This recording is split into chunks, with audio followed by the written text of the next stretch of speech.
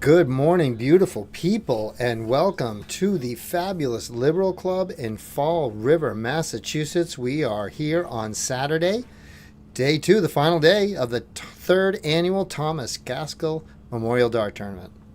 We're going to open up today with mixed triples that should be starting in a very few minutes. I want to thank everybody who watched our stream and was nice enough to give us a subscribe and a share. We had some amazing numbers, and that's all because of you folks. So we appreciate you. Please give us a share today. If you haven't subscribed, please do. We're hoping to hit 100 by the end of today. That's our goal. Dean says we're going to do it. I hope we're going to do it. But we want to see a lot of you live down here as well. So we're looking forward to some great darting action. We'll be around all day. We're going to have Meat Lovin' in the chat. He'll be helping you guys out there, and some great darting action. So stay tuned, and in just a couple of minutes, we'll get our first match right up on the streaming board. Good morning, everybody.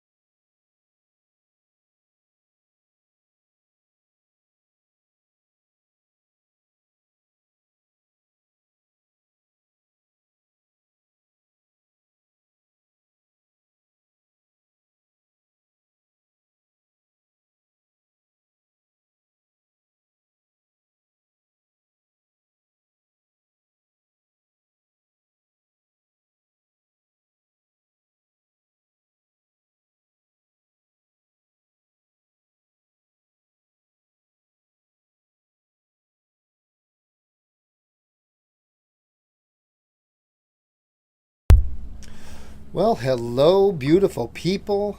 Welcome to everybody watching. We are underway. The warm-ups are over. And here is Mr. Freddy Krueger throwing the bull. Unfortunately, not getting into the bull. But good morning. We are live. I am Darren Eldridge. I am the Dark Geek. I have to my left Meat Lovin' again, opening up in the chat as we get ready for a fabulous day of darts. We have seen Greg Tong on the outside of the fishbowl. He has just arrived, so Dean was giving him the grand tour. So we'll have Mr. Greg Tong in a little while. So welcome and good morning to D Productions production of the third annual Thomas Gaskell Memorial Dart Tournament. And we are underway with Saturday. This is a mixed triples event. It is all 701.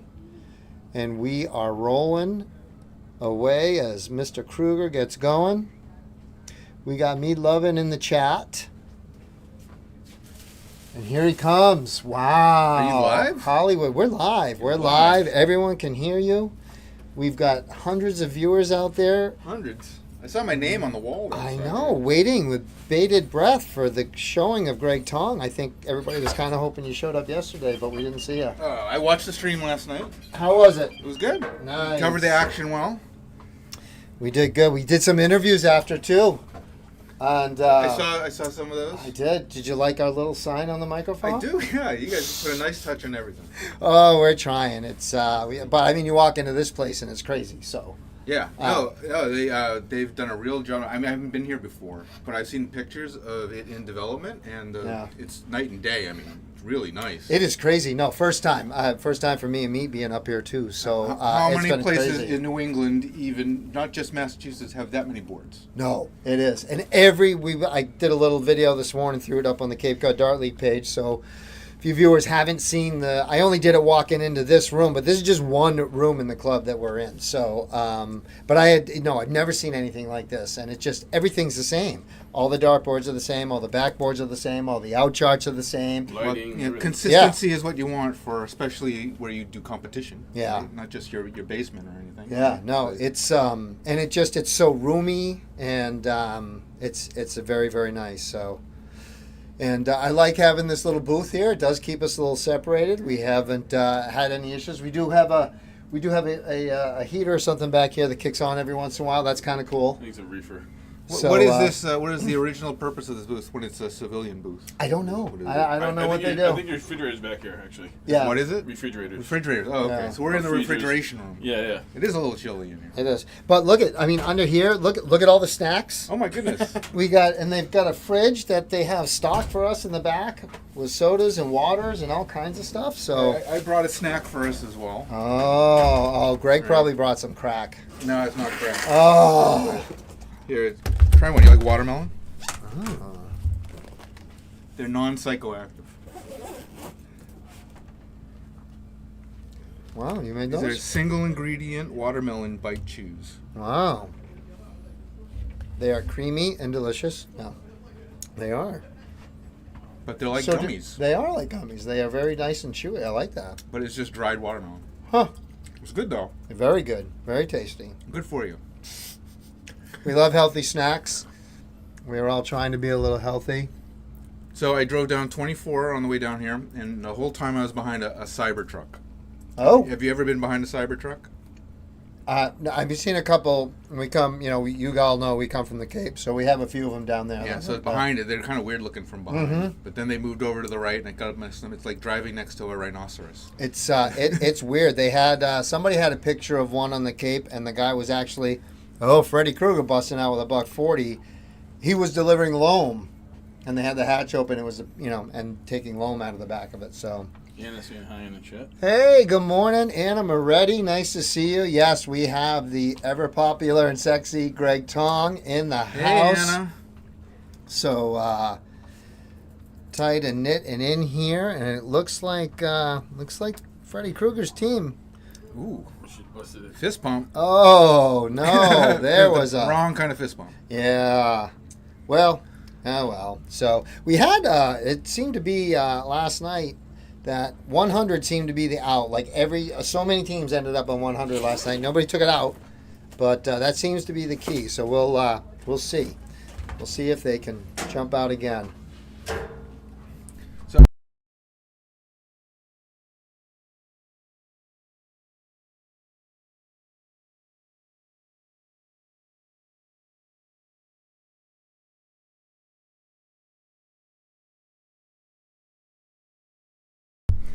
what is the Wi-Fi password? Are we on mute? Oh.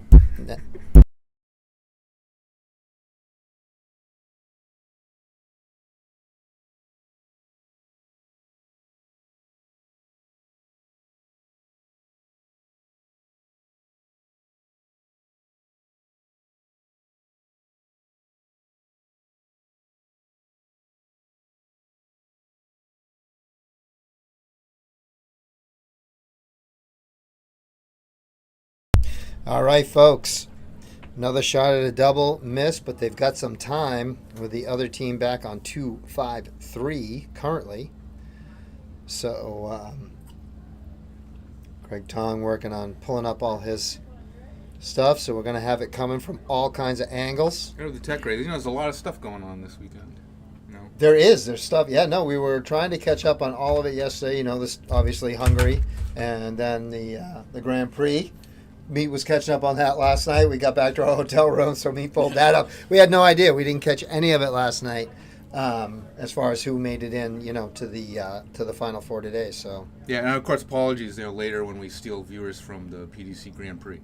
Well, I would hope so. I mean, come on. We definitely had. I will have to say thank you all for sharing, because we had the best numbers that D Productions has ever had, and then we woke up this morning to see how many people had viewed the stuff from last night. So please keep watching and keep sharing. Our goal is to get 100 subscribers by the end of the weekend, and we are well on our way, and thank you all very much. And it matters. That matters to us. It helps us do what we do, and then we can give out more stuff here. You dart streaming junkies, I'm sure, have multiple things up on your screens, right? Like, what's that commercial with the YouTube for football, where you can have like 4 of them? Everything, yeah. Right? That's nothing for darts. Right, I've seen people on Facebook post pictures and they got like everything. Well, either it's Dark Connect TV, yeah, or it's the stream, and it's like TV. Yeah, I'm sure Jared does that at home. The geek that he is. No, we do. That's why I have a couple of laptops, and we'll have a couple of different screens and several different dart tournaments going when we can. So I did not mean to detract from the actual competition. So where are we? This is the triples, right? Yeah, this is actually our first match of the day that we've had on the streaming board, and so these folks are opening up the match. Unfortunately, the only one I'm really familiar with is Freddie. I don't know the other participants, but this young lady right here has been shooting really well. This is a top 16 match. So Freddie and Adam Ledger are playing with Liz Almeida. And I think Liz was the one who had the unfortunate bust. And I'm not familiar with the other team either. It's Gail, Eric, and Joshua. Yeah, and I don't think we had any of these folks. We didn't. None of these folks were on the stream last night, so these are all new to the stream today. Adam on the screen, I've known him for a long time from back. I don't see him often now, but I've known him from way back in the day. We had somebody talking about stories about Greg Tong from way back in the day. Get out. He referred to it as the pre-DC days. Oh, okay. And I was like, wow. Who were you talking to? Huh? Chuck. Oh, okay, Chuck. And Chuck Gregory, for those who want that. I was talking about like the old double cork PDSL leagues. No, I didn't, but it was just funny to hear somebody refer to it as, I knew Greg, pre-DC. I did a lot of stuff before. That's what I was thinking. I'm like, man, he did a bunch of stuff. So I think, but before he got involved and took that kind of over and made that his thing. So. I mean, I haven't done anything that impressive, really. But I would beg to differ. Just and been I bet doing it for a long time. Yeah, no, you have done. I think, as I like to say to people, you've probably forgotten more about darts than the rest of us humans will ever know. So, right. Well, I'm here all day to entertain you, so. And we're looking forward to you it. People in the chat, you can have the opportunity. We'll do a couple of Ask Me Anythings. You want to ask me anything about, Dart Connect or darts in general, then just put it up there. We got a lot to talk about there. I haven't seen you. Hey, listen, we got a lot of stuff going on. Long day. I do anything to spend with Greg, and we got a couple of events that I think I'm going to get to see him at. So, but yeah, if you've got a question or you ever wanted to know anything about this game or Dart Connect, now's your time. You get that question out, and he probably has the answer. We should come up with a little prize if you can stump Greg Tong. I think we need to work on that. That would be too easy. Don't give out a good prize. All right, we'll try not to detract too much from the competition that's going on. But I mean, this is triples, so it's it's a little bit harder to follow sometimes because there's so many people playing. But these people made it to the top 16. But left side looks like they're doing better than the right side. Up 1-0 as well. Yeah, I definitely Kruger's team is definitely, that seems like quite a strong team. And watching them all shoot, I think it is. And I've always enjoyed watching Freddie shoot. So. Freddie, actually, former teammate of mine from a long time ago. Pre-DC. Yeah, pre-DC. Well before DC. He used to drive up to Massachusetts from Rhode Island to play with our team. Oh, wow. But I know people have driven a long way to play in a Minuteman team. Well, I mean, didn't way back in the day, Larry would fly in? Yeah, and they used to even have Paul Lim here occasionally. That was before me. I am old, but I'm not that old. Right. But those are the legends that used to be told to us back in the day. Yes, so when we were youngins. Love hearing the stories. That was one of the best things about being part of the Witch City again, was some of those guys and Johnny Bullitt coming back and just hearing some of that stuff. And again, I am old. I'm a little older. I've been in the Dart League on the Cape almost 30 years now. So. But hearing those stories about the people I never got to see come over here, Phil Taylor and Dennis Priestley and those guys. So. Well, Paul Lim in the news recently, he's 70 years old, and he threw up a 100-plus average on the PDC Asian Tour. That was just last weekend, I think. Crazy. So he's like, at 70 to be still that good. He's rivaling Larry Butler there in longevity. Definitely. Well, looks like Freddie's stepping up there to the other team's definitely closing that gap. They're giving a much better fight, I think. So they're not going to have quite as much time for the double on this leg. Down to a finish first, which is an advantage. Let's see. Again, we're not as familiar. This is Joshua. Looking to leave his team on a handy out. 96 can get a little tricky. I haven't played triples in a tournament in a very, very long time, but it was always one of the hardest events to play to stay focused on. Yeah, in our league down in the Cape, we actually got rid of triples. We took triples out of the game because it just was one of those it was just very, very hard, like you said, and it's hard to get the rhythm, and a lot of people standing there too. But it's hard enough for me to focus on singles, let alone triples. But it is an additional challenge to this part of the game. Not a lot of places do triples. Nobody does it as a serious competition. No. Except if it's part of maybe a team competition. Yeah. It's, the last leg of a team competition, and it's a point you really need. Yeah, or a tiebreaker. I know I've seen leagues where they set up and they have one of those big 0-1 games at the end a tiebreaker if it should be tied at the end, and so forth. So, just under that double 20 and on the wire for the 10s. Oof! Surprised he didn't hit that. It did look like it was begging. That one dart was just like, come on, I'm going to put you right in your home. Don't you want to go home? Tough straight first one. There's the double that Adam needed.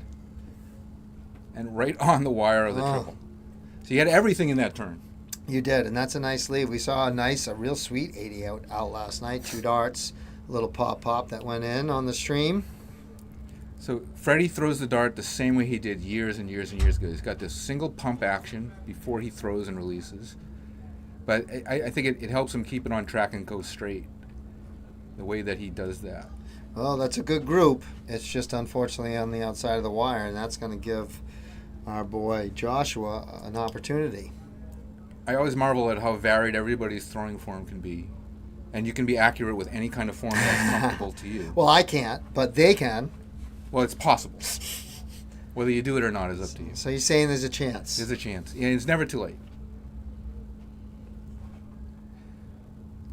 Just like there's still a chance for them. Big pressure here. Put it down on 48 with them on 20. Let's see. Right on it.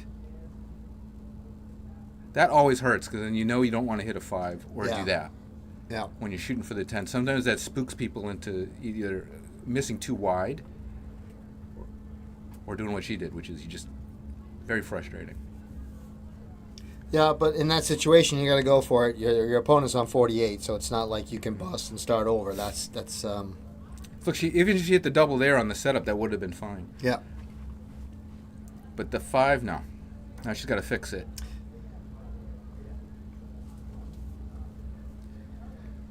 Oop, fixed it with a 6. I don't think that's a fix. No. Should have thrown the 319 to leave We 16 did or have 32. I don't know if you caught it last night, but we did have an unfortunate math error at a beautiful outshot. 2 darts to finish it out for Adam Leisure. Nice Well little done. pickup. Way to punish that miss on the last turn.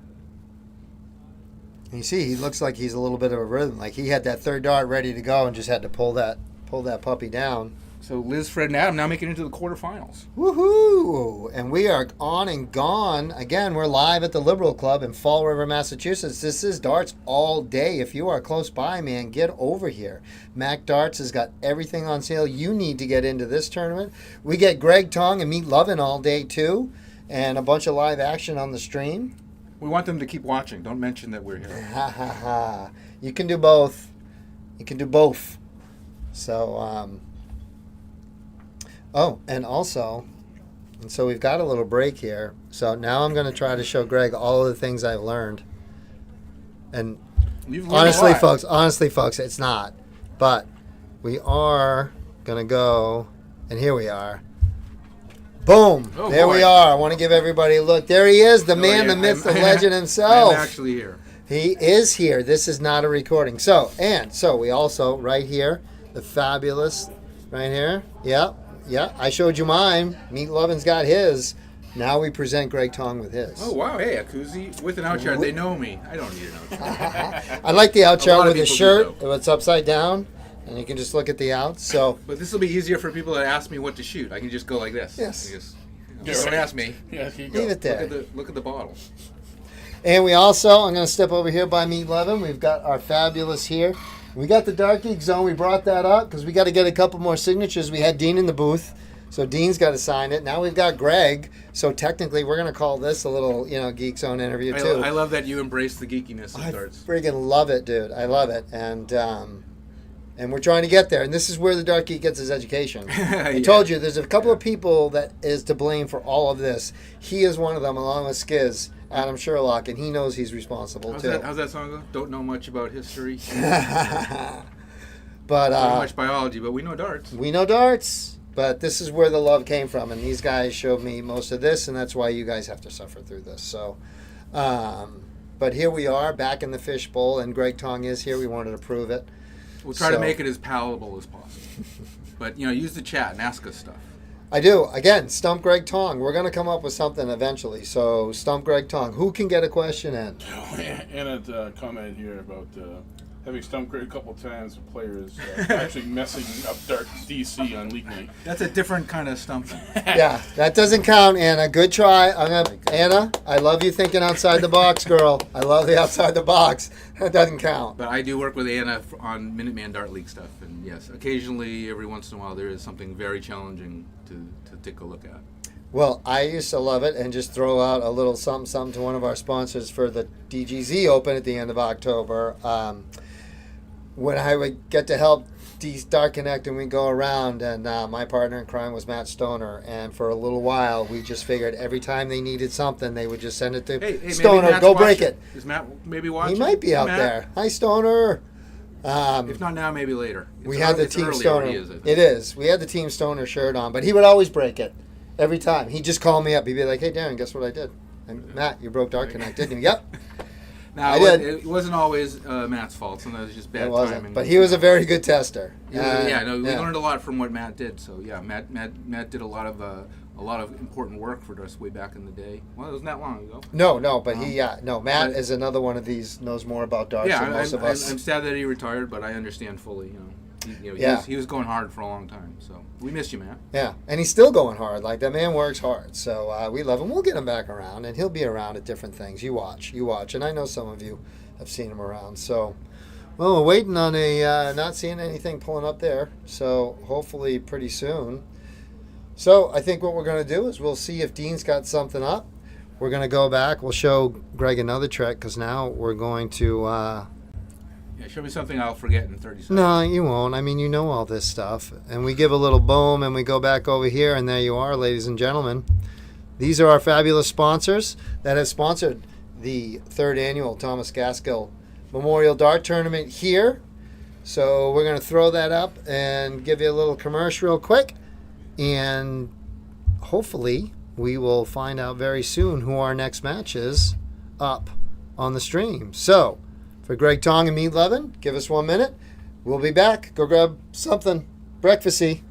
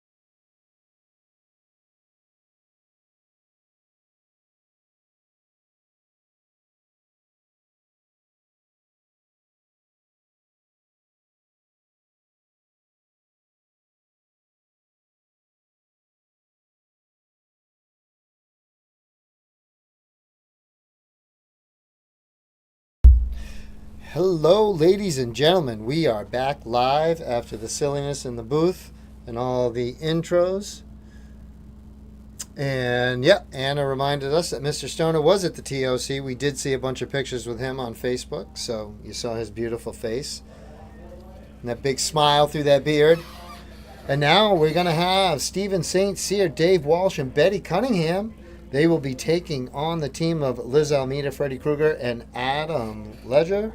The winning team from the last match. That's right. They're right back up on the streaming board. This is a top 8 matchup. Everybody early in the morning getting their dart on.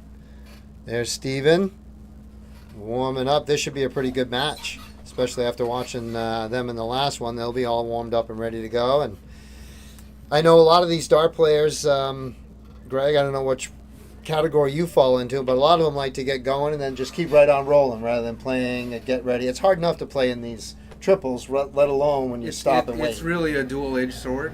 I mean, it depends on how the bracket is developing, right? Yeah. I mean, sometimes one half of the bracket is going slower than the other half, especially at American tournaments where if you're playing triples and then start the singles halfway through the triples and you can't play because you're in the triples, then that part of the bracket you're in is going to get way behind. Yeah. So at that point, as a tournament director, you have to decide, if that person, as soon as they're done in one event, how quickly do I get them into the second event so that we can catch up?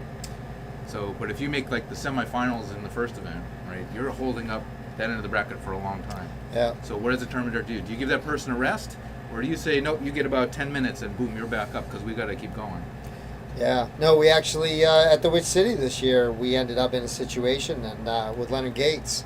And he finished up, and then we were waiting on him in one bracket, and he did. He just pushed all the way through, and of course you always get those few people. I haven't been called yet. Do you know what's going on? Yeah, you're waiting for that guy on the stage, or that girl on the stage. Yeah. Well, yeah. Now thanks to Dark Connect TVs, they even can sometimes see it on the screen. But even if it takes a long time, then they come up to the desk because it's taking a long time. Oh, yes. Is this right? Am I still supposed to play? He's like, yeah, but he's. Yeah. If you've gone to a lot of tournaments, you usually figure it out pretty quick. It's like, oh yeah, no, that guy's playing triples. Yeah. That's why I'm not playing. And it is a double-edged sword because it's kind of like, on one hand, if that person is your partner, you're like, hey, all right, this is pretty good. But on the other hand, if you're like, great, I sit her out all this time and that's what I'm going to play, wonderful. So, but that's what makes tournament play fun. In those 3-day tournaments, that's why they pack those hotels, and it takes a while. So. Well, let's take a look at this matchup for a second. So we've got Dave Walsh, Steve St. Cyr, and Betty Cunningham on one side. Very well-known players. And on the other side, we've got Freddie Krueger, Adam Leisure, and I don't know their Liz Almeida as well. I'm not as well as the other people as clearly. Right. But I would say the St. Cyr, Dave Walsh, Betty Cunningham team is probably favored in this. But I wouldn't be surprised if they lost to Adam and Freddie and Liz. Yeah, and Liz was shooting really well at the end there. Freddie was staying pretty steady. So it'll and they have a game. They have one match under their belt, so they've been through it. So they've shot on the streaming board as well, so they're used to that.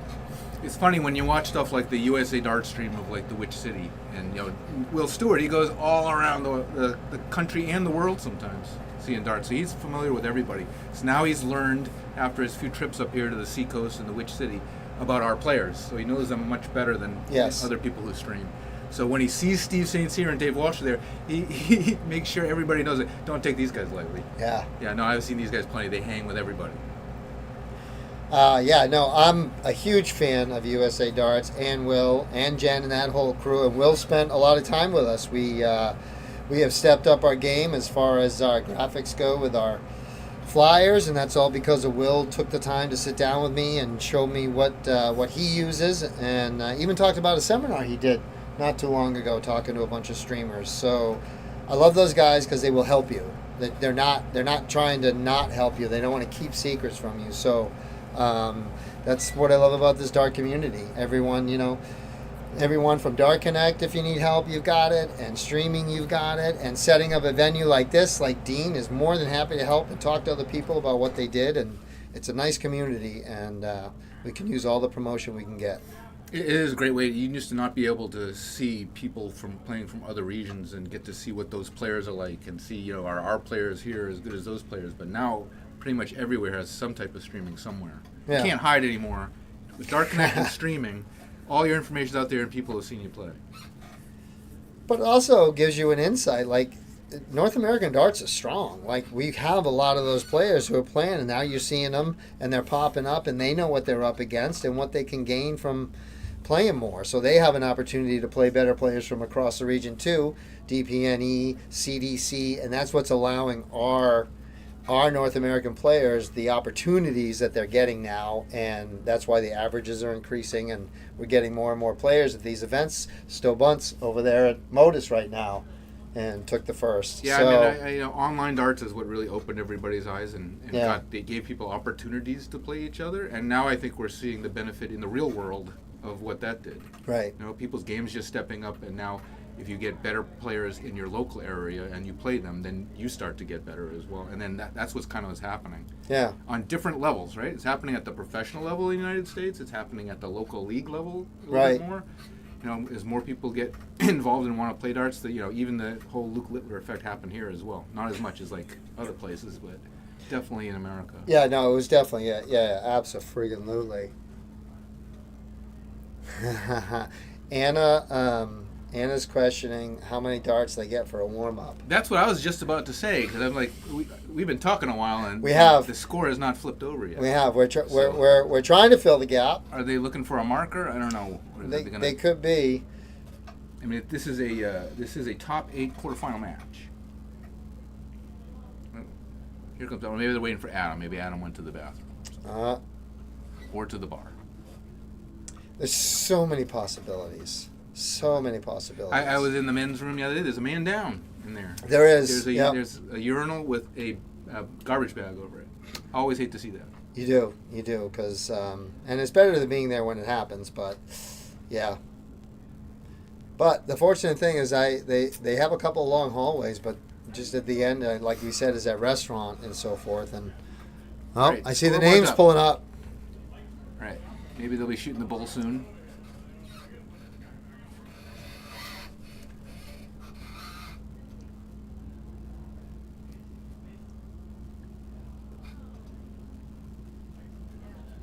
I like Dave Walsh's hoodie here. I throw stuff. He certainly does. He does. I marvel at being able to throw with the long, like he and Freddie in the same vein. Like I don't know. I have trouble enough throwing in a t-shirt, so that's loose and comfortable, let alone something like that. And I've tried a couple times with a sweatshirt and. That's definitely a darts personality trait. Can or can you not throw with long sleeves? Some people can, some people can't. Right. Some people prefer long sleeves. Yeah. Some people, they gotta cut the sleeve off. I mean, I get the compression. My elbow's kind of jacked up, so manual labor my whole life. So I get a compression sleeve or something like that, or something on the elbow. But the complete thing, I can't. But I mean, it doesn't affect them. Like Dave and Freddie are two of the best, shooters that I've seen. So. I wore a sleeve for about 3 or 4 years, but then my elbow cleared up. And I Nice. didn't need to anymore. But I had one of those issues where it would click every time I threw, and it would kind of hurt. Yeah. So that's not good for darts. No, I got a lot of things that hurt. But I mean, I think compression sleeves are good even if you don't have pain, even just to stabilize your arm a bit. Oh, give you some that's a good resistance. I think that's also a reason why a lot of people wear those, even if it's not for therapeutic reasons. Right. All right, about to start here. Who won the ball? I missed it. I'm gonna look like Walshy. Looks like he's doing the circle. All right. Well, we'll get to see him throw some stuff. I want to give a quick shout out to Dana. Thank you, sir. I appreciate the compliments, as does Meat Lovin'. Now we've got Greg Tong, so we're stepping up a little professionalism. But thank you guys. And yeah, if there's anything you think we can do better on this stream or anything you want to know, again, hit Meat up in the chat. We got Greg here all day. Just a 41 from Dave, so let's see if Freddie here can punish that. Oh, just over in the ones. Hitting the neighbors. I hate the neighbors. And just for good measure, one more. All right, takes a little pressure off of Dave Walsh's. Usually I expect him to always start off with a tonner of 140. Steve here as well. Yeah, here we go. Yeah. That looks like it's in. Come on. From this angle. Come on, give it to us. Did we get one early? Looks like 140. Oh, we had a couple of those yesterday. We were begging for the 180. Look at that group, though. That's a professional-looking group.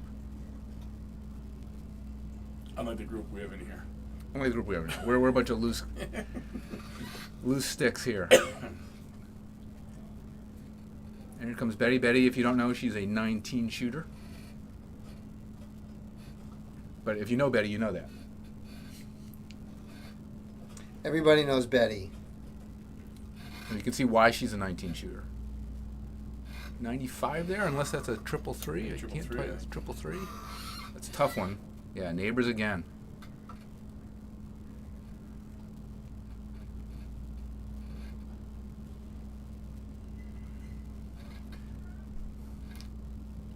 In triples also, it's really hard. I always find the first turn is always like, you don't want to mess up right from the beginning. It's hard to keep it straight that first turn. Except for Steve St. Cyr, apparently.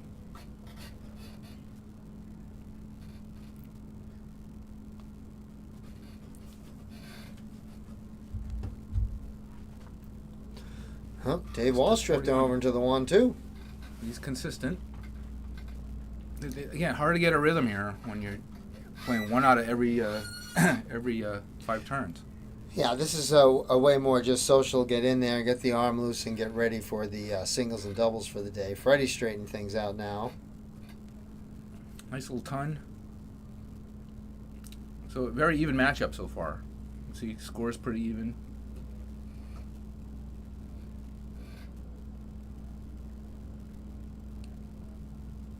Steve, back-to-back 140s. Oof, oof, oof. I think he got a 121. I'm going to disagree on that one. Oh, still pretty. 2 treble turns. Yeah, no, two treble turns. And one was a first start, so that was a beautiful, adjustment. And you only had to adjust a little bit, and he did it perfectly. So especially impressive in triples. Yeah, that weight kills. It kills you. Look at Betty with her fabulous Witch City Open shirt on. So colorful, almost matching her hair. Well, 'tis the season. Although the Witch isn't in October anymore, but it's not. Still the season.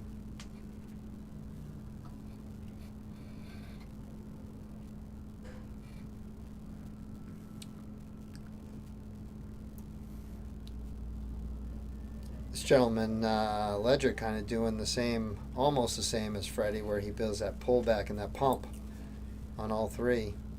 Worked great for the first 2. Right now they're doing just enough for both sides to stay in the leg with each other. Someone's got to break through though. Here we go. Nice third dart right there. Had the series face on. Nice leave. Haven't seen a 1080. Will we see the big fish reeled in? We had a couple of shots at that last night too. Freddie had a ton his last turn. Now he's filling it up. Ooh. And I didn't even say anything that time. I was trying to keep my mouth shut because I said something last time and we didn't get one. Somebody's got to give us a 1080. What about this one? I would. I'd love to see him reel in this big fish. It'd be pretty. Oh, just low. It's a good marker though for the treble. It is. Let's probably stay right there. Boom. Yeah. Didn't get with the second dart, but did with the third. But then what do you do? Would Steven, do you think he would, Steven, would he have gone for it at the 170 with them on 184? Would he have taken a shot or would he have laid it up? I'm not sure. I think maybe he would have set it up. I think so too. I think in a team sport, a team match where you're playing with partners, you're more likely to set it up than take. If it's you might just take the shot at it. But when a team is depending on you. Betty, big triple 10 to leave tops. A little straight to the left. Ooh. And right on top. That's a good miss on the outside, though. It was a good bid. She did her job. She got 2 shots at it. Yeah.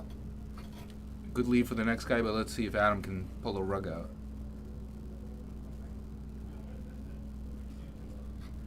Got to go 14 to lead bull now, or hit the triple. Oh, can't do that. No. Can't miss the big single. We saw a lot of that, not missing the big single, but it was really good to see a lot of people laying up to get that 50. And I love that shot because if they're on 40. So yeah, that third dirt, I wouldn't have stayed on the 14. Didn't matter, though, in the end. So it really doesn't matter. True story. Yeah, you can't take it out. Give him a little better setup than 50. Give him a one shot. But I would have had that like Walsh wasn't missing that double 20. That wasn't going to happen. It was bull every leg. That is a significant difference to American darts versus international darts. International darts, they usually almost always alternate start. Yeah, and I guess I can see that when you're going, I guess 2 out of 3 is okay, but if you're going, 3 out of 5 or going up from there, then I like the alternate. But I like the bull each leg. In a short format, it's also a little different, right? Yeah. You're not playing best of 5 or 7 or more. You play best of 5 or 7 or more, then bull starts to become an impediment to the progress of the match.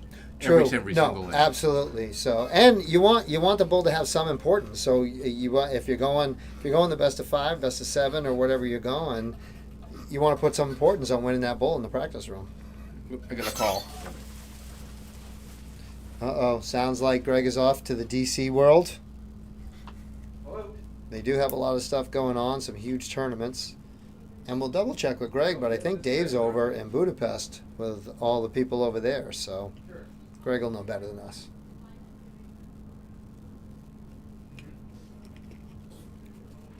Meanwhile, Stephen St. Cyr, his triple becoming slightly elusive on that shot. Okay, have you turned events on in the cashier to be available for registration? And they got a 30 at the moment. We'll see what Mrs. Cunningham can do. 19 shooter that she is, looking for that triple. Right, wide right into the 3. Okay, and then the tablet just needs to And both teams right now struggling for that triple. Find their rhythm. You did see in the last leg they found their rhythm a little later on in the game, and that's what'll happen. They'll get a little bit of rhythm back in them.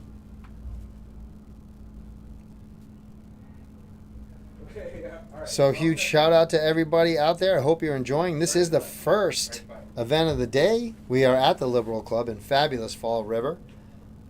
And we appreciate everybody out there watching. If you do us a favor and hit that subscribe button, give us a like and a share, we would appreciate it. We're hoping to get D Productions up to 100 subscribers by the end of the weekend, and you guys started it off amazing last night, so thank you.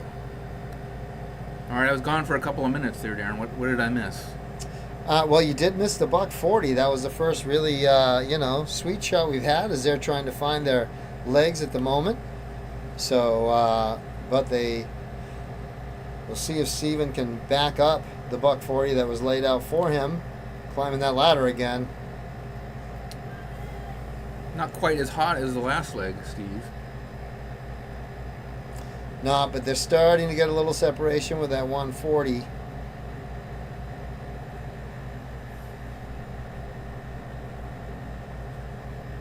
I love the red, white, and blue flights. Love it. So both teams have a different lineup strategy, where it goes on the left side, it goes Dave, then Steve, then Betty. And on the right side, it goes Freddie, then Liz, then Adam. So they have the different gender lineup. Correct, yeah. I don't know if that's strategic or just the way it worked out.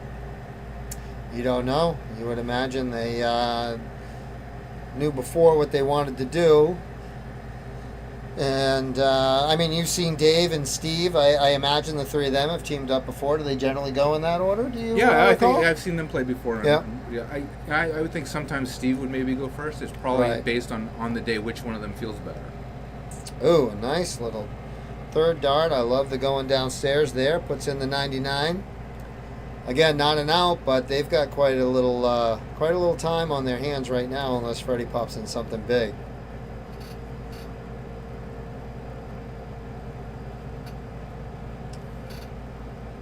I don't know what they're laughing about there in the background. Betty always has a good time. Yeah, Betty, I was going to say, Betty's, something silly's going on, or she's seeing, look at that, you can tell. Look at the animation. Oh, Steven wants to split those. Oh, that's a Great third. nice third dart. Good grief. Wiggled it right in between. Not only put them on a finish, but puts on a very nice makeable 2-dart finish. With them way back on 415. Nice little pop, be pretty sweet right here. So Betty can do anything she wants. She'll probably go the traditional, start on the 18s. Oof. 76 left. Now, so many people now are going with 2 darts left, double 18, double 20. Even people who shouldn't be doing that are Yeah, doing that now. not when your opponent's on 300. No, like you said, you just go through the motions and set it up. I wasn't saying Betty was going to do it. Oh, no, I understand. No, I have seen it. I have been mystified by it. I understand there are certain times that you do certain things, but when you have, a 300-plus point lead on your opponent, whoa, there we go. Is it too little, too late? Great shot, puts him on an out. 48 for Dave, though. It's not. It's that's no, not you last. expect it, but It won't get past Steve afterwards either.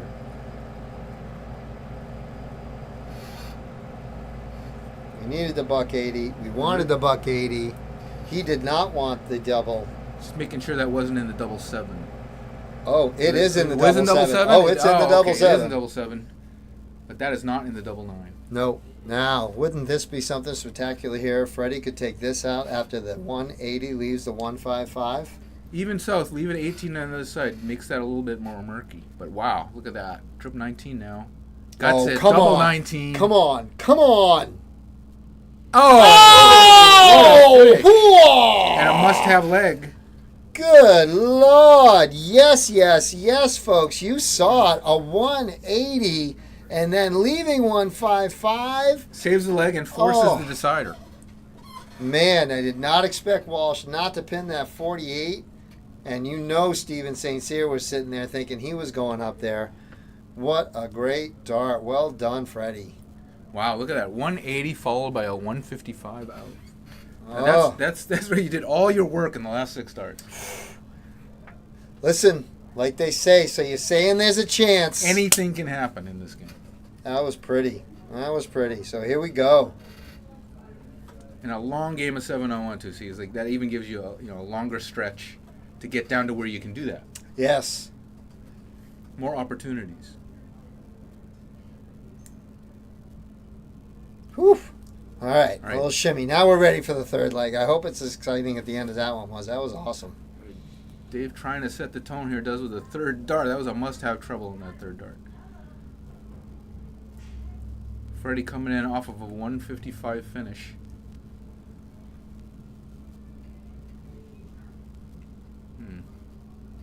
Had to step back after that first dart. Not sure what happened. Maybe had to get a little better angle. Oh. Nice third. Yeah, I like the switch. The switching's become a heck of a lot more popular now. People are not afraid just to leave it and go to the next triple. So, Or in the Caribbean they say nice turd. nice turd. Nice turd. Ah.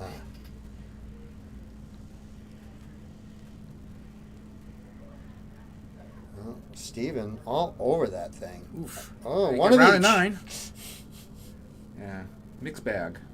So, quick question, as we alluded to when you popped out for your phone call. Dave over in Budapest? Yeah, David Maher, founder of Dark Knight, yeah, he's over in the World Masters right now Nice. in Hungary with Team America and all the rest of the countries. It's Awesome. amazing how many countries play in the world. There's more countries there than the World Cup. WWF World Cup, I think, had 53 or 54 countries, which was a record. But I think I'm not sure how many, I don't want to misspeak, but it seems like more than that over at the World Masters. If you just look at the flags on Dark Connect TV, it's like Crazy. yeah. That's awesome. It's exploding everywhere. Everywhere. The game of darts is exploding. So, It is crazy. I do worry a bit about oversaturation, especially at the top end. It just seems like it's hard to pay attention now to everything that's going on. yeah. I like the levels. I love the academy that Dax has gotten going now in New York. I think that is unbelievable. I'm a big fan of that. No, the youth stuff is Yeah. one of the most impressive parts of the last 5 years of what's developed. I mean, there's a lot of things, but youth has been right front and center. Yeah. And we had Miles Gallagher on the stream last night, and a few times. Oh, yeah. A former youth champion. Yes, and it was everything going on now is just great, and the kids getting involved. Down in the Cape, we got ours. We do it in May, so look at for May if you've got kids and you're going to be on Cape Cod. I don't know if Miles' dad is going to be in attendance this weekend. Larry also used to play on a team with Larry many years ago. Yeah, it took me a minute. We didn't have the names up on the board. As you see Steven St. Cyr shooting here. Second dart's in that triple. Oof. But it took me a minute as I was looking and watching the shooters, and I said, I'm not really sure. And then all of a sudden, Miles came walking up to retrieve his darts, and I was like, oh, good gracious. I think I know who that one is. So, but I will say that Betty, Steve, and Dave did have a lead like this in the last game. Yeah, so it's not necessarily safe as we saw. No, it is not. You know, 0-1 at this level, any 180 you hit is going to catch you up, Right. give you a chance. Because it's trick or treat here in the doubles, especially in our triples. But they need something big, or they are going to give the team a lot of shots at that double. Right, that's starting to chip Oh. away now. He is. That was a good one right there. Oh, that looked more like a 140, so that's too bad.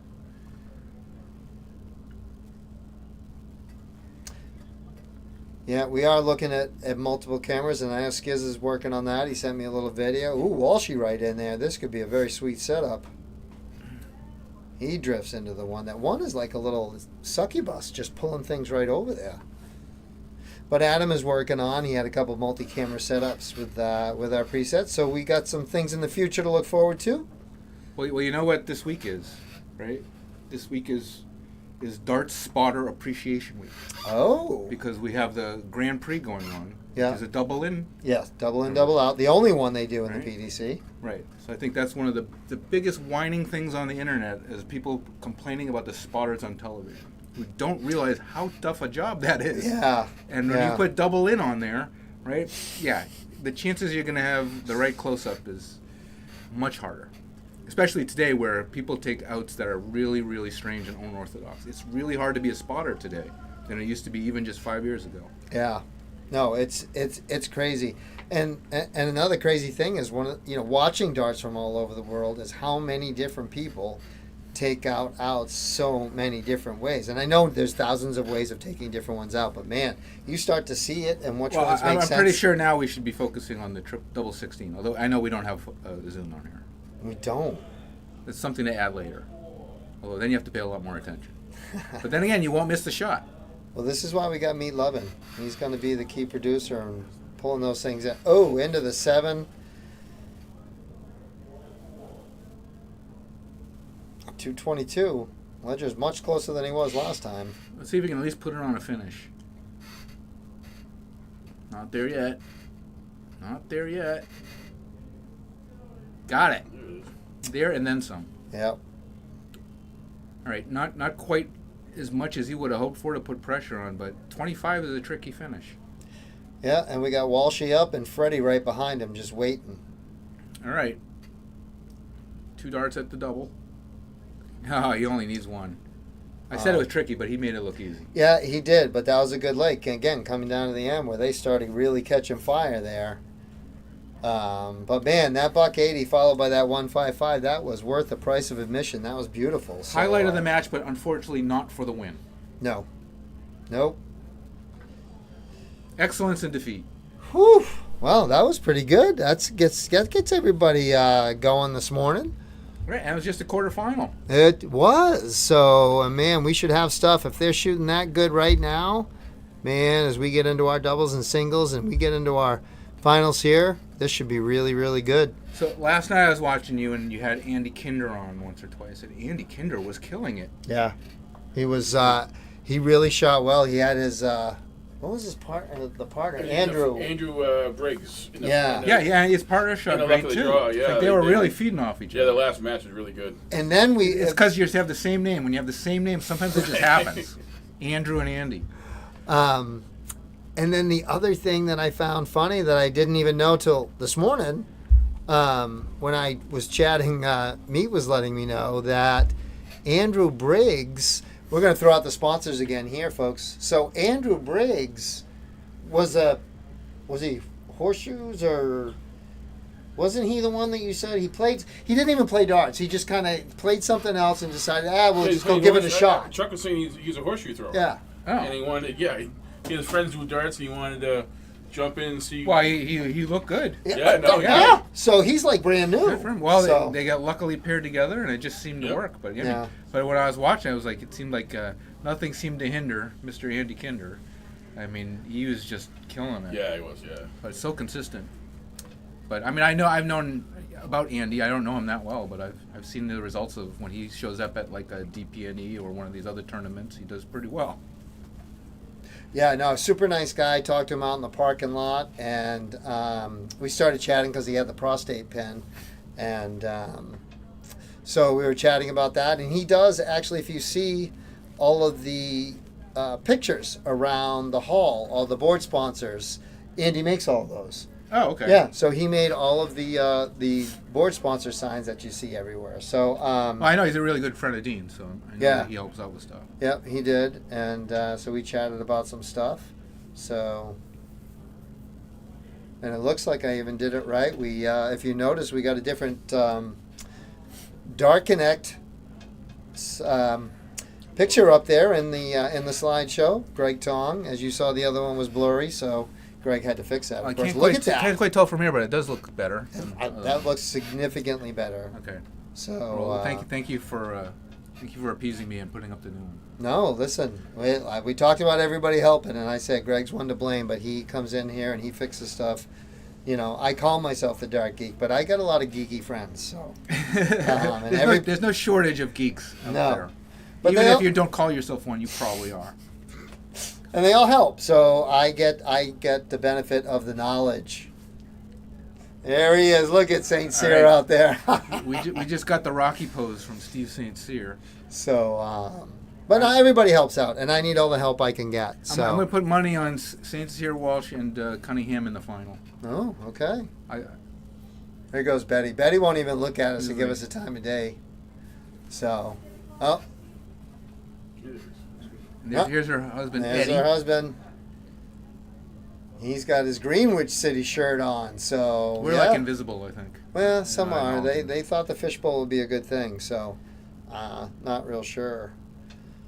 Oh, there's Steven right back at it. Maybe we get him right back up on the board. Oh, could it be the semifinal? Or maybe he's just warming up. I don't know if they got called or not. But Last night they would do both semifinals on this board and the finals, so Okay. maybe they plan to do the same. What is the schedule that's coming up? What do we got after the triples? Do we have a flyer? After, I do not have a flyer in here. I don't. But what we'll do is we'll go transition into here so you can watch Mr. St. Cyr. Anna says, let's see, well, Dana says he loves Andy, and then Anna says odds are only 1-1 on that bet. 1-1. Thanks, Anna. Right, well, Anna would know because she's a gambler. I'm not a gambler. I gamble, but I'm not a gambler. Right, I'm the same with you. Yeah, I work too hard, but I do love Vegas, though. And I've never gambled on darts. Have either of you gambled on darts yet? Now that you can, apparently. Yeah, I'm not. I guess I'm not a gambler. I haven't done the online gambling for anything, betting or on any of that stuff. Yeah. Dennis Cotto. The legend. Look at the living legend has come up from Cape Cod. Good to see him. Didn't know he was coming up. All right, we do have the flyer now online. So after the mixed triples, we have men's singles starting at noon, followed by the women's singles, all 501. 501s. Yeah. So all 501 up until 4:30 when we switch to cricket. So it's the men's and women's singles, then men's and women's doubles. Then we get into the cricket. Just singles cricket and then a luck of the draw cricket. Yeah. Luck of the draw last So- night was Luck all of the draw cricket? 501. No kidding, that's Yeah. good. So Dean apparently he does not mix his formats. Like keeps it all I guess 501 or so. all cricket. Instead of doing a choice. Which is just the two styles that happen all over the country. Right. I mean, we're the only country really that plays a lot of cricket. Right. Right, 'cause it could be such a. tournaments. You can do a pointing match, man. It could be some long legs. It was, but it was good last night. Made that luck of the draw go, motor right along. Yep. So that was sweet. There he is, affectionately known as Dad, the living legend himself, Dennis Cotto. Another guy, I'm just so impressed at his longevity and how his skill maintains that. How old is he now? Maybe we shouldn't talk about it. Well, let's just say that he is on the other side of 70. No, he's still looking good. I mean, Oh, look, he's in tremendous look how shape. he looks in good shape even. I mean, Oh, look at the guys. that man gets up every single day and goes to work. And when he's not going to work, he goes and does all the stuff at his house. Beautiful little house with he and his lovely bride Karen. You see Shawnee Baker back there, Sean Baker Jr. He's another Cape Cod guy. He's actually our Dark Connect guy on Cape Cod. He handles all our league stuff with Dark Connect. So we're going to have some Cape Cod people in the house today. Well, it's close enough to the Cape down here, right? I think it was It's, an hour and 15 minutes or so it took us to get here. Yeah, Wasn't about bad. that. No. It took me an hour to get here from where I am. Yeah. So, yeah, it's like in the middle. We stayed in Seekonk last night. Beautiful. The Colonial Inn. It was a very nice little spot. Antique. It's got a key. You get an actual key. It is very antique-y, very rustic, but everything was clean. The room was great. Is the key one of those where it's a straight bar and then a little tooth at the end? Yeah, not Not quite that old, but just the fact that they had the plastic tag and a key, it just warmed my heart. What's the name for that? Skeleton key? Yes. Or, okay. Yeah, I think so. I think they were made of bone once. Maybe I don't know. I told you. See, Greg knows now about we're, everything. Now we're dating ourselves again. Greg, Still not as old as Dennis. But this is why we call Dennis can't Dad. throw nearly as well as him either, so it's all proportion. But no, the Living Legend's favorite story. Which city? 1996. Dennis Cotto beat Dennis Priestley, a world champion. Dating myself again because I was a big fan of Dennis the Menace, but Cotto took him out. In the day, that's like one of the biggest scalps you can get. Oh no, he was world champion. He was everything. And Johnny Bullock tells the story of he has a wooden dart case and he has Dennis Priestley's signature on it, and he was telling me, I got that signature right when Dennis Priestley walked off stage. Johnny Bullock, of course, running the Witch City for a long, long time, and the voice of the Witch City Open. But Dennis Priestley signed his dart case right after he lost to the Living Legend. So, and for those of you wanting to know the rest of the story, yes, then Dennis went and lost to Frank Smith. So, losing out on the opportunity to play the Power, Phil Taylor. Frank Smith went on to lose to Phil Taylor. So, but Dennis swears he would have beaten Phil, but we'll never know. I believe Dennis. I always believe Dennis. Yeah. One of my favorite dart players in the entire world. I'll say for certain he would certainly be in the game. Yes. Could he beat him? I don't know. He could. He wouldn't embarrass himself, though. Not No, like the he way we wouldn't. would. No. But he is the man. He's one of our favorite Cape Cod people and got his first AA championship a couple seasons ago. His team now chasing FOOP again. So, well, I went back here because I kind of thought maybe we'd get to another triple when I saw these guys coming up. We saw Steven and Betty and everybody walking around the corner, but I'm a guessing not. So who do we got here selling supplies? We got Mac Darts. I'm not Darts. familiar with Mac Darts, but they're from Burlington, Mass. They are, and they apparently Woodway, I believe, is they bought all of their stuff and took over from Woodway. Okay, so they basically have the Woodway stock. Yeah, they've been in business for a couple Then. of years. They said they Okay. actually own a hardware store and do a lot of cabinet stuff, cabinet knobs and stuff like that. So this is, as you know, hard to make a living. You're just selling Yeah. dart. Oh, you know, the old Woodway, they used to sell fishing bait. Okay, yep. Right, Yeah, you know. and down in Cape, we used to have a guy years ago. Well, the Goose Hummock did some dart stuff. There used to be a guy who had an archery store in Orleans. He had a little dart corner because it's hard to make a living off dart supplies. But if you can have another business but still make money off dart supplies, it's a good way to go. It's a family. It's all family. There's Mac Supplies. Mother, father, and a couple of the sons, and seem to do pretty well. Yeah. We're gonna Very nice. we're gonna get one of them in. One of them be in the booth later. You can And, check out their website at Mac Dart Supply. Not darts plural. It's Mac Dart singular. MacDartSupply.com. So, I'm a geek about darts equipment too. What Yeah, do you they guys? have everything. Did you see his table out there? No, I haven't. Oh my Like, God, the all table kinds is of stuff. beautiful. You know, I mean, darts is one of the best types of hobbies you can have in terms of innovative new products or developments and stuff that's just cool. Yeah, from Target. They got one of the new ring lights out there. They call the Vision of it. I think the heck it was called. Yeah.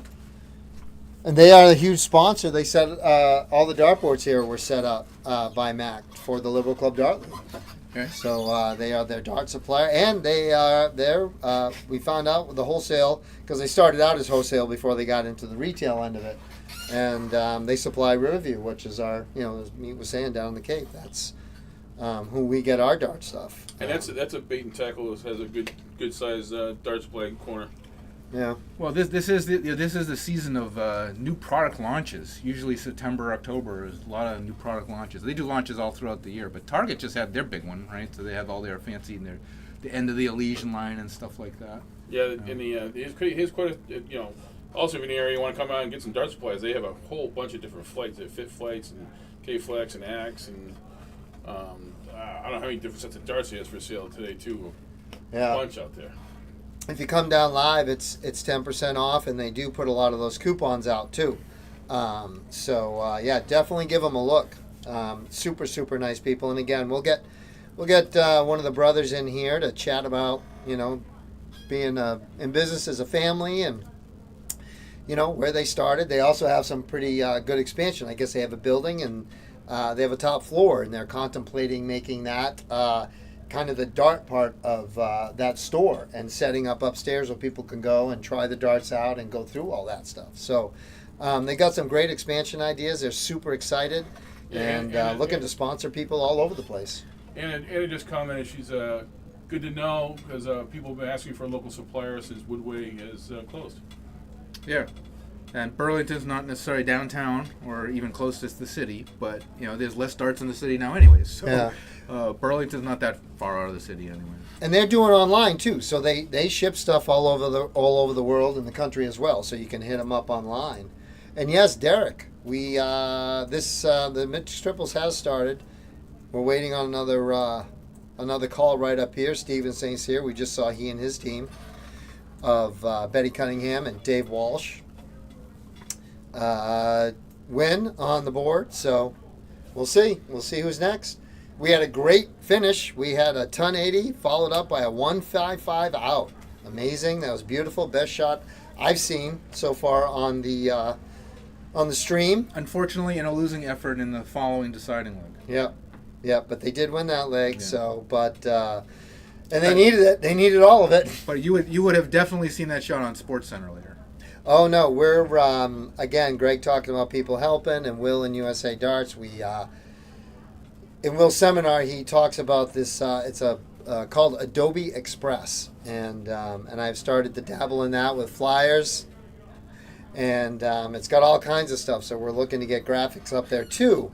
And then we'll end up wanting to pull some of that stuff right out and to go ahead and do stuff like that, like take a little break, take a little piece out, and just make a little, promotion just with that shot. So we'll play with it. And this is what we save all this video to get to play with. But continuous improvement. Listen, we try. Sometimes we mess stuff up. Sometimes it looks good. There goes Buddy walking along the floor there, Herman. Came over to the bubble, said hi. Ed Cunningham, walking with attitude, like he's on a mission. Betty probably has him running around for something. There are some people who would probably be here if they weren't in Hungary. Oh, I think a bunch of the people that are currently in Hungary would absolutely be here. So just not sure what's. So we're gonna let them, but we're gonna come back in here. Ooh. I am. I'm putting some beautiful people on. Our viewership just dropped tremendously. So welcome back to the booth. And while we wait, Darren, this is just a warm up for us. The next time you and I are going to be together, let's give ourselves a plug here. We're going to be at the DPNE Dart Players New England Finals. Yeah, November 30th at the Tee Up Tap Room in Worcester. If you haven't been there, you got to check that place out. That is another venue that is remarkable. And that's our region's premier long format tournament for some of the top level players, and also a lot of the mid level players go there to train and learn how to play at that level. The 30th, which is a Saturday. The Saturday after Thanksgiving.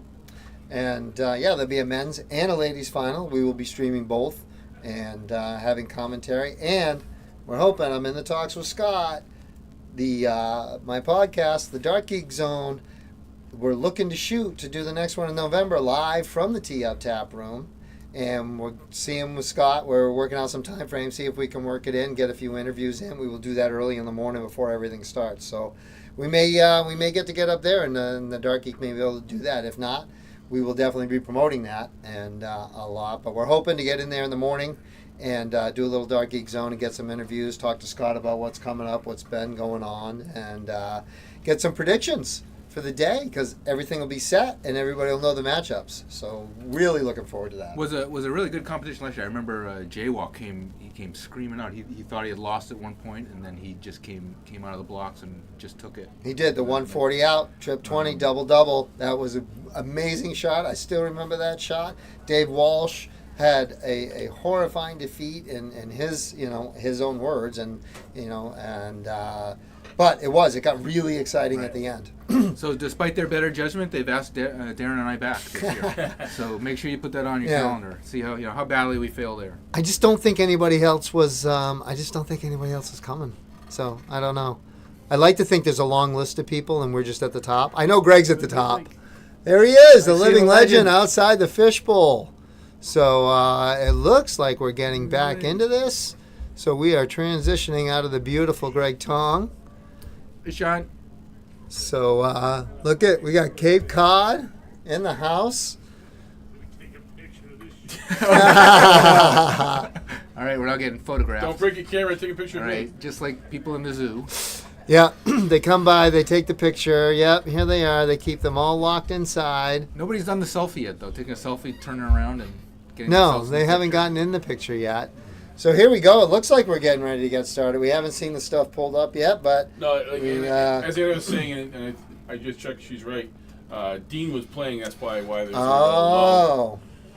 That's No. what happens when you have the tournament director also wanting to play in the tournament, and it does. So sometimes you gotta wait. So that's fine.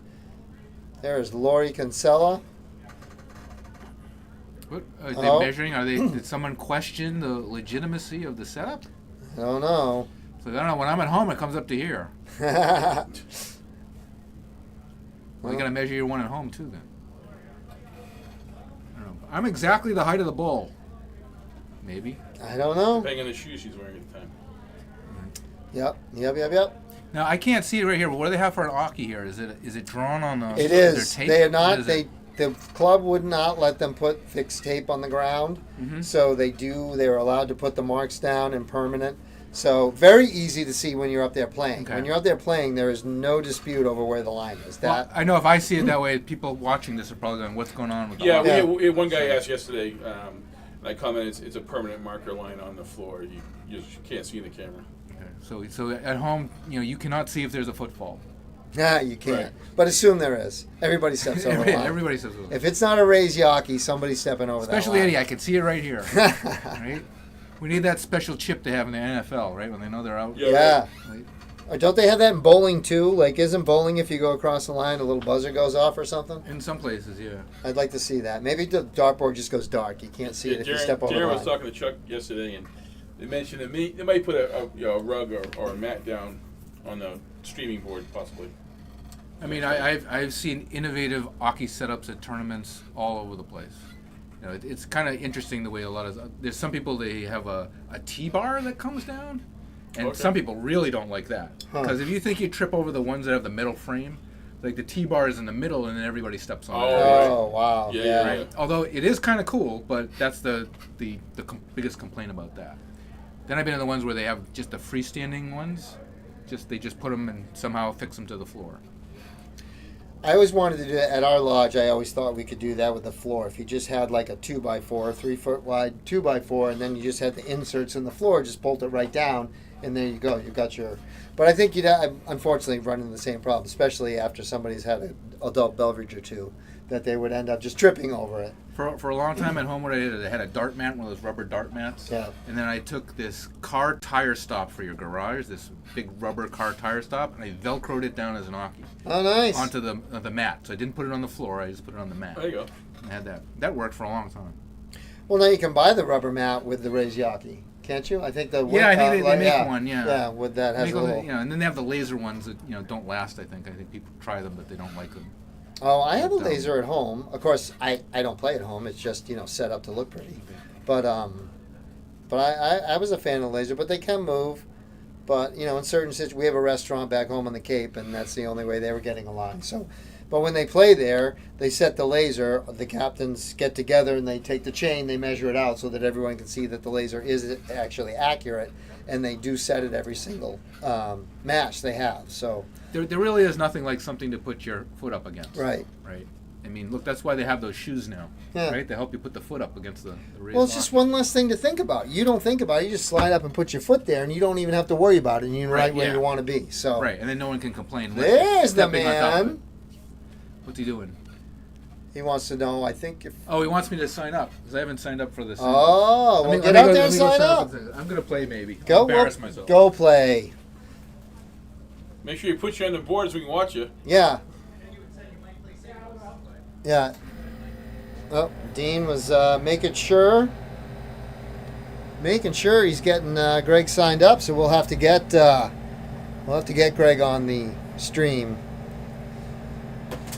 And we're back to the warm-ups, so hopefully these will be ending soon. Yeah, hopefully you want us to take a little too much time. Yeah, that's me. So,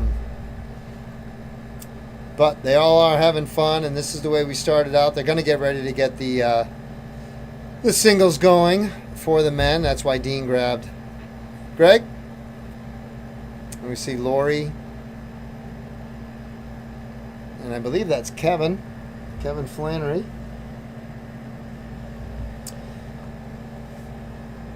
Roy there as they continue on with their warm-ups. And we get ready to go. So lots of exciting news there. So it's good to have Greg in talking about everything going on and what's new. It's a guy playing. It says recycle one.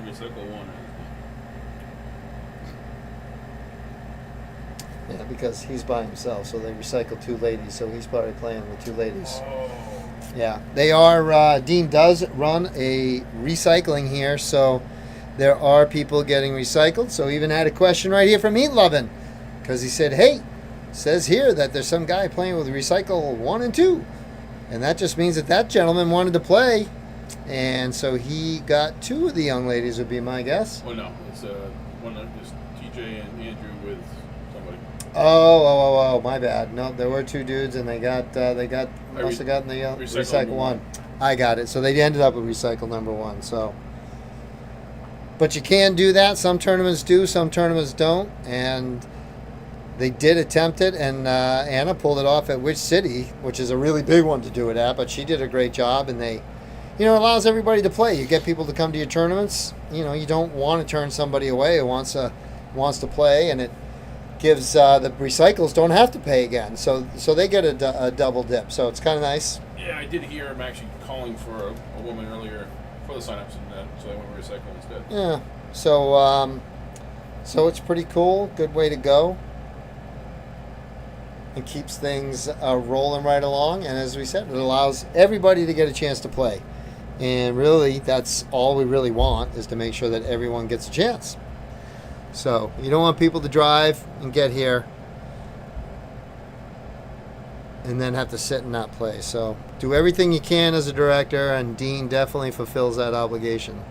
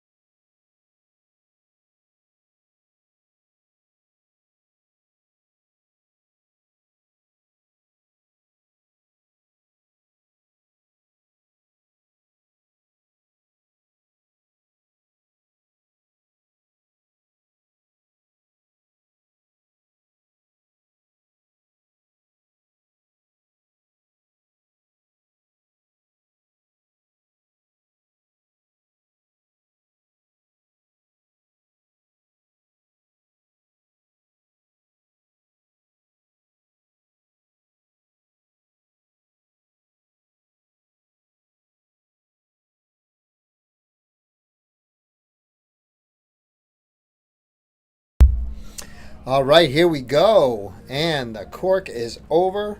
And it looks like the team I get a little refresh over here. Make sure I get everybody's name, and we do. We have Scott Ferguson, Lori Kinsella, and Kevin Flannery. Kevin Flannery opening up now. And playing the team of Corey Benjamin, Mary Cunningham, and Ed Cunningham. So Cunningham, and Benjamin, Ferguson, Kinsella, Flannery. And we are underway. This is a top 4 match. So one of these two right here going to work their way right into the finals.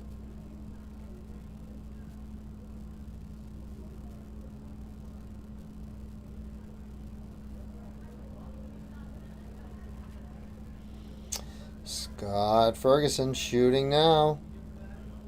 Scott, the LOD director at the Plymouth Moose. They do a Thursday night draw there. VFW. Excuse me, Plymouth VFW. Apologies, Moose member. So, but at the Plymouth VFW, Scotty does his LOD. And there's young Miss Cunningham. And our lovely Lori Kinsella right there, the significantly better half.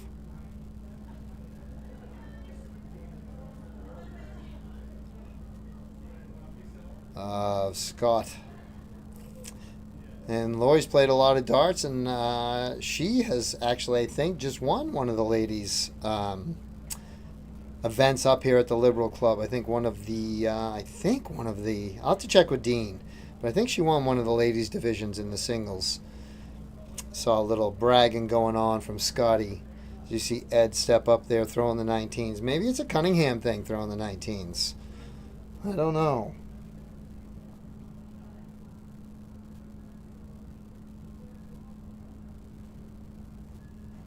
Kevin trying to go over the top to get into that triple 20, and he does. Sneaks it right in the corner. It's a very nice third dart right there.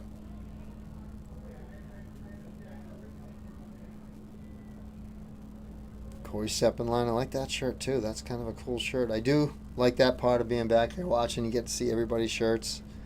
Figure out which ones are cool. Which ones... Oh, just off to the right. And you see the two Cunninghams back there. It looks like all the Cunninghams are in a Which City Open shirt. So Betty wearing a little different color one, but the whole Cunningham clan in a Which City Open shirt. And Mr. Chado Garcia piping in with confirming your statement with Lori winning the women's championship. Oh, thank you, Chado. I appreciate that. Chado confirming that, yes, she did win the women's league. Lori Kinsella there, so she is coming along strong in her dart game, and yeah, she came down to the Cape League one this summer one night and teamed up with Dennis Cotto and won it. Nice, yeah. Oh yeah, she participated a few times in the summer. We did a little summer LOD series, and that was a lot of fun. We have a very growing number of amazing female shooters here in the state of Massachusetts, so it's nice to see them and get them on the streams and see them around. And again, Dean running all kinds of leagues here out of the Liberal Club. So if you're interested in joining, get down here and see what they got going on, because they got something for everybody. Pretty tight match so far. It is. They are matching each other all the way down. Only 3 points separating them.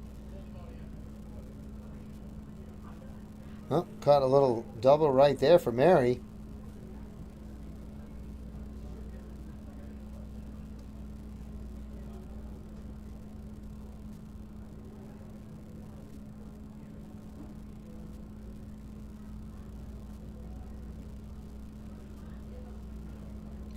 Lori keeps shuffling down the line, trying to get over into that 20. Little overcompensation.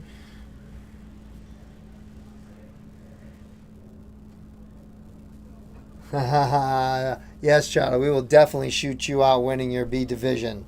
We'll shout you out anything you want, man. You're out there keeping us safe, brother. We love you, so you let us know. We got your back, baby. Dana's chiming in with Chado was lighting up the league.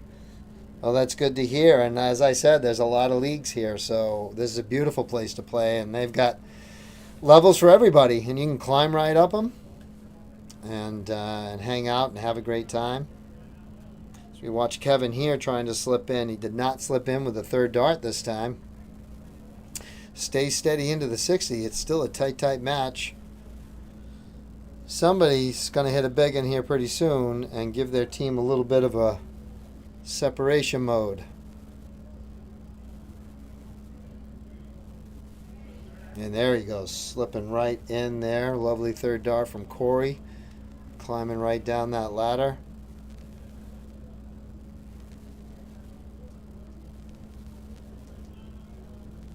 And here we go with Fergie.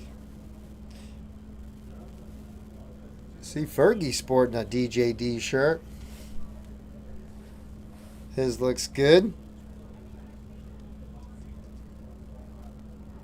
You see a lot of those out here from the Liberal Club leagues.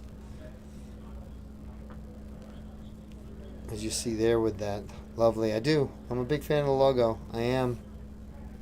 I'm going to sit here and eat some more of Greg's watermelon too. There goes Mary, right into that triple 19. It is a Cunningham thing.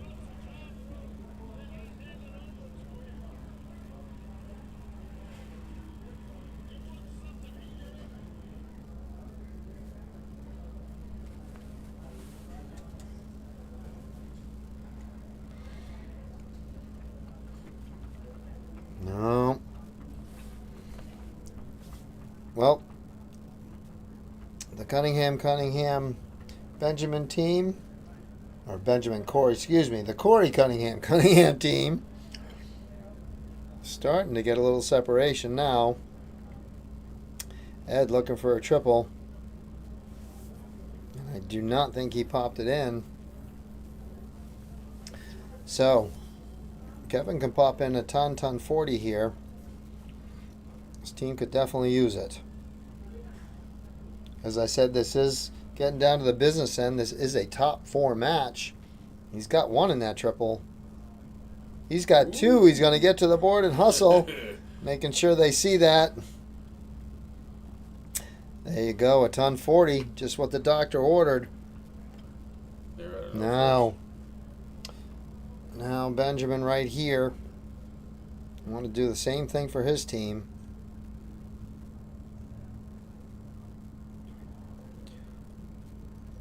Down. Is it a 40? 25. Oh, he had slipped over into the 1. Slipped out of the 20. No, out for 162. Fergie said on 154. Well, he's got the 4 out of the way. Looking for a triple. Not there. Did you get all signed up? Yeah, I got some tchotchkes and stuff. Oh, look at, he's got all kinds of things. Got some stickers. The pin I have. Really? You got to go take a Dark Connect sticker? Seriously? I don't have one of those. Oh my goodness gracious. Actually, I don't have any now. Any I had, I'm all out of. Oh. We haven't got any. You see, we decorate with all of our stickers here. So I think we got Dark Connect over on that one. So I need a Dark Connect for this one. Hey, Chado said he can't have mine. Brought his Cape shirt with him, so if he finds any Poland leagues he may manage to get into. Oh, that's perfect. You go, Chado. You show that stuff off, baby. So where are we? First leg of a semifinal?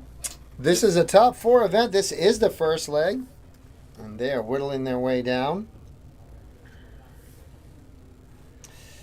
And we were rolling through Lori, because Lori was the past ladies champion in the singles league at the Liberal Club here. So we have the ladies champion in. And a former B champion, Chado, on the chat with Tim. So he was chiming in. People who play in the Liberal Club, they're all over the place. And, of course, he's got so many different leagues here. So, but Ed now trying to leave a double. And now Kevin Flannery's going to step up with an 89. And it was his ton 40 that really pulled him back into this game. And now he's got a shot to put it away and give them leg 1.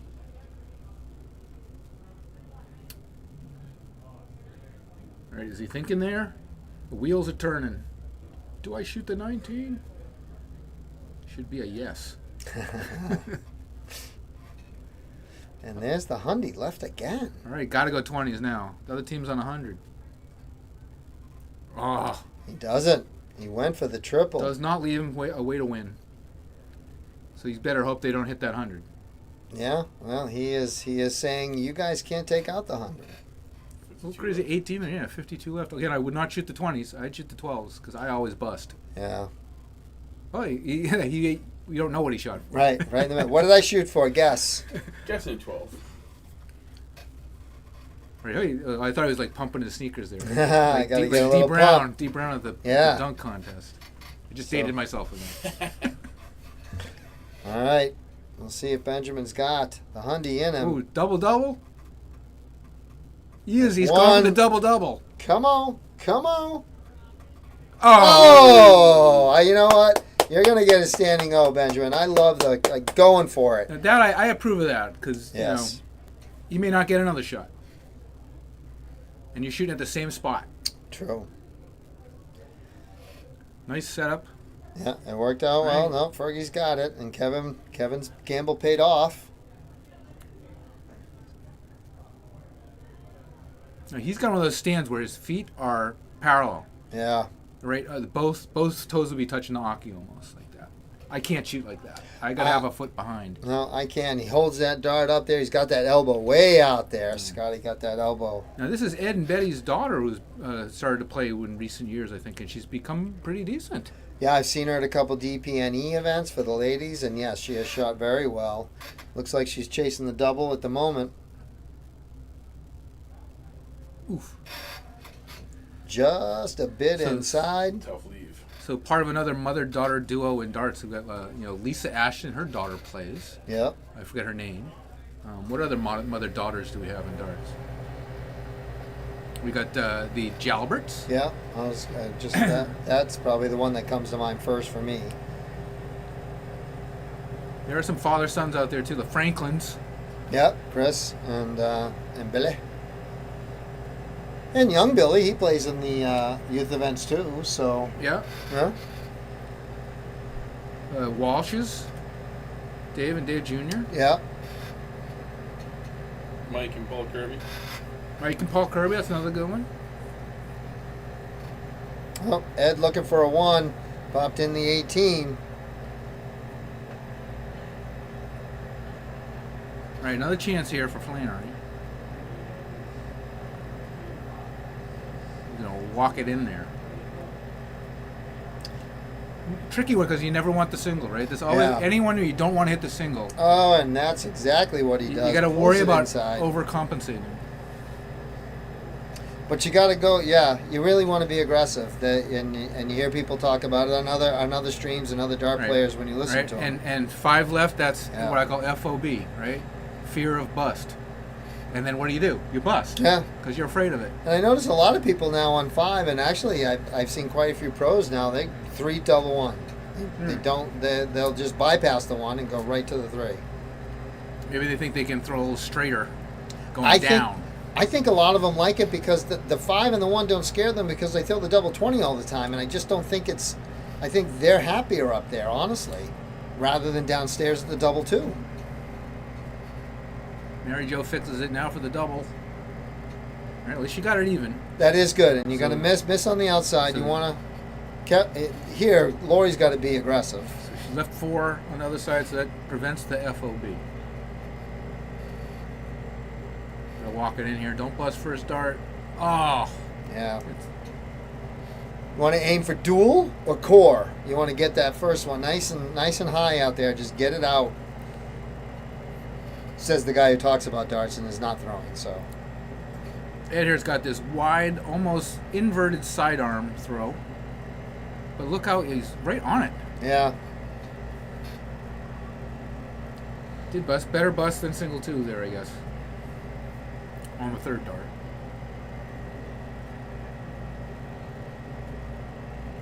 oh, is that Kenny Button back there? Oof.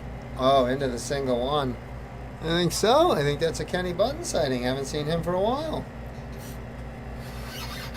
We should have a full boat today. There should be people here from everywhere, so it'll be a busy day on the Yawkey. Everybody in the madhouse. Nope. Start over.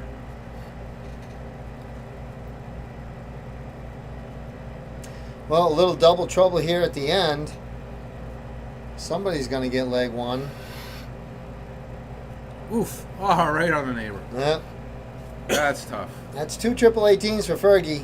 Is that the most disheartening thing in darts? When you're aiming at somebody, you hit this either double or triple, and you hit the neighbor right on the other side of the water. That's when I've seen darts go in the trash. Yeah. Oh, yeah. and Mary Jo. She's got it there with the double two. All right, just the first leg, right? That is leg number 1. That is leg number 1. Let's do this all over again. Race to 2 short format, triple 701. At least they get some extra turns with the 701. And back to the bull to start us off. Kevin gets himself a single. Ooh, just outside. Where do you think people fall these days with pulling or leaving the single bull? I'm seeing more and more people leave it now. I'm a big fan of leaving it. I tell you what, we had it a few times last night where it was single, single, single, and then outside, and they just left them all in the cork. I like that. I think it's fun. I know you have the option to pull them, and I think you should if it's in your way, but I love just leaving it there and seeing how many can fit in it. I do. I mean, the PDC rule is every dart gets pulled. Doesn't Right. matter. Single, Right. outside, whatever, you pull it. But they wouldn't do that. Then you wouldn't be allowed Right. to leave it. Yeah, no. But I like having the option. I like leaving it too. I like something to aim at. And it's like having a good marker. Absolutely. Oh, Benjamin did slip into the triple there, giving himself a lead.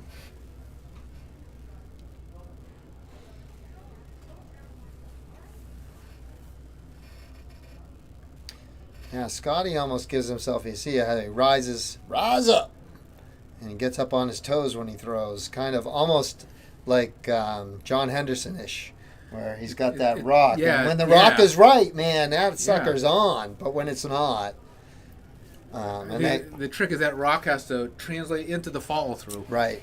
and propel the dart to go straighter than left or right.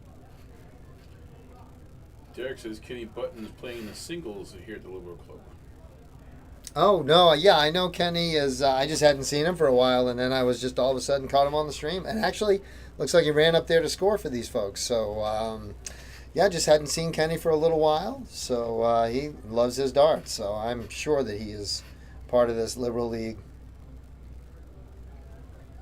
Kenny, part of the original Badass crew that used to play Yeah. with those guys from North Carolina.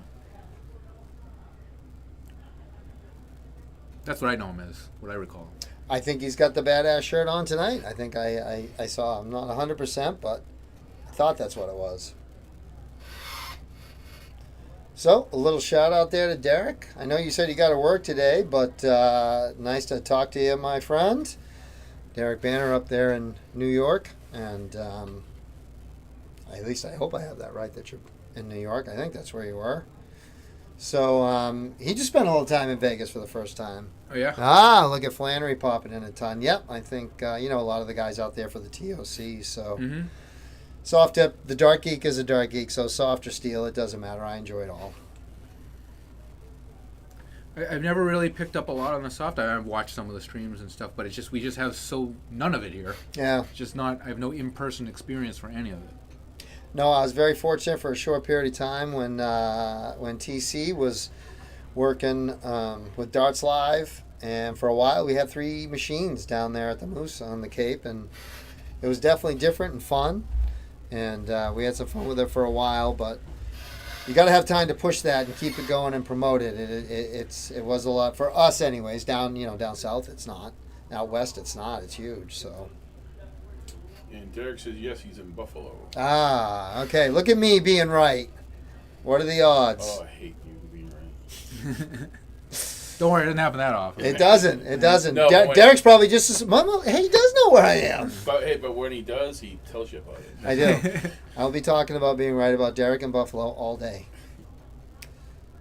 Well, Lori looks like she's locking in on that 19. Those are some nice looking 19s. It still looks like it's going to be $120. Wow. That is how you get $120 off of that. So would you get a double 3 there? She did. Yes, Trip yeah, 19, trip 19, double 3. That's how the pros do it.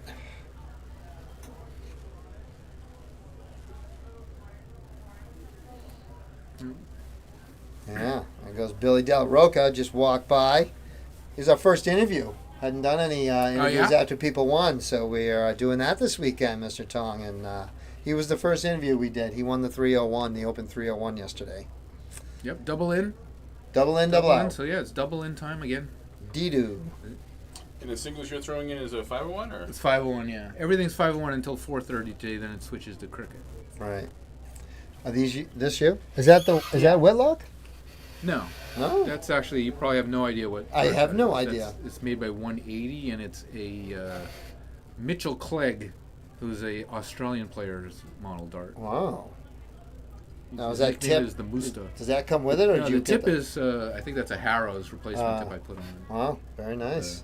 I don't know. I throw some weird looking darts. Although I noticed that one of these players is using the same flights I started to use recently. Oh, really? Yeah, his are pink. Let's see if we got who is it? It's I think it's Kevin, Oh, Kevin Flannery. or maybe it's Benjamin. Let's see. Corey. Benjamin Corey. Let's take a look. We'll see when they throw.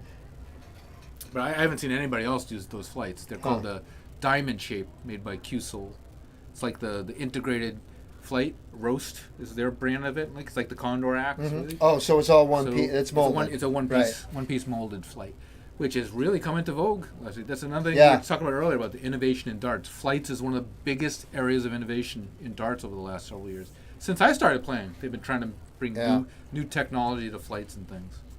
I guess it's easy to focus innovation on that because it's, affects the dart a lot. You got to buy a lot of them throughout your career of darts. Right. And it, you can innovate things to do with the flight of the dart, shapes and all kinds of stuff.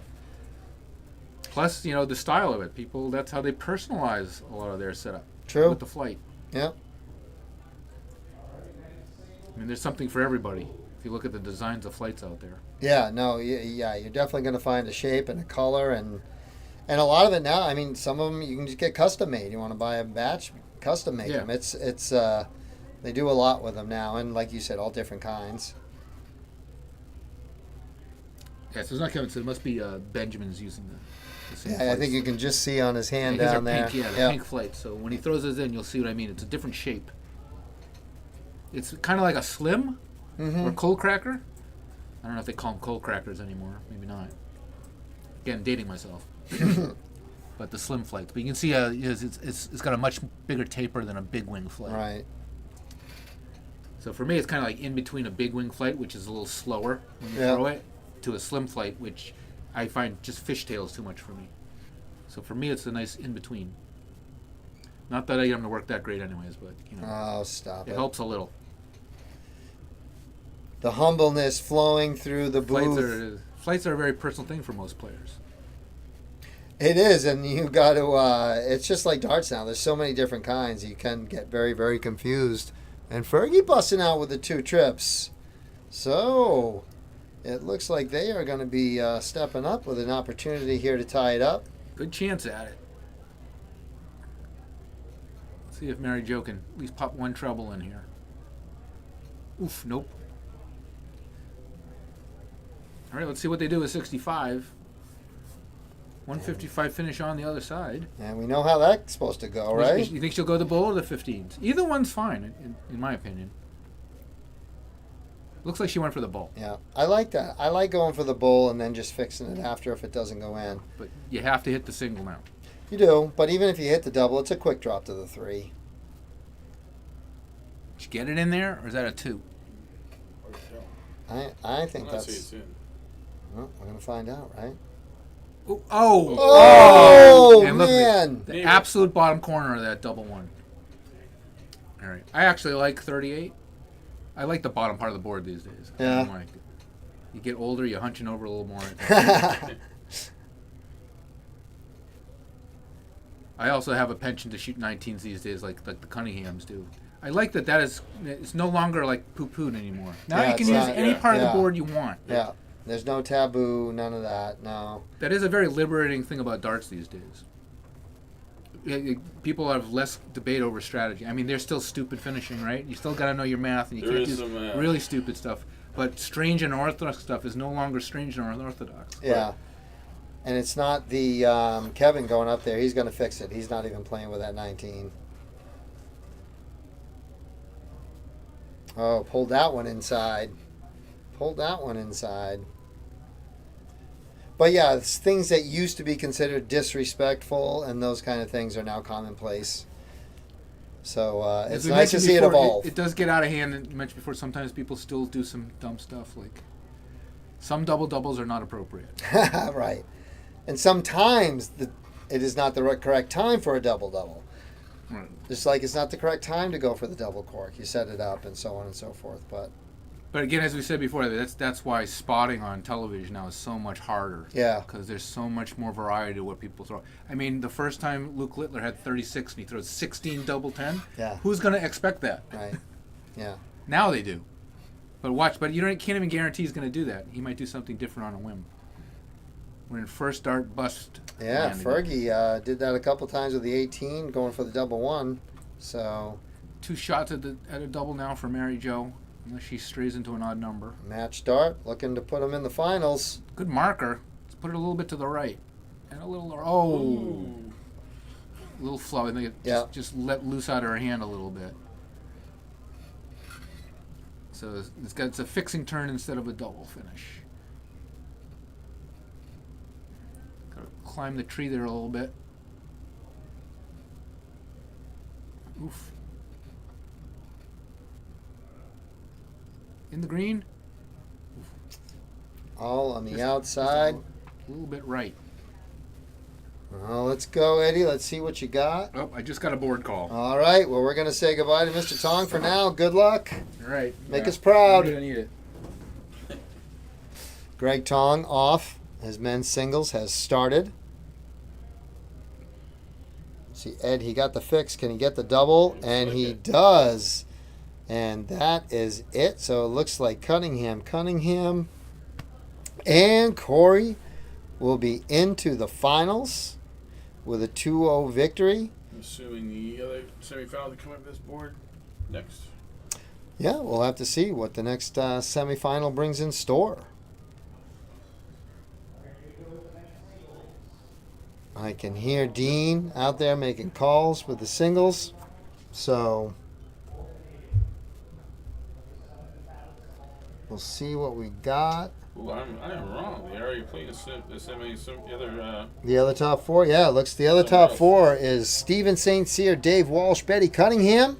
And they are taking on TJ Costa, Andrew Briggs. Andrew Briggs was our winner in the luck of the draw last night with Andy Kinder. And they are playing with Recycle Player number 1.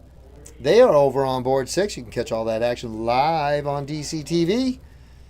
And that will give us our final. And I imagine we will get the final up here on board 24, the streaming board. I am Darren Eldridge. This is D Productions. And we appreciate each and every one of you out there watching. I can't thank you enough. The Dark Geek, along with 2/3 of the Dark Geek squad. Meet, love him. And we have Greg Tong in the club tonight, but Greg Tong is going to go out there and play singles, ladies and gentlemen. We love it. So we are having a great time. We hope that you would please give us a subscribe, give us a share, and some likes out there. Please get it around. Our goal is to get D Productions up to 100 subscribers by the end of this weekend, and you all were so amazing yesterday. Thank you for all the compliments on the stream. We try to get a little better each time for you. But we're learning. Suggestions are welcomed. Anything you got to say? Anything else you want to let us know? Or maybe you got something coming up. You can reach out to us at Darren Eldridge 100 at gmail.com. That's DARREN ELDRIDGE 100 at gmail.com. And if you've got something that you would like us to stream, maybe we can get together. Maybe you're just interested in how we do or what we do, because we like to share too. So you can see. And these boys, I think, are waiting right now. St. Cyr, Walsh, and Cunningham currently up 1-0 over Costa Briggs and Recycle. So I'm going to take a quick break here. We're going to just take a brief moment while we wait for that match to finish up and get going on our streaming board here with the finals of the mixed trips. This is Darren Eldridge, the Dark Geek. We are from D Productions. We are live in Fall River at the Liberal Club, 3rd Annual Thomas Gaskell Memorial Dart Tournament. Back in just a couple minutes.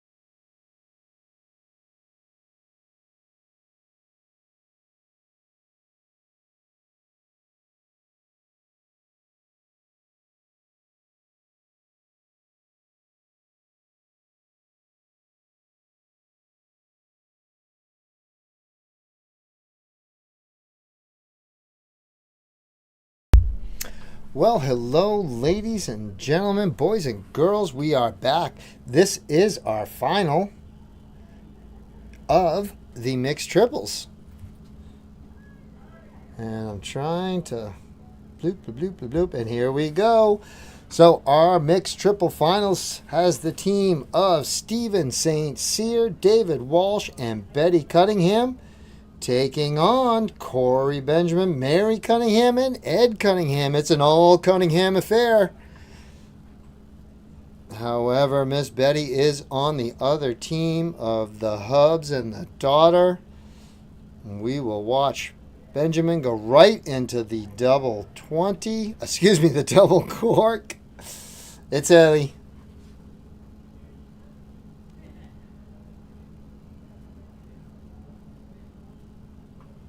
That is a lot of Cunninghams.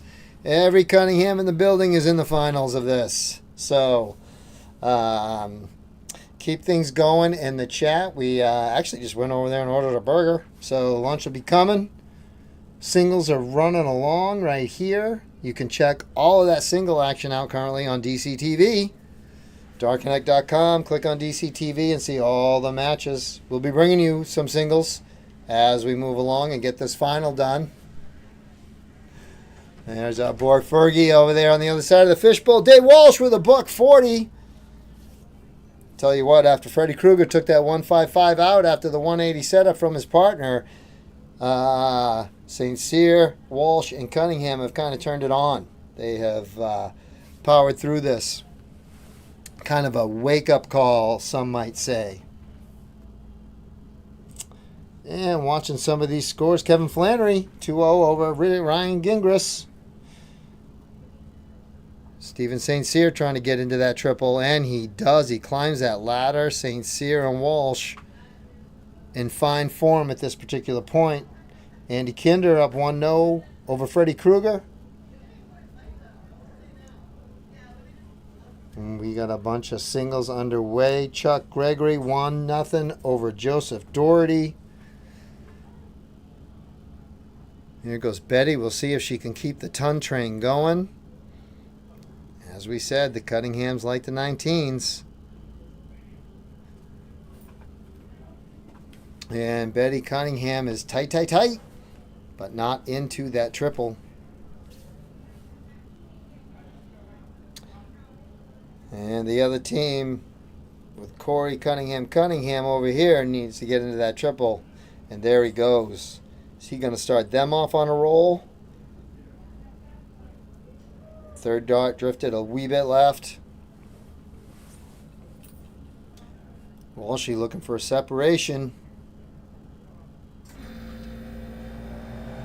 Can hear the crowd in the back starting to get loud in anticipation with the big numbers.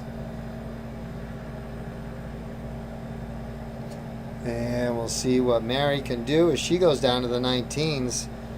Looks like Betty maybe put a little force field around there.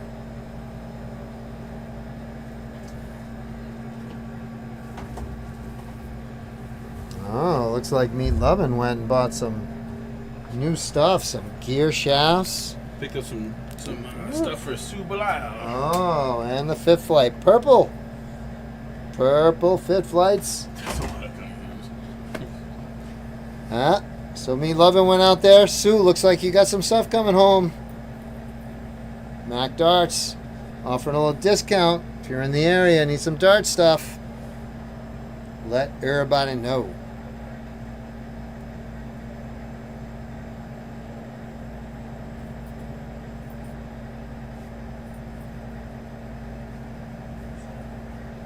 She said get something cool looking, but all I have is colors, so purple it is. I like purple. Color of royalty. Well, looks like we have a little discussion. Perhaps there was, I don't know if there was a throw at a turn or what happened, but they're definitely getting it all straightened out. Make the Cunningham thing is getting a little confusing. Honestly, not sure.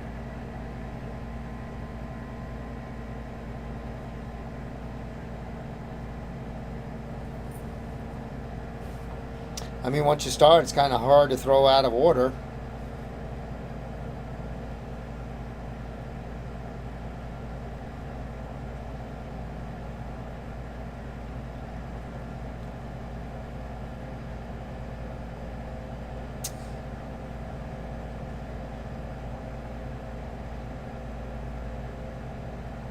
Well, that is definitely not a Cunningham throwing. That's a St. Cyr, so I'm not really sure, but somehow I think the order must have gotten a little messed up.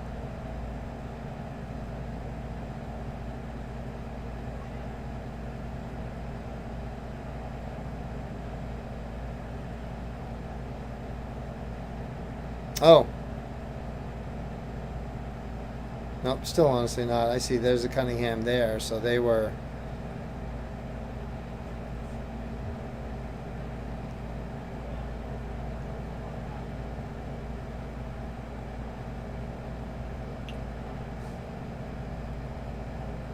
I'm still confused. What's that? I'm still confused. I am definitely confused because it still says Cunningham on the other, like... Even though they put, Like it they almost- put a 15 in. It did, and I think it almost just jumped. Like it almost just jumped to the other side. Because there was a 60, and then there was the 15, so... Yeah, you know, Cunningham on the other side. But yes, man. I do not know what... What is the deal, Shmuel?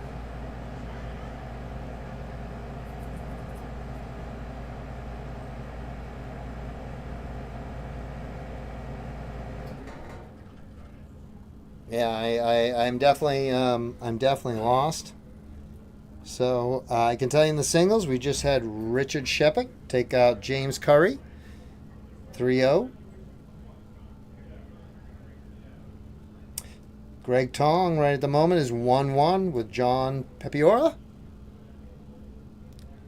Now we got one of the many Cunninghams, Mr. Ed, shooting now. So now let's see what Darkenek does with a Cunningham there.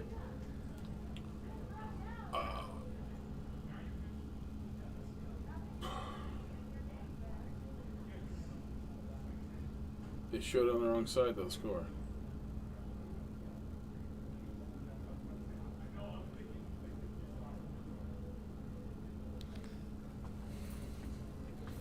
Well, now it looks There like you it's go. doing. Now Yeah, it's I don't really know what happened in the middle of that. Chuck Gregory now just pulling ahead of Joseph Doherty 2-1.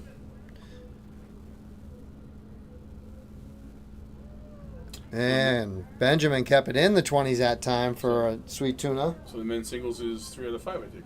I think first round, correct. Yep.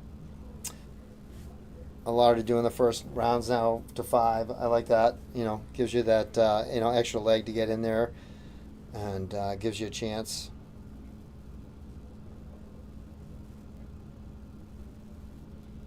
And I think that's what even we did in that 45 and under for. Wasn't that 3 out of 5 for the first round, or was that 2 out of 3? 2 out of 3. 2 out of 3. Oh, Pretty sure I okay. lost 2 games straight and get kicked out. That WDF was. Yeah, that's right. But the WDF, that was 3 out of 5, I think, when it started. Oh. Bath on. Well, that's supposedly now. Looks like our lunch could be done.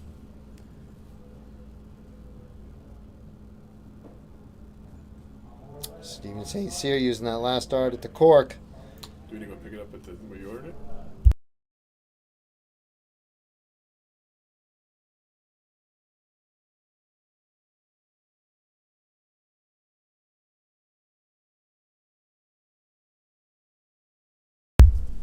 Fabulous Meat Lovin' on his way over. We have heard about these Portuguese burgers, and so that is lunch. That is lunch today. Too many Cunninghams messed up DC. I think that's what happened. It didn't know what to do with all the Cunninghams. They're on each side, so got a little crazy. So, but somebody is going to put away the first leg here. And Corey wants to get this thing down to somewhat of an out, and he's got the triple there. Well, he got the triple that's going to give them an out, but it's 132, plays 150. Let's see how Walshy starts a 132. Yeah, he does. Wants that triple 19. Nope.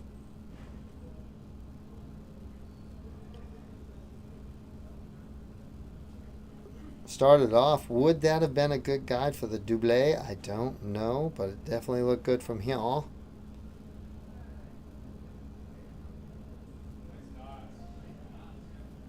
Look at that. Mary Jo staying nice and straight. Leaving her teammate 55. Steven St. Cyr setting up for 68. He's been smoothly going into that triple 20 with ease, and he does it again. Now looking for his double 4, and boom, chakalaka. There it is, ladies and gentlemen. That is leg 1 with a nice little pop from Steven St. Cyr. And in our singles, we had Chuck Gregory. He was successful. We also have Stephen Leandre and Adam Ledger. They are tied 2-2.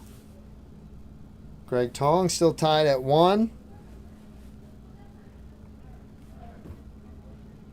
And right here, right now, we are in the second leg of the finals of the 701 mixed trips. Yep. You see Benjamin on the inside, Walshy on the outside. So here we go. Leg number 2 in the best of 3. If Walsh, Cunningham, and St. Cyr, if they get this, it is game, set, match. And if Cunningham squared and Corey get this, we will have a last leg decider.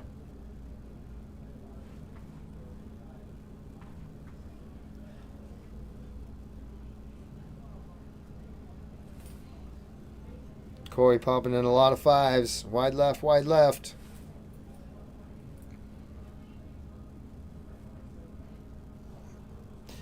Everything's fine until we pop a Cunningham up there. So let's see how we do here. Dave not happy with that first start. He ain't going to be happy with that second dart either. So,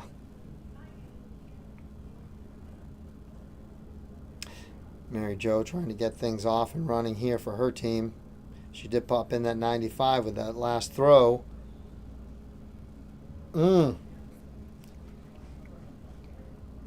Force field. Steven St. Cyr isn't even letting Betty cross that line. Keeping them Cunninghams behind the line.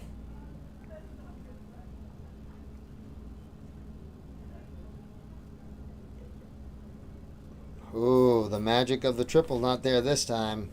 But that's okay, early in the contest, right? He needed it at the end, and it was there. So he'll still be looking for that. And another Cunningham. That means more shots at the 19. Oh, our very own Greg Tong is now down 2-1 to John Pepiora. So, let's go, Tong. Let's get this back to 2-2, baby.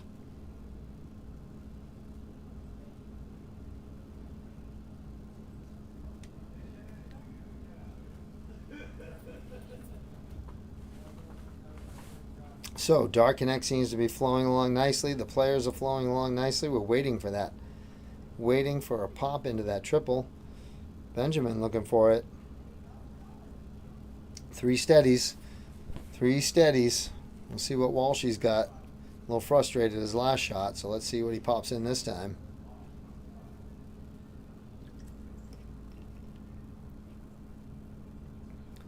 Trying to catch that triple. They're drying up a wee bit. They're drying up a wee bit.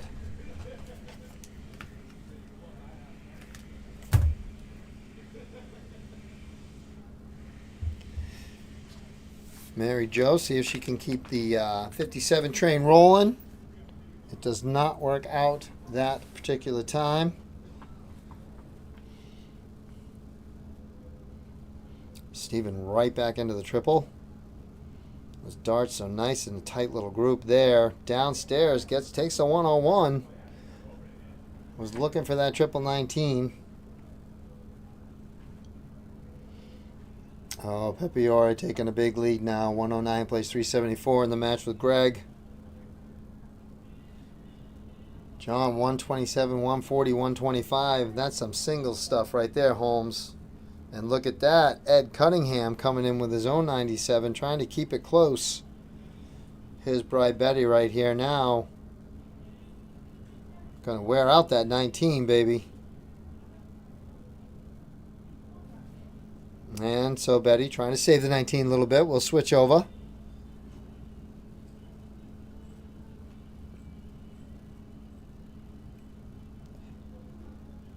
Benjamin back down to the 19s. He did pop in 3 of them last time, so stay on it if you're hitting it. Oh, and another drift in there, but that'll give him a 59.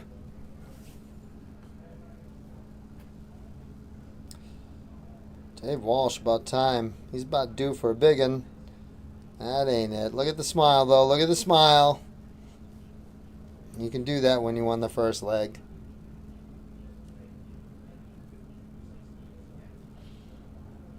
Oh, and it looks like we'll be getting the great one, Mr. Tong, back in just a little bit, as he unfortunately just went down 3-1. So his time in the singles tourney will be over. But his loss in the singles event means our win in the broadcast booth. So that's what we like.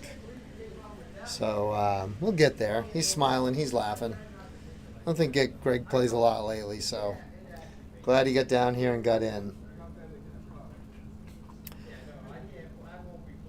So here we are now with Ed. Not able to fill up those 19s. And he got the triple on the third dart. He stayed steady on it and stayed on it. And here he is. Here's Greg back. I'm back. I actually won a leg, so I surprised myself. We were keeping everybody up to date, and we were watching you on DCT. It's terrible. It was 1-1. We were all rooting for you. Oh, no, it was horrible. So he let me win that leg. That was that last leg was quite. I should have got swept. That was quite a show though. That last leg. Oh, he was struggling, and then that last leg, he showed what he could really do. Right. Yeah, that was very nice. That's what I was expecting every leg. To be honest, I was surprised when he wasn't scoring that well, because I played him many times. He can flat out play. Right. Right. So. Well, here we're in the. This is our final in the mixed trips right now. And since St. Cyr, Walsh, and Cunningham got the first leg, and we got Cunningham squared in the other one. So right now we're just waiting and see if we're going to have a final leg or if Walshy and crew are going to put this one away. So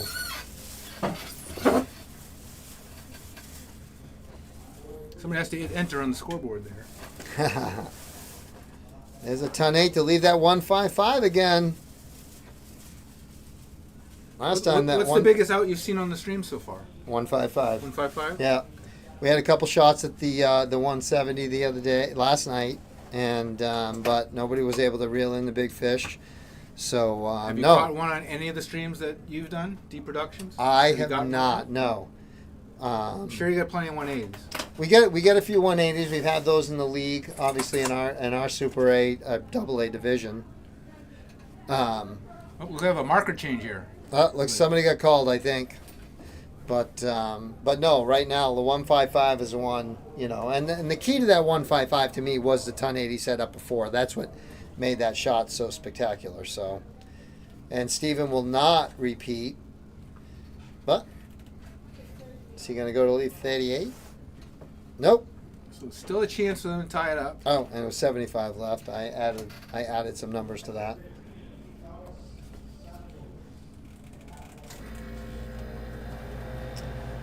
And here goes.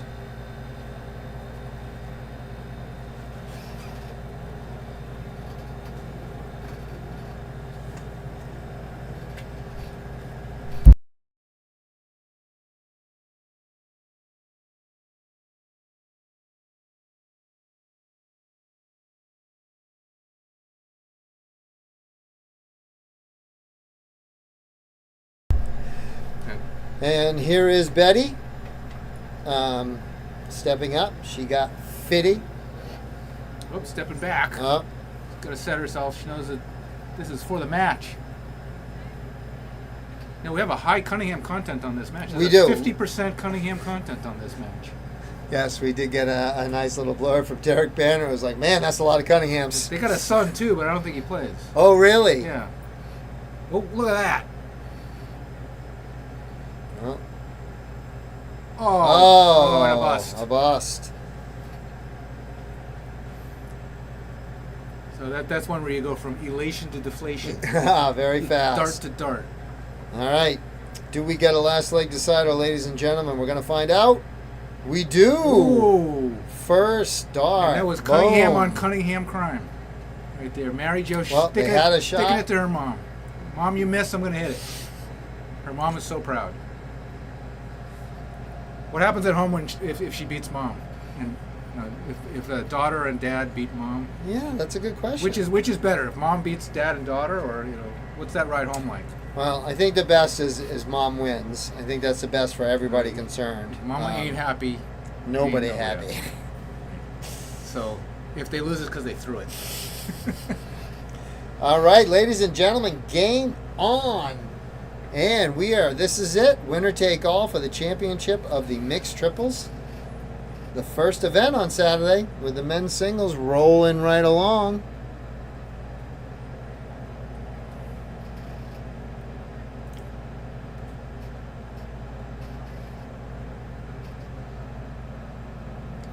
Smell that. It smells good too. Meat loving out there. The first one with his burger. We're trying this Portuguese burger. The food over there at the restaurant's amazing. What's a Portuguese burger? I'm guessing it's the spices and stuff.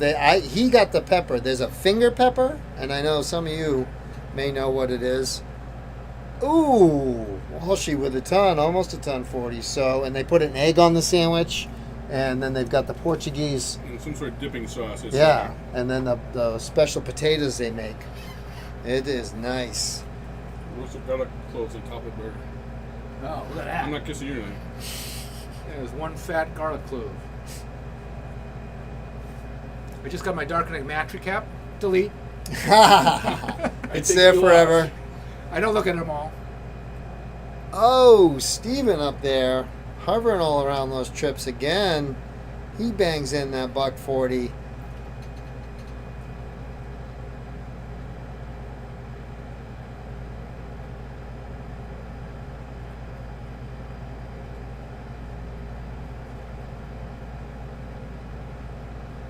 Ed into the a lot into the sevens, looking for the trip 19 at the end, and he doesn't pull it in there that time.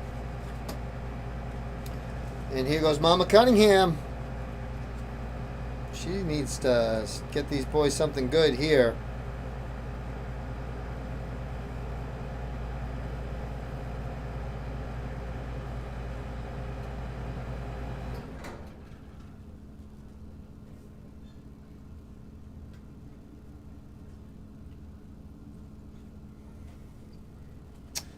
Again, Benjamin stepping up.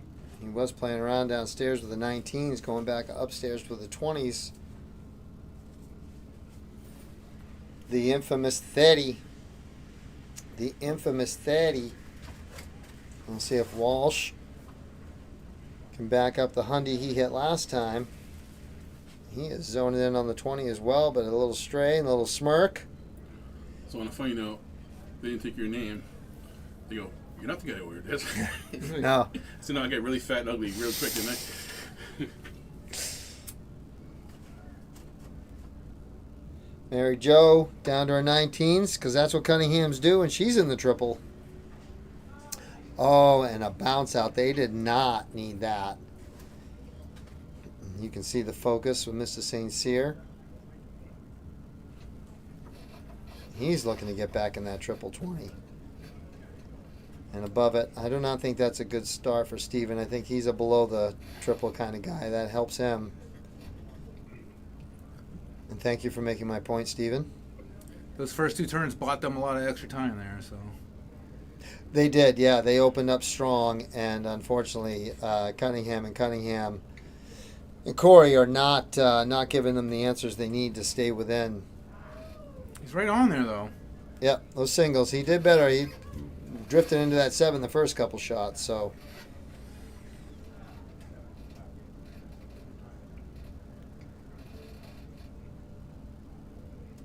Bit of a splash for Betty there, but Yeah.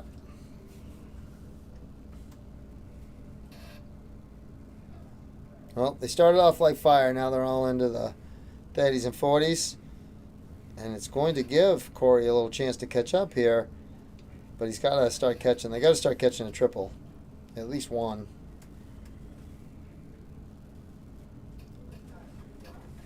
And another 50. behind by a ton, but also by a turn. So that really doesn't help. No, and you would think with the odds now, Ooh. the St. Cyr and Walsh are Can't going to quite tell what start. that is. 99 or 139?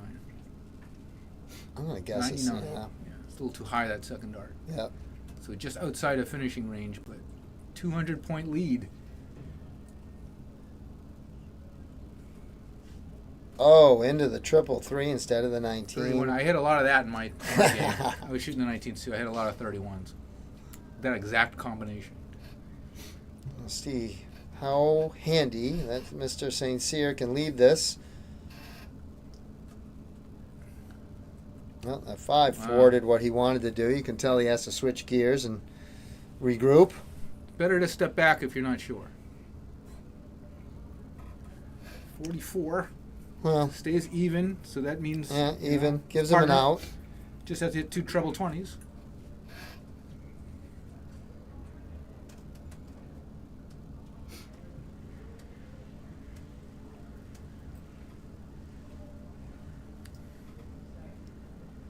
Nope. They're definitely staying on the 19s, but they still can't put that dart in that triple, so they are Yeah, at least he's solid and not straight into 7s and 3s. true. So, silver linings. Ooh, Betty's not happy with No, that. she Look is at that. not. She waved that off. 308. Could still make this something decent, but not like that. No. No, the triples, unfortunately for them, have really dried up this game. Unfortunately, you need the big ones, not the little ones. Yeah. I learned that the hard way. Dave Walsh here, makeable. Both first shot, he doesn't have to because no threat from the other side. True. Now, he opts to fix it. Because on 116, you could stay there. Yeah, try to leave 40 now with a trip 19. Oh, right on it. That was an excellent bid. Yeah, I like the thought process there, and that works. That's a good leave, too. And Steven St. Cyr has been really, really good on his first shot. So those setup triples for him have been going well. Mary Jo needs at least one big triple. Could she get it? And no little numbers. Oop, like that. No zeros. No big triple. No, that's tight. That's a little bit of pressure right there. So All right. So St. Cyr in the driver's seat here doesn't have to hit a triple. He can hit all singles, two Yep. singles and a double.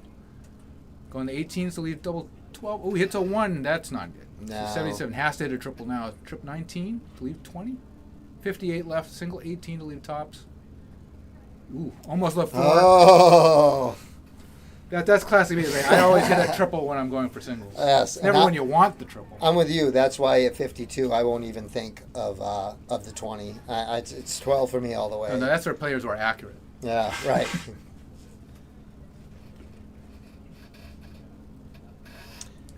Well, Ed's still a ways back now. Yeah, stay Wife on Betty there. coming up at 40. Ooh, gets the big trouble there. Okay, so they're on a finish now. But is Betty gonna just rip his heart out here? Not her typical top hitter. Well, she's just 35 now. making his Better heart at the feel bottom. 2 16s now. Oh! Oh, wait, she nabs it. good. What a beautiful Doesn't matter how you dart. get there. Well done. And Betty shows why she's big mama in the house. That's right. That's right. So everybody going home happy. You know why? 'Cause Mama happy now. So what a match. That was very, very awesome.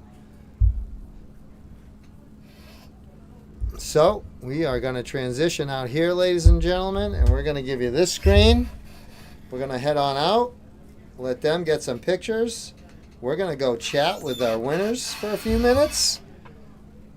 So give us a second. They'll take a couple picks. We'll be back with a little interview with our winners.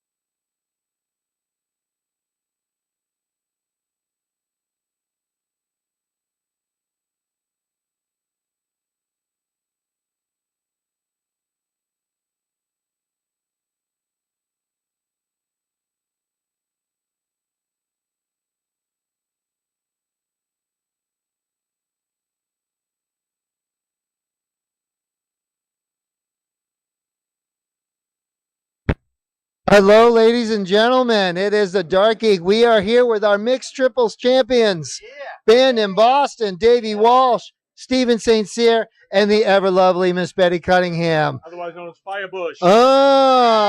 So we are going to start with Betty. That was a pretty good game. Great little out. You broke your daughter's heart. Are you proud of yourself? First of all, she's my daughter, but not during that match. She was just an opponent, but I love her.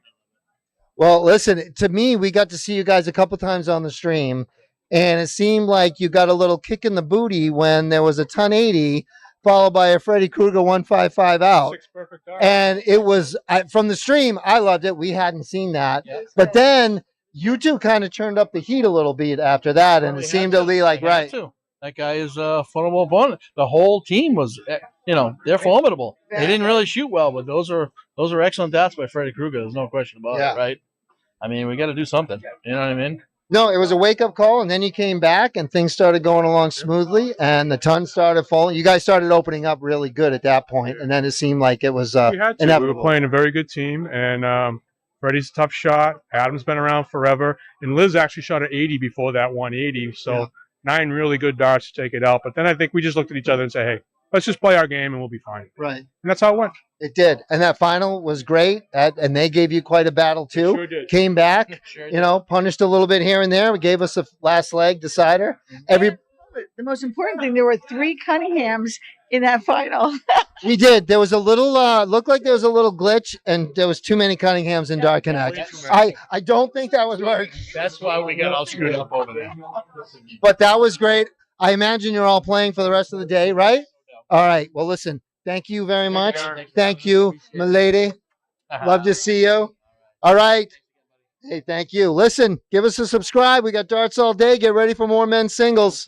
Dark Geek out, and here we go.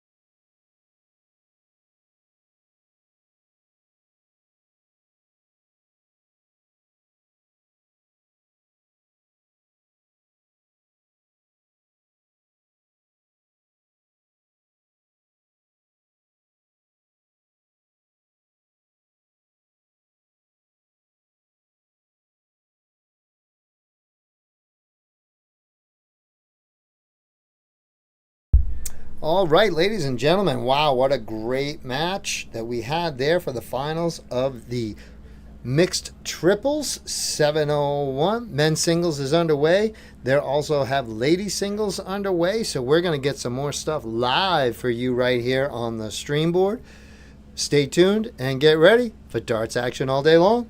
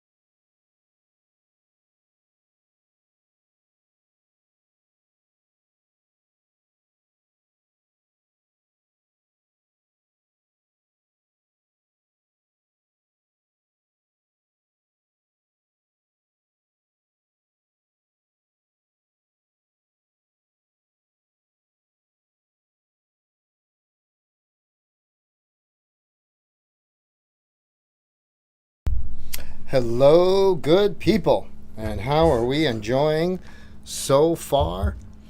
You see, we have Joe Ricard against Billy De La Roca. Billy De La Roca was our 301 champion last night. And right now, he's a wee bit under the cosh. Starting to find that triple. That looks good.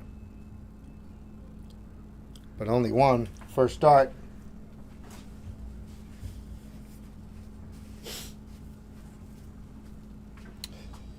So we had a little break, and we have had a little lunch now. I just see Greg Tong. Looks like he's coming back with a little lunch for himself, too, as we all are trying to get a little filled up. It's a long walk to the lunch. It is a long walk to lunch, but it's worth it. I don't know what you got. That's what I heard.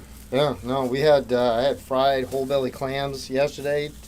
Meat Loving got this big chicken dish, and then we've tried the burgers today. So I got the clam chowder and a Reuben. Oh, nice. We'll see.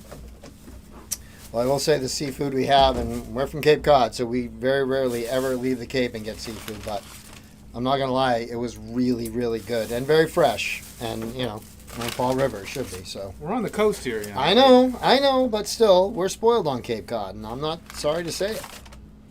Oh, Billy right here. Oh.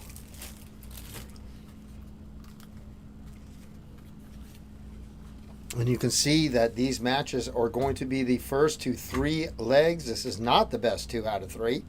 So you got to win 3 legs to progress out of this men's singles here today.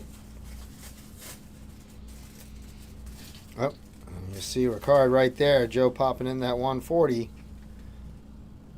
little pressure on Billy. No pressure. Billy says, I got your pressure right here. So. Billy had a hard time finding a double in the first leg. Yeah. And as we said, Billy is our 301 champion. You saw him come all the way through last night. He was the first interview the Dark Geek got to do. So that was a lot of fun, too, as we're interviewing our champions as we go along. We appreciate Dean letting us give that a shot. So who knows? Maybe we get another interview with Billy at the end of the 501. It'll be interesting to see. But we've had some pretty good averages out there. We had a 90 average thrown in by Tommy Curtin. Meat Lovin was going through some statistics.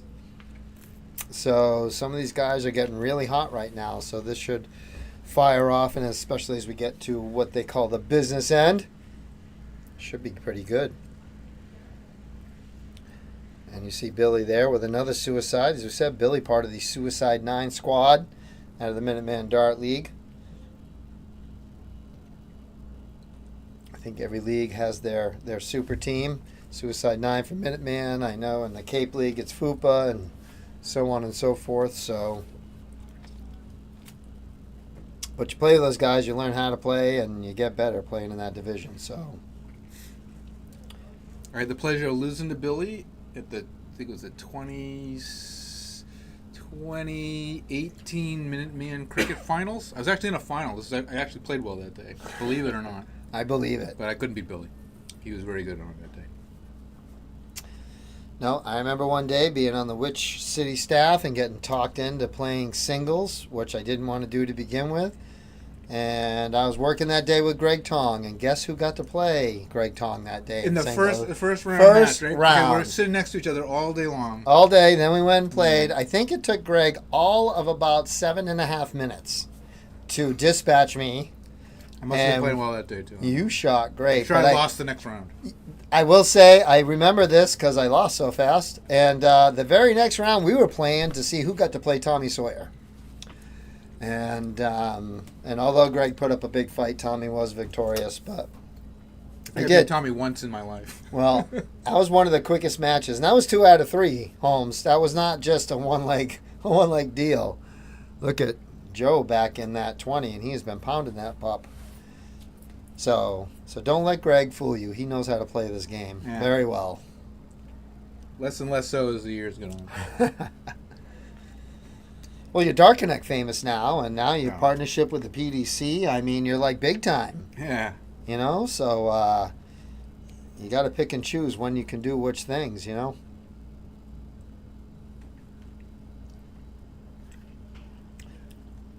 was a nice fix after he bumped into that trip 10. Let's see what Billy can do with 98. Who's going to get this advantage?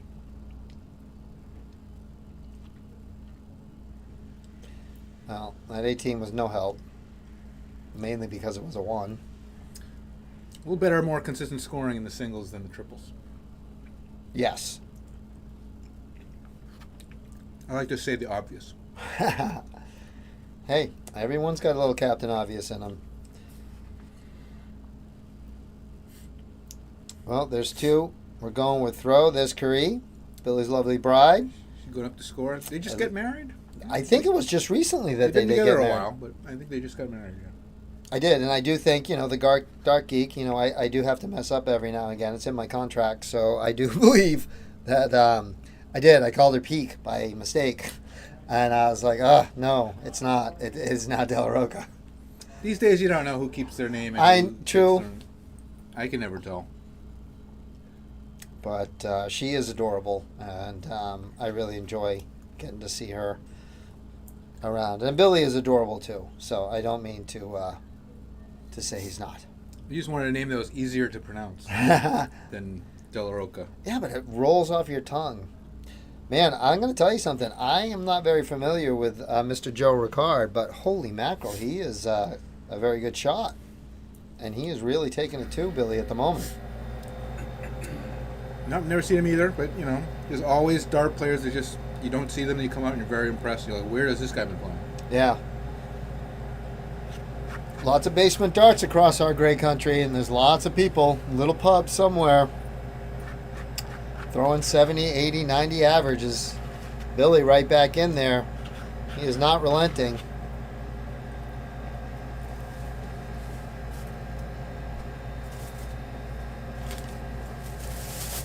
Oh, a little drift over. That's a 95. That's still an out. Both men in and out here.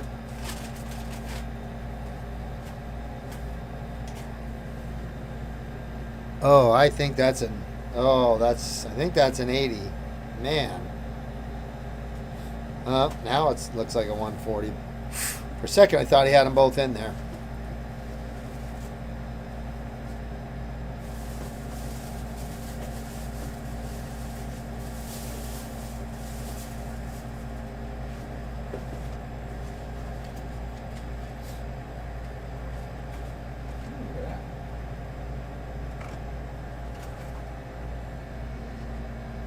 Oh, looks like Greg Tong went onion rings instead of... No, they just gave them to me this way. Nice. I'll take it.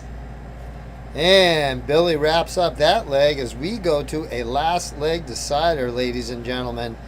I'm going to be honest, it deserves a last leg decider. These two boys have been just pounding each other, so I like to see it. So you can see it's right into the alternate start, so winning the bull at the beginning is a huge, huge advantage here. Not that Joe took a big one, but they will do the alternate start, and Billy will go second. Goes down to recover on the 19, pops in the triple.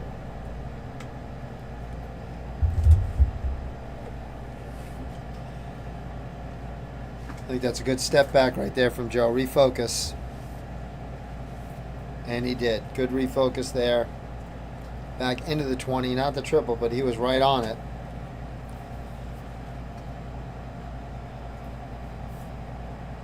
Oh, and Billy catching a third dart triple. Catching one every time. That's what you got to do when you're behind. Joe going to fill it up. He is 180.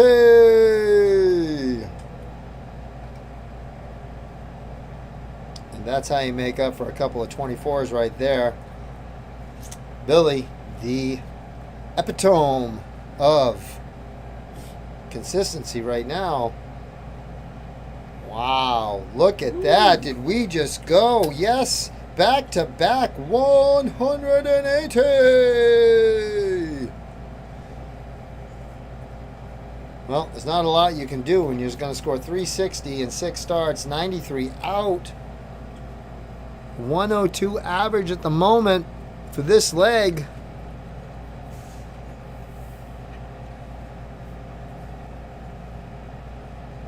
If I do my math, he's going to have 26 left. Double 13. Is he going to finish it off? Boom. Yes, he does. Who is he? Wow, Joe Ricard. Who is that masked man? You are going to get a Dark Geek Zone friggin' standing. Oh, there is absolutely nothing Billy could do about any of that. There will not be a singles to go with his 301. Wow, Joe, well done, sir. Nice starts. Well, that was definitely worth being on the stream. I'm not going to lie about that one right there. You see Billy giving a little dap. Yeah, he's got to be like, whoa. Man. All right. Ladies and gentlemen, we're going to do a little breath catching here. And we will get right back to you. This is Darren Eldridge. I am the Dark Geek with Meat Lovin' and Greg Tong. And we are live from the Liberal Club in Fall River at the 3rd Annual Thomas Gaskell Memorial Dart Tournament, and we will be back with more singles action in just a moment.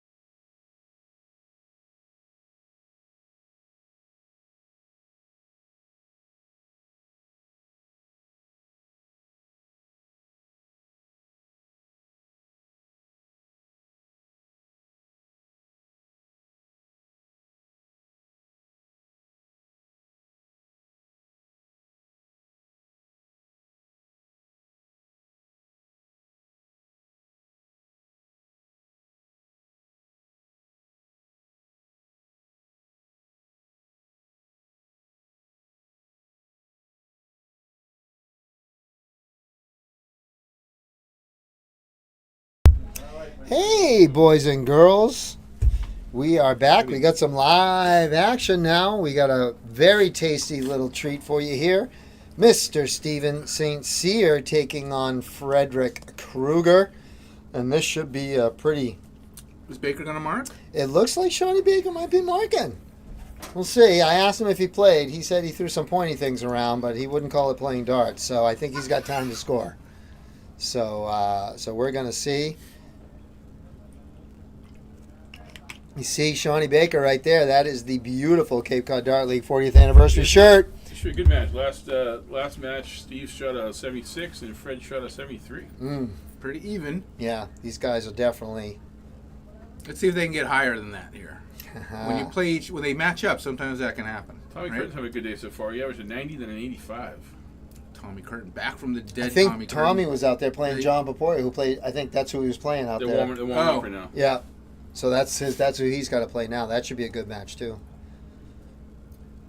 Tommy Curtin is like fine wine. Yeah. Oh, look at this. Steven says, here you Up for go. double. Freddie outside. Nice, slightly longer format. I forget whether or not it goes up later, but it's at least best of 5 here, right? Yeah, I love the best. I love the best of 5, especially in singles. The best of 5 is great. Oh, we get another one. Ooh. Oh, 140. I'll keep practicing. He'll get there. He'll get there. He's no Joe Ricard, but.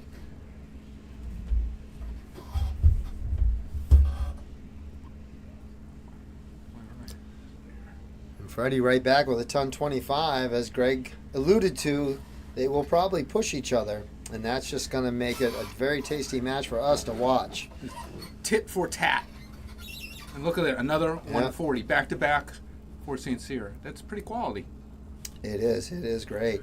It's just the rest of the leg you got to worry about. Well, you know what they say: triples for show, doubles for dough. But if you can't score heavy, you're not going to get to the doubles. So score heavy, get down there, and give yourself a couple extra shots. I mean, the difference between people like St. Cyr and like a PDC player is like the percentage of 2 treble turns that they have. Steve will be slightly lower, of course. Maybe not as sharp on his finishes. Right. But other than that, I mean, his skill and scoring is, right there. He's pretty world class, I would say, over the course of his career. Oh, we're also keeping our eye on the match we got going. Tommy Curtin playing Piporia over here on one of our sideboards. Tommy Curtin pops in a ton 80. So a lot of great matches going on. Again, you can catch every single match live scoreboard on Dart Connect TV. But look, we're not even a leg through, but they're averaging over 100. That will of course go down. We're not stupid, right? But I mean, still looks right? good. Looks good. We're getting to 12 darts in here, still averaging over 100. Freddie's still hitting the triple. Just St. Cyr with that 100 out. We've had it a bunch of times. Let's see somebody take it out. Let's get a little pop here.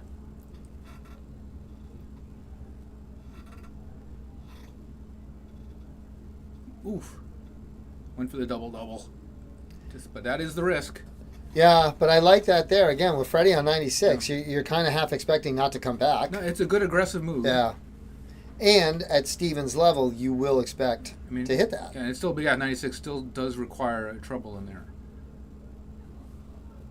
Now, does he want to be on double 18 or double 20? Thank you for the answer, Freddie. All right, so bit of pressure there on Steve. He does have to fix this. Got to spend at least one. No problem for him. Yeah, nice and low. Plenty of room. Oh. Yeah, textbook. That's pretty. That's pretty. And yes, ladies and gentlemen, he put that dart that low in the 20. That was on purpose. That is where they aim to make sure they have a clear view with that duel. So that bitter relief of winning the first leg is not going to last as Freddie's now popping them in. So there's no relaxing in this match. No, put the pressure right back on. Put the pressure right back on. So, I mean, let's face it, all he really did was hold throw. So who's going to come out a diamond in the end? Oh, great. So a little bit of a slip there. So this is on Freddie's throw, so he's got a big advantage here where he can put in another big turn.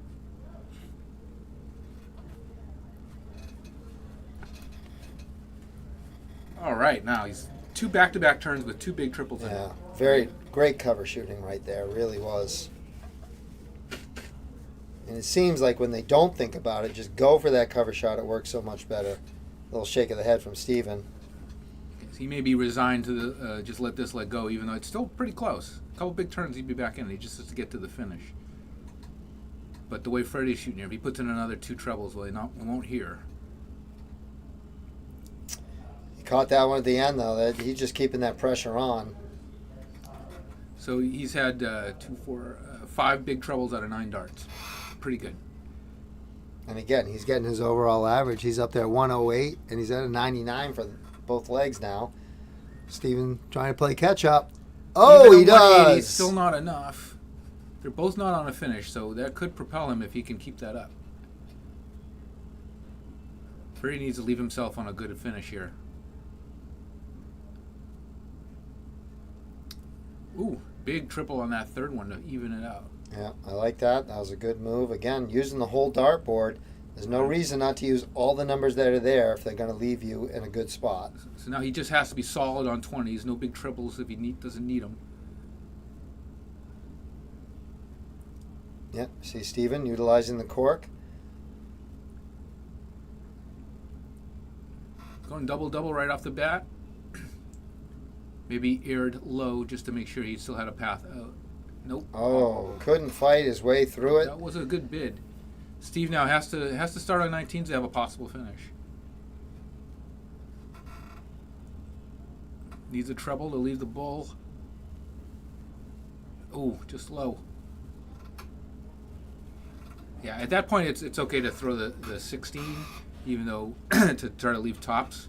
Yeah. But if you had 3 darts and 88 and the other guy to finish, then you wouldn't do that. No, you can't. You just can't. That's just the raw math. And there goes Freddie. Everything going with throw right now. Each player with a little bit of an opportunity, but not a really great one to break. So A really impressive start for Freddie on that last leg. That was all it was. His first 3 turns were like, I'm just going to leave you way behind me. right. Better start for Steve this time.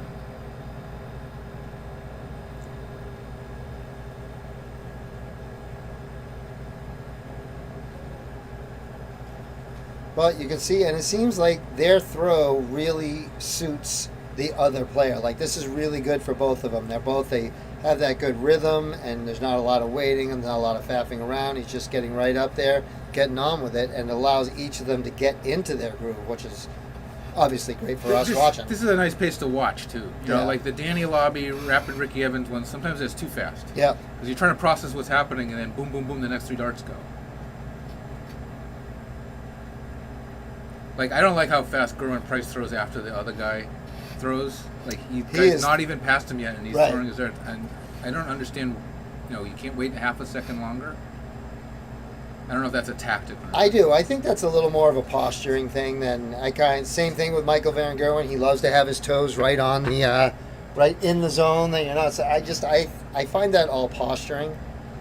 And more like Phil Taylor they say did back in the day, where he'd come up and chat with you and when he had to play you, and so this is pure speculation on the Geeks' part. So I have nothing to validate my thoughts. That's just what I think it is. More posturing than anything else. Steve has really put that last leg behind him. He's really powering through here, except for this turn. What he's up there? Just a 45, his lowest turn of the leg, but he's on a finish. I expect Freddie to be on a finish after this. He's been hitting at least 1 triple each time. Is He he going to needs one save it? here to announce his intention. He's not. That's going to give Steven 6, which will probably change the thought process depending on where the first dart goes. Let's see what he leaves after these 3. He's going to switch now. Yes, he's thinking about it. Yeah, I had to go down there. Yeah. Either the 19 or the cork. That is a key decision, though, to leave yourself on 90, right? And make sure that you don't have to hit a triple on the next turn. Right. And have a way out on the bull. Great turn. Oh, look at that. Now he has no choice. You have to go 20-20. Big pressure on Steve now. Oh, he opts not to go for the 20. He doesn't. Because he knew he was going to do that. Okay.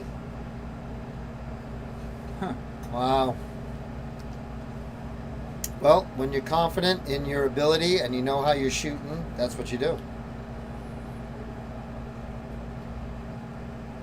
Way to the right there for Freddie. Oh, Off. You got to this go right is at it now. Chance at a break a throw right here. Oof. Just inside. Chance gone by. Well, St. Cyr looking down at 6. Got to do a Tricky little 6. fishing down there. Just dropped it right in. Wow, 1 dart. That's confidence right there. That was a great chance for Freddie to break through. He's got to break if he wants to knock Steven out. Those of you just tuning in, it's not correct. This is not best of 3. This is best of 5. We got at least 1 more leg to go.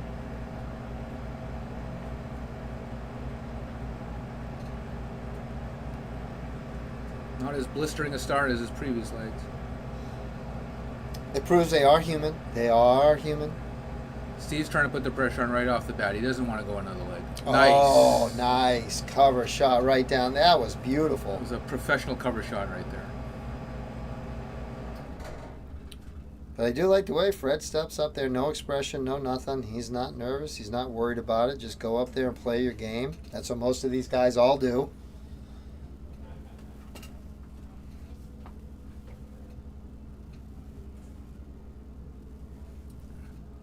That second one looks in. It does. Oh, man. He just seems to be 98. all over it.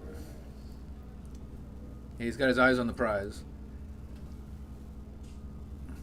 Freddie is just missing just a bit. Those are both 555s. Oh, 2 That's and a trip heartbreaker. 5. That is. Yeah, That's I hard know. right there. That's a little bit unlucky. Those are well thrown. Yeah, that's when you start thinking it's just not happening. Sometimes effort is not enough. No, and Steven, he really seems to be locked in at the moment. Okay, his lowest score of this leg, 140 here, could really help Freddie. Could turn this around. Not bad, but he's right behind him. He is. At least makes him a threat. Steven right back in that triple. 80 scored. 130. Love to see him take this out on a bowl finish. That would be sweet. We have had a little bit of excitement. Oh, Freddie right in that triple again. Freddie's not going to go away. No, there will be no give up. If Right. Steven does not hit the double, Freddie will be attacking. Ooh, big trip on the first one. He has to go. He has to stay on that 20. Well, that's what we thought at 92. Oof. Oh. Tough one. Got a 40 left now. Big ask for Freddie. Needs a treble on this first dart. Gets it. 74 left. Trip 14. Ooh, Oh. right there. Single 20 to leave tops. Oh, even up. Now, is there an argument just to stay on that 20 and go right after that dart? There is, and I've seen some people do it. Yeah. Steven St. Cyr looking for a break to put this match away. Oh, And Tommy Curtin up 2-1 over golden opportunity John for Freddie. Paporia.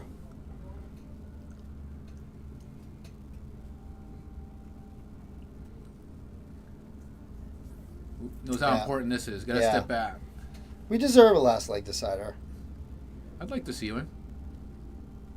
Yes. Hey, we All get right. one. See, he did the right thing. Step back. It's almost like, Yeah, regroup. There's nothing wrong with doing that. And sometimes going too fast is just not going to help. So here we go. Another last leg decider. The last one was amazing. So let's see what these two produce here.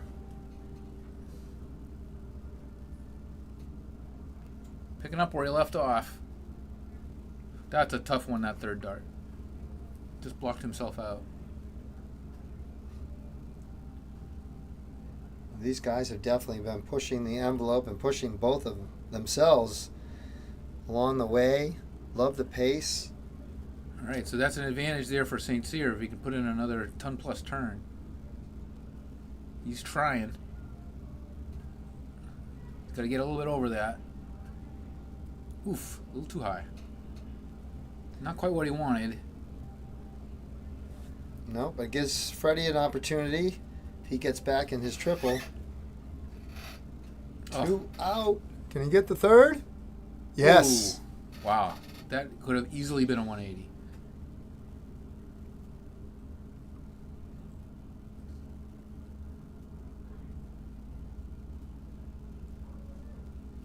Right, the claws are coming out. Yeah, you just see that. The way Steven's hands end, and they just point right at that segment that he's throwing at.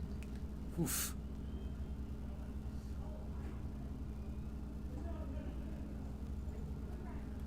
Freddie keeping the pressure right on. He's right on hot on his tail. Steve is just so tough. When that first dart goes in, you know, you can feel Freddie's heart sink every time that happens. Yeah. Like, how much more do I got to do? Steven like to have a 2-trip, but he's at 141. He sticks that first dart in there. You need a 7 mark, a big 7 mark here, Fred. Might get it. Ooh, just short. Just short of a finish. Well, that's going to give Steven a little That time could to be the think. make or break turn for him. Ooh. Oh, going for leave- the trip 13 just up. Leaves 67. And he knows he's coming back.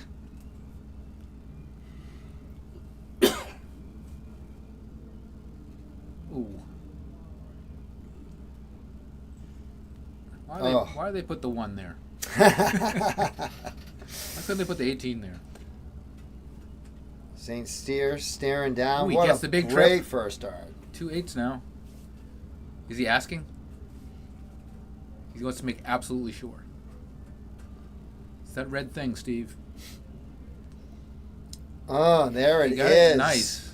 That's a 2-darter right there. No breaks or throw. Everything going. That was a very With, clean win for Steve St. Cyr. Yeah, that was a very lovely game of darts right there. Steven giving our Shawnee Baker Jr. a little dap love. So 88 average on the match versus 74 for Fred, so 88 for Steve. Very good standard. that's it. No, that's a great standard. Yeah.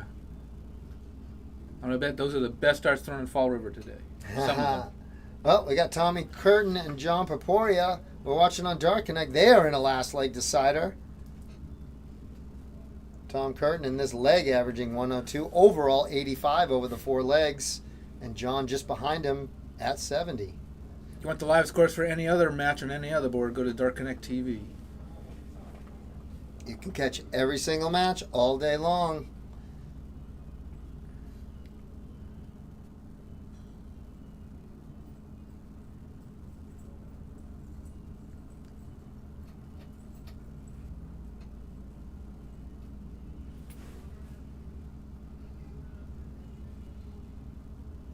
Yes, the silences. We're glued to the phone right now. We're stuck in the booth. We can't see everything. So, well, Paporia back on 307, Tommy on 302. So this will be Tommy's to lose. Tommy's on 32, not 302. Oh, 307 was Paporia, 32 was Tommy Curtin. While we're waiting, in case you missed it, Bo Greaves won the Women's World Masters again today, 6-0 over Rihanna Sullivan from Wales. Bo Greaves, just amazing. Yeah, she Incredible. is. I think she's yeah. a 3 or 4-time Masters winner now. Yeah. She averaged 92 or 93 in the finals. And she seems so. I have not had the opportunity to meet her. She seems so nice. I've seen interviews and her just chatting. She seems really cool and grounded. Yeah, she is for Somebody someone of who's her in stature. that right, yeah, in that limelight. That she's very much a normal person. Yeah. As much as you can say, these dart superstars are normal. yeah, Yeah. no, She's- it's awesome. She just happens to be like probably the greatest ever women's player. Well, if she's not now, then at the end of her career, I cannot see her not being that. There's no way. I find it very, very hard to believe that she won't be. So, but again, some of these kids come out of nowhere, and all these youth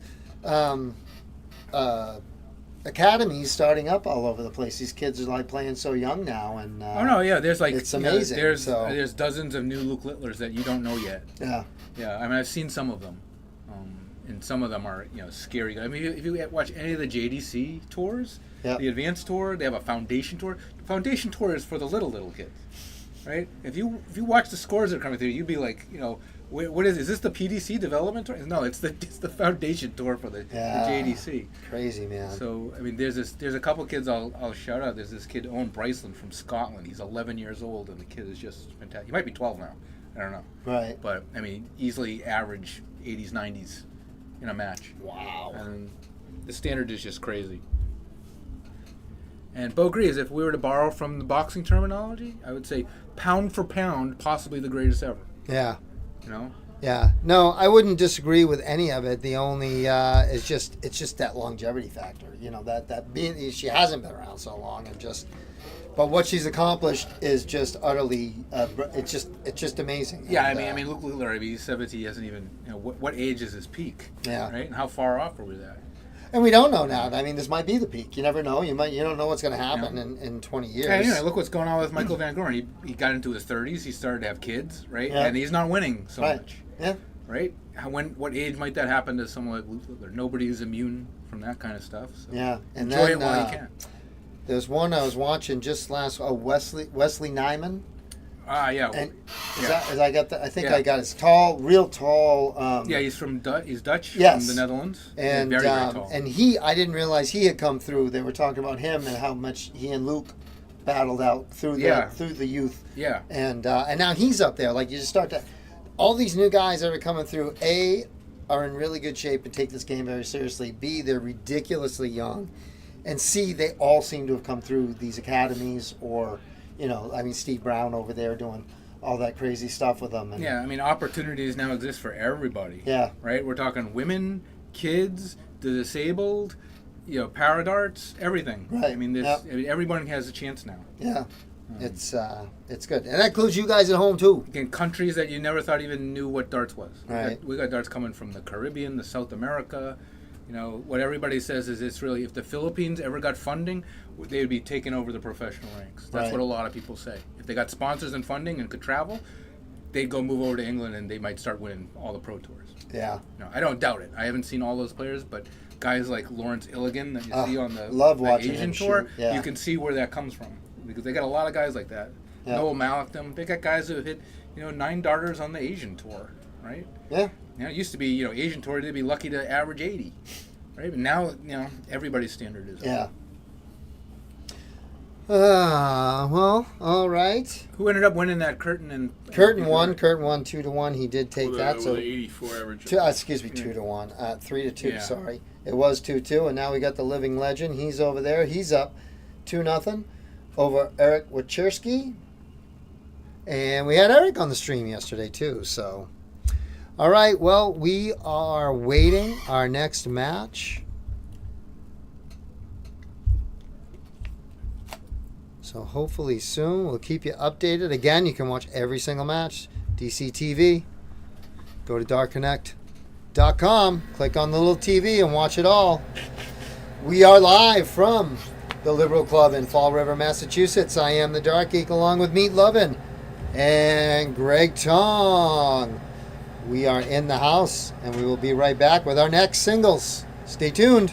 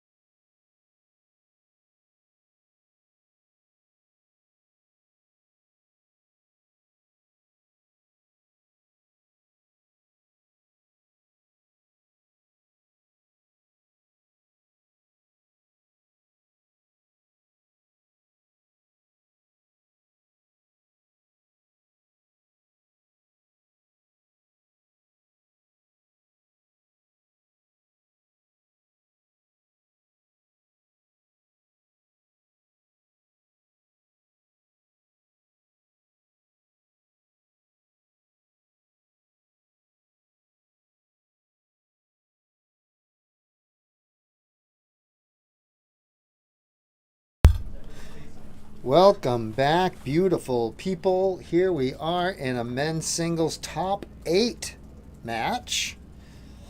We see Mr. Freddy Krueger getting up there to score, and we have Joe Ricard taking on Adam Ledger. We've seen both these boys hit some 1080s on the stream. Let's hope we get some fireworks.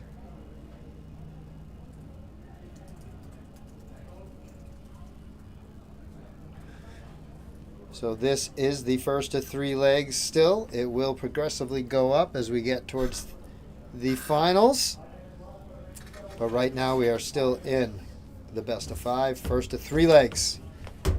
And away we go.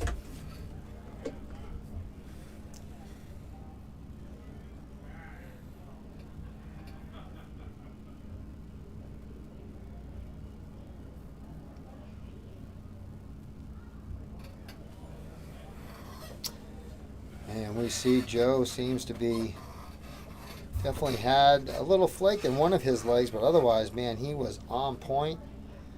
And Adam here, we saw him in the mixed trips. He played along with Freddy Krueger, currently scoring for him. Oof. And he hit that beautiful 1080 to leave Freddy the 155. Hopefully you watched the stream earlier and caught that. If you didn't, you can always catch the replay again. We are at YouTube at D Productions, and you can always catch us there. 140 from Ricard there.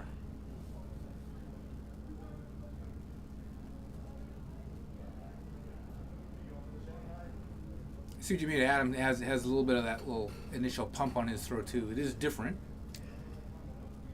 Yeah, he has a little. His much faster than Fred's. Freddie seems to be a little more. But a lot of guys. Who is it? Ted Evans. He does that. Yes. Super Ted. Super Teddy, quite profoundly as well. So. The first part I ever saw do that at the professional level was, John Part. The way John Part throws. Yeah. He's got that pump too. Ian White, he's another one. He's got a very distinctive pump.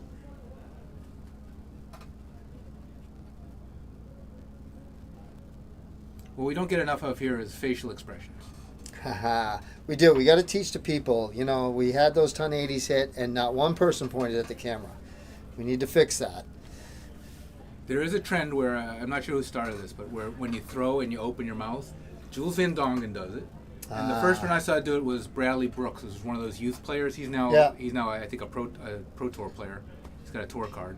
But Bradley Brooks, very good player. But he's the first one. He called it guppy mouth, I think, where your mouth opens up like a guppy when you throw. Joe Ricard just on the inside there with a shot at 36, leaving himself 18. Ledger with a 129, which is nobody's favorite. Yeah, the first guy that I really saw with the open mouth thing was Christian Kiss. His was very pronounced, and I always, wow, great recovery right there. And I'd give himself a shot at it.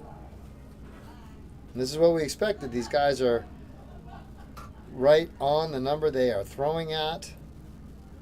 For the first leg win, right there. Very accurate. I mean, if you look, he does not miss by much. No. This Joe Ricard. He was up as high as 97 in that leg. Is averaging 82 now for this leg, trying to take it out. He has definitely got. He's definitely seems to have the scoring down in the few times we've seen him on the stream today. My first time watching him shoot. So.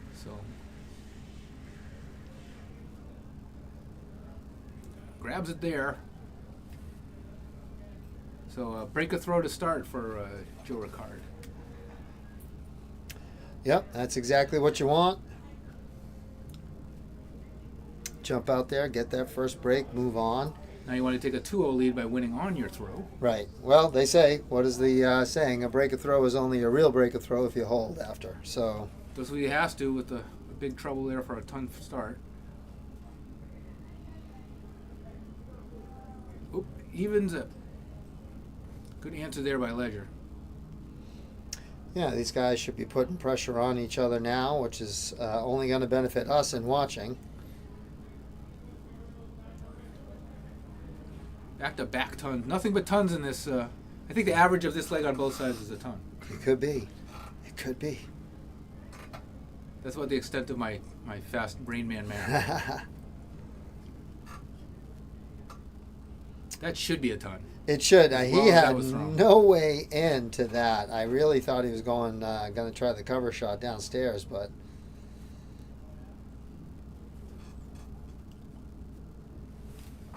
See, they're not doing what I do, which is miss by 2 numbers. I am the king of triple 12 when I need to hit a triple 20. A little bit of a loose one there for Adam. But Joe just had a 45 before that, so this is their dip turn. You do. You got a little stray. It's catchy, though. Well, it's a lot easier to fall into the strays and looseness rather than keeping everything as you should. So Very catchy, though. 81. He had him catching the triple on that last start, just to keep it close.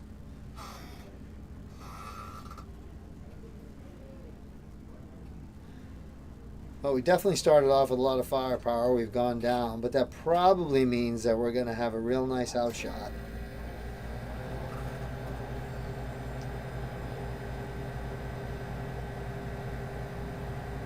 Can't quite see that second dart. At a 95? I'm going to guess that other one was out. He went right back. 1035. No, he was in. Ooh, he was in. All right, puts him in good position here. Joe's not going to let him relax. Nope. One good shot. He gets another. Does that buzzing behind us mean no one can hear us? That's the crowd cheering us on. Yay for the commentators.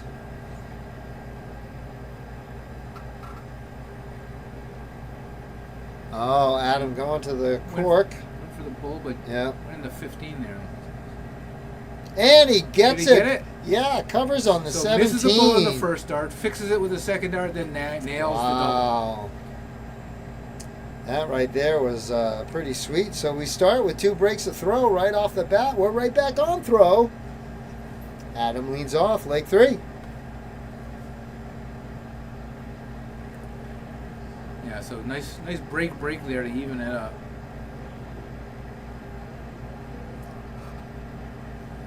Much better 1-1 than down 2-zip for Adam. Yeah, that was I love going for the cork on 82 because you hit the single, go 17. We all know that route. But when you don't hit the single cork, then you got to cover, and he did that remarkably well. So kudos right there, brilliant shot.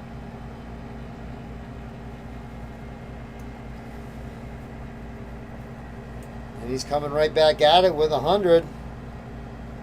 Going to put some pressure on Mr. Ricard and see how he responds.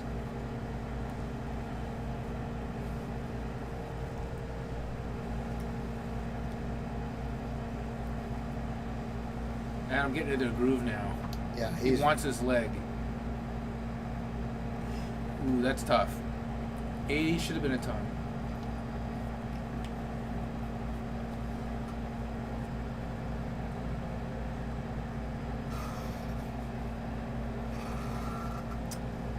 Joe kind of losing his way on those 20s at the moment. Going to need a little refocus, and Adam's just staying on the working end of it. This is when you start wandering around the room. It's like, has anybody seen my tons? Yeah. What happened to my tons? Did I leave them over here? Did I drop them? Here we go. He found them. Is it too late? Never too late. There's Never a- too late for that. No, it is not. And that's how you play catch up real fast. Now it's a completely different leg now.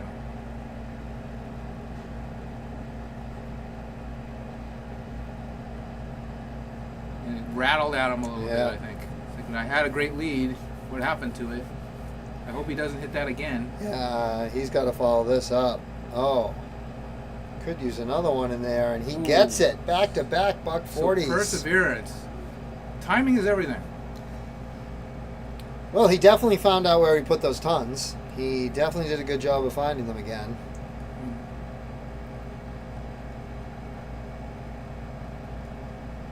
All right, let's see if you can cash in on those last 6 darts. Be ashamed to put that out like that and not take it out. Right on that triple 15. 62 left now. It's going to go to the 12 to set up the bull. Ooh, misses it. Misses the big fat one. Yeah, I gotta hit those singles. Gotta make sure. Ooh, almost misses the 13. Oof. Well, we'll see. We've yet to have the break a throw. That was a tremendous dart, that first dart. Still hasn't finished. 36. Oh, inside. Ooh. That is in. That is, and it is. That ends up being a hold a throw. Well done on the 102.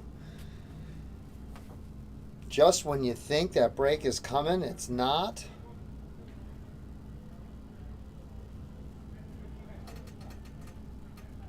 And right back into those ton 40s. Ton 40s, but those aren't hurting him. It's those singles right now that are biting him in the patootie. I mean, Joe got to be disappointed on that last leg. All that work, and then you let it slip at the end. But I mean, right back with a 140. But it doesn't phase Adam either. So this is a pivotal leg. Absolutely, and you can definitely tell that they are driving each other into these scores, as well as the mistakes. I mean, it's just a little pressure on you, and that's why you miss that fat single. So both men doing a great job right now, battling through and hitting big shots when they need them. Oh, great recovery after that triple one. You got to show it to the marker. Yeah, yes, I did hit 2 big ones. Hey, don't pull them till they score them.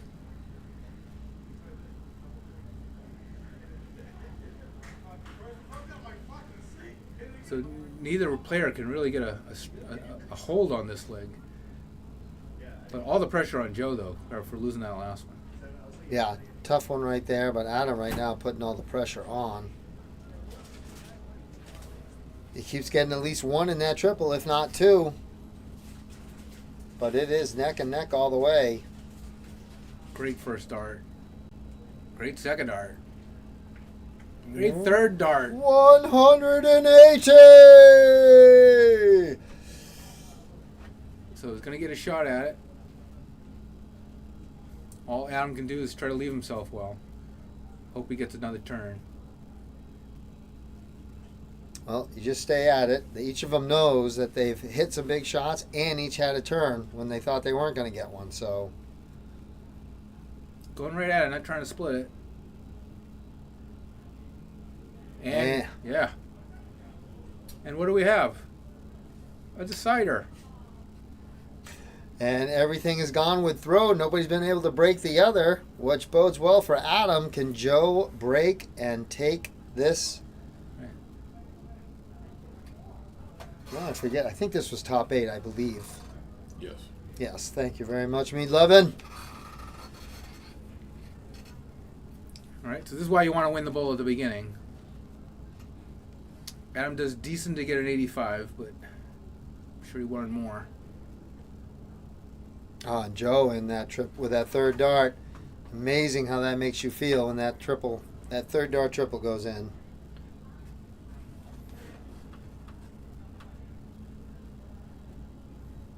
Oof. Kick save with the third. That's a beautiful thing right there. I don't think either one of them right now can afford not to have a triple every shot. Okay, you never know when that turn is going to be the one that prevents you from winning. And we'll see. There's a 22 there. And Adams right back in the triple 20 at that point.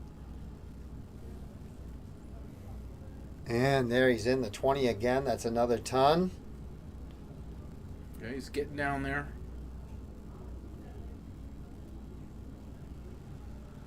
$75. Can he build on it? Yes, he can. That's another $135. Oof. Nobody can get away from the other. Both expect to have a shot at the double. 60 there. That is a tough looking 60. It's just outside. leaving him on 188.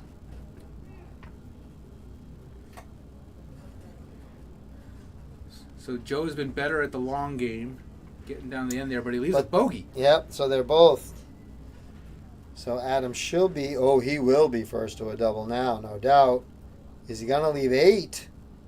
Oh, great turn there. Right. And Joe can do nothing here. No, He can do nothing. You got to set it up and hope that you're going to put a ton of pressure on Adam on this 48. 1025. Right. That's pretty good. That's pretty good. So Adam did the hard work to get this opportunity. Can he convert? Joe's looming on 38. Oh, he busts. Oh, my God. Oh, no, he didn't. No? He's right on the outside. Oh, goodness. Good grief, yeah. Oh, his heart was about Definitely to sink. take a step Oh, back my and God. breathe after that. That's adrenaline right there.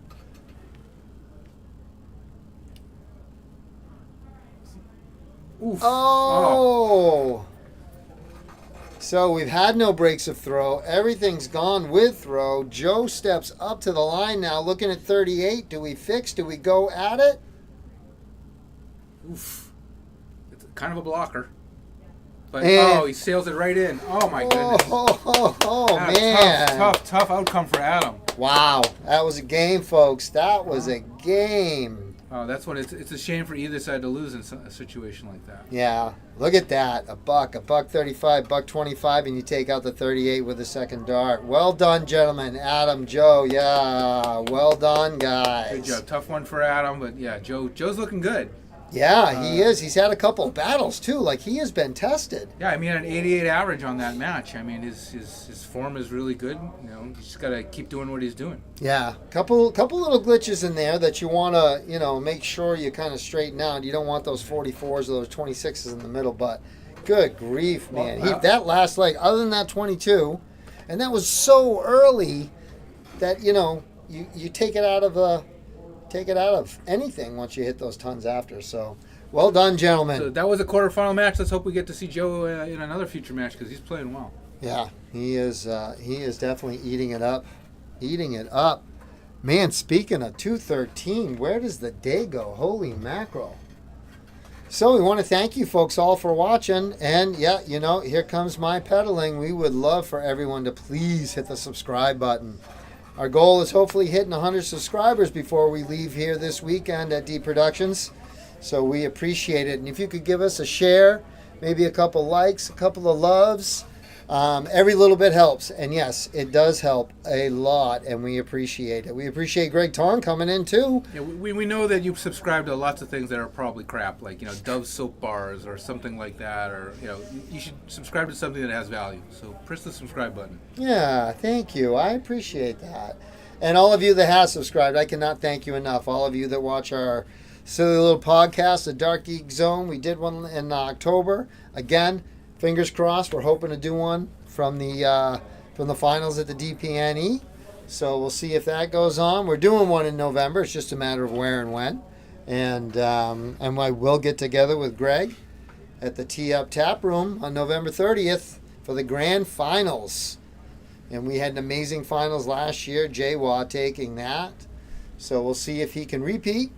Or we'll see if somebody else is going to get up there. I know there's a bunch of guys that want to get there. We'll see what happens.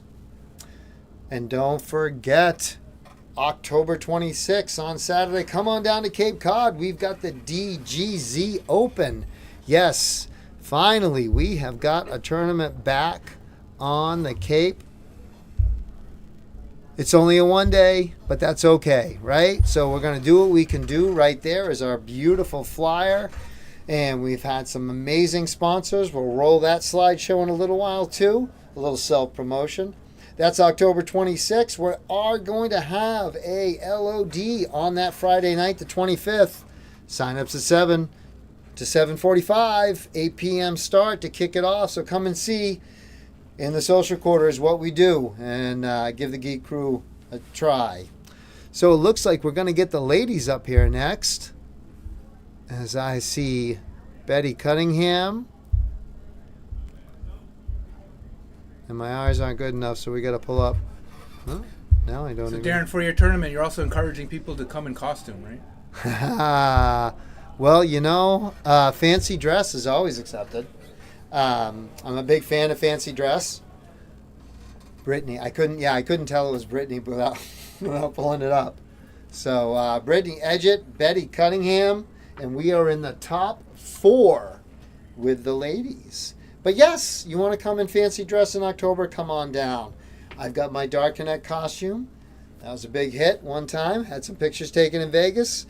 Not quite as big a hit as the Snickers costume, but that's okay, and we even have it. That is part of the Dark Geek Zone logo. We got one of each. We got Dark Connect costume and the Snickers costume. So stop by the Fishbowl if you're in the house, and you can see. But yes, we love fancy dress. We love fancy dress. So here we got 2 of the ladies. They have just thrown cork. Looks like Brittany's going to start us off here. And this is the top 4. They are going first to 4 legs. First to 4. Yep, we got a marker now. Oh, and Betty's happy. I don't gotta push buttons myself. Well, we said if Mama happy, everybody happy. Betty coming off a triples win earlier. Right? Yes. She, Stephen St. Cyr, and band in Boston himself, Dave Walsh, were the triples champions. Betty besting her daughter and husband. So, and Cam Cunningham, she right now is the queen bee and sits in the queen seat. So, I guess let's see what happens here. I don't know if Betty's daughter is still in the ladies singles. I imagine she's in there playing. Meat Lovin's got things up. But we'll check it out. But I don't know if Betty and the daughter will meet again. Betty's still in, as far as I can tell. She might be playing right now on a different board. But she's still Mary? in. Mary Cunningham. So Mary is still in. So we still could have some Cunningham on Cunningham action. Mary beat Blythe Vanessa Ooh. 3-0 last round. Uh-huh.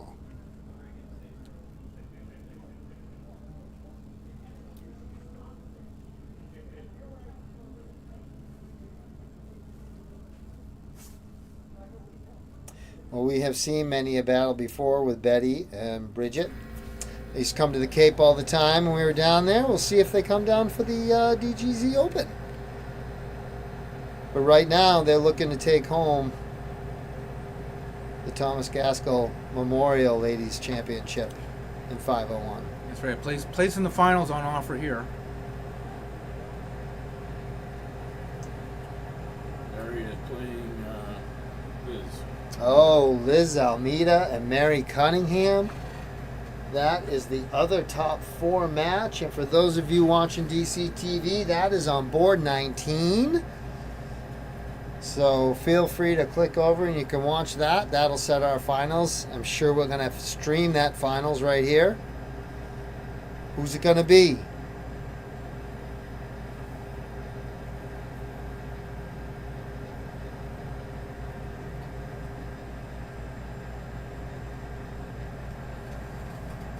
Well, have a great day at work, my brother.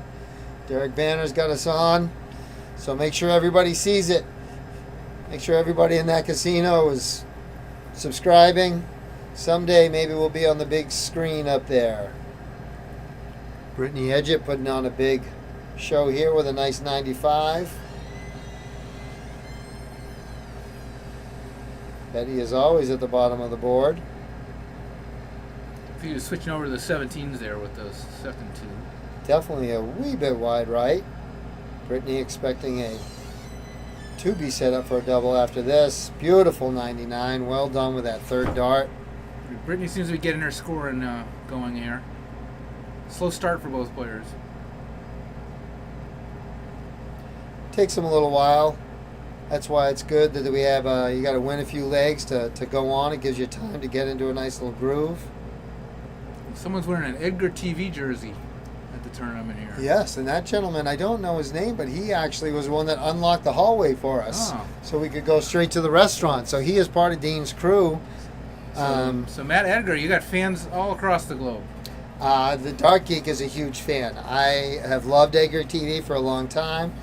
Love listening to him. I try to steal stuff and learn from people interviewing, and he does an amazing job of all of his interviews and commentating and knowledge of the game, and he's pretty good too. I always like the insights he gives you. It's like, what does it cost to play on the Pro Tour? Yeah. Or, what are the expenses involved with this? Or what happens to pros when this happens? Yeah, Always really good and he inside went stuff. right through how you get paid, when you get paid, what Yeah. you have to do. Yeah, he really breaks that down for the common You know, folk. what does it take to go to Q school? Yeah. Oh, Steven St. Cyr just beat Dave Walsh. Look at that. That went to a last leg decider. 88 average versus a 78.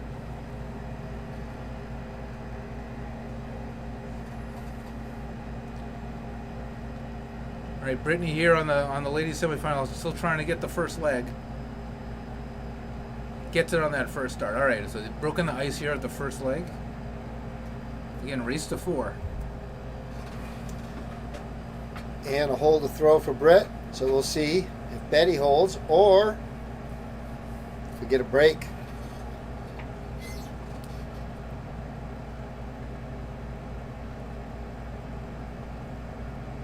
Tommy Curtin playing Rich Gingras, and Tommy has just kept on keeping on. Opens with 100 and 140. Good Lord.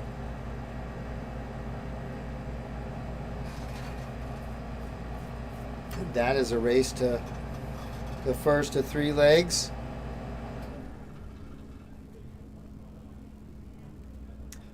Brittany piling on the heat now. She has really found her stroke. Yeah, nice back-to-back ton-plus turns here to open up the second leg.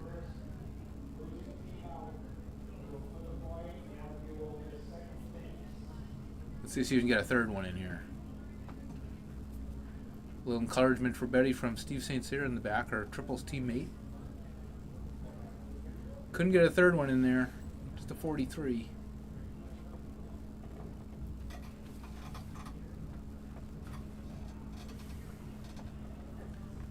Betty pick up a trip to 17 there. Yeah, she's definitely leaning to going over to that 17 a lot once she cannot find that 19.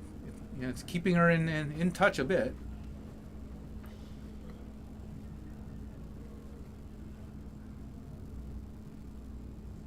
Now she's Ooh. finding it. Are we going to Nice get a pop there. 171? Oh, not quite. Round of 9 though there. Yeah, but that's okay. She'll take that. 135. She will take that. That is going to work perfectly. Yeah, 135. To leave 135, Cut it in half. Brittany may not even. She's not. Brittany is not even going to be at an out, so Betty's going to have a little time for 135. Goes the bull route, but hits a 1. Another 1, not too bad. She's 130. definitely going to need it. 126 left now. Brittany could get a ton plus here. That would really give her in good stead. Gets the treble. Ooh, 85. That's still good. Yeah, that's going to put her at double digits, so that's good. You know, 86. You still don't need a triple to win that. Ooh, off the board on that third dart, tough one.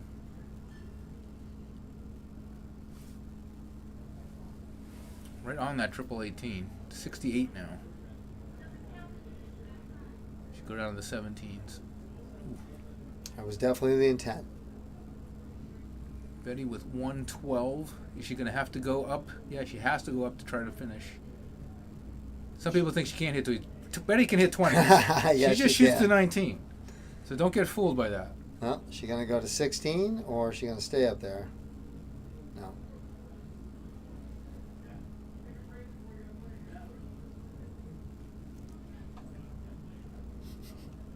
Steven St. Cyr feeling pretty happy.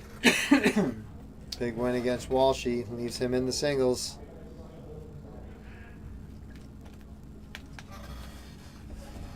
Brittany just on the inside. Ooh, big Betty? triple 6 there. She's got 16 left. Making sure. Red bit. So close. Yeah, that's on the outside. I can't see if I that's. think that's a single 8. I think so. No? Yeah. Yes. Oh. Oh. Right. took Betty off the hook there.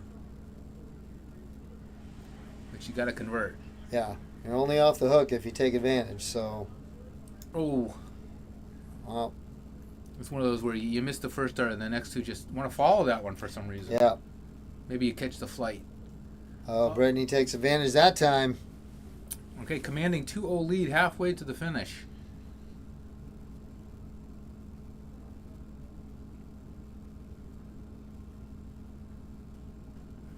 Oof. Blackjack. That looked better than it was. Well, thank you, Derek. Well, good. Glad you get a day off from dealing. So you kick back. I appreciate you. Let people know what's going on. And, hey, maybe we'll pull in a few new customers into darts. Well, Tommy Curtin currently shooting a 119 on his current leg number 2, and 92 overall. Tommy's on a wee bit of fire today. We'll have to wait. Maybe he will make it to the finals and we'll see him. Or if not, does he become the highest? Almost. Ooh! 140 there. That looked good. That was pretty. But he's still struggling a bit on the scoring. So, if Brittany can keep this up, she might run away with this. Well, she's definitely given herself a bunch of extra shots at that double. And she's got that little flick going into the triple 20 like it's nothing. She has a good follow-through action.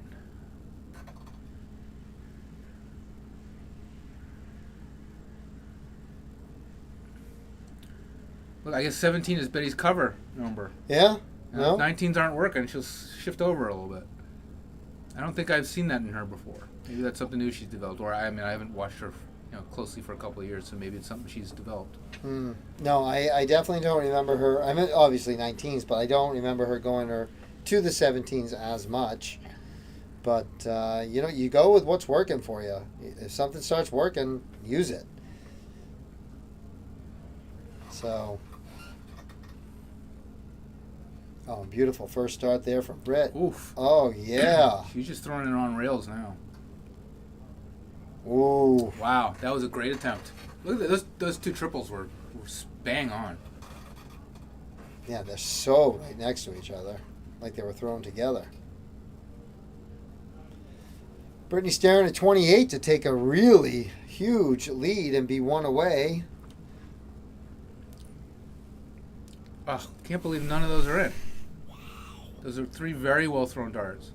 How does that not go in? Oh, Betty trying to play catch up here. Oh, and there's another round of 9. What does that leave her?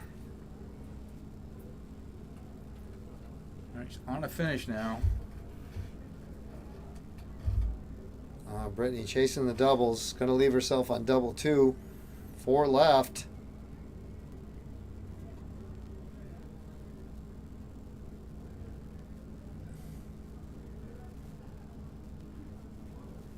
Oof. All right. Well, is that a double 20? That was a double 20 because I was like, wait a minute. That's lucky.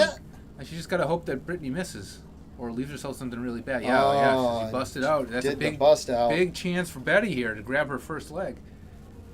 Wasn't looking like she was even going to get a shot at the double earlier in this leg. It didn't look like she was going to get down to double digits. So she gets herself there eventually. She's going to give Brittany another shot at it. Brittany bought herself a lot of time with those early big numbers.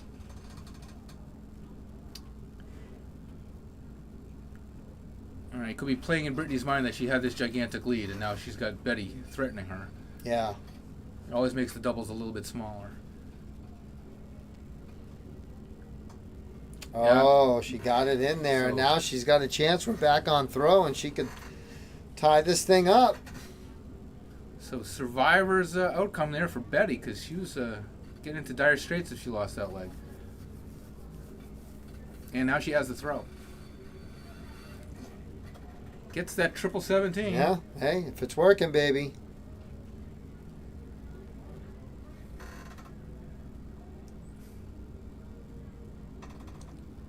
Oof.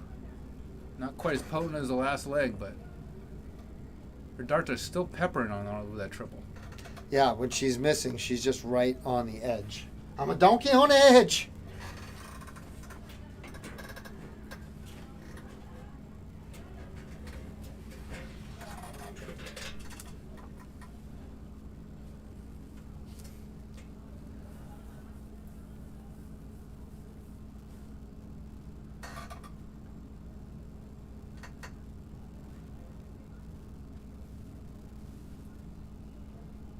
Looking over there, it looks like Liz and Mary haven't started yet. Or they're started. They haven't finished the first leg yet. So Men's doubles is also going on right now. Men's doubles 501. oh, look at that! They kicked that off. Are you playing that? No, No. I won't want to drag someone that far down with me. That's what I always say. And curtain up 2-0, looking at 16 to take a 3-0 lead. That will give him this match. Currently throwing an 81. Betty peppering the triple 19s. And she does, gets 2 of them. So now Betty's on her way up and Brittany's on her way down a little bit. So let's see, are they going to meet somewhere in the middle? And I think that that little 40 out and coming back in that leg seemed to spark Betty a little bit. Yeah, she's killing it now. Sometimes it just takes a little win. Yeah.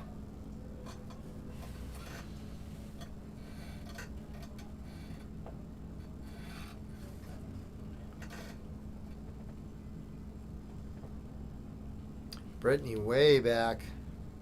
Finally get to treble. Nice ton, but still not in a finish. Betty has to go up to the 20s now. Off the board. Can she make it a finish? No. Got to get that single, Bet. She's also blocked herself out a little bit. You see how down those, the down angle in those darts might make it tough. It's hard to see from here. Don't want to go into that flight and straight into the 5 or the 1. Can't tell. She might have been trying to avoid the 20 there. Yeah, not necessarily a bad right there. Triple 12 would have left her double 12.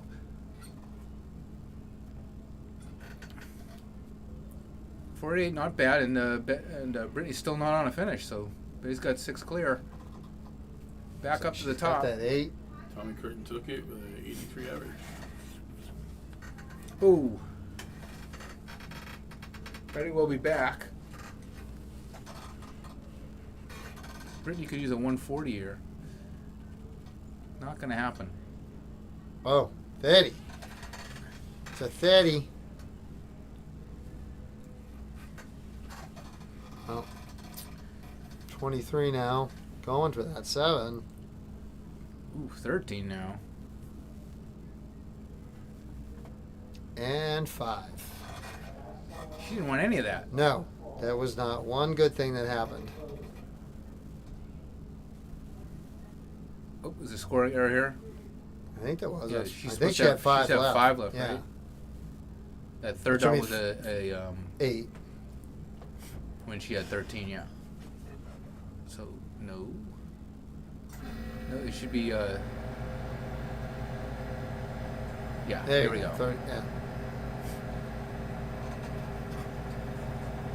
Something about Cunningham's in the scorer thing today is, That was probably a score error. That last one was, yeah, punched not in the sure what the wrong heck one. the last one was. Ooh, and she's in that fear of bus zone.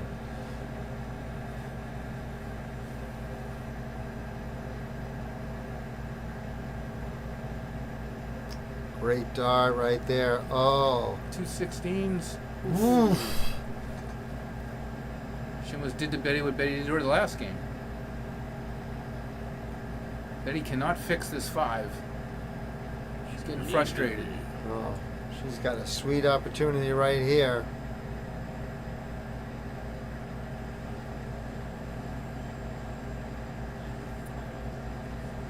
All on the outside.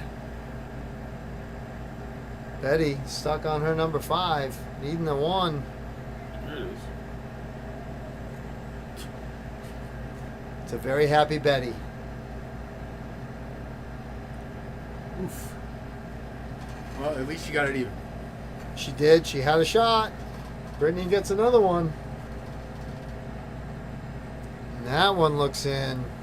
So that was a big opportunity Betty just let slip away. She really should have evened this up at 2-2. Yeah, especially after getting lucky in that other leg and hanging around there to pop that 40. Right. She would have also had momentum, and Brittany would have been very disappointed. So that would have worked to her favor. Now she's got an uphill climb.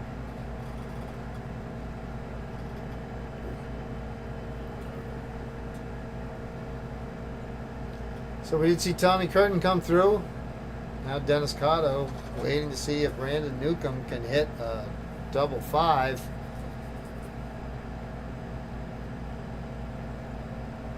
Brittany breathing a sigh of relief. Not able to put a lot of pressure on as Betty has got her scoring boots on.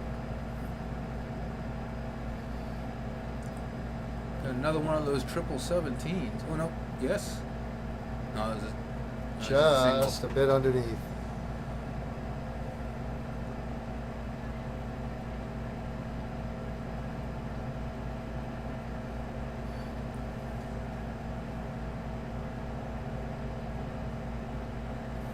Well, a survival leg for Betty.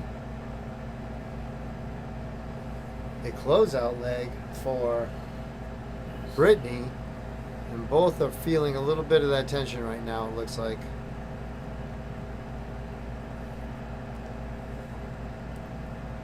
Well, Betty's got nothing to lose. And Brittany just needs to keep it close and have a shot at the end of this leg. And then she's got extra legs she can spill into if she has to. Yeah. So Betty's got nothing. Yeah, you would think So- Betty would start to throw a little more freer now and just, let it fly.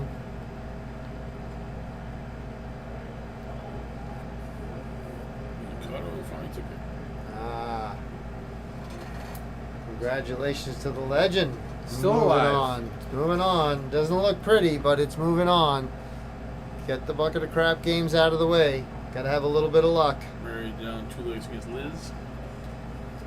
In our other top 4 with the ladies, Liz Almeida is up 2-1 over Mary Cunningham. 0. 2-0. That also obviously a race to 4. The winner of that plays the winner of this for the ladies championship.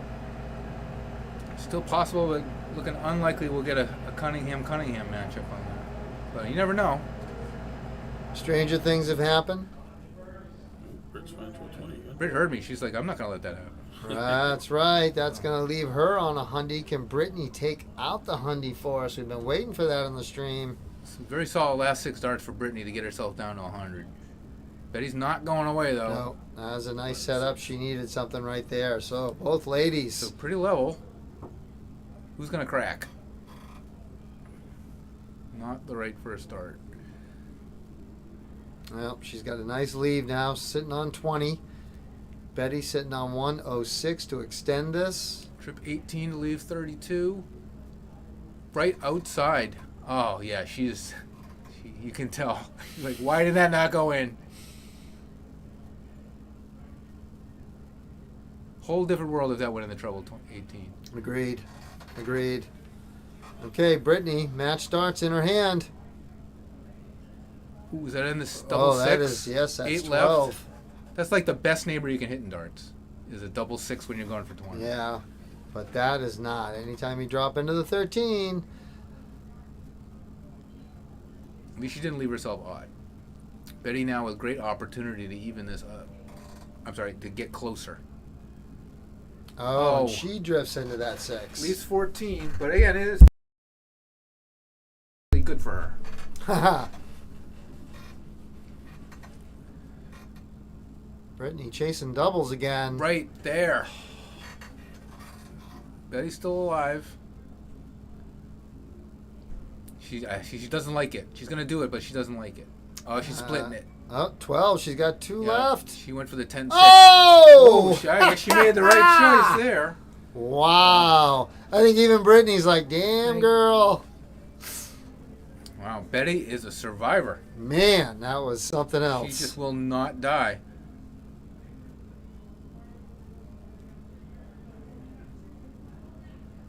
$45 there.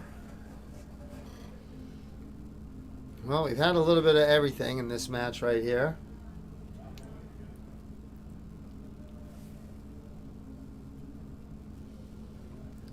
We are still 2-0 to Liz in the other match. Oh, Betty lighting up the 17s with the round of 7 right there.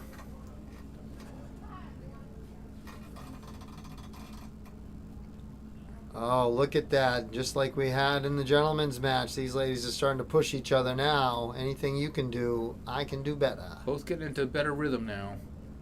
That's what it takes. It takes, a few legs in. Yeah. Yeah, get your rhythm, get your flow on. Na, na, na, na. Yeah, look at that. I mean, those are 3 really well thrown darts.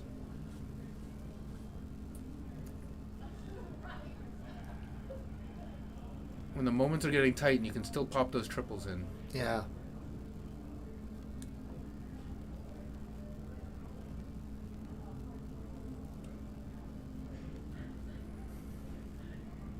Just a 45, so Betty's still a chance here to, try to stay level with Brittany. She just needs some triples. Yeah, she needs another round on those 17s or 19s. But I mean, if you're Brittany though, you do not give Betty a chance. Don't let her sniff a double if she's not scoring well enough. You got to get down there because saw what happened the last couple of legs.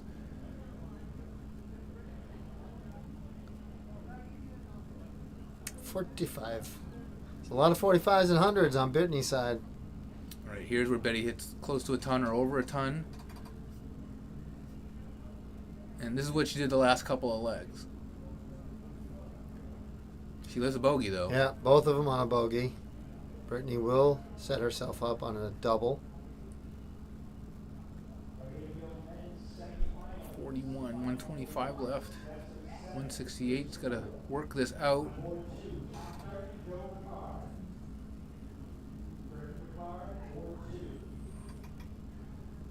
What's it, 111 left or no, 137?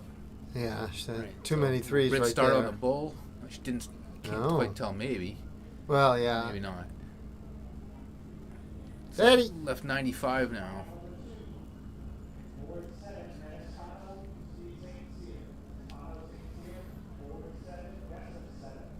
Huh? 73.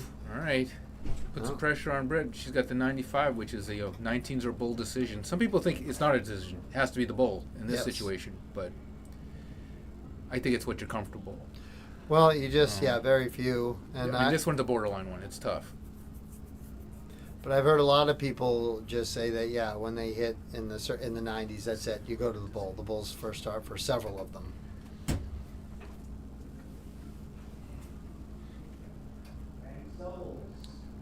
Oof. Betty Wow. couldn't convert it, but it gives Brittany something to think about. 3 darts. Can she put it away? Gotta No. fix it. Oh.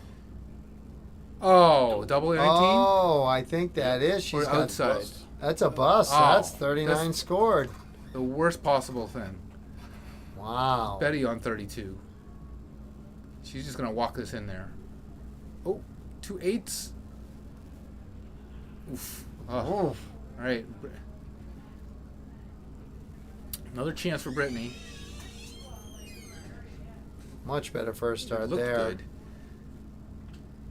Oh, right on the wire. Wow. Holy mackerel. Just keeps giving Betty chance after chance. She's eventually going to hit it. Yeah. Like that. And now we're going into the decider. Hey, that's what happened the last leg when Brittany hung around. So we went for a 2-0 lead for Brittany, and now we're down to 3-3. Hey, what's up, Yanni? Hope all is well with you. Much love to you and your family. And obviously all our prayers and good thoughts. All right, folks, last leg decider. Here we go. One of these ladies goes to the finals, and one of these ladies says thank you very much. Hugs and kisses. Bye-bye. Brittany getting her ton in.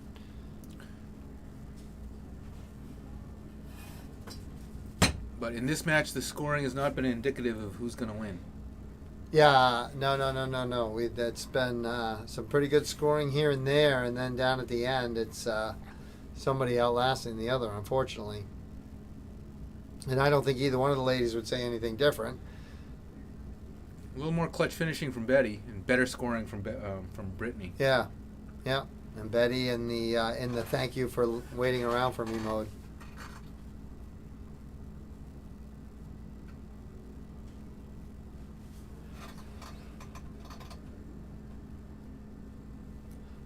No room for error here, though.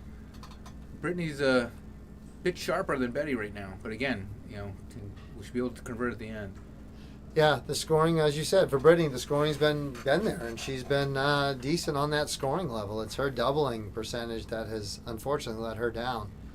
And I don't even think it's her throw. Like, she's been on so many wires, and there's only so much you can adjust. She's worked herself to a good cushion here. Betty way back on 328. But you got to take advantage of it. And here goes Betty with that triple. Third dart in the triple 19. And this is what Betty does. Brittany starts getting to the doubles, and Betty starts creeping up. There you go. Good setup. 81 there.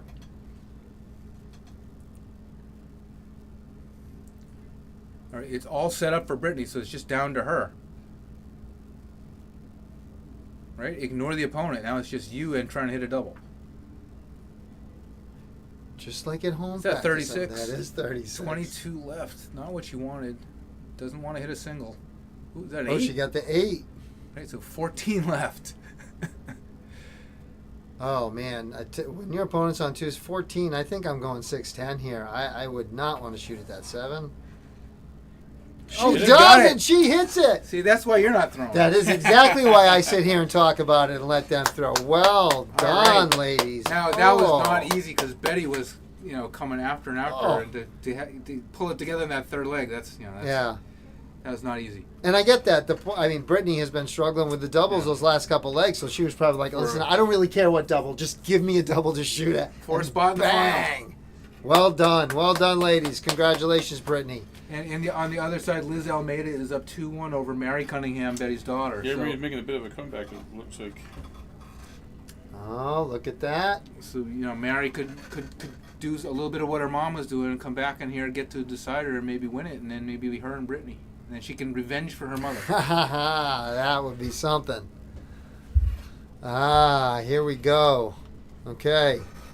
Well, ladies and gentlemen, we've had some decent matches here. It's only 2:48. We got so much more to go. But what I'm going to do right now is I'm going to say thank you to a bunch of our sponsors for the DGZ Open. So we're going to take a quick sec, let you guys say hi to everybody there, and we'll be right back with our next match, which I imagine probably might be the ladies' finals, unless they try to sneak one in there in between. So this is Darren Eldridge. I am speaking from D Productions. I am the Dark Geek with Meat Lovin'. And from Dark Connect fame, Greg Tong. We are live at the Liberal Club in Fall River at the 3rd Annual Thomas Gaskell Memorial Dart Tournament. Back in just a couple.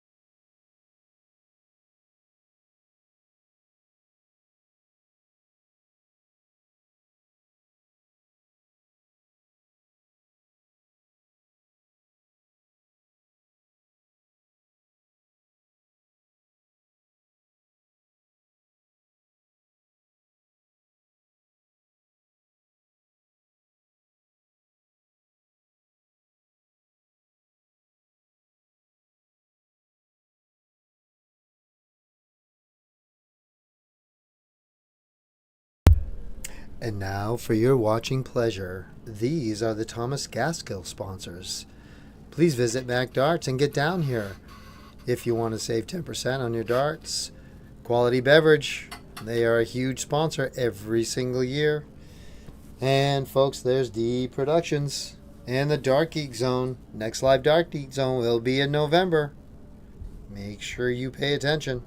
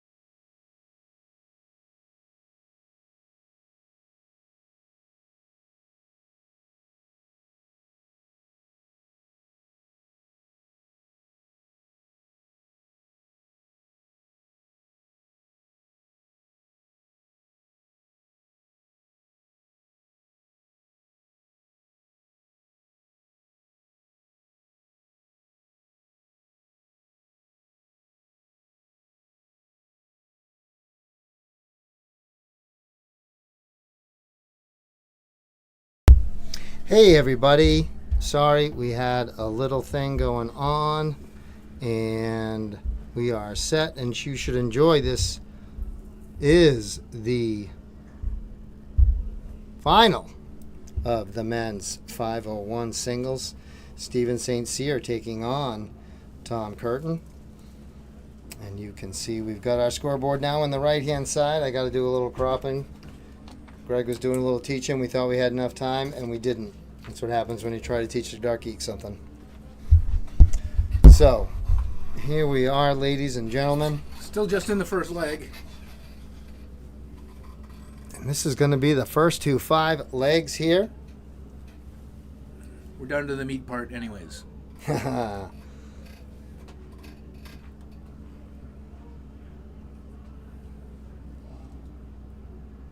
And here we go. Let your friends know we are live and back with the finals here.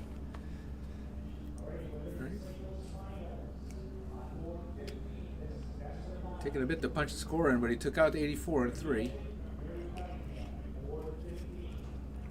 So a break a throw for Tom when he's starting off here. 137, nice. Yeah, Tommy has been on fire all day. We haven't had him on the stream, but if you've been checking out DCTV, then you have seen how good Tommy has been shooting all day. We have seen Steven all over the stream, and you all have seen how he is shooting. So, great answer. So we got two titans of the hockey here, toe to toe. Oh, just beautiful, beautiful darts by Tommy Curtin. look at that, right back in that triple 20. This board's going to need a change when they are done playing with it. Got to twist that triple. Hey, you know what? Let's make it look easy for everybody at home. How come everybody can't do that? That was so nice. 177. Wow. As good as a 180. Doesn't get him to a finish, though. And Tommy could leapfrog him here. If he, couldn't hit a treble, though. 164. He is going to have an out. Steven back on 199. Wow. An incredible standard in this, just this second leg. Oh, right down there. 99. Going to leave himself sitting on pretty. What do you think Tommy do? 20s or 19s? 19s, you hit 6 19s and then go to the ball. But he goes for the 20s. What they would consider the more conventional way. Nope. Well, leaves a little door opening here for Steven. See, trebles are harder to hit at the end of the leg than they are at the beginning.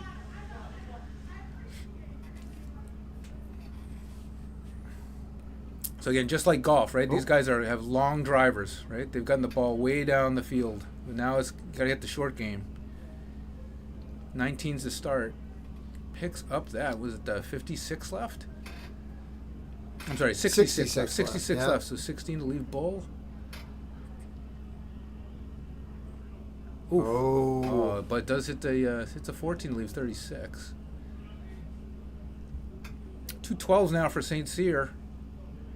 Fought hard to give himself this shot. Oh, is that 18 or 9? 9, it looks like a 9. He's got to look too, so he's got 15 left. He's got to fix it. 7, the normal number.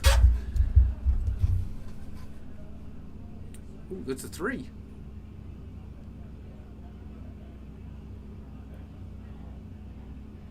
It's going the Littler route. Trying to leave 2 10s. Well, Tommy can clean this up right here. Take a 2-0 lead. Lucky to have a shot at this, to be honest, but he converts. Yeah, it's those fat singles again. You hit the wrong one, it mess you up. So Tommy with a nice 2-0 lead and a race to 5. All right, and Steve's saying, I'm going toe-to-toe, but I'm down 2-zip. What's going on here? Doubles, baby. Doubles, you got to hit them. Not the best opening for Steve, so, not something you want to do when you're down 2-0 to Tommy Curtin. You just gave him the advantage right off the bat. Yeah. Now it just gets harder. You're going to have to, 140s, 180s to catch up.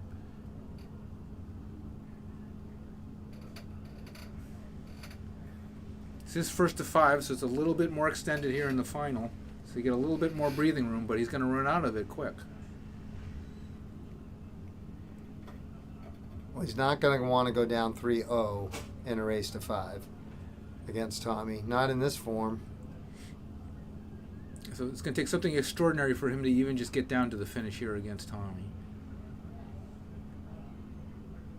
Finally hits a treble. There he Gets goes. 2 big ones. Yeah. He's not going to give up. So he's right behind him.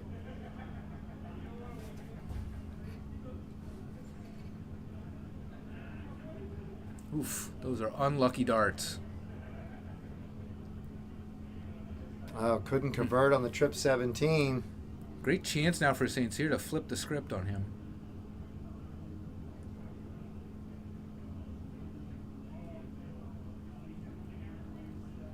I think he did not release that first dart right. You see how it dropped in the angle a little bit when it hit? He fixed it on the second one, but... He did, then he just continued left. And Tommy's is way more in the center of that to follow. He's just cruising down here to the finish. 122 to 193. Steve's got to set up. Needs a treble here to give himself something at least, makeable. 153 now. Kind of blocked out in there. Wouldn't surprise me if he switched down.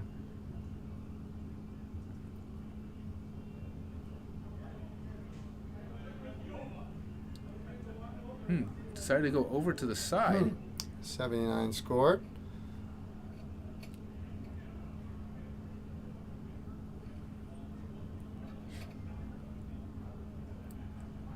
Oh, tough darts right there. 78 left. Oh, Couldn't man. pick up the triple. Tried very hard for it. Oof. Those are 3 right on the 68 outside. left. 114 now for St. Cyr. Trip 18 to leave tops. Got the single. That means Curtin's coming back. All right, 68. Should start on the 20s. 48 left. 2 16s. Oh, man, that was pretty. And a 3-0 lead for Tommy Curtin in the race to 5. And that was break of throw number 2. So now Tommy's going to step right up here. Well, Stephen St. Cyr might want to go look under that table that Joe Ricard found those tons under before. I think it was back there a little bit. He's not letting up. Just a 95, but it's still not letting up. He's still pushing Steve to answer him.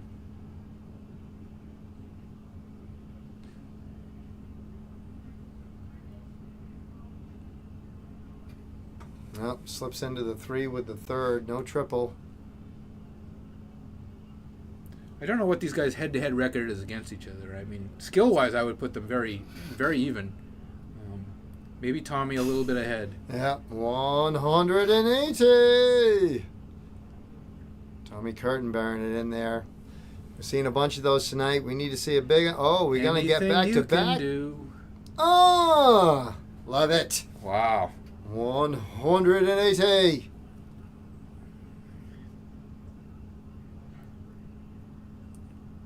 Well, Steve, you can hit it when Tommy hits it, but you need to hit him when he's not hitting it. 97. He's just relentless right at the moment. He's just in a different zone right now. Yeah, Tommy, he's not... The bad turns for Tom are few and far between. Steve doing everything he can, though. He can. Is he going to leave the Hundy? Do we go B to B? Yeah! B to B. Wow. And you can't get much better than that. In fact, you can't get better than that. No. Ladies and gentlemen, you are watching a great leg of darts right here with 2 guys who want it. Oof, 63 now. Well. 51 he'll throw. Oh, he shot the ball. Yeah, probably a good choice. Yeah, I like that. I like that. Steven now with 100 left, and he needs this bad. Okay, this so would if he be hits, a break of throw. If he hits a single 20, will he go double-double? Absolutely. Well. Oh, doesn't need to.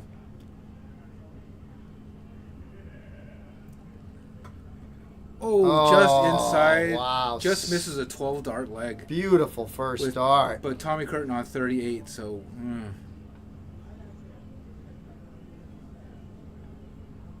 Wow. Yeah. So, holy mackerel. So Tommy Curtin has punished every miss Steve Sincere's not far off, but he just misses one dart at a double and boom. Yeah, it's Stevens doubles. That's it. That's the only thing that he's not. He's just not zoning in on those doubles. He's got that triple 20 down. But now he's got to lead this leg. Let's see if he's going to get one. Steve's got a sheepy smile on his face. He's like, I know I got a little bit of work to do. He can do it though.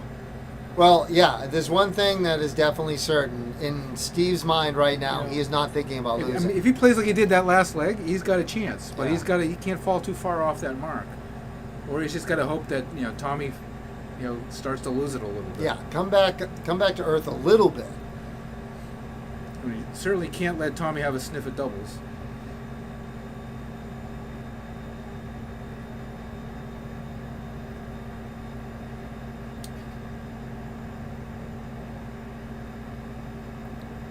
Yeah, see, he needed to punish the 41 because Tommy was definitely going to come back on this turn with at least one big trouble. Yeah, there you go. There's two of Let them. alone two. Yeah.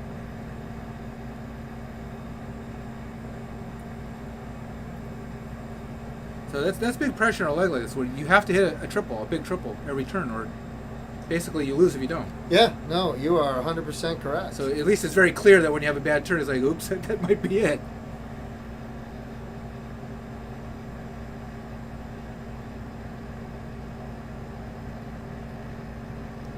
Even the misses look good.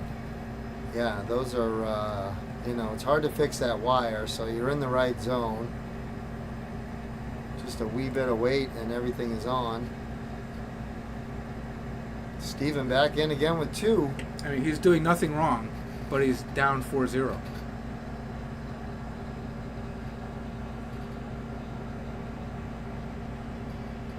Definitely makes it exciting from this point of view. Tommy just missing out on another three-figure shot.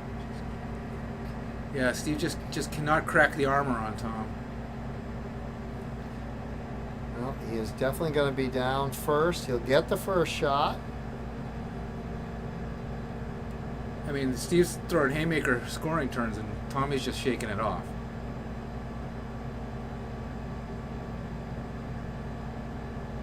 Yeah, Steven needs to step up, take this 91, take it right out, no messing around, and give a little bit of confidence.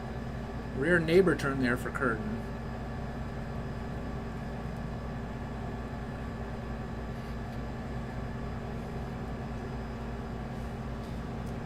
Well, he's all set up if Tommy doesn't pull this one out. So big ask for Curtin, but Steve's got to hit the double. Can't finish now. Nope, Steven will be back. He's going to get a shot at it. Okay.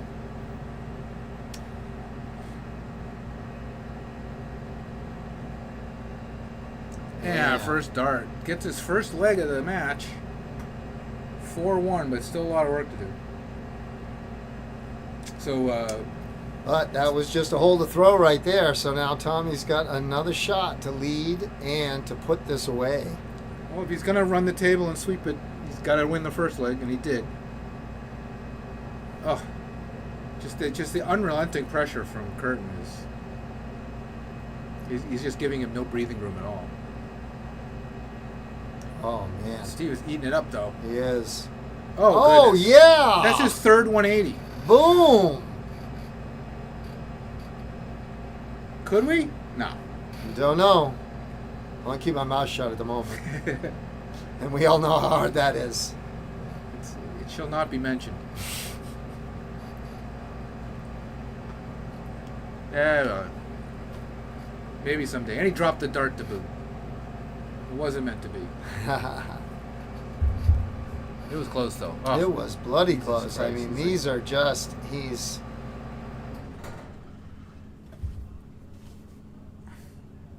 doing what he has to, though. I mean, didn't get a trouble on that one, but he's still staying ahead. Yeah, but he's not taking advantage. Curtin threw that 44, and he didn't take advantage. He could only muster the 41, and now Tommy's right back in that triple 20 two times. So,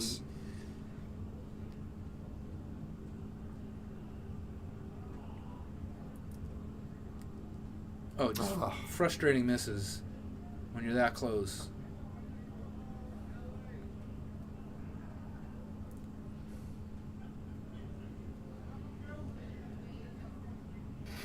He just stays right there Wow. at 60. All wires.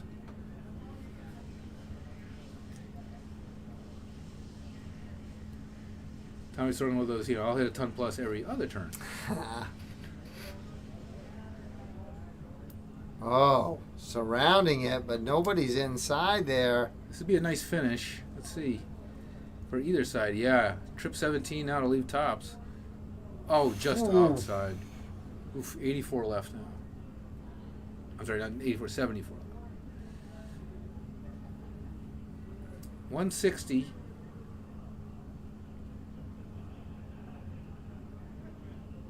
Oof.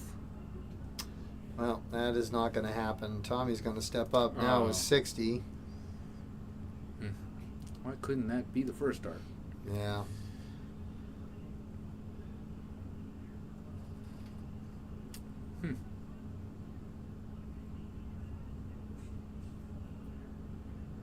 All right, Tommy looking at 60 with 3 dots. For the match. Ooh, gotta fix it. Now for the match.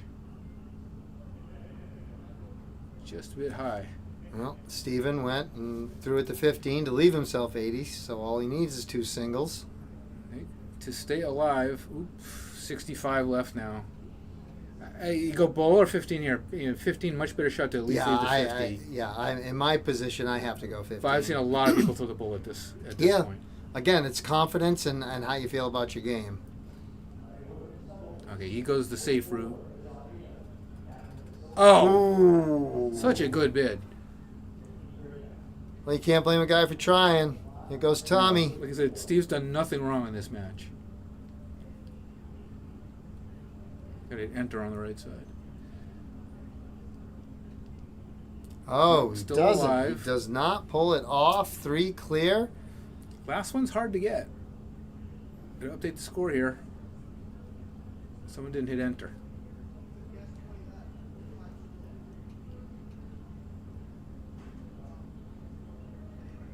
Yeah.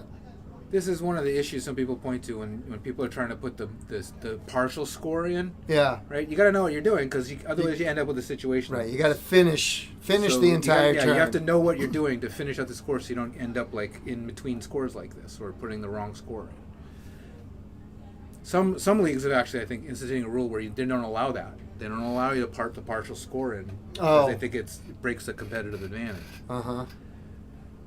Yeah, we definitely have 2 different views on the Cape. We allow people. I look at it as just asking the scorekeeper what you've got, and the scorekeeper's not great at math. I want them to put it in. I don't want them to be wrong. I get it. The shooter is ultimately responsible for their own score. Steven, leaving himself 22. Oof. Tough. It's likely going with the 17 to leave 8, and that's what you. I'm that's sure. what you do, but. Tommy, 3 more at the match. 1 more. Oh, what do you got? There it All right. is. Not a surprise outcome the way this was playing out, even though Steve played really, really well. I mean, 3 180s in this in 6 legs.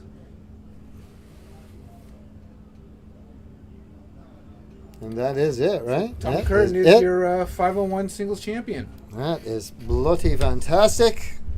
They did a good job.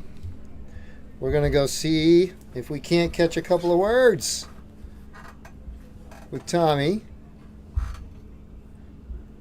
after he gets his picture taken and does all of the things. And then we're going to come back in, see if we can at least get our scoreboard back to where we had it.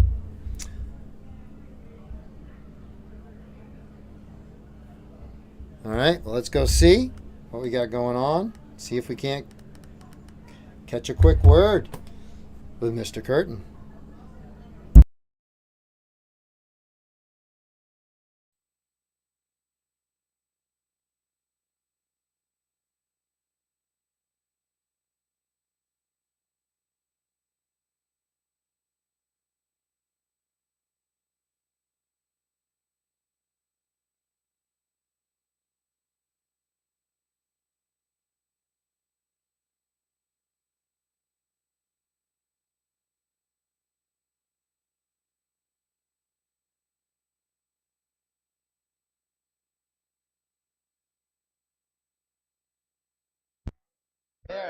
Ladies and gentlemen, it is the Dark Geek, and I am here with our 501 singles champion, Tom Curtin. Congratulations, Tomcat. That was a great match. Holy mackerel, did you guys come alive? Yeah, You must feel great. Played well all day, so it was like good to finally play well in the finals too. So Steve, I'm lucky I got the bid league because he was coming on like crazy. Man, the 1080s just started coming like there was no tomorrow. For a minute there, it was like crazy. We actually didn't get you on the stream earlier, but we were following you the whole time, letting everybody know where you are. And your averages today, honestly, I don't think you dipped below 80 all day. I don't know what the final one was here, but I was 80 and he was 81. I don't think you dipped below 80 all day. You got to be feeling really good. And I know you've worked hard to get back to healthy. How you feeling, really? I feel good.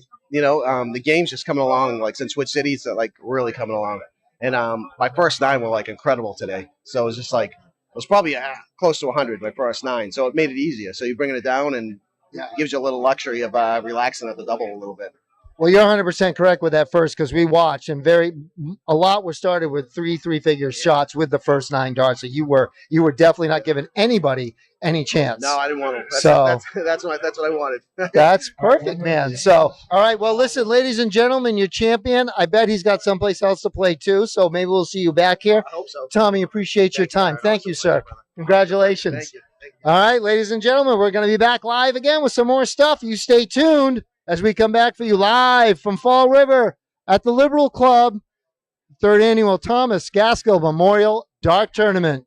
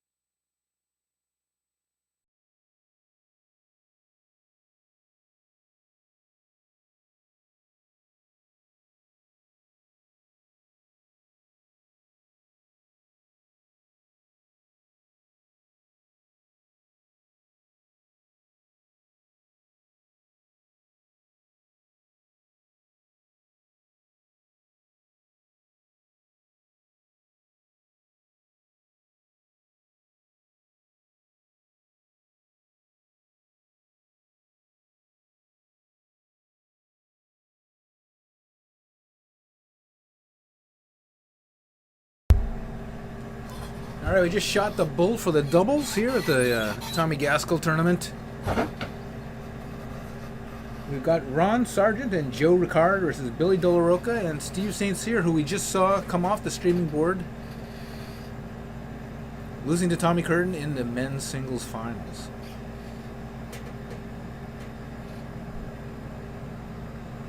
This is a top 32 match here in the men's doubles, all 5-on-1. First of two legs, best of three. Billy Delaroca yesterday won the singles 3-on-1 double in double out event. Then in the men's singles earlier lost to this gentleman, Joe Ricard, in the first round. Matched up here against in the doubles.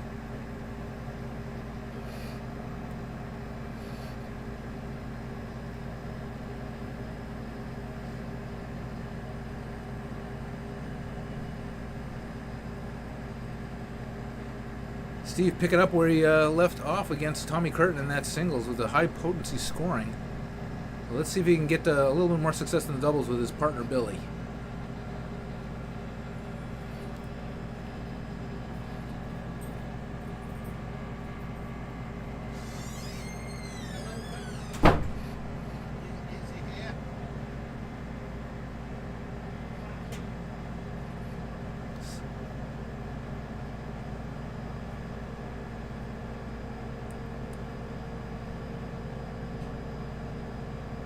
Ricard can't pick up that cover shot down on the 19s. Still approximately 60 points ahead of Cyr and Delaroca. St. Cyr going to make up that number now. First to a finish. Sargent now looking to set up.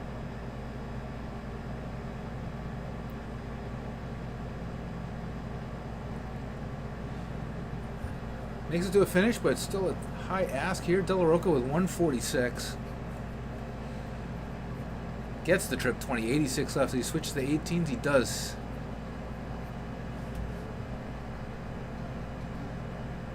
Leaves a nice 48 for St. Cyr on the back end.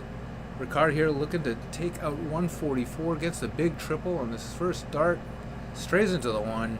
83 left now. Trip 17 to leave 32. Oop. Goes into the trip 3.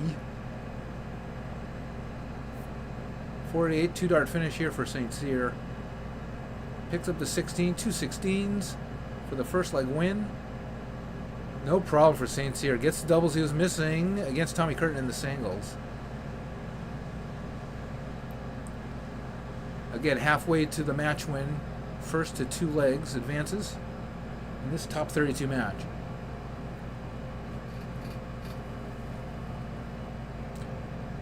Sargent just on top of that bull.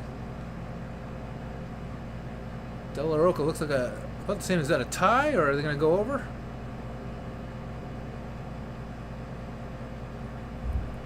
Now it looks like Delaroca was a little bit closer.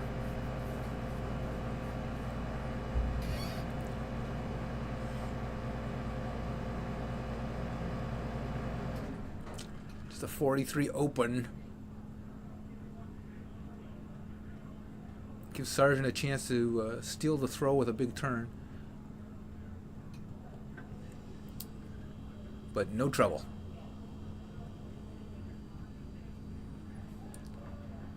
St. Cyr has been really good on his opening turns throughout the day today. Let's see if he can do it again.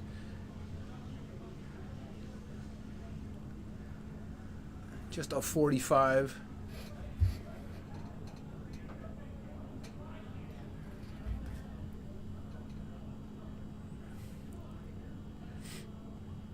Ooh, Ricard, 2 singles there. He's been impressive at his time during the tournament, but just a very rare 22 low turn there for him.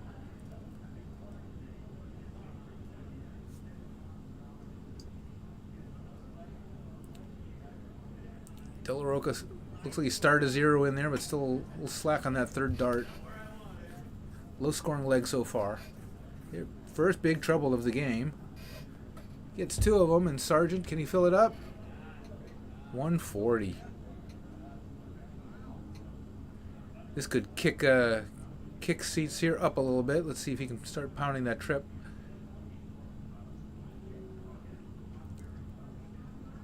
Looking a little better, but still can't convert.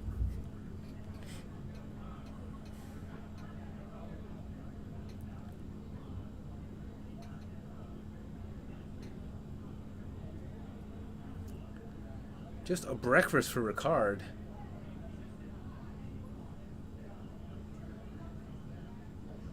Unable to extend their lead much further. De La Roca shaking his head at that 5. Just a 43.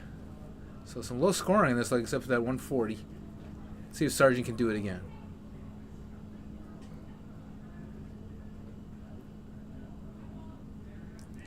Picks up a ton, so 140 ton back-to-back turns for Sargent. Puts them in on a finish first.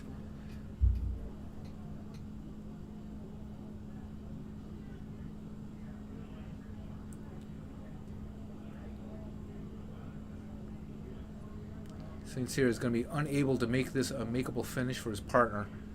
Let's see where he can leave it. 2:23 left now.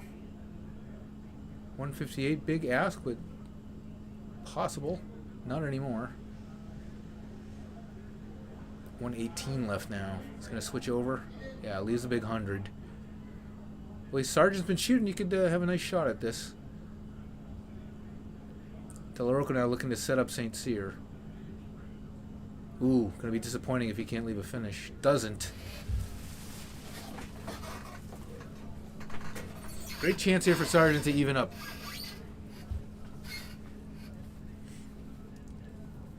Ooh, needs triple 19.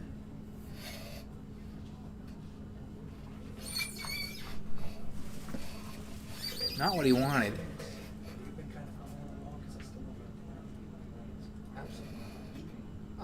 They're playing. I know you did the. Brittany and Mary Cunningham. We're in the final. It's 4-0 right now on Mary. Okay. But I still wanted to do an interview with. Is this what they're playing now? Is 2 out of 3, right? On the string. Steve does well to I do the interview. I got that. Like that's get closer in touch with Ricard and Sargent. Yeah. Ricard here is going to go to the 19s. Let's see. Opts for the 45 to leave 32. Two dart finish for Ricard. Even this up. We're going to the deciding leg at 101. Both on, since we didn't get them both on the stream, or do you just want to bring more along? Anybody's game here. Okay. Okay. Shoot for the bull just outside for De La Roca. Ricard just needs to slip it right on top. Looks like a possible tie. Are they doing it over? What did they say? Couldn't tell. Nope. Looks like De La Roca was a little bit closer, just like that last bowl in the second leg. Important now to start off strong. Deciding leg.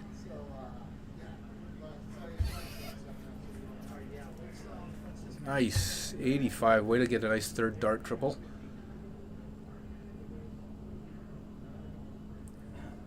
Sargent scored impressively in the last leg. Let's see what he's got here. Answers the 85 with a ton.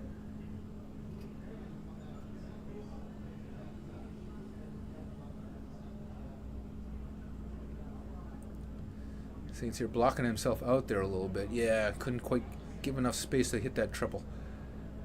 Ricard here on the back of his partner's ton. If he can throw something similar, he'll start to put some distance in there. And he does. Back-to-back tons for Ricard and Sargent here in the deciding leg. Good answer from De La Roca.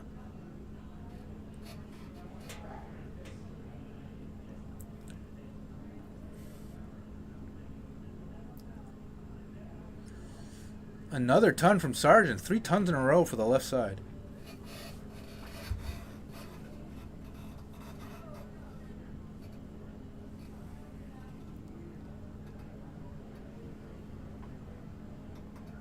Ooh, St. Cyr almost perfect. Gets down to the finish first. Oh, just 6 points after 2 darts for Ricard. Ton, and now he's got 6. 195 is go to the bull here to make sure he leaves 170. He does. So he leaves the big fish for Sargent.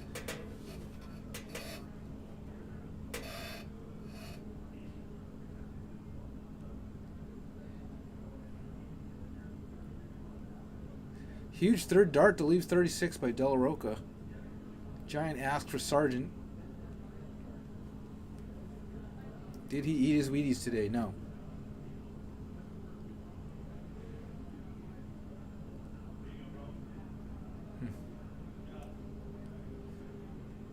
Three darts for 36 for St. Cyr. 18. Chooses to fix it. 2 8s now for the match. Oh, just outside.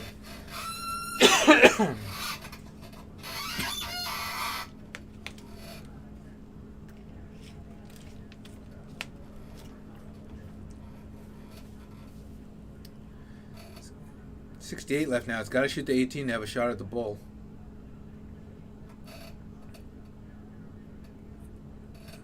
Huge double bull shot. Oh, leaves 48. Not the worst. But De La Roca sitting on 2 8s.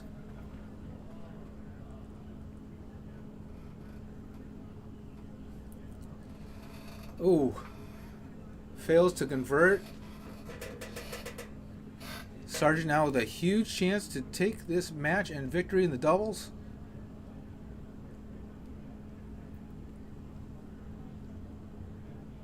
That looked in. It's on a single. Oof. Wow.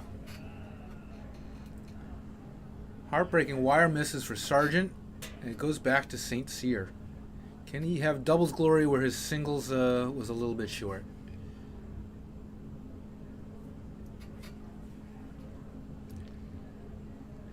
Blocked himself out a little bit. Oh, inside wire. Now for 2 4s. Oh, it's the W in the Winmar. All right, who wants it more?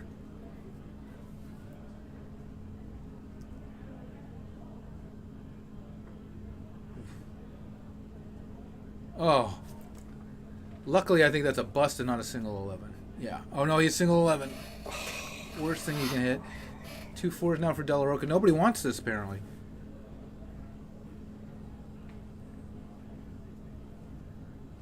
Nobody wants this.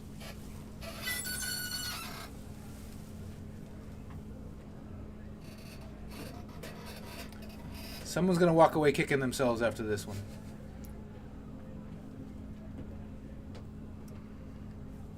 There's that 3-1 that you were talking about earlier, Darren. It is. I don't blame him for going there, but yeah, I've seen a lot of the pros doing that. He gave it a shot.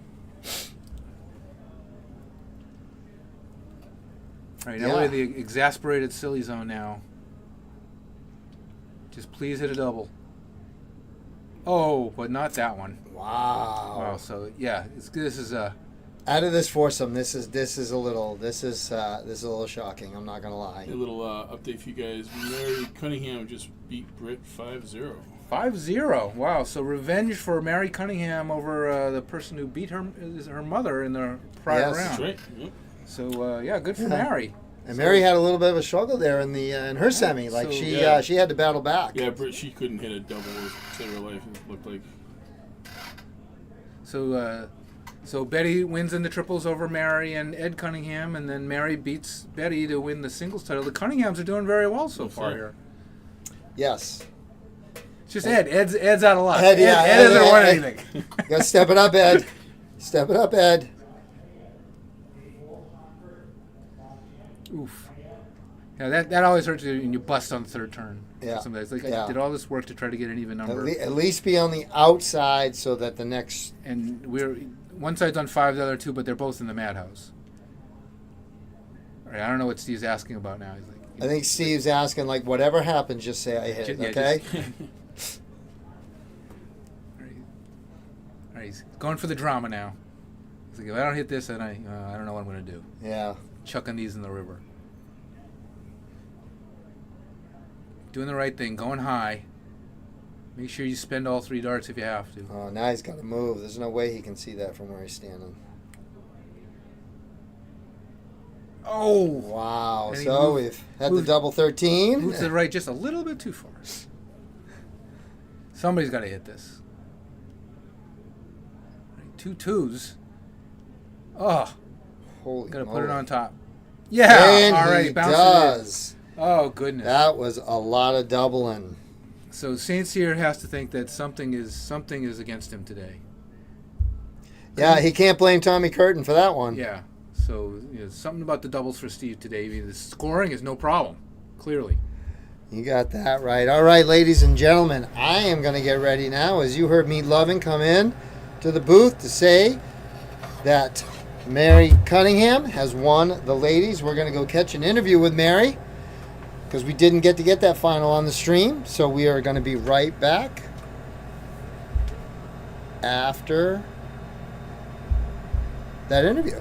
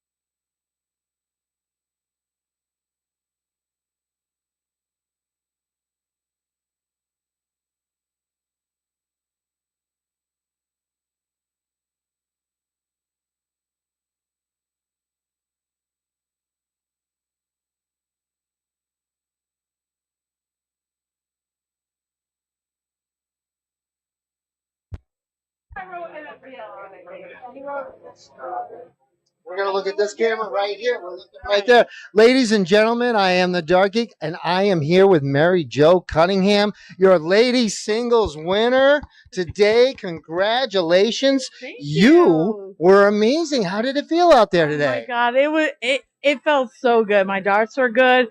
Everyone shot so good. Brittany, the numbers don't indicate how she shot. She was fantastic, and it was a great day. Yeah, now we didn't get to see you. We saw you in the triples.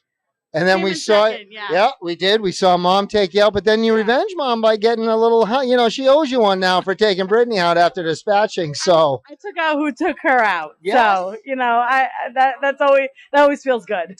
so we were discussing back in the booth. I haven't had a great chance to see you. I did see you at a couple of DPNE events. Your mom is incredibly proud of you because she loves to talk about her lovely daughter, and you can see why. So, but you're kind of new to the darting world, right? Like you're not one of these people, like us old folk that come around. So, you must just be over the moon then, and your game seems to be coming along fantastic. Oh, it's so much fun. Yeah, I shot when I was little, but I haven't shot in 20 years. I started like last year. Right. Last year I started shooting, so I'm really trying to travel with her, go and travel and that stuff. Well, listen, that is amazing. I think you were fantastic in this, and we do want to give kudos to Brittany. We did get to see Brittany, and and I know you had a struggle in your semi because we were watching that on Dark Connect, and we were like, oh my gosh, because Liz shot so good. Yes. yeah, all you ladies, the whole thing. So, so you probably have more events to play. Oh, of course. all day, Absolutely. all All day. right. We're going to let Mary Jo get back to it. Congratulations, Mary Jo. Again, our ladies champion at the Liberal Club at the 3rd annual Thomas Gaskell Memorial Dart Tournament. Mary Jo, congratulations. Thank you so much. Best of luck the rest of the way. Thank you. All right. Get ready. We're going to have some more live action coming your way. I am the Dark Geek. We're going to turn it back over to Greg Tong and me loving in the studio.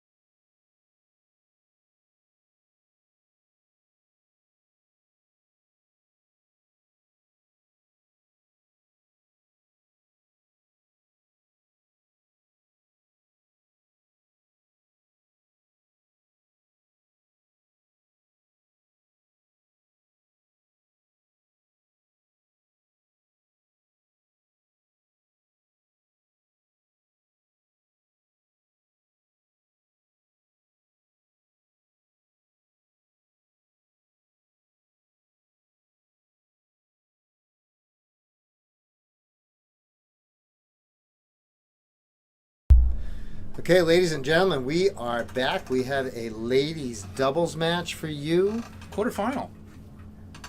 And we have Brittany Edgett and Carrie Della Rocca. And she is playing Christine Ronde and Colleen Shepard. And I'm unfortunately not familiar with either of the other ladies, but we're going to find out. We've seen Bridget and Carrie, so. Well, the other ladies, they're tall. They're wearing dart shirts.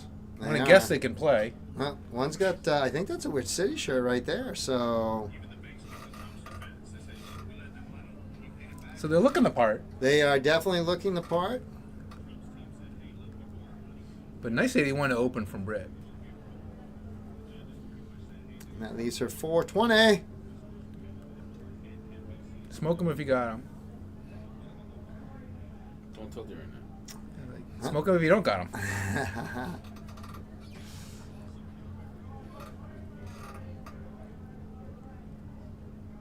Oh, there's Carrie, the much better looking half of the Della Rocca. Oh, not even close. Not even close. Sorry, Billy. So, but we did see Billy struggle at the end of that last doubles, but he was, again, our 301 champ from Friday night. So, see if Carrie can get herself into the interview corner, just like the Hubs.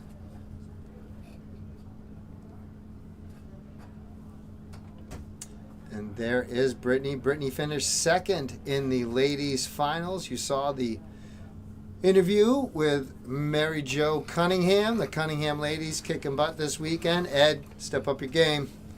And Brittany came in second there, looking to go one better here in the ladies' doubles.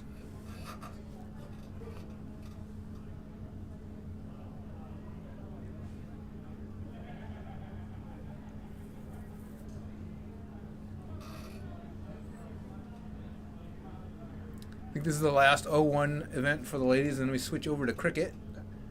Same for the men. I think we're switching over Yeah, to I cricket do believe soon, the last three events of the day are going to be cricket, cricket, cricket. including the blind draw.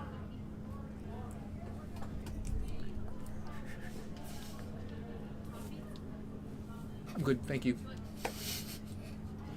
We just got offered coffee. We did. Through the Shayna, fishbowl who is window. runs all the raffles here, and she brought in a boatload of dough last night for the dart leagues here. And Dean was saying she is amazing and does a wonderful job for them. And she has come by here several times and asked if we needed anything. And so we appreciate that. The whole Liberal Club crew has been amazing to us. Honestly, they're waiting on us hand and foot. Anything we need. So so kudos to Dean, Chuck, Shayna, the entire crew. They've been great. Got a neck and neck leg going on here. Both about halfway through the 501. Tough bounce out there for a carry.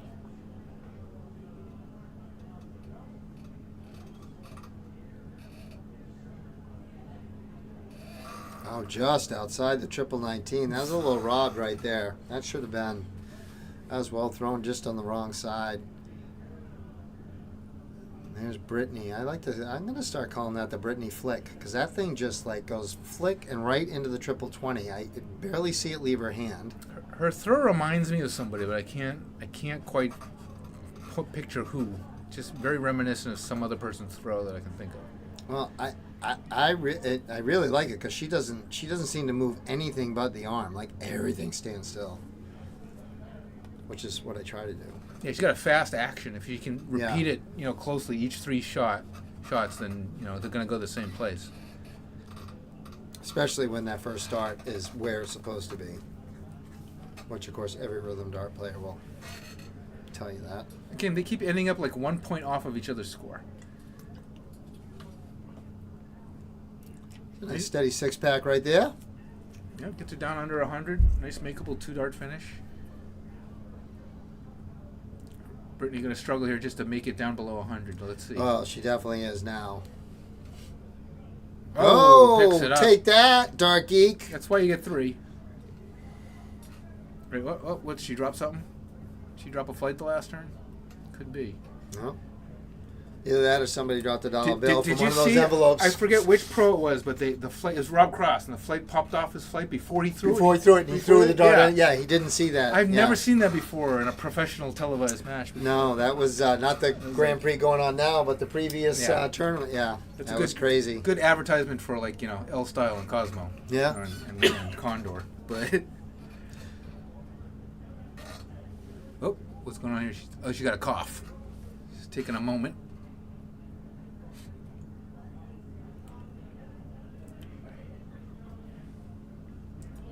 Leaves it on 64? 46. You just reverb. That's all. I do that a lot. I also make a 10-point error a lot as I'm deducting. It's easy to be off by 10 points. We had that last night in the luck of the draw. Freddie Krueger, right? I think it was just. I thought it was no, it wasn't Freddie. It was what is the other gentleman? He looked like Mike. Reminded me of Mike Sullivan on the Cape, and he had the black beard and the short little guy. Yeah. And he had 46 left and hit the double 18, Well. and he did, and then he figured it out. I think that was Scott Cornwire. Oh, I was watching that, I think. Yeah. And because he should have started. Yeah, I think he had the 135 and should have started on the court going to the 18. And 10-point errors are common in darts. I don't know what it is about those 10 points, but you think you strip 19, for some reason in your head it's 47 or 67 instead of 57 or something like that. Well, here we are at the business end. So Brittany. That's a tough one, turning 46 into 5. Brittany misses the 18. 46, so should we go 10-6? Yeah, 10-6 safe zone. Did you get it? Inside. I think that's on the inside again. No? Yes? No, inside. Yeah. All right. Don't want to bust first start.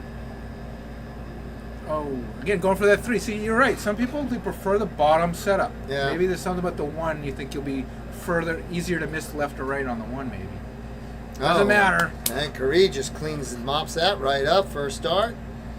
But yeah, I have noticed, and I guess I do watch a lot of darts, so I watch a lot of the PDC, and there's been a lot going on lately. So I just tend to notice and see what's going on. There does seem to be a few more will go 3 rather than the 1. So you watch a lot of darts. You know what's coming up next weekend. yeah, of course you're going to put me on the spot. There's so many things going on right now, so it's a trick question. There's the CDC Continental Cup from Philadelphia, the Championship Darts Corporation. So all of our top American pros and Canadians going to be there. Right now, there's a bunch over in the Masters, and guys like I think Sto Bunce is playing the Modus Super Series. Yeah, he was the big winner there and moved on to tonight. They should be playing. The finals will be tonight. Yeah. Good luck to Sto. Yeah. And then he'll be back for next weekend for the Continental Cup. So another potential favorite for that. Him, Alex Spellman, Adam Savada, a bunch of guys. Really good lineup there. Yeah, no, it should be great, and those guys are putting on an amazing show. I love watching Anthony's podcast and getting all the updates through that. That's what kind of spurred on the Dark Geek Zone, and wanted to do that about our local people. So, we huge fans of Anthony and the CDC. CDC has really evolved quite a bit over the last years. It used to be there were a handful of favorites, and now the field is so deep, you cannot pick a winner out of this group. No, anyway, you got Savada, and then, like you said, Spellman, and then Gates, and Larry Butler's still in there. Larry Butler are credible. And then you start adding in all the Canadians who come down, Jim Long, and it's just the list, and Jake McMullen, and all of them that come down. Gary Mawson, depending on whether he's American or Canadian. I'm very disappointed. I heard Jeff Smith's not going to be able to make it because he's going to be over, I think, in Europe in some other competition. But that opened the door for guys like Nick Lindbergh from Ohio, who, I mean, people don't know him as well, but he's a good friend of Larry Butler's and really, really good player. I always think he's a dark horse to win anything he enters. No, and now when you watch the CDC, you can watch them on PDC TV, and you can get more than one stream. So there's multiple boards that you're watching at these CDC events now. So the game is really stepping up in North America, and those guys are why. So There were some really good performances over in Hungary at the World Masters. Dave Dwyer, local shooter Dave Dwyer, he was in one of the round robin groups with Connor Scott. And I'm sure you've heard of Connor Yes. Scott, Yeah. right? Connor Scott made like 2 PDC Pro Tour finals this year. And for a while, Dave Dwyer was winning the group. And then I think they ended up in a 3-way tiebreaker, him, Connor Scott, and Robbie Mills. Robbie Mills was the odd man out and lost. Connor Scott won the tiebreaker. 2 people were advancing, and Dave Dwyer got the other spot. So Dave Dwyer, really good showing over there. Yeah. He's really stepped up his game over the last few years. Really become a really good player. I remember when he was not as good. When I used to be able to beat him. Not anymore. And then Jason Brandon from Tennessee, who he lost to Connor Scott, I think, in the quarterfinals. Connor Scott threw a 110 average, and Jason Brandon lost with like 105 average. wow, So that's just silly. Just at the World Match. I mean, he used to never be able to get 100 averages at a WDF event, but now, it's common. Right? Yeah. So the skill is raising at every level. Yeah, the skill, the amount of competitions available, and different levels that allow you to grow and get up there. Look at Brittany putting on a show at the moment. Yeah, it's incredible, and North America is just right in the mix of all of it. Even when you go to the World Seniors and the way Gates is performing over there, we've just had some great matches, and all the different activities, so to speak, in the darting world. So, Well, history tells you every time you get an outsider who maybe doesn't win the world championship but does well, then it spikes interest tremendously. Look at Luke Littler. Yeah. I mean, he was an outsider last year, right? Not one of the top people. Yeah. Makes the finals, right? Look what it did for darts. If an American made the final, Oh. can you imagine what would happen? it would go crazy. Yeah, it would be insane. So, but New York keeps growing, so we're getting there, and we're getting better and better showings there, and they're coming back to New York every year. So, Yeah. You No, know. the atmosphere there it's hard to match that anywhere around the world. Even Yeah. at a real PDC event in the United Kingdom, it's hard to match the atmosphere at Madison Square Garden for the World Series event. nice. I've yet to, haven't been able to make it to New York, made it to the Vegas ones. New York is a little tough. My wife and I have a property management company, and we live on the Cape, so, and so we got to take care of people. But we will get there at some point. Oh, and she busted that one. Holy mackerel. Yeah, Madison Square Garden, New York, it's worth it. Yeah. I couldn't say that about the Vegas events. I would be lying if I said it about the Vegas events. But the New York PDC events, absolutely.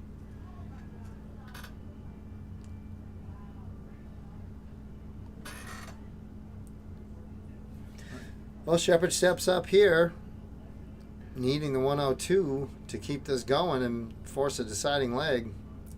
Got a good chance to here. Yeah. I'm not sure what she's contemplating there. Is it in her way? You think she got to throw a little higher? Went the other way though. Or is that a 1 in that first start? I can't quite. No, tell. I think Is that a- I think she's got 21 scored. Okay. I think looking at 81, yeah, she went down to the 19. So, No, I was looking at the wrong score. My bad. All right, so 48 left for Carrie. Tops now. Oh, leaves 40, not bad. I guess it's better than leaving 38. Christine sets up for 74. Oh, 16 score there, so 48 left. I mean, so 58 left. There's that 10 points. Yeah. Yeah, see, again, 10 points. It's a common.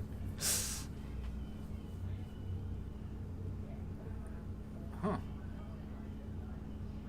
So she got 50 left. She got now. 50 left. Yeah, go get it.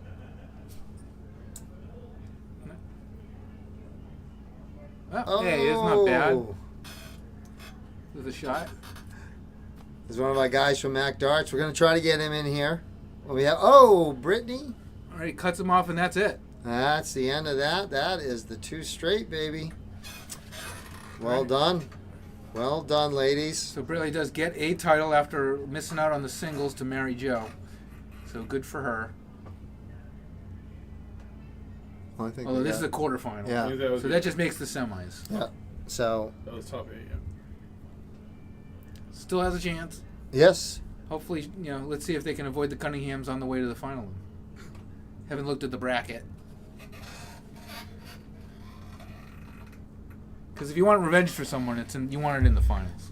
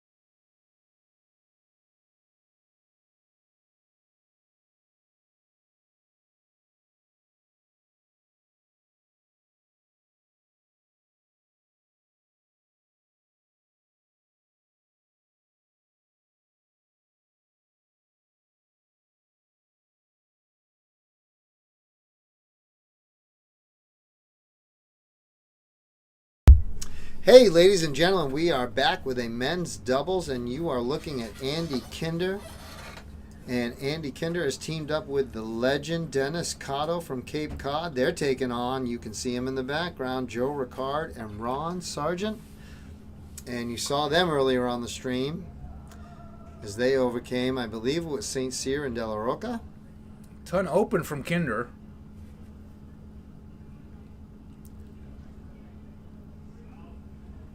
Sargent played very well in that other double match we just saw.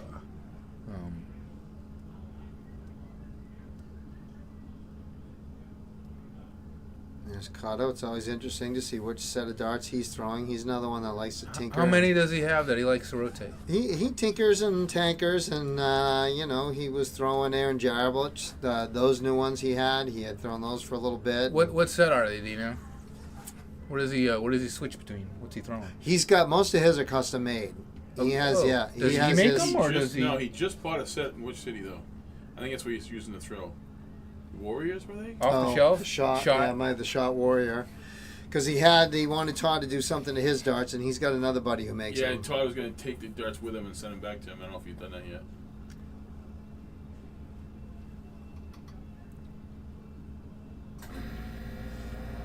Kinder with a 57 after Cotto only backed him up with a 45.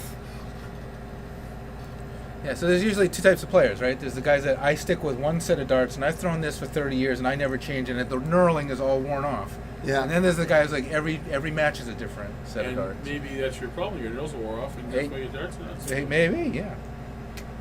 I do notice people now, when they find a nice set, are getting 2, maybe 3 sets of the same darts, and but I also noticed when they were talking, sometimes you watch the pro players, and if they lose their darts and end up with another set of darts, and sometimes people be like, hey, why don't they just go down to the store and buy a set of darts? But they're not always the same. Kind of a crazy dart freak we know. I guess you received that text message. Okay, so someone knows that Cotto is throwing the Shot Tribal Weapon 4s right now. The 4th generation Tribal Weapon, which is like a bit of a front-loaded and scallop in the middle kind of dart with an aggressive knurl on the fat part.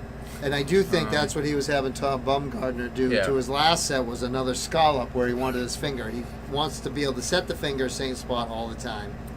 I think for a shaped dart, that's a really excellent dart. The Yeah. scallop shaped dart, that's a really good model to try if that's the kind of barrel you like.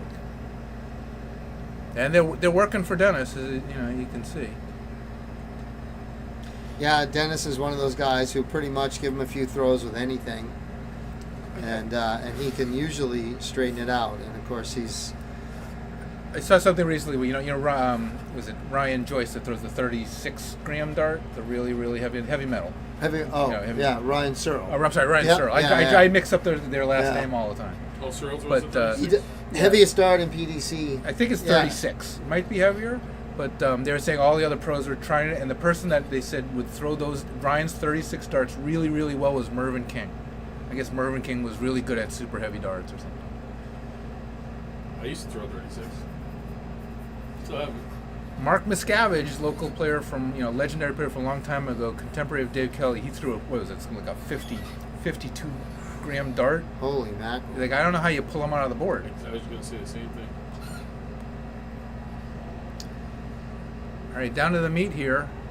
88 for Ricard. 71 left now. Trip 13. Did I do the math wrong? Did I have it wrong? No, he definitely didn't want that 10. You could tell by the expression, but 61 left. For them, Kinder's sitting on 70. It looks like he's going to 18. Yeah.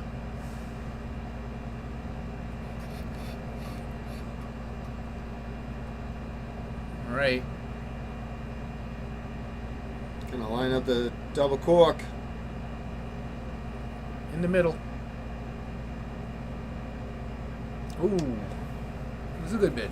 Very, very, very good bid. You had to. They're sitting on 61, and we know Ron's been shooting fairly well. So you guys know Cotto very, very well. What will he do with 25? What will he start on? 36 left here for Sargent.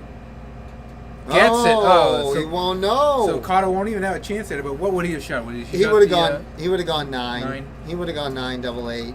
I like 17. I'm a 17 double four, but Yeah, we like the forgiving areas. I do. There. I do. Yeah. You're 100% correct. I want that. If I miss, I want that double. I have a tendency to pull things to my left, so I would think, even though I thought it was good enough to hit the single, I would still go for the forgiving areas. yeah.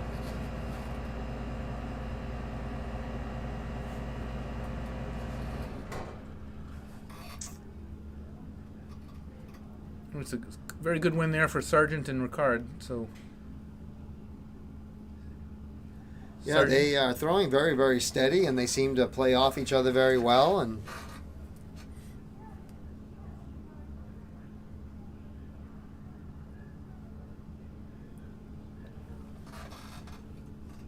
Kinder is shooting pretty good. We do need the legend to step it up a little bit, but they had Oh, a here we shot. go. Oh, is he going to open with a ton 80? Yes, nice. he is 180. See, this is the kind of stuff I was seeing last night out of Andy Kinder. Yes. And I know he throws like that all the time. But I don't get the chance to see him that often. I know. I probably talked to him more tonight. Actually, he gave me. I noticed he had the little prostate man. Oh, yeah. And so I had asked him. I said, "Geez, did you do you have somebody who sent that over?" And he said, I have a handful at home." Oh, is Cotto backing it up? Oh, keep practicing, Dennis. He's no Andy Kinder, but Someday, maybe. So we're not going to get our 9-darter we're again. not yet, anyways. A pairs 9-darter would be awesome. Yes. Yeah, but Andy took that pin off and gave it right to me, and it was a very, very, very sweet gesture, and I really appreciated it. Very nice man. Yeah, it's almost as if Kinder and Cotto took these guys lightly in the first leg, and now they decided not to.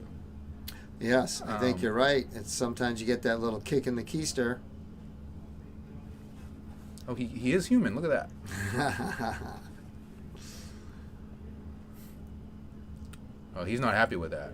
He is He's like- very, very disappointed with that second dart. He's still talking, and Oh, he ain't gonna like the third one either. He unhappied his way into another one. So, a little daylight there for Ricard, but he's got to score high. Yeah. Oh, oof. His dart saw where Andy's went. Did him one triple better. He snuck that third in there, but Cotto staring down a 151. Oh, that Weber. looks like a 4. That looks like, well, he's 110 got, left. Yeah. Back up to the 20s. Oh. He had to get over that other dart. And I think that adjustment made it go left a little bit.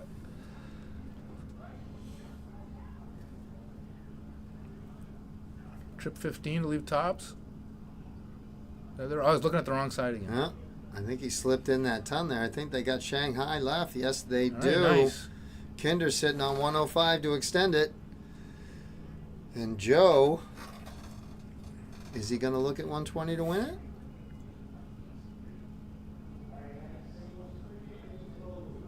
Ooh, 798 left. No other choice but triple 20. 78. I'm going to switch over to the 18s. I think he's just checking, making sure he knows.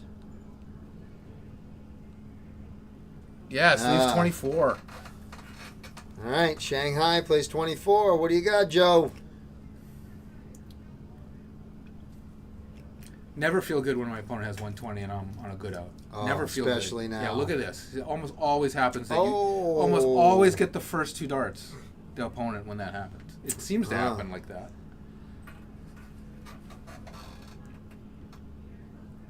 Caught Oh. one time into the double 12. That was not a certainty the way that landed. So let's play 3, boys and girls. Let's play 3. We deserve a decider on this one, I think. We That do. last leg was pretty good. Well, you see a lot of 3 figures in that, so the boys worked hard. Let's see if they can finish this off. Someone's got to put the winning dart in on the last leg, though. What's going on?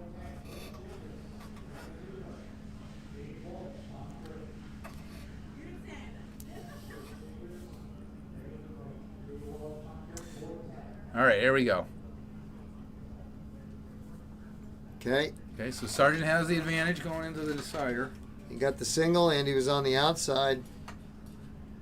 First two legs, he opened very well, very strong. Let's see what he got.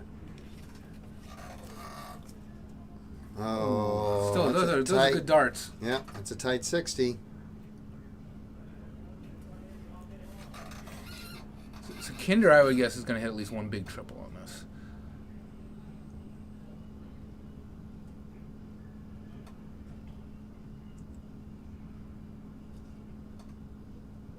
Yeah, just under. Just under. He needs to split their uprights. Oh, okay, so I was wrong. But look at those are good darts too. Yeah, So no, they are just even up. all over that 20, no doubt at all. Either one of those two turns could have been tons, either side.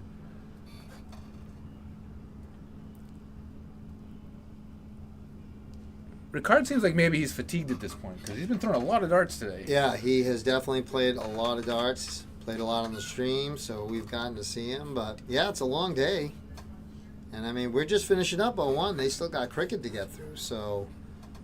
And, you know, crickets could be marathons, so. And Cotto and Kinder, they're not hitting ton 80s this leg.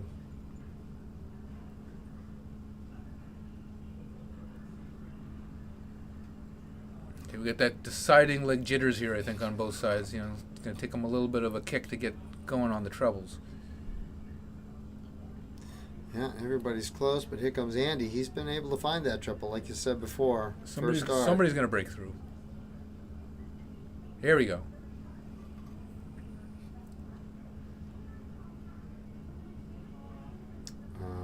Can't tell what that second dart is. I think he got a 1 with that second one over the top. Does look like it's angling that way. Yeah. 8-1.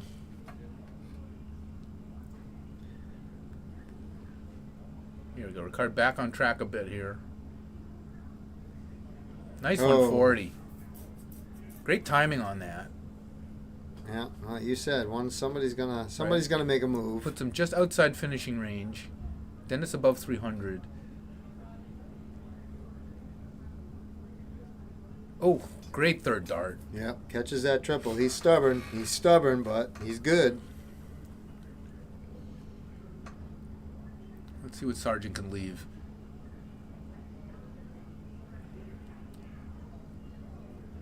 Yeah, I would have been tempted to switch on that third dart, but he did not.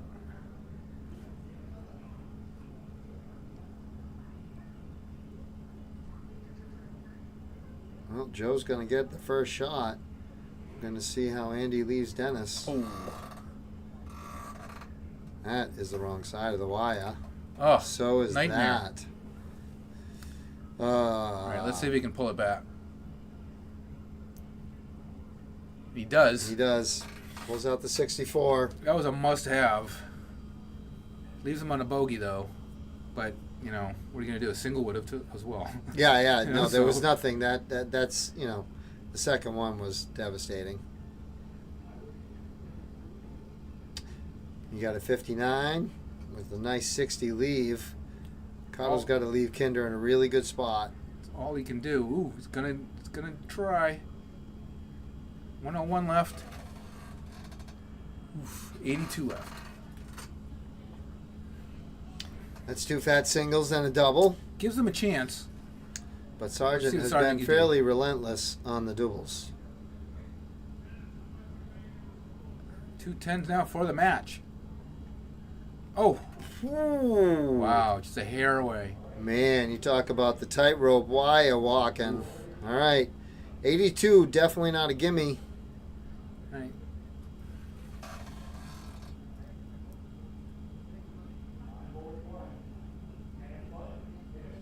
Ooh, single bowl 57 left. Don't miss the big single, baby. This is where I hit the triple. See, he almost did Ooh, too. yes, he did. One dart to take it and move on.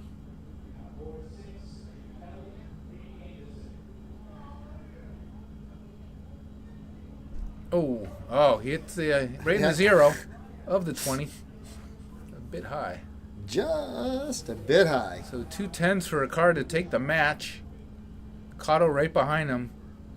I don't know. I'd be hard pressed to think Joe's going to miss this. Oh, and he gets he it. is not. And that'll do it. That will do it. They will move on. So the quarterfinal, that puts Andy Kinder. I'm sorry. It puts Ron, Sargent. Joe Ricard and Sargent into the semifinals.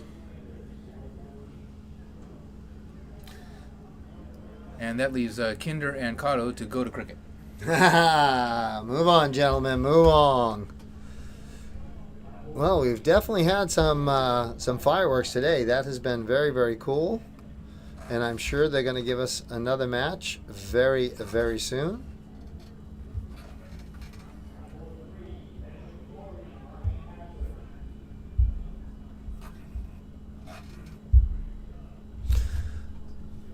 And we're back. We're back in the booth. The booth.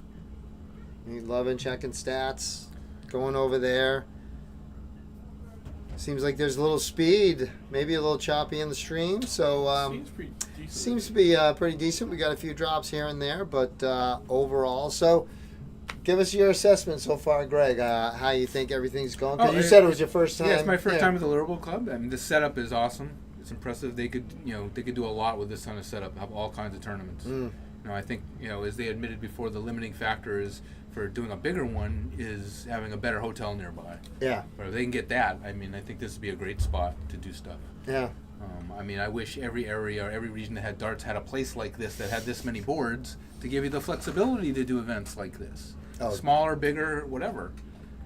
It's nice. Yeah, there are more and more places starting to put in more boards. Like we got the Tee Up Tap Room in Worcester. Yep. That has now capacity for Yep. I think 32 or more boards. Right. We got down here. They got 22 permanent boards up on the wall. What do you got on the Cape? You got anything close to this on the Cape? We got nothing close to this on the Cape. I mean, we got the Moose. We're gonna for the DGZ. We're gonna shove 12 boards in there. 11 we'll be able to use for the event itself, and then there'll be one practice board to for overflow for people to practice on. Because I don't think any of the other boards are going to be open. Yeah, but, Metro Boston, proper Boston. We got nothing. Yeah. We got So nothing. no, it would be great, and hopefully we're going to get there. That's what we would strive for. I know they were.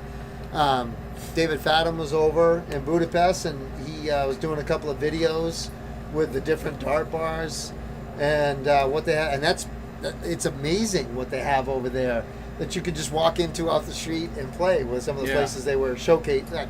I say showcasing, they were just there to play, and then he would just do a quick little video to show us what they had and the Scully system on some of them, and just it was crazy what they have over there. So there's this place in Iceland called the Bullseye in Reykjavik, and I've seen video tours of that, and they're the same kind of thing. They got some Scully boards, they got like tons and tons of boards. It's big, gigantic, one of the biggest dart bars I've ever seen. Right. They do tons and tons of tournaments there, so it's almost like a club that's just for darts. Yeah. Now we used to have kind of that more around here, but then the late '90s, early 2000s, they all went away. So we can do. But we'll maybe they'll come back.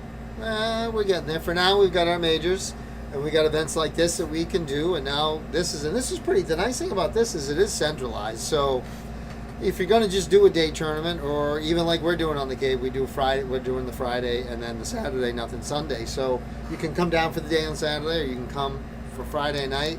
Me, Lovin, and I came up. There are a couple places around here to stay. We're about 20 minutes or so away from this venue.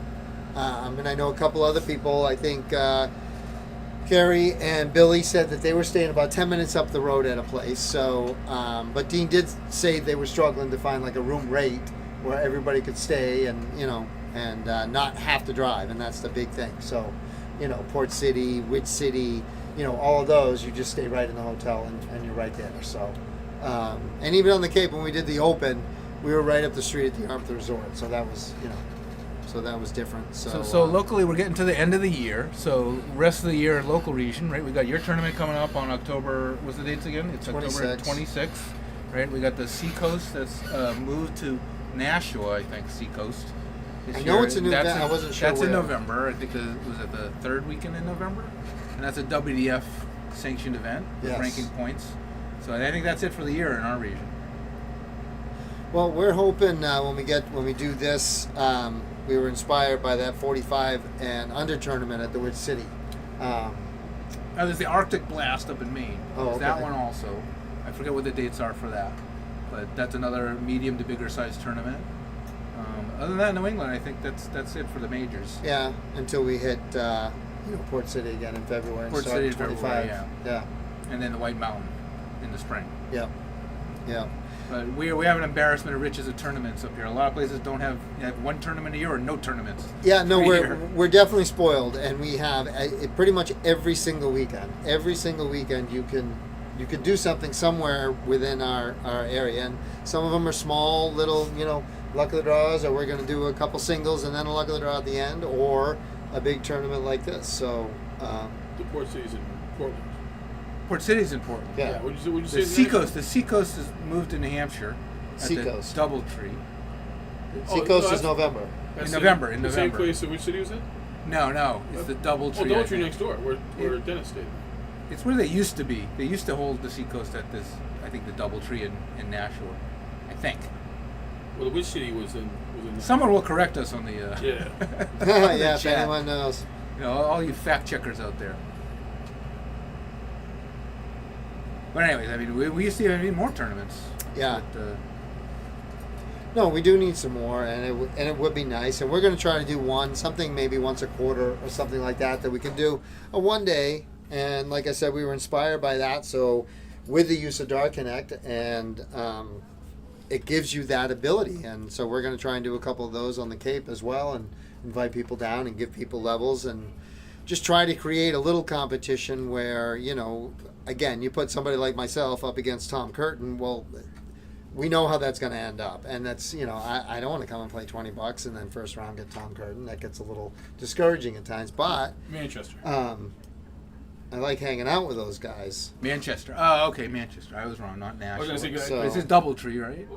yeah, Doubletree in Yeah. Manchester. Well, I was gonna say because Nashua was Which which city, and Doubletree's right next door to where we were. I was just making sure I get the right. Yeah, Manchester. But So- yeah, they were in Massachusetts and Andover for several years, and now they've moved back up there. I'm not sure why. Maybe it was a hotel contract thing. Yeah, that I don't. I don't know if I ever went to the Seacoast when it wasn't. People in always thought it was Andover. weird that Minuteman, the Massachusetts tournament, has their tournament in New Hampshire, and then the New Hampshire, League Seacoast would have their tournament in Massachusetts. Right. Everybody used to think that was weird, but it kind of worked out. Yeah. Erase me from the stream. We got the legend off camera trying to see if we can erase anything. I thought for sure Andy was going to hit that baby with 40 left. And Had he chances. We did. We You did. know. Andy's still up there practicing. He Yeah, doesn't, he doesn't hit the double eagle. I give up. Oh, that thing took off too. It's like the afterburn. Oh, see you later. Out of the stadium. Yes. You Yes, get it right does. to zero. Yeah. Right to zero at the top of the board. Yeah. Yeah, we can see his frustration. And that guy Ron Sargent, I've never seen him shoot before. He's pretty freaking good.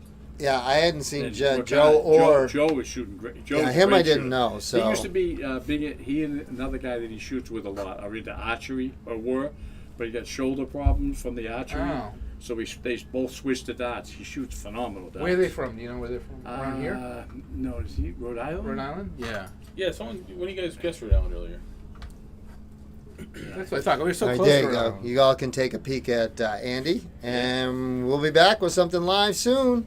Stay tuned.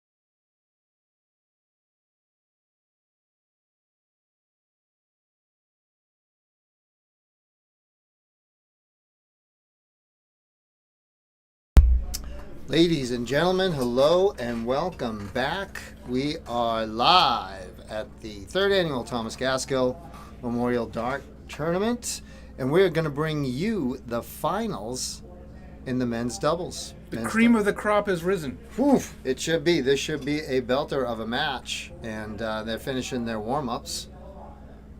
And we do want to let everybody know and remind everybody that this coming week from tomorrow. Thank you very much, Mead. I had a brain fart. Didn't even know what day it is. Will be the final DPNE tour stop. It'll be at the Beverly Franco. Payments are due in this Wednesday, so get your payments in. That's the last one for the men's and the ladies, and they will be positioning for the finals on November 30th. And what happens on November 30th for the finals? Who's going to be there, Darren? I'm going to be there. You going to be there? I'm going to be there. That's the next chance for all of you people to hear Darren and I talk again on the stream. And you know how much you love that. So you want more of this that you're getting right now.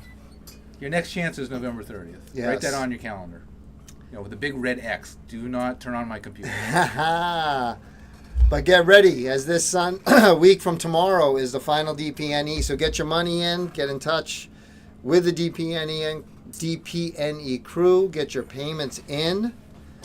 And it should be a good turnout. Everybody getting into position for the finals.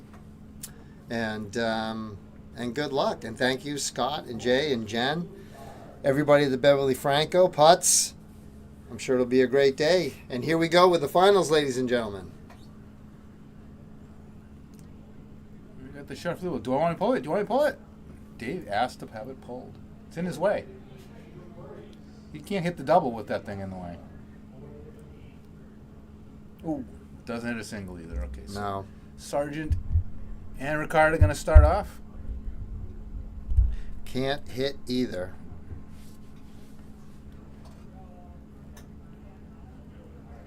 So right after the conclusion of the men's finals, we'll have the pictures, we'll have a quick interview, and then we're going to jump right into the ladies' finals. And look at Andy Kinder stepping up to keep score. Got to have a scorekeeper for the finals. Can't have those people score their own match. Very gracious. I mean, Andy lost to these guys just a match or two back, but still willing to get up there and keep score for them. That's a good dude. And look at Sargent. He starts off well in all of the matches we've seen him play so far. Another ton opener for him. You can't ask for much better than a ton opener in a pairs 501 final. No, if that's what your partner's going to do, you kind of owe it to him. Like, would any partner be disappointed that your partner opened with 100? You gonna be disappointed? And look at this, right on the back of that ton. Not another ton, but still, that's serving some notice. We're gonna start getting down to the finish quick.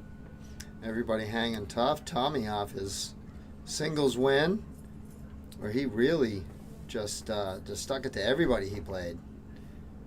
80 average through the whole thing, and promptly hits a 43. Thank you, Tom. That's right, so. The Darren curse. It is commentator curse. Some tells you that's not going to last. Nah, That low a score for Kurt. there's no way he's gonna not outscore Walsh.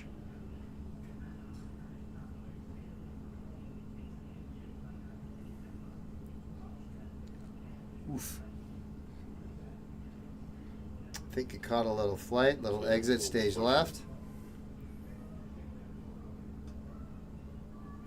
So I think it was Dennis Cotter, the legend, was just in here telling us a little bit more about Ricard and Sargent. I think he said Ricard was a aficionado of archery, the standard archery, not darts.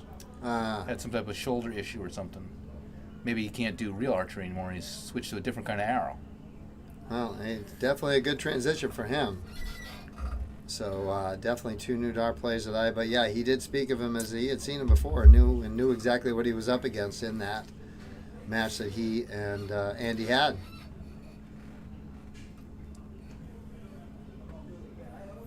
All right, both teams on finishes now.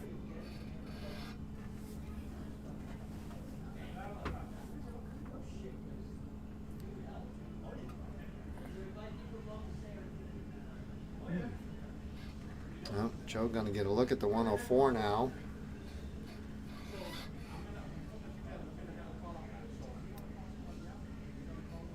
A single 18? That is a single 18.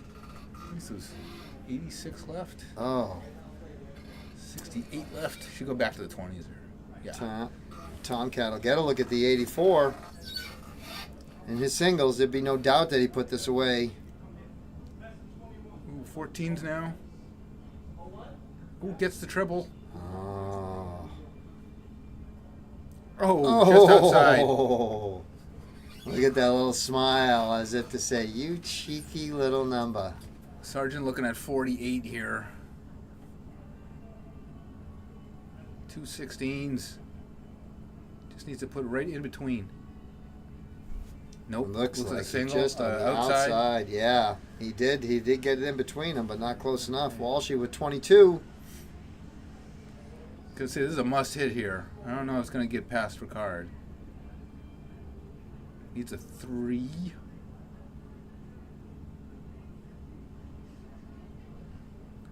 Boom. Oh.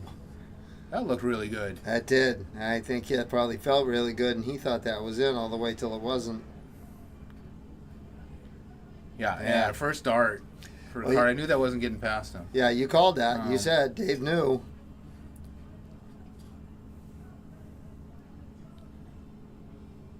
I'll tell you, Ricard and Sargent, though, everything that we have seen them play, every time they've been up against it, they've just had the answer.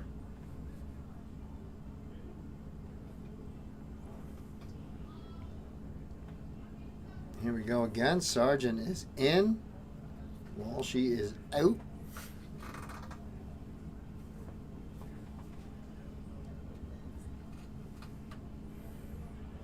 Again, Sargent, I mean, his opening turns are so strong. Yes. He is on my at goodness. 180. That buys you a lot at the end of the leg when you can do that at the beginning.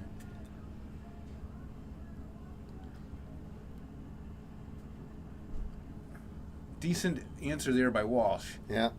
No, quick switch. Got down there. It's like half of Sargent's turn, but still is a good answer. Yeah, there'll be no quit. I mean, Curtin and Walsh aren't going to quit. They're going to keep doing what they do, and each of them knows, like, Tom Curtin could bust in a 180 at any point, as could Dave. So the problem is, so could Joe. And no margin for error now. So. Right.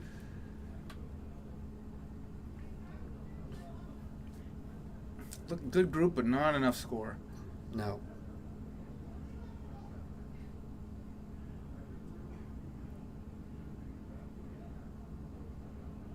So that's a bit of a blown opportunity. Another ton there would have, really put pressure on that, even would affect even a top player like Dave. As it is, he's got a chance now here to level it up. He does. Another treble. Has got room for one? He does. Yes. See exactly what you see. The good players, they time these things, right? When you need it, higher probability they're going to hit it. Right. Yeah. Well, it is, and you hear all of the best and the pros talk about timing. You gotta, when you hit that shot. A ton 80 is great, but then there are some ton 80s that are bloody outstanding because of the timing. So it's not just catching up in the score; it's like affecting the opponent. Right. Right. Maybe your opponent started off strong in the beginning, like they did, and then you come back. Now all of a sudden they're looking at 80. Sargent's got to have the 170, and oof. He is not going to low have on that it. first one. Recovery on the third. I like it. I like it. That's where you're the players. Like, I hit a 180 to open. Why couldn't I hit the trip 20 with the first start on the 170 finish? Dave for tops now. Must have. Yeah. Oof. Oof, that was a big dart right there. Well done, Mr. Walsh. That's a cojones shot. Yeah, absolutely. There's a lot in that right now. All right. This is it. This is a final, and this is a good final. All four of these guys deserve to be here. This is a good Sargent show. has won every bull so far. Can he keep that going?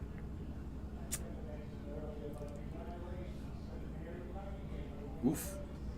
Dave ties him up this time. He does. That's the first one. He's asked him to remove each one.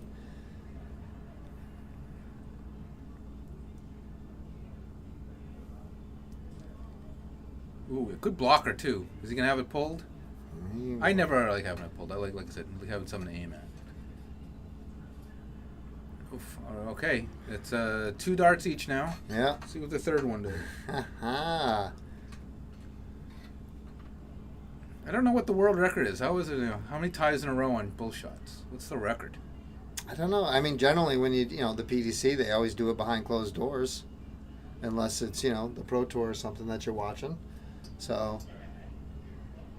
and that's one there by I just didn't miss as bad as you did. Okay. Well, I mean, Ron wins it again. Yes. So he's won 3 bulls in a row in this match. But you got to score high to make it worth it.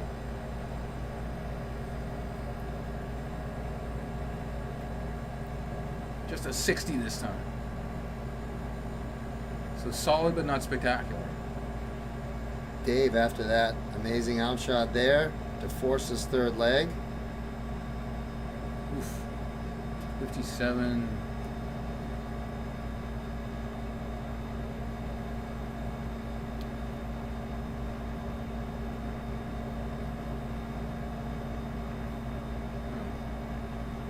So Ricard makes up for that ton. This is why you have a partner. Yes.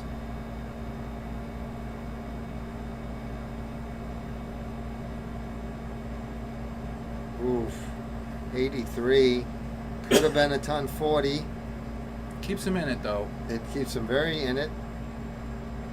20 plus these. Nice, 140.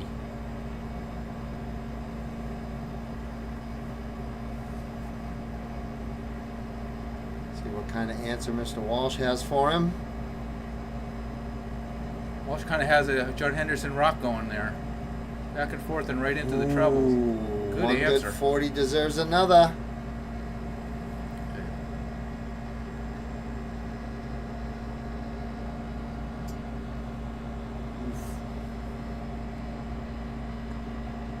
Nice I cover like on that 7. I thought on that setback he was going cork, and he pulled out that 17. That was sweet. Oof. Oh. Great third dart there, Yeah. but those first 2 really hurt. Let's see what Sargent can he make this? No, 90 left. I'm sorry, 70 left. Yeah, we'll just lay this right up for Joe. See if the Dave can take out the 155. We saw that early. Be a nice way to win.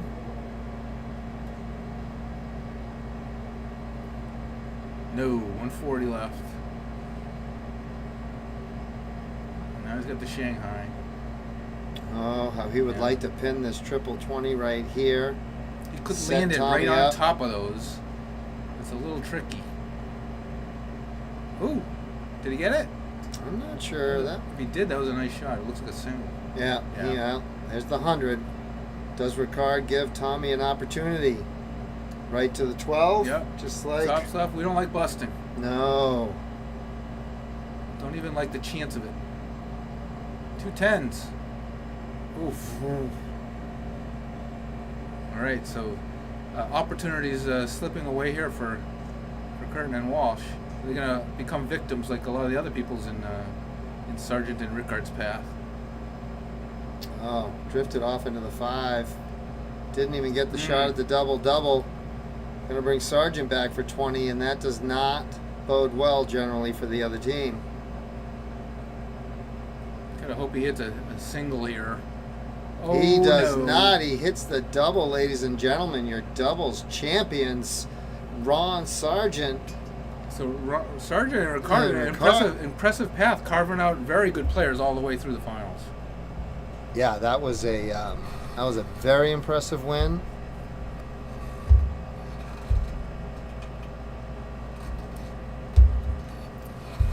All right. Well, you know the drill, folks. We're going to go out here. We're going to go catch ourselves a quick interview. Say hi, congratulations, and then we're going to come back with ladies finals. That's how we do. Be right back.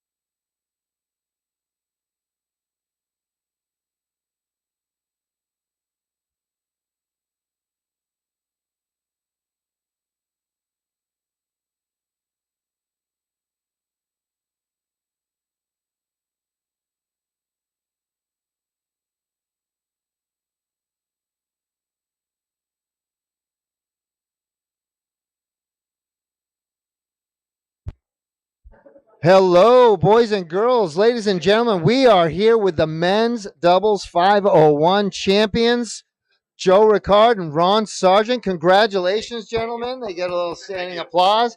Holy mackerel, did you guys put on a show? That was great all the way through. You did not have an easy match. No, you guys must be. And I apologize, but I have not had the opportunity to meet either one of you. So, first, thank you, sir. congratulations. Thank you. This Thank is you very much. amazing. Yeah. And can you, for those that don't get to see you, so do you play locally? Do you obviously you know each other and have played together before? Yeah. That is great. So give us a little something. So this is my best friend. We shoot in the Worcester Dart League. We shoot in the Minuteman Dart League. We shoot in the DPNE. We're relatively new. Him and I have been shooting together for less than 2 years together right now, and we practice a lot.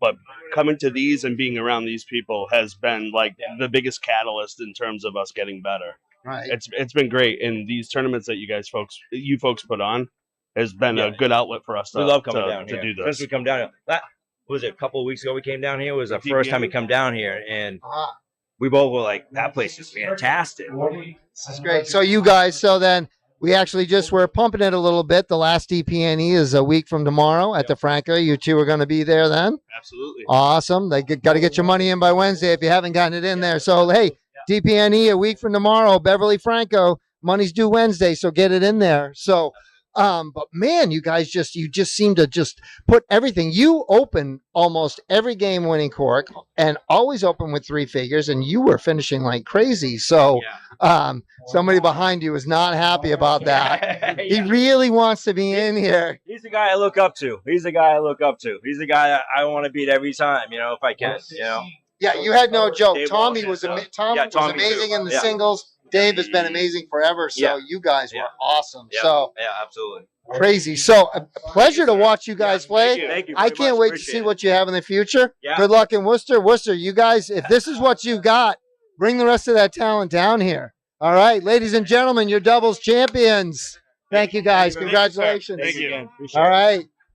Okay, stay tuned. We got the ladies doubles finals coming up right next. Right now. Hold on.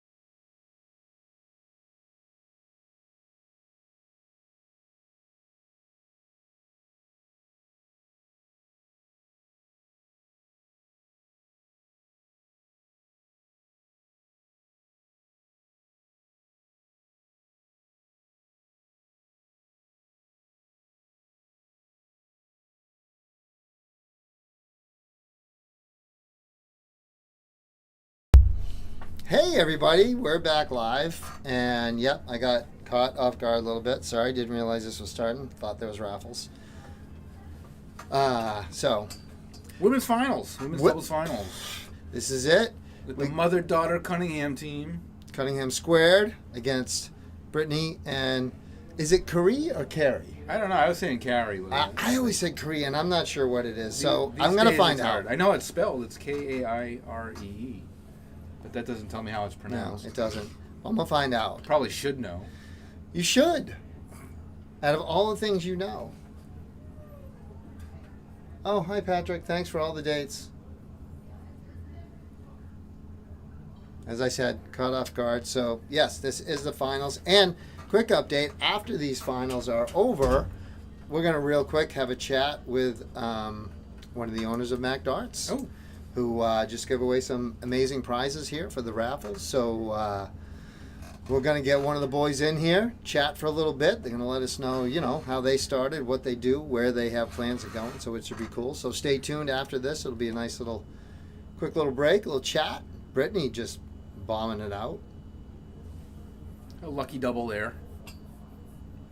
Got to have a little luck along the way. Got to have a little luck along the way. Nothing wrong with that. I need a lot. Temperature check on Betty Cunningham. She's throwing her cover shot on the 17. She is, but she's been doing that all day. It is working. I don't know what just happened there. I think she was. I think she's rubbing a little for a little luck. It's like there's no hip checking in darts. Darts is now a contact sport.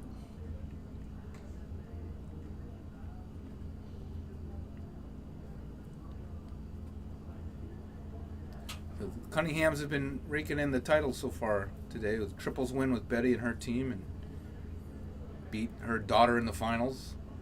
And then Betty Cunningham losing to Brittany in the semis of the women's singles, and then Mary Jo beating Brittany. Yes. In the finals. So Mary Jo with a wee bit of a comeback in her semi too. yes, been a Cunningham affair so far on the women's side. Let's see if they can pull out the doubles title.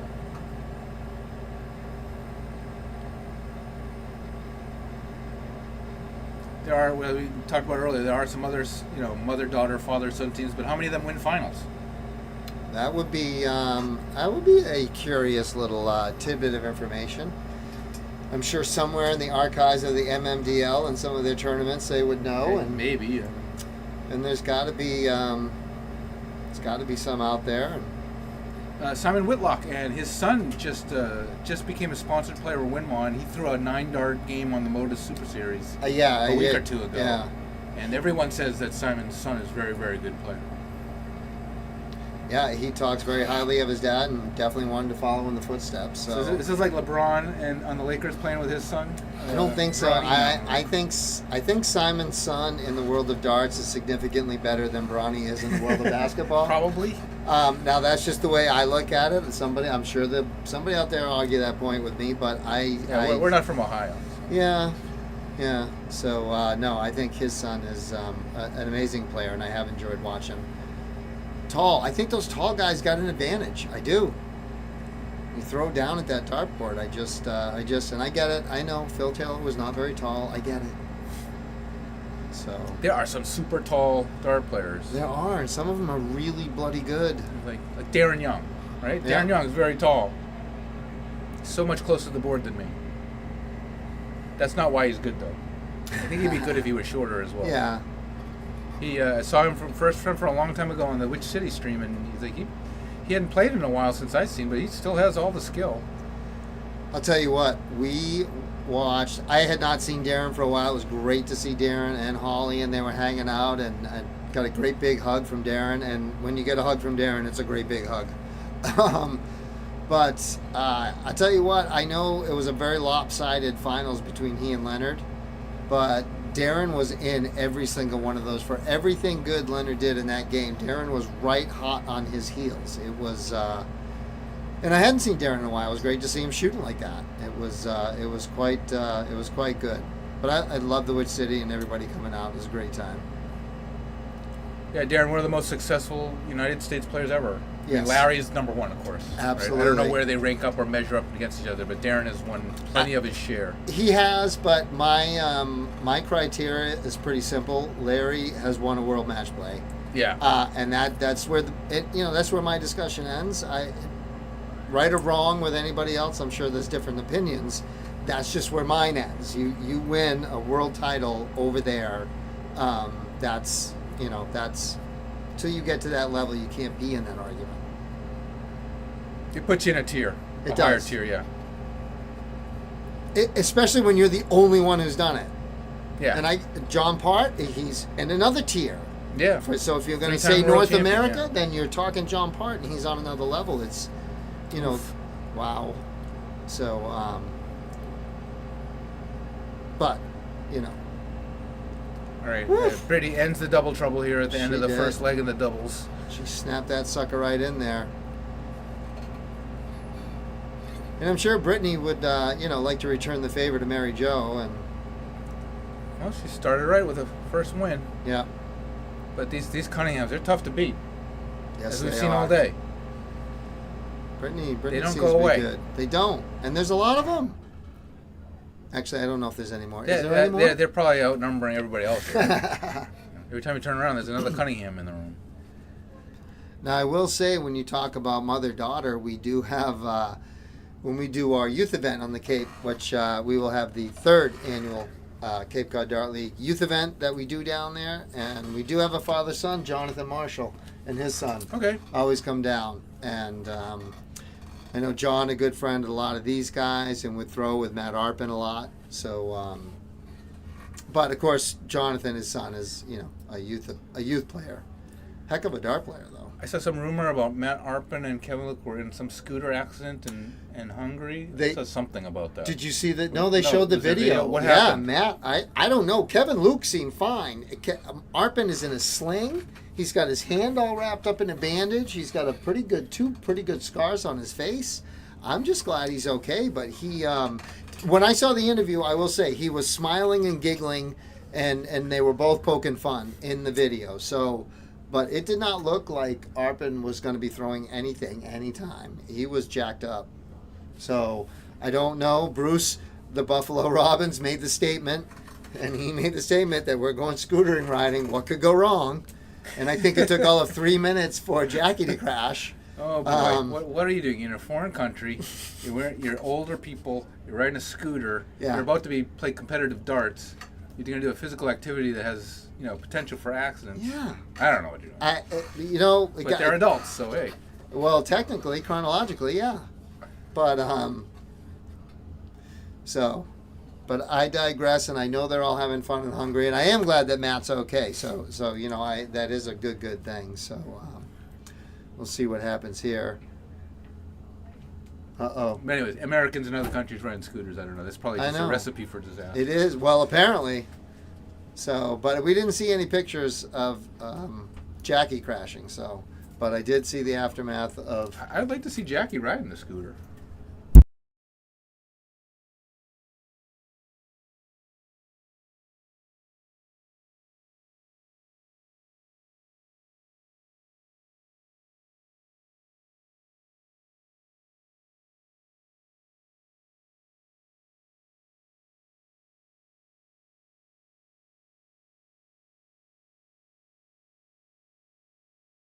All right, had to mute the mic there. The boss came in, Dean, giving orders. He's always bossing us around. What a hardliner. I know. It's that military background. I mean, God bless you and thank you, sir, but, civilian life, bro. No, we love Dean, and he has put on just an amazing event here, so. Meanwhile, Cunningham's fighting to stay alive here in the doubles. Not on a finish, left a bogey bet he did.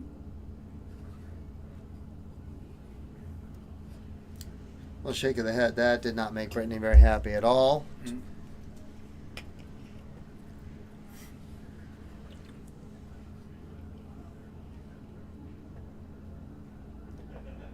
Mary Jo's got some good form. Look at that. It's just her arm moving. Look, she stays very steady. It's good form. Yeah. Nice follow through, full extension. You see those fingers and hands go out. I like it a lot. can't do it, but I know that's what you're supposed to do. Yeah. You can see it in others. You can see it, kids can't do it. Well, there we go. 94 plays 85, and 85 goes to Cunningham squared first. Ooh, straight into the 6 there. 79 left. What's she going to do? 19s, 13s? Probably 19s. No, she went for the 13s. None of what you wanted. No. 13 scored.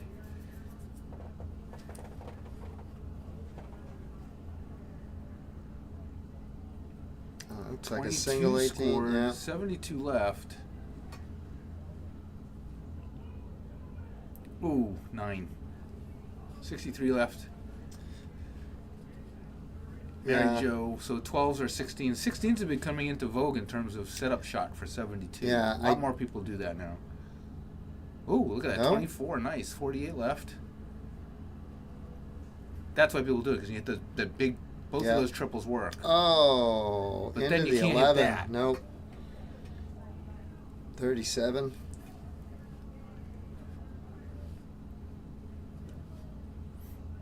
Oh, 17. 17 left.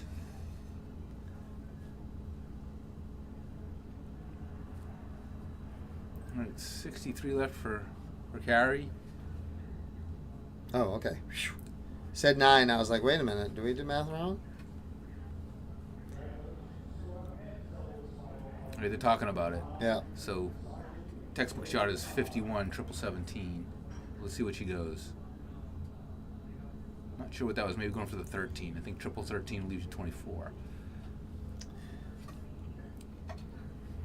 Just 8 scored, so 55 into the 2. Yeah. So it's 53. Yeah, I think that's that right there is a glowing recommendation for make sure you got a plan. Betty opts for the 9 to leave 8. Yeah. Oh. Ooh. All right, well, here comes Brittany. Brittany stepping up with a chance to take the title. Gets the single. Get it. That looks That's like the again. double is in, ladies That and will do it. gentlemen. Wonderful job. Wow. So Two it's straight. a day of grudge matches. So Mary Jo beats Brittany to revenge her mother in the singles, and then Brittany gets her revenge back in the doubles. Everybody wins. Everybody gets some good news. Everybody gets an envelope. You get an envelope. You get an envelope. Hey, Darren, I think you need to go talk to somebody. I do. We're going to go talk to somebody, and then we are going to bring in Mac Darts. We'll be back.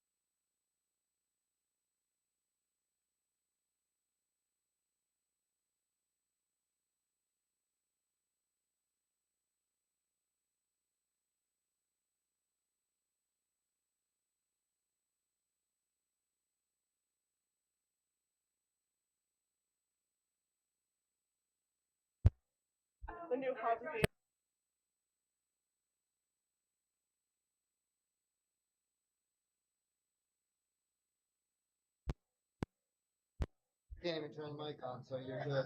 Hey, how are you? Here I am, Darren Eldridge, the Dark Geek. We are with the ladies doubles 501 champions, Brittany Edgett and Carrie Della Rocca. I already called you Peak once. I did it early. I'm so sorry.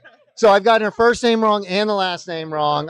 Greg Tong was right again. I hate it. So, ladies, that was great. We got to see you a few times on the stream. You get a little revenge. I did. You know, I you I did. hit outs this time. I couldn't hit outs before, but I hit the outs this time. That is what I Yep. heard. And we got 2 champions going home. Billy with the 301, and we still got some stuff to go. There's more to come. And you now with the doubles. I'm excited. Thanks for Brittany. She She carried me. very well.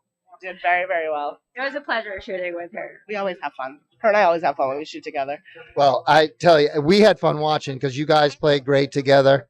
We're going to keep this one kind of short because the ladies would like to get off and get a breather and then get right into the next event. So, however, thank you so much for your time. Wonderful job. Ladies and gentlemen, your doubles champions in 501 for the ladies at the Thomas Gaskell Memorial Tournament. Brittany Edgett, Carrie De La Roca. All right. It's like Thank you. tongue twister name. No, I just need to learn how to talk. Thanks, Darren. All right, thank you. Congratulations, ladies. All right, we'll be right back. Coming back live.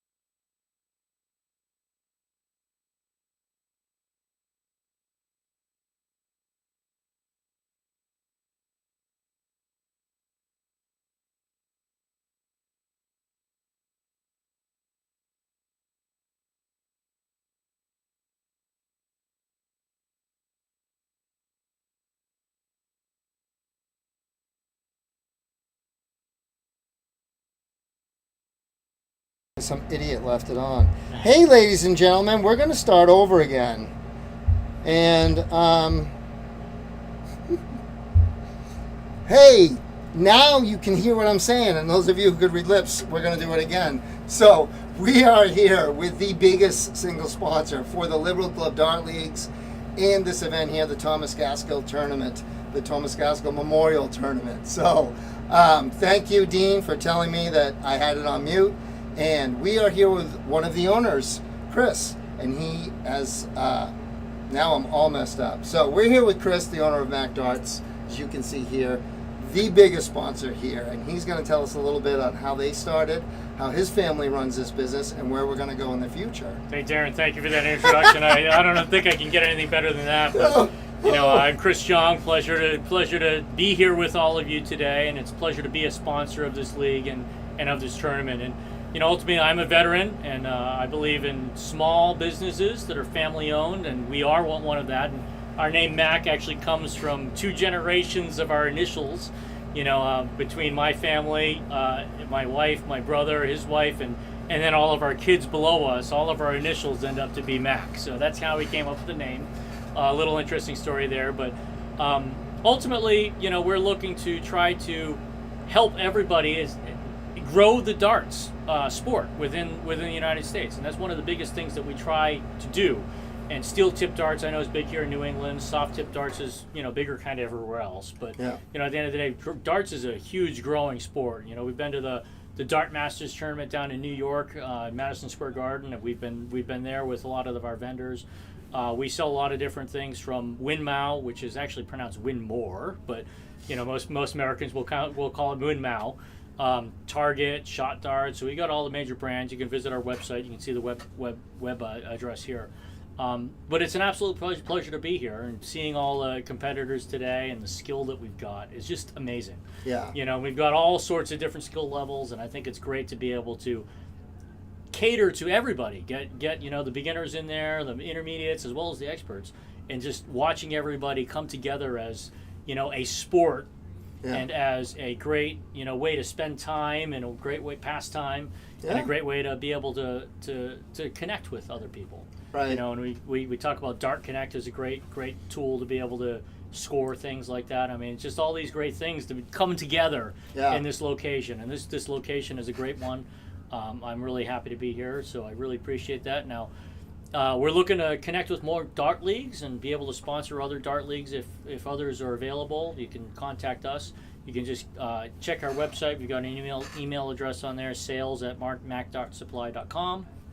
Send us an email. I'll be happy to help talk about sponsorships or another way we can get discounts to all your members like we do here at this Dart League. Right. And it'd be great to be able to build up the sport of darts together. And, you know, to me, that's an important thing. Right. Now, you folks, you kind of, if I have this story correct, you kind of took the inventory from, I don't took the inventory from Woodway, but you kind of took over what they were doing, because a lot of, again, I'm older, so a lot of us, that's how we grew up around here, with the Woodway stuff. Yeah. And so you have kind of taken that over and obviously grown it. Your display out here is amazing. Yeah. And your family, the rest of the family, your brother told us to go. He did not want to be on camera.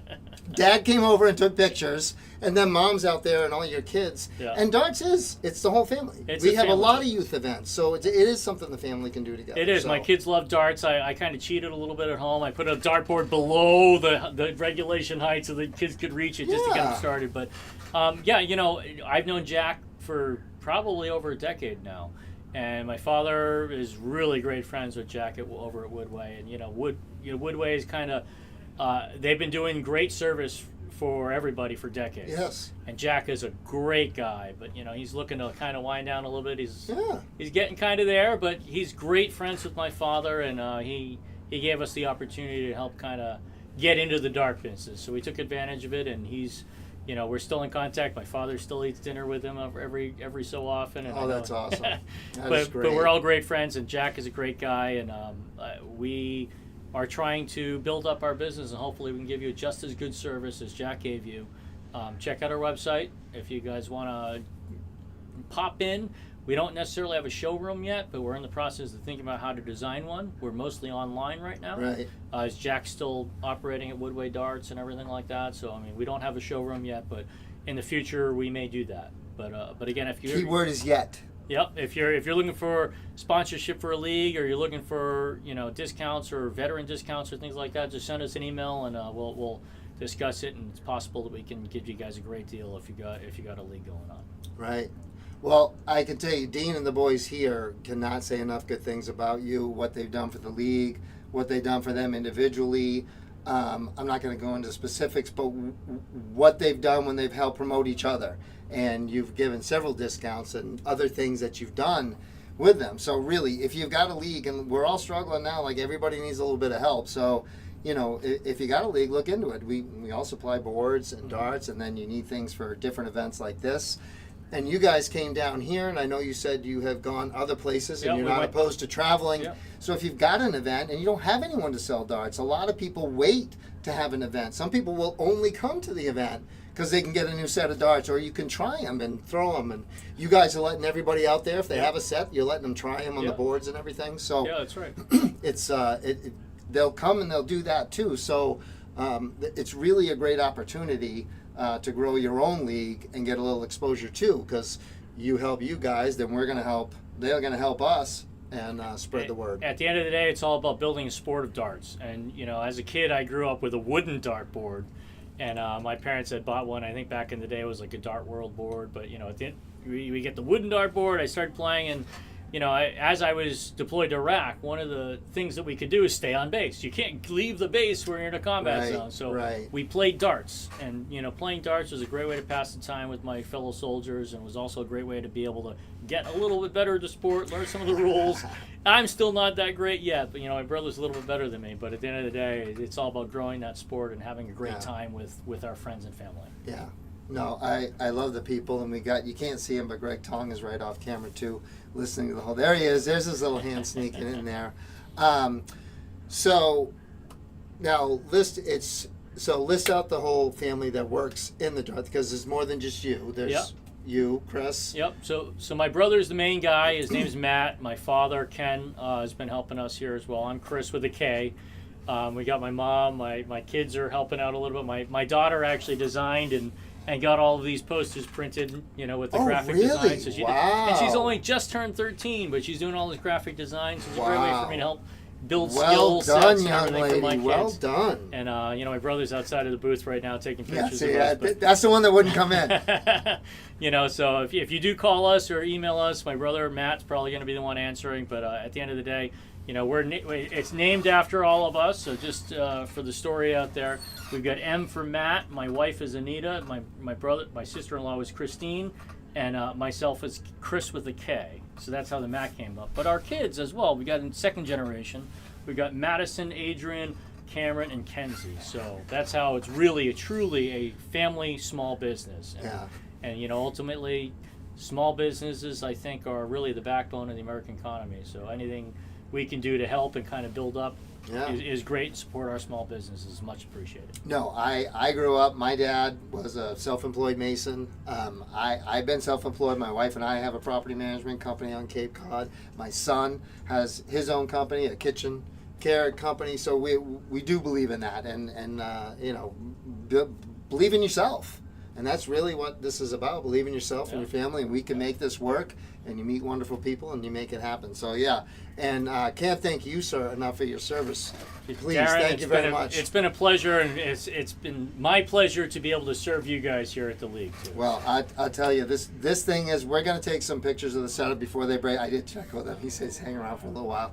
So we're going to get some pictures, because you really need to check this out. It really is great. I know myself, I'm coming back to Cape Cod. We got Meet Lovin is a Board of Governor member. We had Shawnee Baker up here. So we're hitting these guys up. We're going to talk to them and hope we get some stuff going on. And the Dark Geek squad, Meet Lovin and Captain Shark, they don't know it yet, but we have some stuff that we're going to talk to them about. So we hope to get them on Cape. Rumor has it your dad has a place in Harwichport?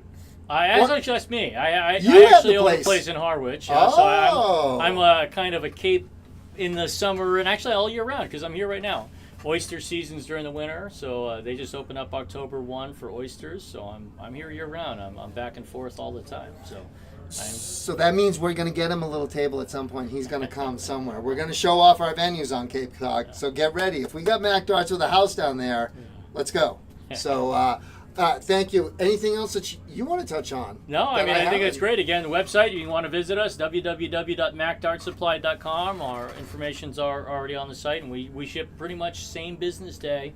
If you order something before 1 p.m. and after that, we'll get it out the next day. But we try to get things shipped out quickly and with good quality products, and we're ever expanding our supply and our inventory. So you don't see something there today or a different brand, you can always email us, let us know. We can always special order things, and or we're going to be adding inventory as the future goes on. So again, Darren, I really appreciate everything. Thank you, and I Chris. appreciate Pleasure. you bringing us Pleasure here to and meet you. the time on the stream here. Hey, this is great. Thank you very much, ladies and gentlemen. Shop Chris local. John. Yes, shop local. Even Christmas online, is coming. shop local. Yes. Your favorite dart player wants this stuff. Yes. I'm not kidding.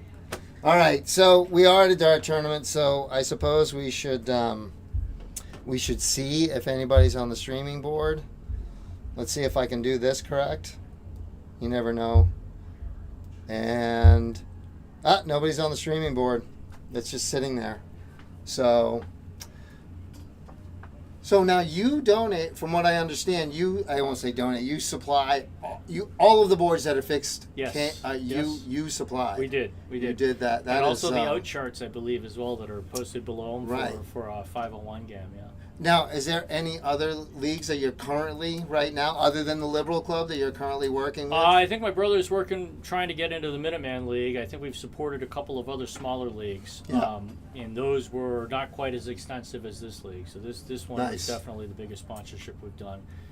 Again, it's been a pleasure to be here, and it's a pleasure to be able to participate in something so local. At the same time as it's like it's big and it's local, but again, we're trying to grow the sport.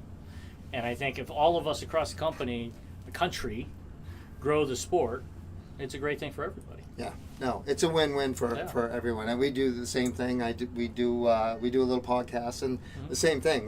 All we're trying to do really is get exposure, like some of our dart players with Tom Curtin, who was amazing today, and what was that, Joe Ricard and Ron Sargent, I had never seen, and those guys were phenomenal on the stream. And then at one point we were just blasting 1080s, and so somehow you want to get this out there so people can see, somehow, and it helps. So whatever little bit we can do. Because I was gonna be world champion, but I decided this was much more fun. There's a lot of travel, and you gotta go over, so I get to say local. You gotta hit doubles. Yeah, doubles suck. So in any event, all right, we're gonna get back to some live action. Chris, it's amazing. Thank you for your service, sir. We appreciate you. And again, www.macdartsupply.com. And if you're in the area, there's still a discount out there if you come here live. And you know what? We might even offer a little something else if you drive here in your car and say that I just saw this on the Dark Geek Zone feed.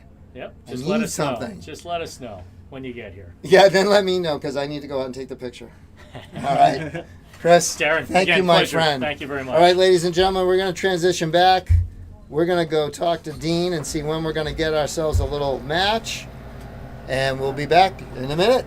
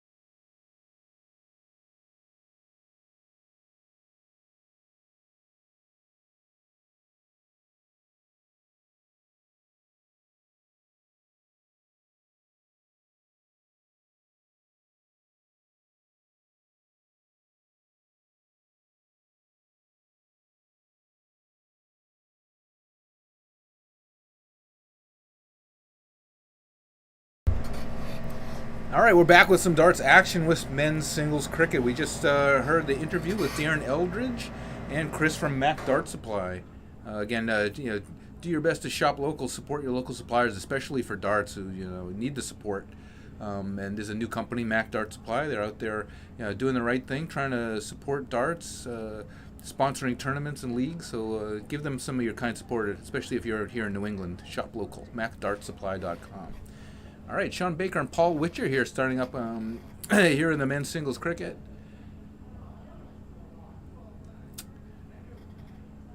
Witcher with a slight advantage here with the 20s over Sean Baker. Sean, of course, one of the guys down from the Cape. Paul shuts down his number,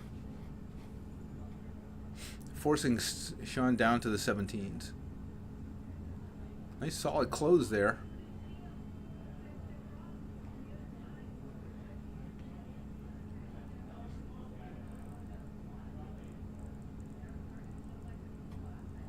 Witcher unable to get 3 solid 17s, leaves Sean an opportunity here to get back over him on the points.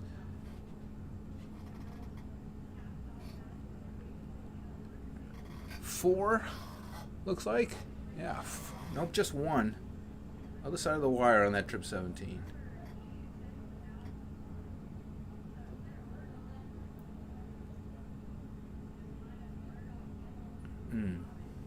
Paul going to get some extra points there up on the 20. Trying to put a little extra space between him and Sean. It's still a very tight game. And here is why. Big 7 mark by Sean Baker. That flips this game around a bit. Forces Paul back up to the 20s.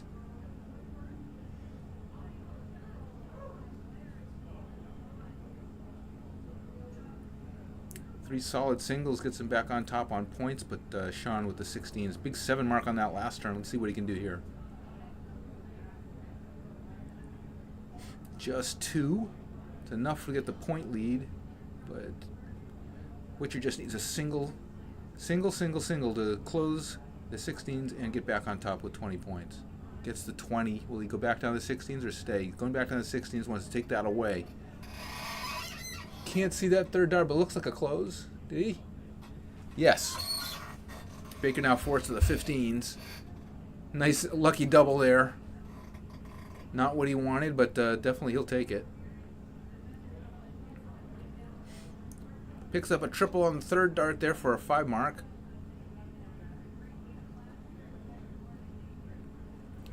Makes Witcher have to hit at least 2 20s to get back to points. Should probably stay there. Don't throw the hero dart. Triple would have been nice, but 3 solid singles. 39-point lead over Sean Baker, so Sean needs at least 3 15s to get the points back. One more. Gets the minimum 3 15s.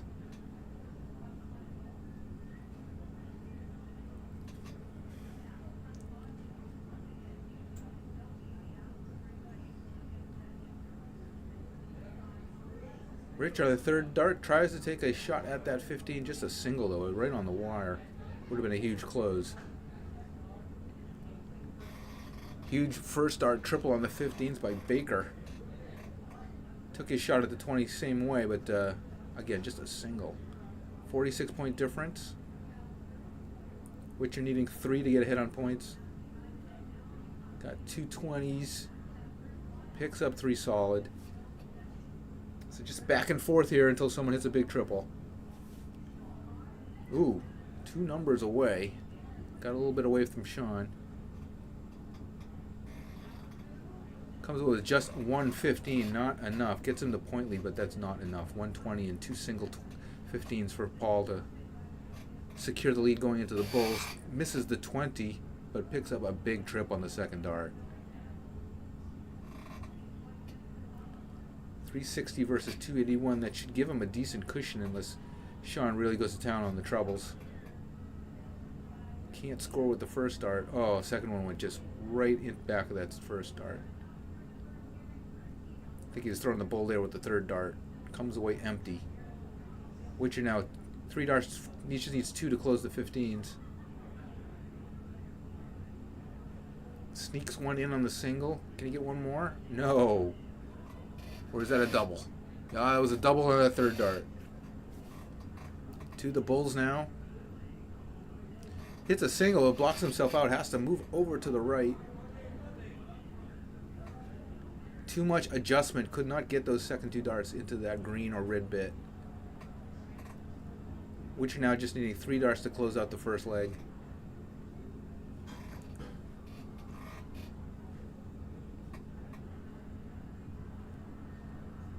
Ooh. No score. Baker's still way back, behind 79 points, which is 4 extra bowls on top of the 3 he needs to close. So he's closed them out. He's still behind by four bowls for points. And Witcher with a huge double on the first dart. One more bowl to close him out. Unable to do it, so Sean, with a slim chance here, needs 4 bowls just to get the point lead back.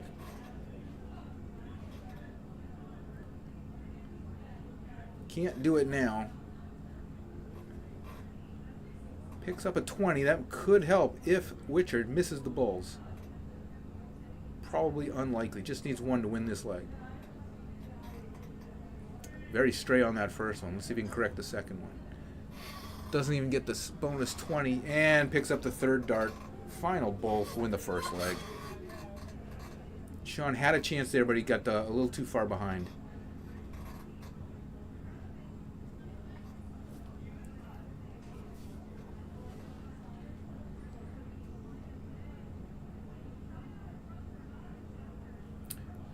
Witcher can't get underneath Sean's bowl, so Sean to start up the second leg.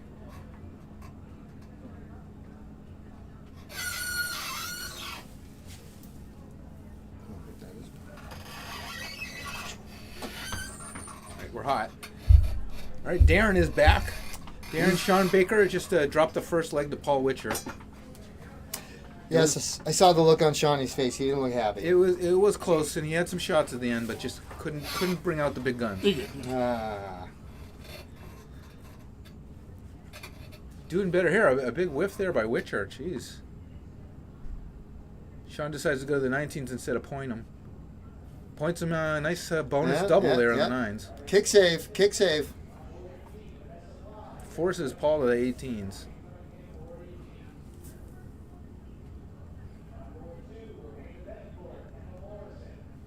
Just 2. So Sean just needs to be solid here and get to the Bulls and close this out. Solid close there. Yeah, he's just pegging them one at a time. He's just going to paint Paul into a corner here. Well, one good double deserves another.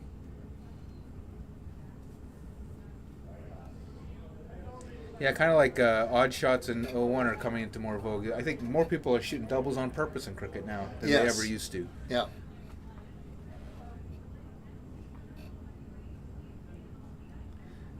Again, it is very disheartening when guys got 1 dart left, he needs a double to close it, and he just hits the double to close it, and you're like, yeah, did you aim at that? More often than not, they have these days. Oh, well. Gets a little pokey poke there at the 16.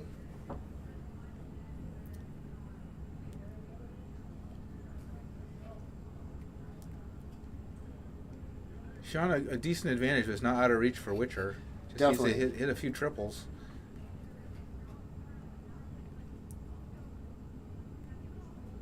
There you go. Oh, there's a 4-banger.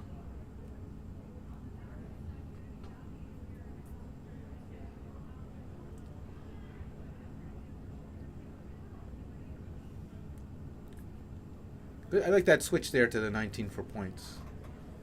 A little blocked out on the 20. I think a lot of people are too stubborn and won't do that.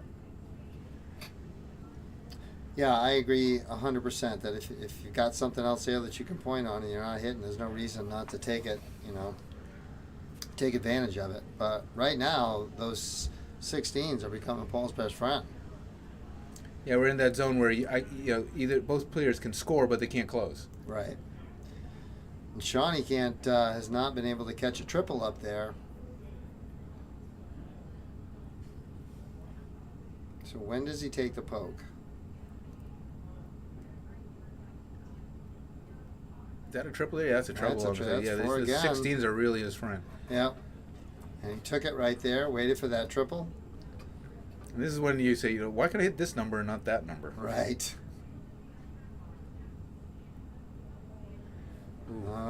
Falling into the trap.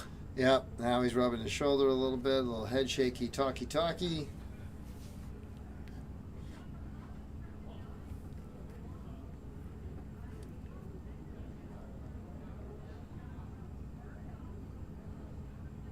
All right, first time he doesn't come away with a lot of sixes. Yeah, no, he got the one with the third dart there, so that's going to make Sean feel a little bit. He definitely needs that triple 20. There he goes. Oh. You can see Sean speeding up a little bit. Is he typically more fast-paced? He is definitely a rhythm. He's way more of a rhythm thrower than an aimer, but I do think at times when he's got his rhythm kind of in a nice flow, it works perfect. And then depending on whether or not he's leading or behind, it speeds up or gets out of rhythm, and then I think it becomes a little more frustrating to him if he can't see that rhythm right there. Even though he missed that last one, was nice, and the one before where that 20 went into the 5 was a little quick. So. Yeah, so we've been stuck on the 16s and 20s for the last several turns now. Yeah, but is that another 4? That is another 4. So Sean's going to have to go back up. He's going to take the 16. All right, that was probably the right move. He's got 3 numbers he can point on. Just take that away. Take the candy store away. Well, I got a new candy store. Yeah. Now he's gonna probably stay there and take that. Yeah. Yes, he is. Yeah, Absolutely. get rid of that 20. Yeah, you just put the pressure on with the trip 15. So.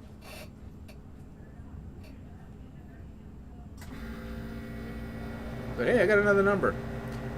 Not enough though. No, it's not. And now only needing that 118, he can keep that in his back pocket.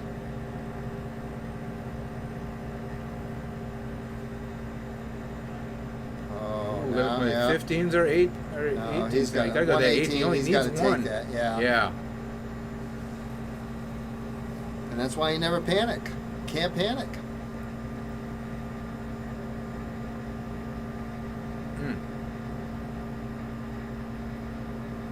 21-point lead. So one more 15 is another bull. So that's a good thing to have in the back pocket for Witcher. Let's see if he goes to it. Yeah. Another single wouldn't have helped, so back to the bull. Right, absolutely.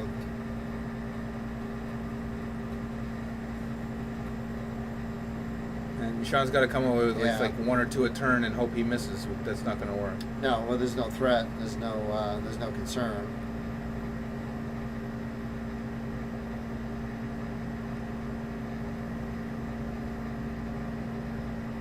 Doesn't look like Witcher is exactly scaring that cork into anything. So, I mean, Sean really just puts in a 3-banger. It could be a little bit of a threat. Oop, there we go. Now the 15s are gone. Yeah.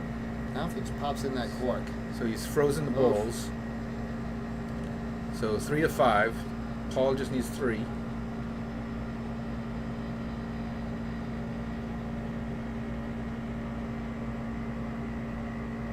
Lucky thing Sean closed those 5s. Double? Yeah. I don't know if that's just one. That's one. That's the icebreaker. So he's got it in his hand. Not anymore. Getting closer. So 2 bulls to 4. And there it is. Dart, and that's the ball game. That's a one-time. Sean's shaking his head. Shaking his head. He had better chances in that first one. Yeah, that was, that's a clinic on how to come back and keep your head in the game. It's a top 16 match, so Witcher into the quarterfinals.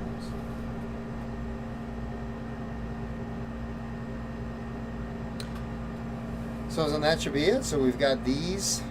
We've got the 2 cricket singles and then the cricket LOD. I think so. And then it's a wrap. All the other things are finished. We just got these 2 singles, the LOD. It's time for a rap party. Well, Cod will be happy now. He can go get dinner. Did he lose? Yeah, he lost already. He's all Okay. waiting on Sean. I'm hungry, man. I want to go to the Roadhouse. Ah, Texas Roadhouse, baby. That is a Cotto favorite whenever we're on the road. He does like to go there. It's a good time. It's a good Can't say time. that I blame him. No. The biscuits and butter are good. They have that cinnamon buttery thing, Oh, right? yeah, honey the butter. Yeah. Rolls come out nice and hot. Oh, Make me drool. Cut it up. I know. Nothing like a hot buttered roll. No, you are correct. All right, we gonna get another match soon, or what's going on? I don't know. We'll see what Dean's got on the docket. So nice little chat you had there with Mac Dart Supply. Yeah, Ken was pretty cool. I like Ken. I spent a little time with his brother Matt yesterday, and met his dad and his mom. You know, like Ken's he was the dad. talking about. Chris is Chris with a Ken K. is the dad. Chris with the right. He messed you up because it's with a K. Everything. There's all kinds of names, and the Mac twice with his brother and then their kids, and which I thought was incredibly cute. But I did. I hung out with Matt yesterday, met Chris and Ken, the dad. So and did meet their mom, who was very sweet, and she was out there peddling their wares, so to speak.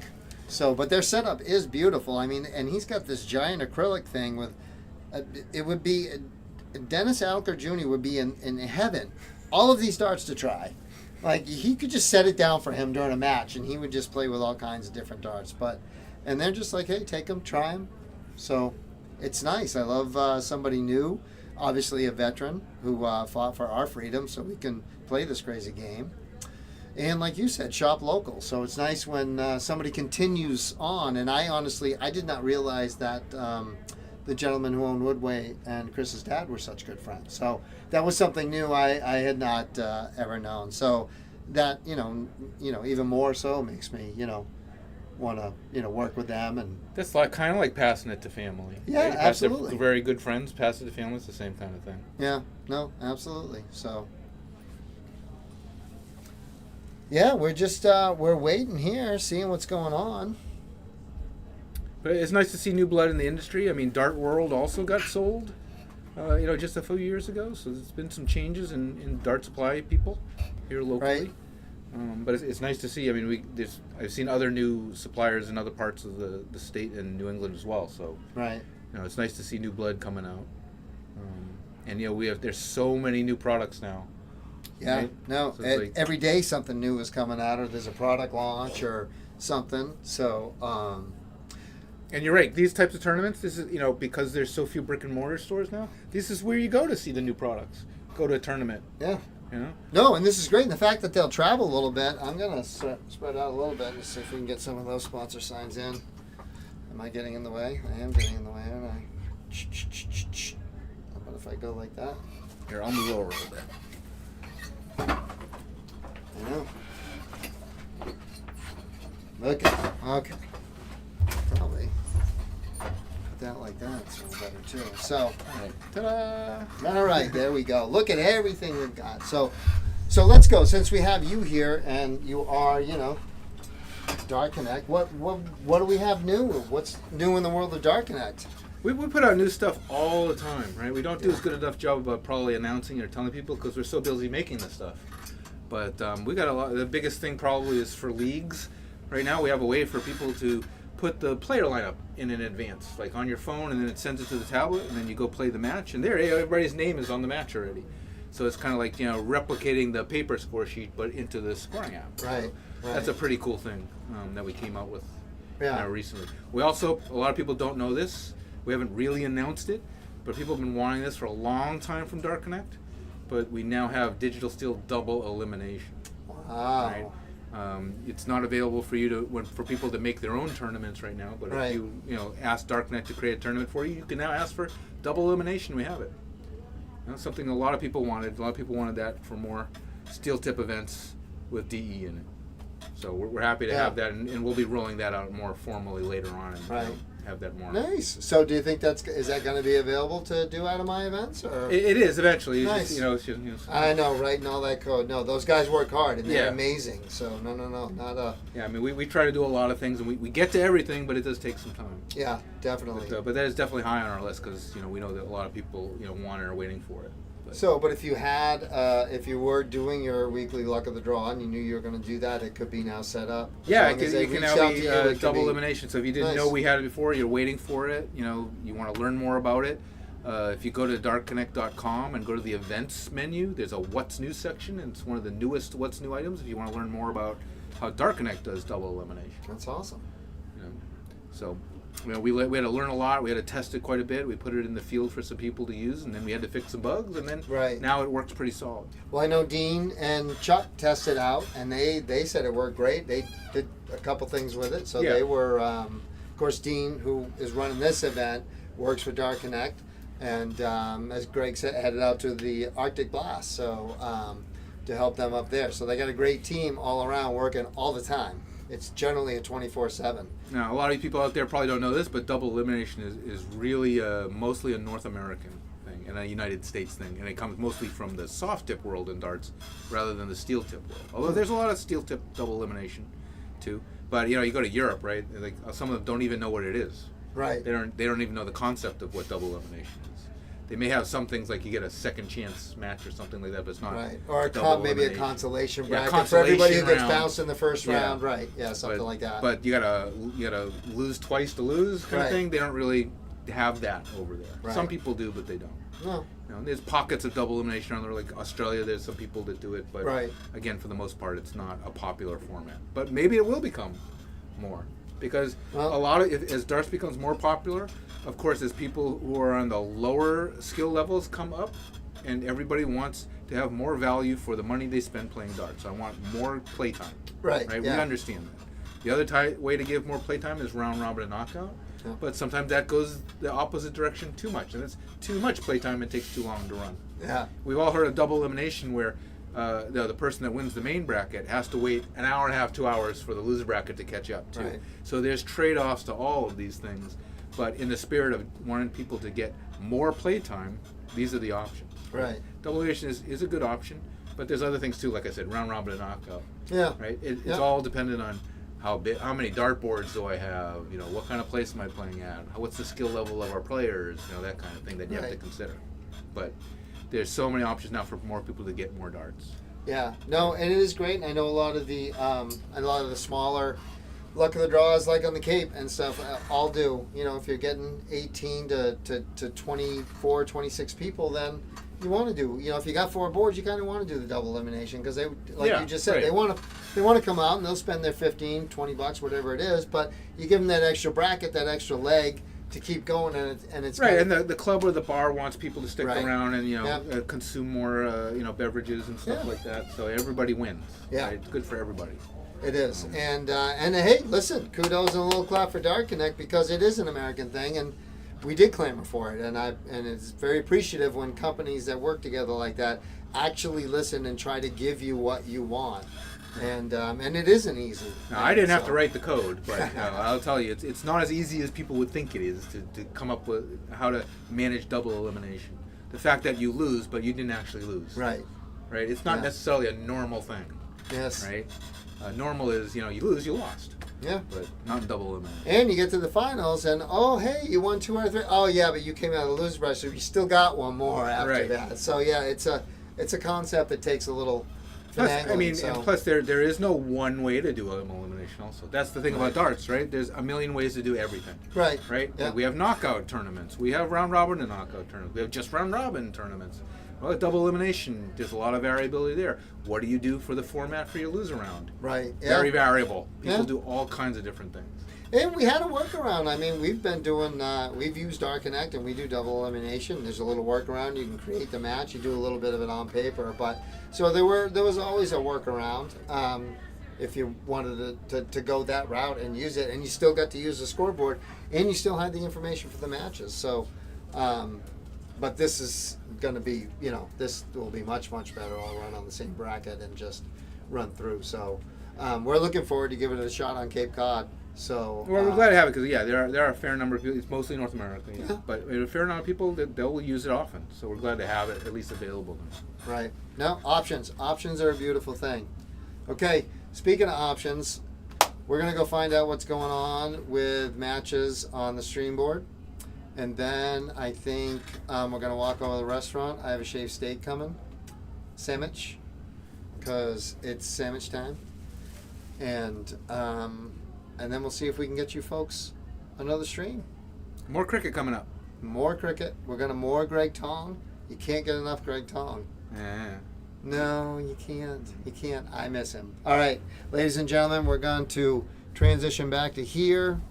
Let you folks stare at an empty dartboard for a little bit. And we will see what's going on. Give us a few. We'll be right back. Thank you.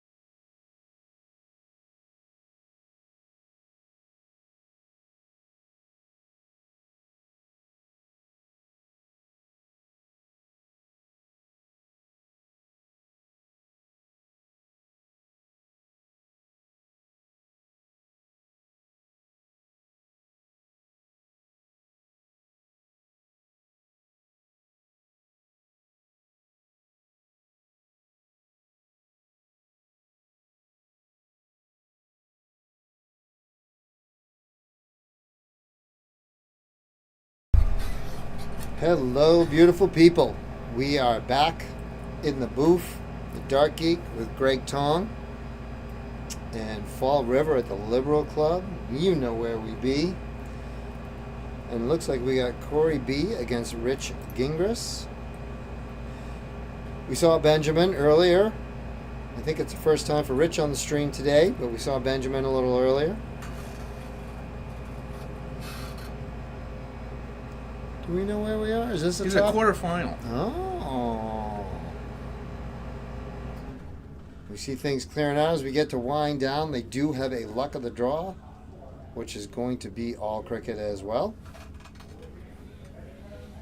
Greg, you chose not to jump into the cricket, huh? Just an 0-1 day, huh? Yeah. Made my one donation. I didn't feel the round of nines in the hand today for the cricket.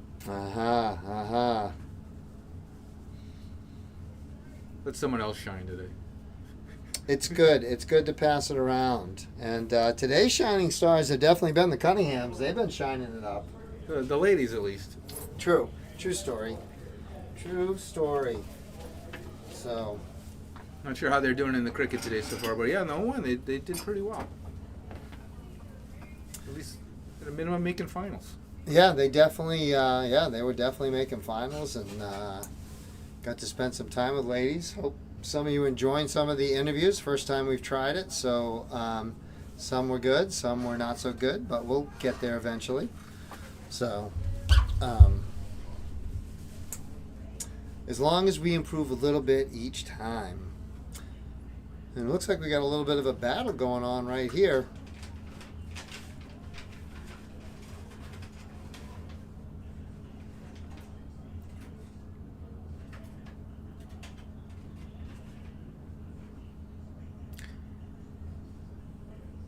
I like that move, but I don't know why he switched back to the 20. I know he wanted more points, but a close. Oh, I'm sorry. I thought he had 117 and needed another to close.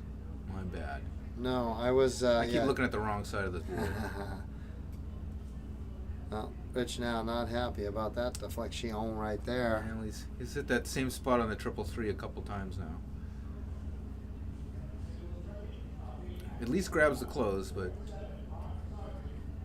Yeah, definitely wanted a point there. Benjamin right now looking at closing it out. Just into that 2 though.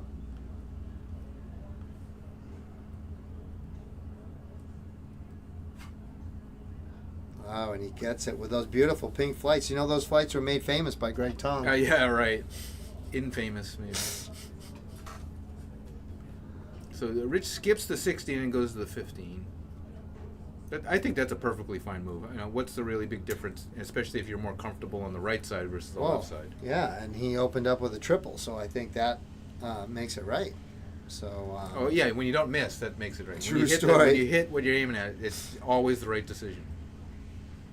And it forces your opponent to think, and now maybe go outside the box. Right. Yeah. Look at would he have thought that 15 before? Yeah. Did close out the 18 though, so. And he missed it, so it worked. Yes. But you got to stay on the treble though, to really leverage that.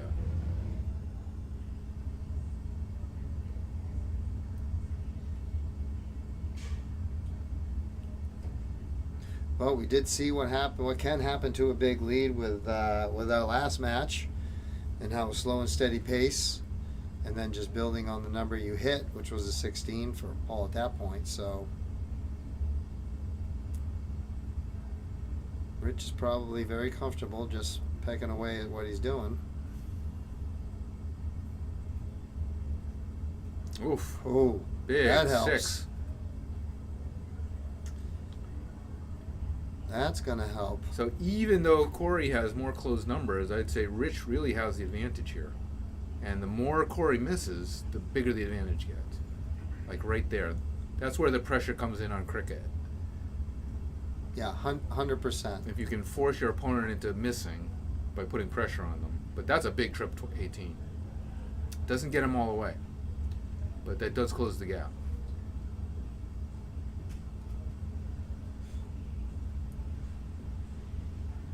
Rich has got to switch down, but he just, every time he wants that triple 15, it's just sucking it right in. He seems to be having no problem with that. 45 points whenever he feels the need. It's so common in cricket. I can't hit any other number, but I can hit my pointing number. Yeah. It's just you want that pointing number to be the bigger one, though. True story. True story. The bigger the better. But it's enough to keep Rich slightly ahead in the points. Back to the 15 now. Right? Yeah. No hero dart on that.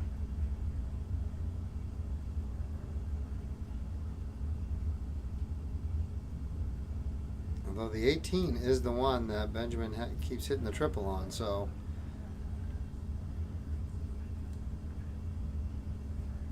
Oof. That's a tough one. Yeah. Well, back just for the fat single. Yeah, that's a little hard to take, a little unlucky with that. Neighbors in cricket feel like they hurt more than neighbors in 01. Well, yeah. Oof. Oh, that would have been a big dart. Yep. No, fell just a little short. Well, you know what we say. Single is the hardest dart to throw. He He is killing that 18, though. Yeah, that triple is just falling for him. No. So he's killing the 18. Rich is getting the 15, but the 18's bigger. Oh, and the 15 is now gone. He stayed right there. That was a big 6 right there. That So was a big third even dart. more, that one missed dart on that 18 by Richard had a big implication. Yes. You're down on points and your toy is gone. Oof, do you get the double there or no? So he just has to stay solid and really put Rich in a bad place. Force him to have just the bulls left.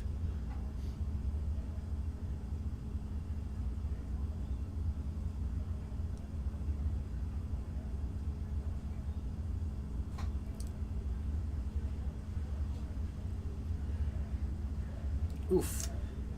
Got the 3 in there. He took that right away. Rich is very lucky he didn't hit a triple on that. Big double bull on the first dart. That's a great Closes start it with right the there. second. Now, you gotta be careful. It almost looks like it might bounce out if you throw at it again. I bet he's contemplating right now, do I take something away? Take the 18 away if you're worried about knocking him out. Ooh, Oh. he risked it, but he got a lucky 16 there. Wow. So not only did he risk it, he got away with it. Yeah. And a little bonus.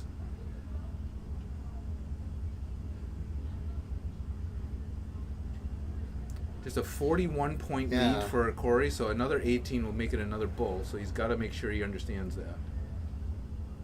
Some people will go right at the 18 at this point. Yeah. Because I mean, Rich has 3. Right. That's what that 18, just get that up. Now you're 3-3 and then take your shot.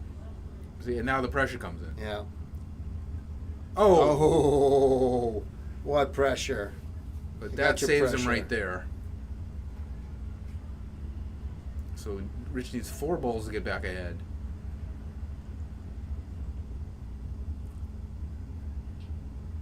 Yeah, gets rid of that 18, freezes him on the bowl.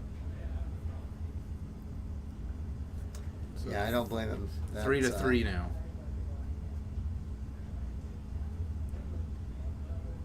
There's 1. Just 1. Yeah, I think that is on the outside, but that Still has a chance. Nice. Oh. Yeah, I don't think that was in. No. Oh, look, Rich. Oh.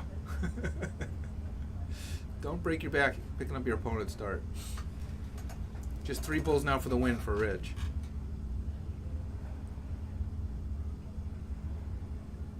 Oof. Oh, man. Comes away with 0. 2 bulls for the win for Brian. I'm sorry, Benjamin.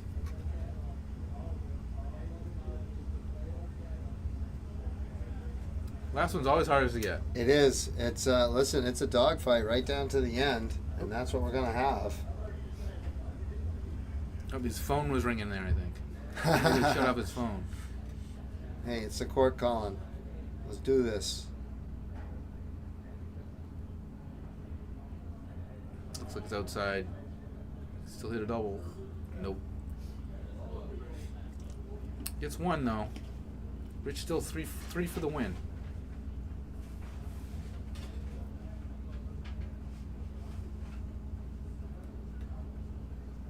Ooh. Oh, there's a 2. There's 2, and that's 1 short. Yep. Yeah, that's gotta hurt. And Yeah. there it is, leg one done. That's a nice little battle we had right there. Rich did a good job fighting back in that one, but just a little short of the end. Yeah, if he could have put that double cork in the first start, I think easily would have been a win for him. It would have followed right in. And really, that single 18 he missed. I mean, that's what you would look, that you look back at started the tumbling down. That yeah, that's where you go back to the game team and go, here's where I lost the game, right here.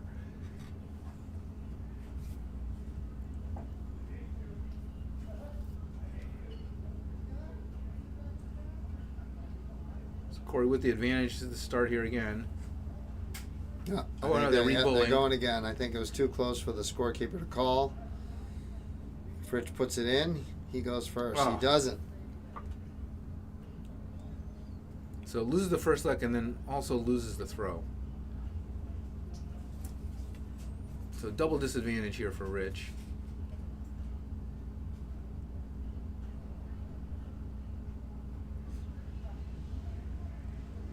Ooh. Right. Might get a break. Oh, third dart triple. That's a heartbreaker there.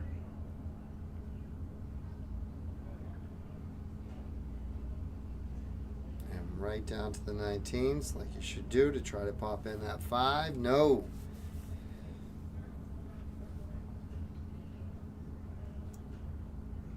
So even up on this second leg, each with a close. Oh, should go back up top now. Yeah, that's a couple of deflections that Benjamin has had now. Don't want to make a habit of that. That's a nice habit to get into. Bounce back well from that bounce out. Yes.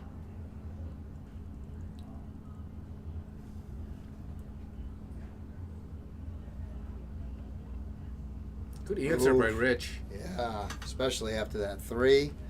To be able to compose, hit the 6, force Benjamin upstairs. So the best thing here would be a triple on his first dart. Give him the option to try the 9 after. No.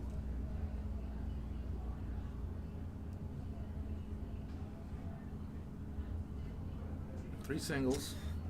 Yep, 3 steadies are nice. 1 in the triple would have been good. It gives him, but Rich pops that triple. He'll get the shot at the 20.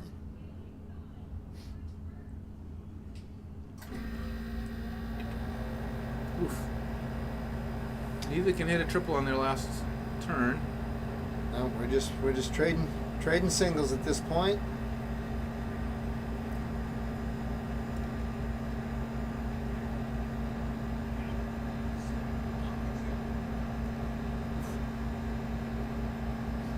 Took 2 up there, took a shot, got 1.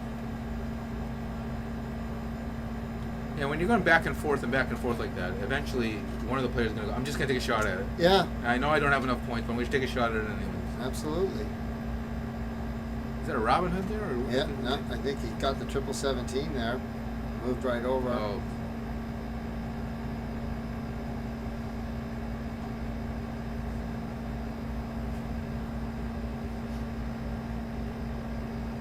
So Benjamin caught another trip 20 up there. That's what you have to do when someone tries that tactic on getting an additional closed number on you versus trying to close the number you're pointing them. Wow. Oh. Rich's scoring on that 19 has been really good this leg. He is really starting to find a flow But here. he can't close that 20.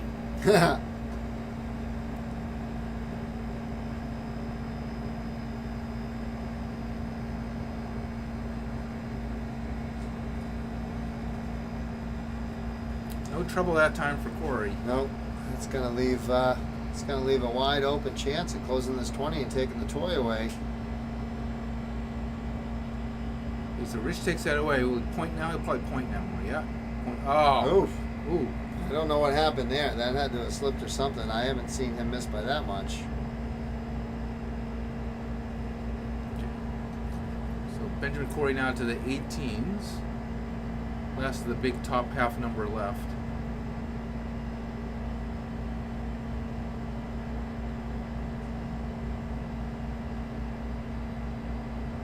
He popped a lot of triple 18s last leg. He'd use one Yeah. right now. Not when you really need it. Yeah. Rich has seemed to be in a zone here.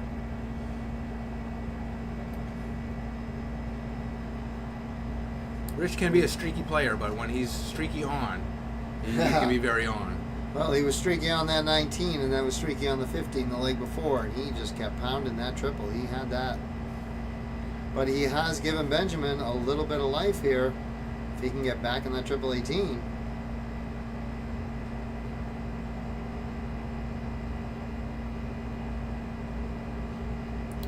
Not too bad, just 3 singles.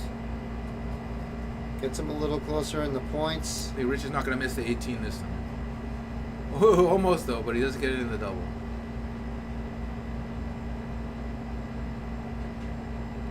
Go pad that lead a little bit. I like that. I like that idea right there.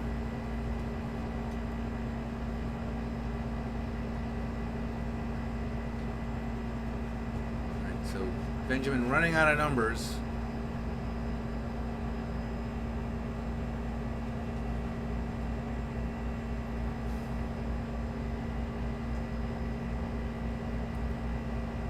Oof, all over it. Yeah. Another circle, but no points added on there.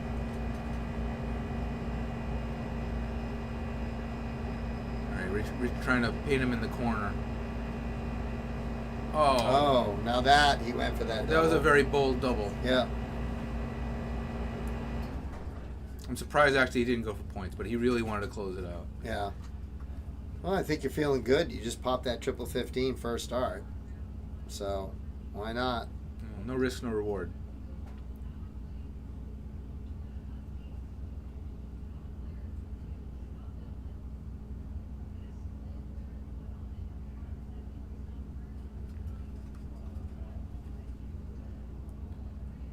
Well, it looks like it's going to be Benjamin's turn to pile on the 16s. Oh. Oh, bad deflection right there. It was headed there. Yeah.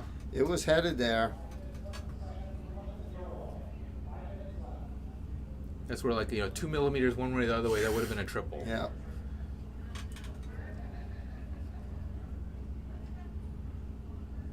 Rich staying right there, not playing any hero. Keeping himself just that little bit ahead of Benjamin.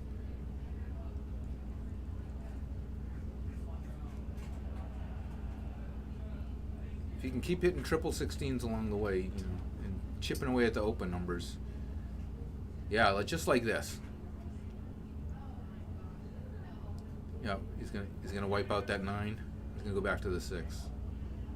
Yeah, went back to the 6. He hit it, so that's the right choice. Yeah, no, I agree 100%. You take your shot at that triple, you're right there. Although it's tempting the way Rich has been hitting that 9. It's tempting Yeah. to just close it. Sometimes it's really, really hard to do the right thing. But hitting the triple the other way is not the wrong choice. But Yeah. yeah, look at this, just what we said, right? I mean, Yep. What if he had closed that 19? Well, what if he had shot at the 19 and missed? Yes. Like Rich did in the 18 the leg before. It's just, you gotta. But it was he only needed a single 19, Yeah. and really a triple for points would have been better. So, I mean, it's one of those, Rosemary's Baby kind of thing. But he was definitive. It didn't look like he had a thought about it at all. He knew exactly what he was going to do if he didn't. Right. And now he's in between the numbers he needs. Yeah. That's often very typical. Tied in points, but now Rich just needs 2 16s, but he doesn't even start on there. He wants to make sure he always has the point lead. Ooh, is that 6 or 4? I think he's got 4 there. See, always when you don't choose to do that one dart to close a number, it's like you almost always regret it. Yes. The guy's gonna just keep pointing you on that. And now he's stuck, really, without hitting a triple.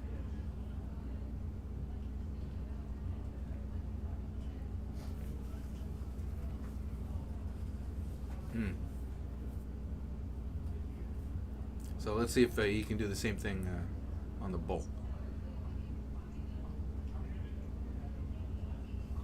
Unlucky.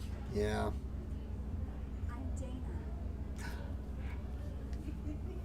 Who's Dana? Oh, She was one of the people here. Oh, okay. We just met one of our commenters, I think. We did. Dana was on the chat earlier. She just came and said hello.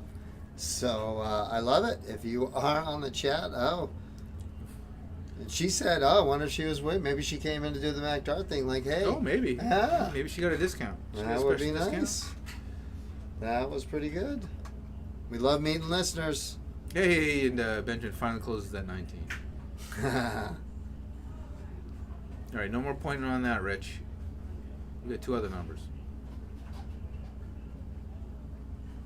Well, it looks like we are going to go to a third and deciding leg in cricket, unless Benjamin can come with a mad comeback on corks.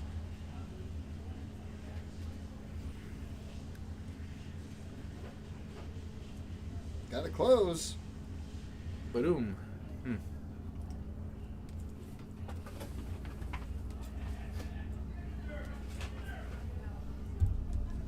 One more bowl for Rich to get to the third leg. And it just takes 2 darts to do it. All right, so Rich buys himself a decider. Tough call. Who's going to win this? Well, I think in that leg, Rich was definitely a little more consistent. Yeah. So he's got the momentum going into the third. But Benjamin played well, so... Benjamin played real well. You know, yeah, it's definitely not going to be a walkover. This is tough to call. Tied on the bowl. Opts not to pull him. Outside on his second attempt.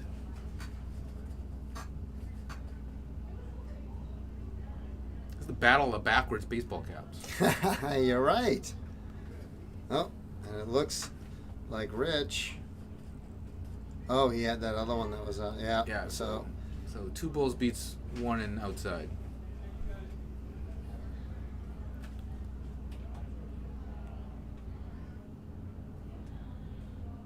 So Benjamin Corey has had the start on all 3 legs of this match. Worked out for him on the first one, but not the second. Well, here we go, boys and girls. Which do you think is the best opening turn in cricket? 3 triple 20s or 2 triple 20s and a triple 19? Which is better? Oh, in my opinion, I guess I would say 2 triple 20s and a triple 19. You're taking 2 numbers on the point lead. You force them to 18. It's going to be very hard.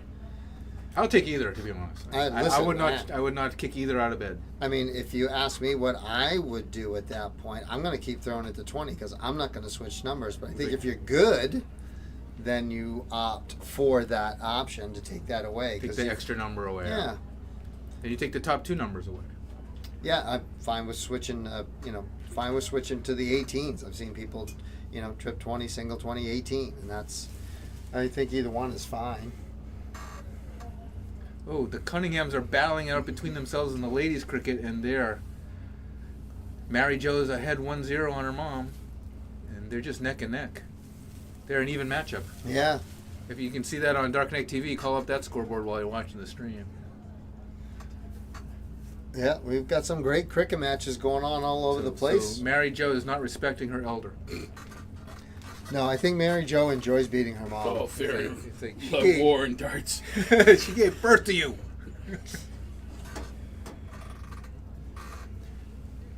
But Gingrich is on those 19s again. Yeah, he hit 5 like there was nothing else going on. Didn't even... Oh. Benjamin back in that triple. Let's send him back to the 19s. Now, I don't know how much Benjamin has played Rich, but Rich is known for playing what we call mental cricket, right? He's going to try to throw you off by throwing something you don't expect him to throw. I love the 17, going straight to the 15, and yeah. Well, I've definitely talked to a lot of dart players, and it's most sport things are a mental game. You have to play that mental game, and if any opponent can get you thinking about, if you're going to think about what they're doing, you're not paying attention to your own game, then they've kind of already won. And I'll admit, if you play someone who's used to playing cricket straight, in quotes, straight cricket, that throws people off. If you don't know what's coming at you like that. Like, I remember when I first started playing and guys would do that to me. He's like, Now I was like, I expect anything. Right. And mostly for me, it's because I could be aiming at the 20 and I'll close the 18. Absolutely. Like, You don't know I'll what's take- coming out of my hand. I pull the darts off like I meant to do And that. people think it's a strategy, but no, it's just I missed. But Rich will very purpose. I mean, I've seen him play backwards cricket several times. Yeah, we used to call that the old timers, and I'm calling old timers used to call. We'll go with bleep bleep. But that would start big fights in the pub. Yes. Yeah. So, but I have seen people do it. You go up there and throw the 20s. All of a sudden, you come back. They've thrown 3 corks, and you're like, "What in the? Really?" So.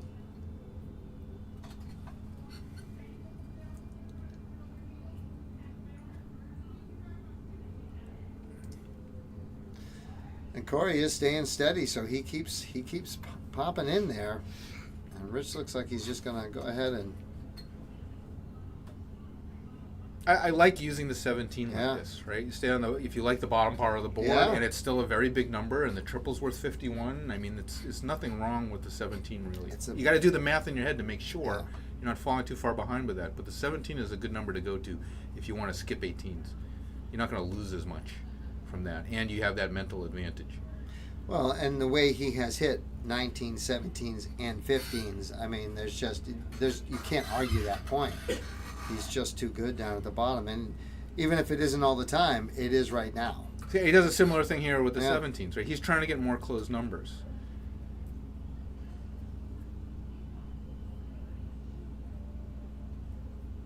There's so many ways to play cricket. Yeah. Well, I mean, it's all about it's all about breaking somebody's will, and you can break their will in several different ways. You can say Benjamin's going to keep fighting back.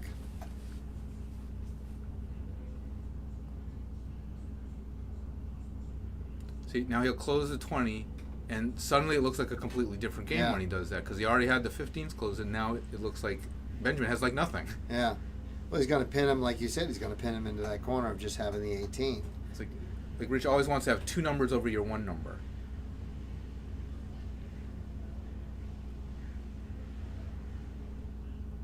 So that was where, he's like, I'm going to take a shot and try to take at least one of your numbers away. Yeah.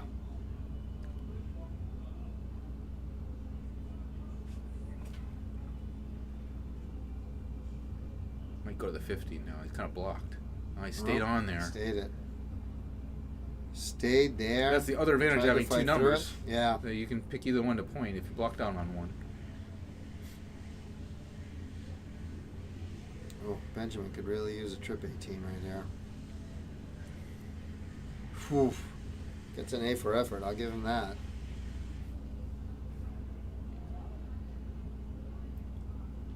Cricket leads can be so fragile. You can be so Yeah. far ahead on one turn, and then if blink of an eye, I'm behind? And by Yeah. 2 numbers now? And then somebody drops around to 7.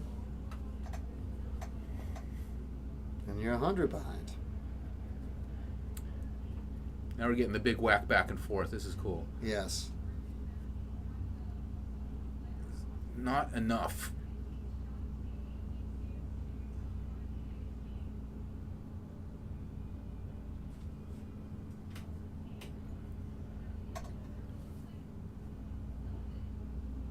Well, he didn't end up in the triple that time. Rich still with the advantage, but another big turn like that. So he's opting to close it being behind on points. Now I'll go to the 18. If he hits that trip 18, oof. So, now if he had missed those 17s, then he would have fallen into Rich's trap. Right. Right?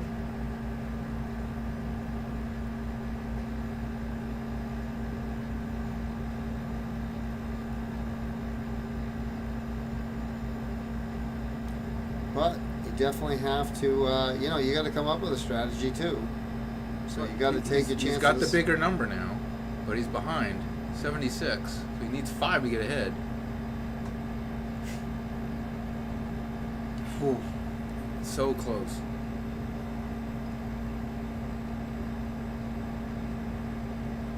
Oh.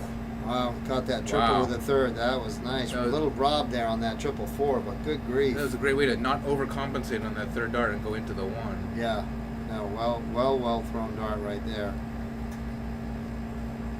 Rich isn't even going to play with it. He's going right to the 50. No hero dart there, even though he had a slight lead. One more to get ahead.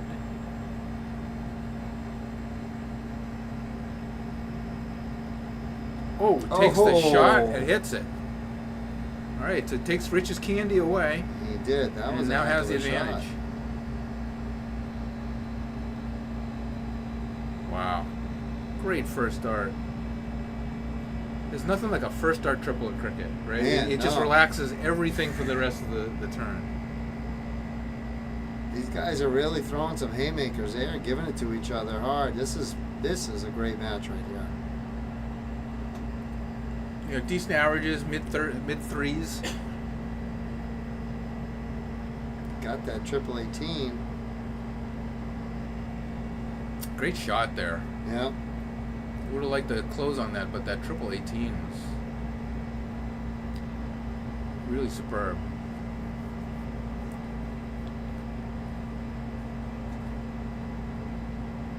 Oh, and man. He flips it right back around on him. Wow. Are you kidding me? That, again, Look at that. There's some big, love right big there. Big Cahonie shot there. Yeah.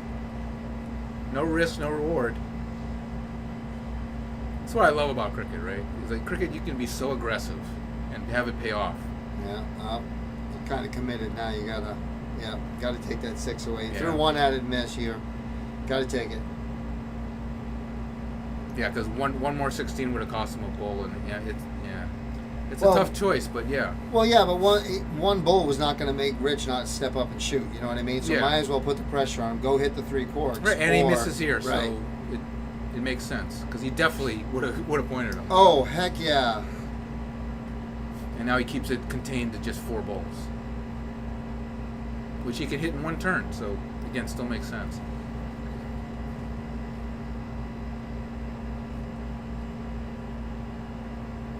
All right, he's evened it up, but it's in Rich's hand for the match win.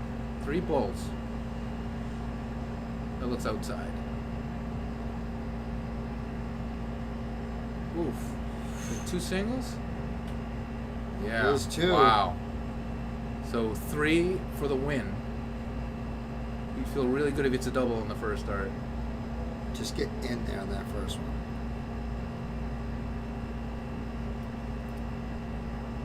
Outside. Gotta have it. Ooh, needs a double. Oh, short by 1. Wow. With Rich just needing 1 to win. Ah, that hurts. Gotta move Just over. outside, slide a little bit. Ooh. Oh, Now can he's you gotta split them? Get the average. Oh, leaves the door open. Just 2 bowls for Benjamin Corey here. Wow, 3 to hit 1 and he missed. I would have bet money he did it, but No, I'm shocked at that. And that's it. no, he needs 1 more. No, he just no, needed that's one. it. You got It's closed. Yeah. There it is, ladies and gentlemen. Tough that was one. a heck of a match right All there. came down to a single bowl. Wow. Those boys right there put on a little show, man. That was good. That was some good stuff, baby. Holy macaroni. Yeah, whoever won that is going to feel great relief. So Yeah. But Rich still wants to shoot it. He's like, I'm not done yet. I'm going to show I get it. Yeah, now I get it. All right. Well, boys and girls, going to take a little breather after that. I got my steak sandwich, and we're going to be back with some more live stuff. I think we got a little bit of darts coming up. I think we still have, not sure where we're at, but we're going to find out. See what's going on. See what's going on out there. No live matches right now, but we're getting down to the end, I think, of some of the women's crickets. finals coming up next, I think. Okay. Yeah, the men just finished singles cricket quarters. Mary Cunningham against Brittany. Edgett? Yes. So Mary beat her mom. Yep. Ah. Okay. There it is right there in the semis. Betty should be a proud mom. Well, she'll be bent out of shape, and then she's going to go be a It was a cheerleader. good So game. Sergeant and Kinders had a good cricket game. Went to three. The second game was 900 to 800 points. Oh wow! Second leg, third leg. Andy shot a fourth. Andy won it with a 4.3 or something like that. He averaged. Holy mackerel! Jesus. All right. Well, ladies and gentlemen, we'll be waiting. Darren's going to go eat a sandwich. We'll be back. Stay tuned.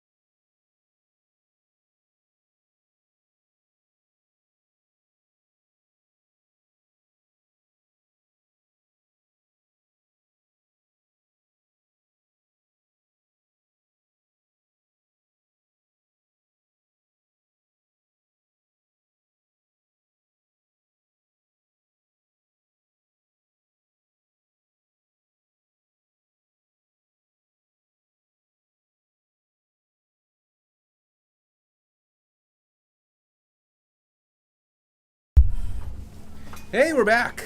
We're in the middle of the leg of the first leg for the ladies cricket singles finals. We've got Mary Jo Cunningham versus Brittany Edgett. Familiar faces on the streaming board and the finals. These two have been matching up quite a bit so far today. Mary Jo may be edging out Brittany a bit. Although Brittany did just beat Mary Jo and her mom in the doubles.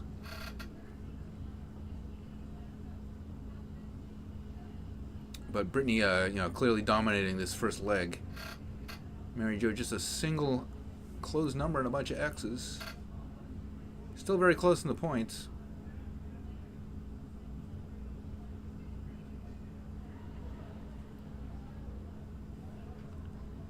At least one good slop on the 20 and a bull there for Mary Jo.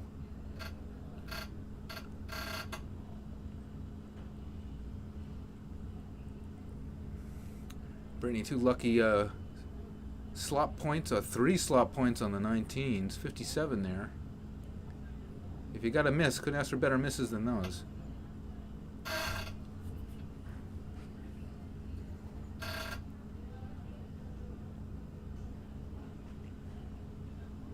Mary Jo beat her mom to get to the finals. Be a fun car ride home.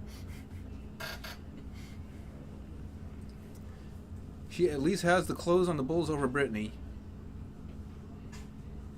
Brittany just needs one more. Don't knock it out. All right, my AI computer is saying Brittany is favored by about 97% in this match so far in this leg.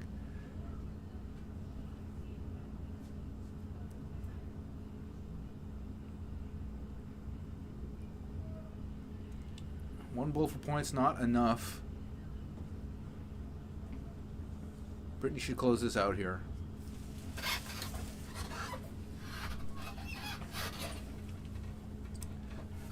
Can't do it. Mary Jo a chance to make this a little more uncomfortable with a couple of bulls. Needs 3 to get ahead. Here's one.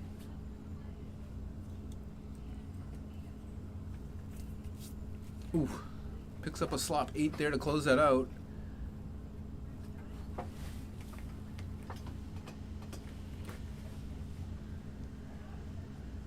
Brittany finally gets that bull with the 3rd dart. Win the first leg. It's one Mary Jo wants to put behind her. Break, stretch, All right. exhale. All right, lose the first leg. Now you got to win the bull. Important to win the bull.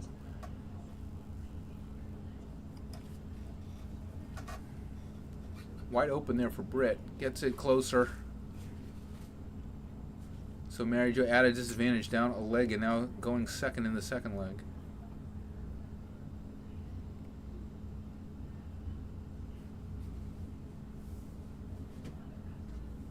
Great opening turn, look at 6. that.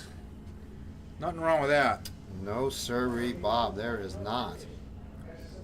Oh, great answer. Let's see how she can pile on. Get another triple. No, second one's in the 3. Oh. I got the single. Or still a good answer. Now you gotta hope Britt doesn't close your number. Oh. So much for that hope.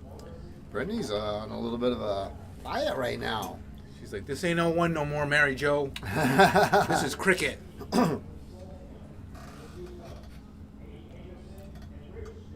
Ooh, gets a double. 2 Does she go for doubles. double there in cricket? She'll take it. Yes, she will. Doesn't get her the point lead, but gets her close. Brittany's just closing everything. Yeah, she is. Wow. She's just closing everything behind her. She's not letting it get away, but points are close still, so could still be edgy if Mary Jo could pop in a big turn. Is that a double 17? No, I think that's a double 2 right there. She didn't get so lucky on that one. Looking for that triple. Ooh. Can't tell what that is. Oh, nothing. 117. Oh, all that for 1.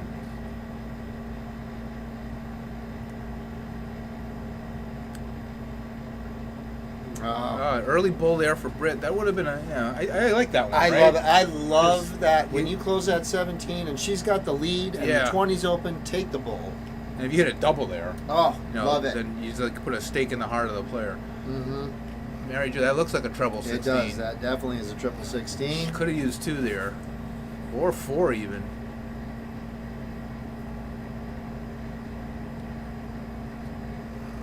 Brittany's just not letting anything get by her. She's that determination right now. She's just like, She's just like a catcher, a goalie, and nothing's getting past.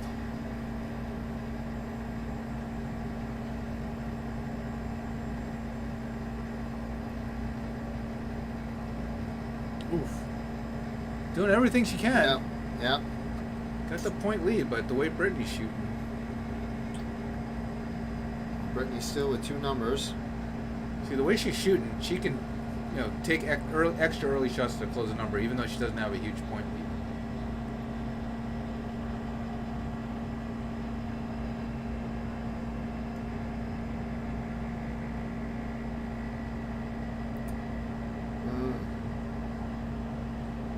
Would have been nice to hit that triple 20, but I would have stayed on the 15. Yeah, with the 2 numbers open. I mean, you're down a leg. Yeah. You're behind a point. You get 2 numbers on you. And now they're gone.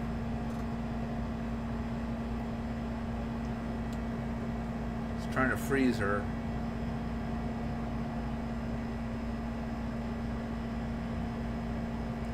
One bowl. And now she's got to hope Britt misses. Not the position you want to be in. Yeah. See, like, I'm going to make sure. Yeah. She needs another one because 25. It didn't do anything. No, you're right. It just brings you to a push. And so I don't know if she made a mistake there. If she mean to switch back because she really needed another one.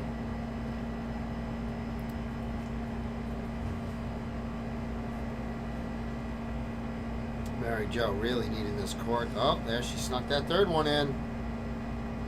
Let's see if Britt makes up for that and does another 20. See,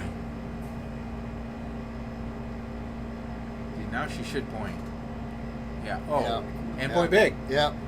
That's why she didn't care about the extra 20 on the last. I know I was going to get another chance.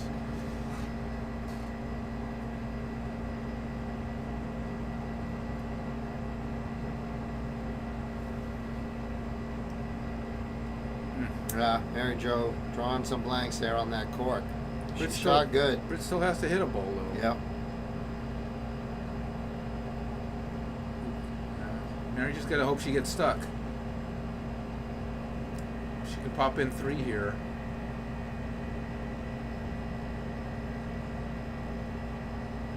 Ah. Ooh, that's a good start.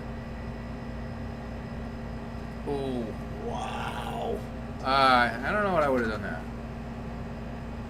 Oh, I definitely would have. No, I stayed on the definitely ball. would have tried it and hit the triple 1. Absolutely. I know Brittany has no bowls, but yeah. I mean, you also have those 17, so.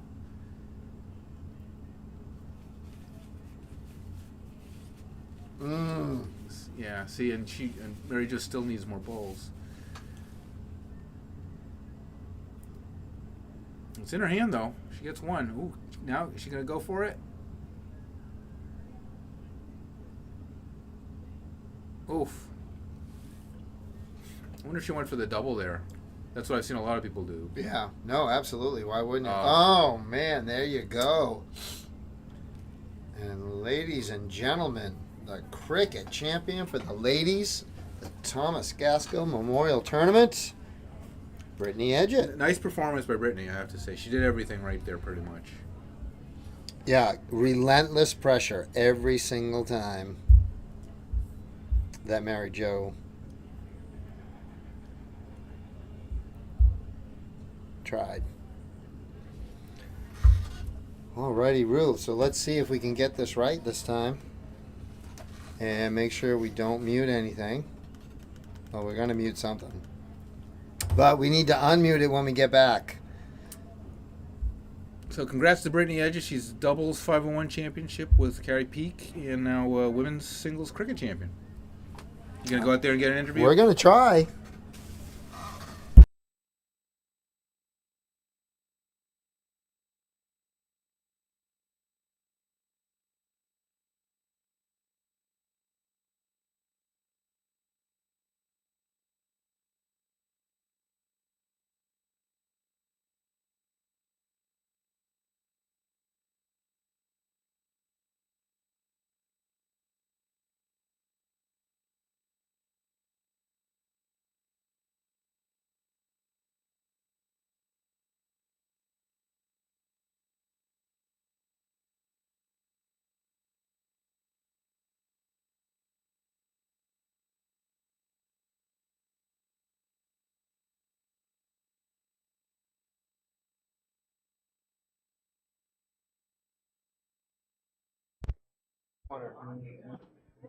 Hey, look, we're with Brittany again. Imagine that, ladies and gentlemen, your cricket champion at the Thomas Gaskell Memorial Dart Tournament, Brittany Edgett.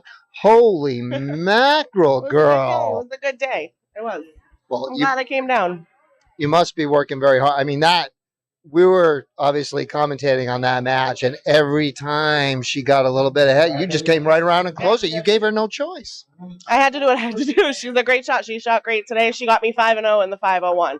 She smashed her out's first start. So I was like, good on you, MJ. I'm going to come back and get you in the cricket, though. Well, you did. You were fierce on that cricket. That was just magnificent. I would be scared bleepless to play you. Honestly, it was amazing.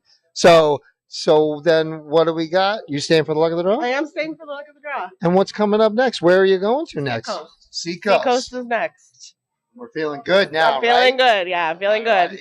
Absolutely. We're going to let you get warmed up. Thank you so much Thank for your you time. very Ladies and gentlemen, our ladies cricket champion, Brittany Edgett. Thank you. All right, stay tuned. We're coming back. We're going to have a fabulous luck of the draw. That's going to be cricket too. So stay tuned, folks. We're coming at you.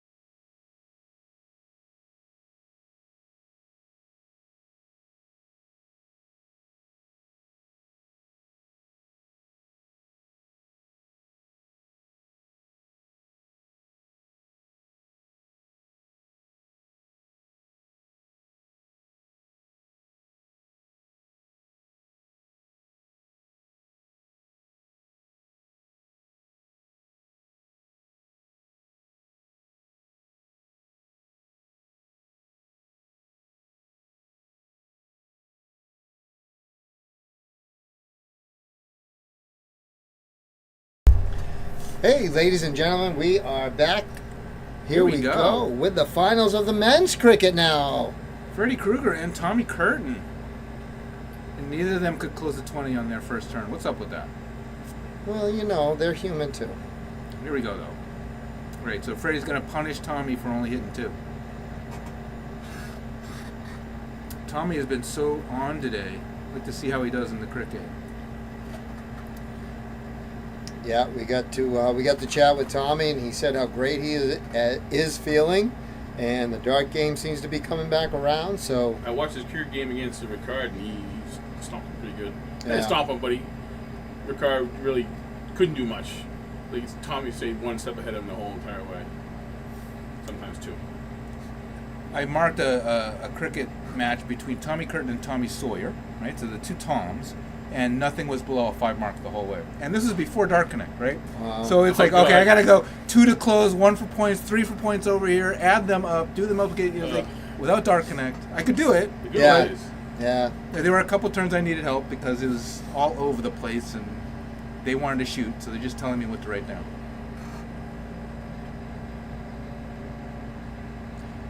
no, I remember. I think it was at the White Mountain watching Tommy in the cricket finals against Jeff Smith. I think it was with White Mountain, and Tom Curtin just destroyed him. I mean, I had never seen anybody shoot cricket. I think it was a White Mountain, but because I remember him walking up, going, "Oh well, Tom's got his work cut out for him," and yeah, he put on a cricket display. Tommy said that cricket is his favorite game. Yeah. He likes playing cricket more than the old one. Oh, yeah. Typical American. It's so much more interactive. It's so, so much more back and forth, offense, defense. Well, there's a strategy, and where 0-1 is more of a race. Freddie, though, shooting really well in this leg right here. It's not really giving Tommy much room. Just staying just enough ahead.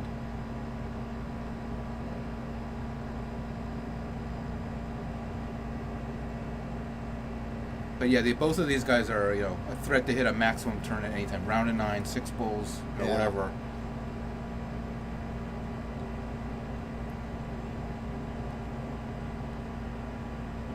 Ooh. Ooh.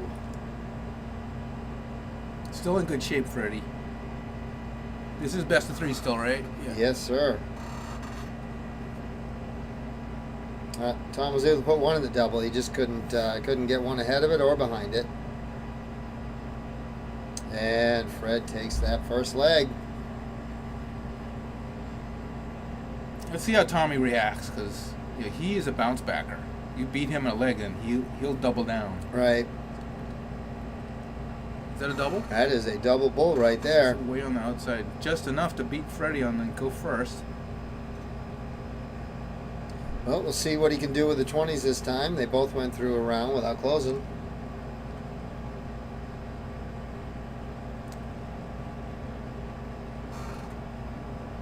Oh, again, just 2. Yeah.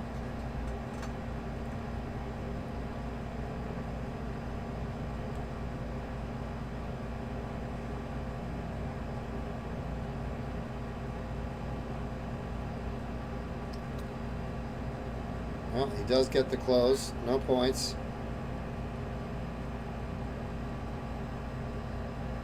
Oh. Oh. Tommy went to close. Got to hit it if you do that. That's right. Yeah, you can't. All right. So yeah, that's a big mistake, especially in a best of 3. Well, yeah, when you're down 1 leg, especially. I don't mean shooting for it. I mean missing it. Yeah, absolutely. Yeah. No, shooting for it, I get. But now Freddie's gonna make him pay. Yeah, just like that. Still plenty of room left, but he's got to start banging the trips. He's got to stop landing on the outside. He's only getting 2. 2. He's just raising the stakes each time. Like, next one's got to be a 5-6 mark. I missed that. Next one's got to be a 7 mark. Freddie just methodically going through the motions. All right, so that's a nice break for Tommy. Let's see if he takes advantage. Got to punish that. Wait, did Freddie close the 18? He did close that, yeah. I'm not sure Tommy realized it before he threw his. No, he I did. wasn't No, sure I either. think he did. I think he went along and he closed everything behind him and challenging Freddie to go with the 17s now. Right now, is something not right, or is it? No? Yeah, it looked almost like Freddie thought maybe the score was wrong. Okay, so now Tommy's got to hope that Freddie doesn't close the 7s. Correct. Otherwise, it would make it that was not a great strategy turn the last one. Unfortunately, but he's still got 2 other numbers he can pound on. He's got to come out with points though. Yeah. Got to get a triple is what you got to get. It's not happening for Tommy. He's been playing all day. Maybe he's a bit tired. Yeah, it's definitely been a long day. Yeah, and Freddie's just not letting this get away. No, it looks like Freddie is in the mood for a cricket championship right here, folks. There's curtain blood in the water. Not looking good.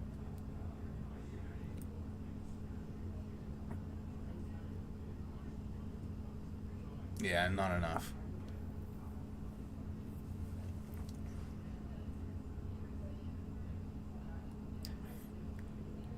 Looks like Freddie's just going to clean this up Yeah. and double time. Clinical. There it is. All right, clinical job by Wow. Freddie Krueger to beat Tommy Curtin. Not much Tommy could do there. No, there was nothing he was going to do, especially not hitting those triples. So, well, we're going to look there. That was our finals right there, ladies and gentlemen. We'll sneak out, see if we can't get a few words with. All right, I'm gonna be heading out after this. So thanks again for having me on the stream, Darren and Amit. Greg, you see you for your friend? Oh, thank you Safe for travels coming. home. Well, are we gonna see you at the DPNE or is just Darren? Probably just Darren. Okay. Why are you looking at me like I don't know. I'm looking for the answer. You know what? You never know, Greg. You never know. All right. Well, I hope I get the chance to see I could you. probably be talking to going and hanging out for the day. All right. Well, hey, thank you for giving us some professionalism today. I appreciate you for that. Yeah. You're the professional. In name, maybe. I don't know. No, I don't think so. All right, ladies and gentlemen, let's go see if we can catch a few words with Freddie, and we'll be back in a minute.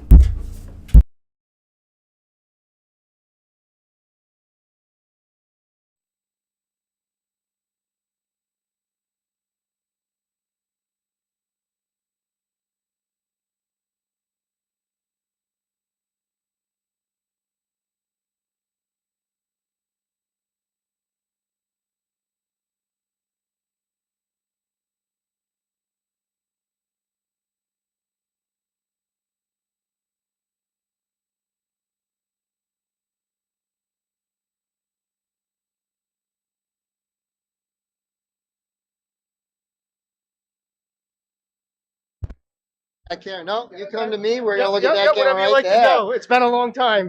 Ladies and gentlemen, your cricket champion from the Thomas Gaskell Memorial Dart Tournament, Frederick Krueger. Oh my Thank you very goodness much. gracious, dude! That was a heck of a match right there. That Thank you, was sir. insane. We've seen you a few times now on the stream, and boy, did you clean up there! You must have felt good. Yes. It's been some time since I got in the winners bracket, so it's coming back. Well, it looks like you've had some tough matchups, so let's be fair about that. Your day has been filled with some pretty stiff competition, but man, that cricket, you were just too ahead. Those 2 legs, Tommy couldn't catch up. Yeah, well, we all know it's a long day and everybody's fatigued, but what a great thing. Thomas Gaskell tournament's the one to come to. Yes, absolutely. And this is an amazing place. Yes, it We is. love The venue having was shooters. awesome. We're going to see you at DPNE a week from Sunday? Yes, you at might. the Franco? Okay. Yes, you might. All right. Well, listen, ladies and gentlemen, this is our cricket champion, and he's going to look tough to beat. So let's get some stuff going and see how far he carries these championships going. Thank you Freddie, very much. thank you, Thank sir. you. All right. Thank Be you. good, ladies and gentlemen. Our cricket champion. Now, we may have a match or two, but otherwise we're going to kind of wrap up. We're probably not going to show the entire luck of the draw on the stream. We've got a long trip and a long stuff of breaking down, so we're going to get a few more matches in. So I hope you've enjoyed yourself. Hope you've given us a subscribe and a like and shared us around. I appreciate you. Meet Love and appreciates you. Greg Tong, you were amazing. Thank you for coming down here and giving us your time, sir. So stay tuned. We'll have a few more things coming your way. And then we're going to say goodbye, and we're going to say thank you very much for watching. Appreciate you.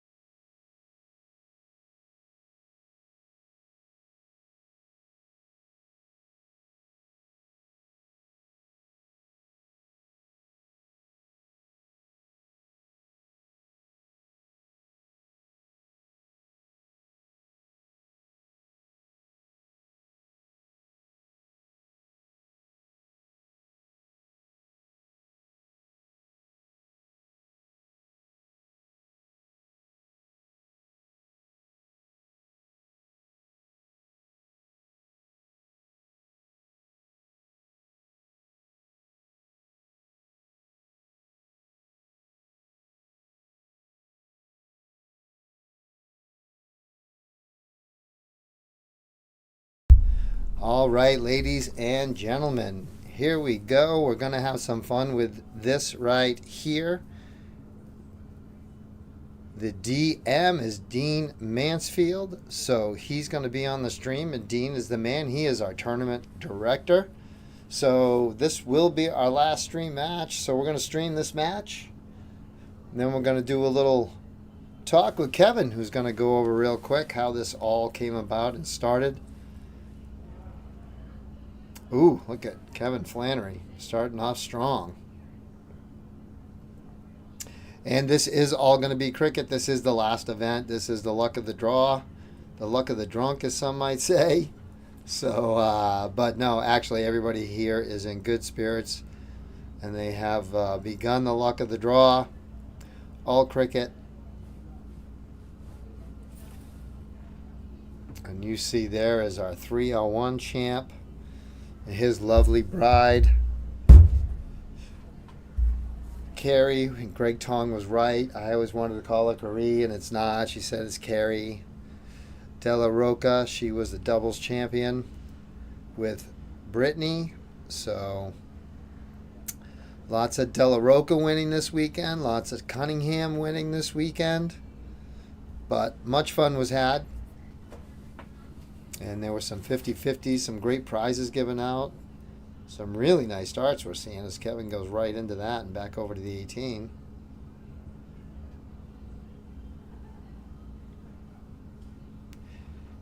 Took a pretty poke at that.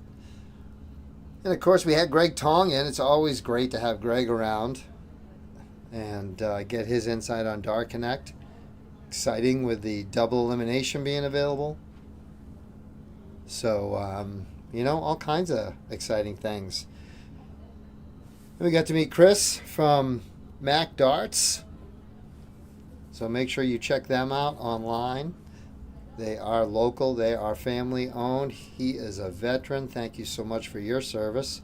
As is Dean Mansfield right there. Dean is the man. He is the tournament director.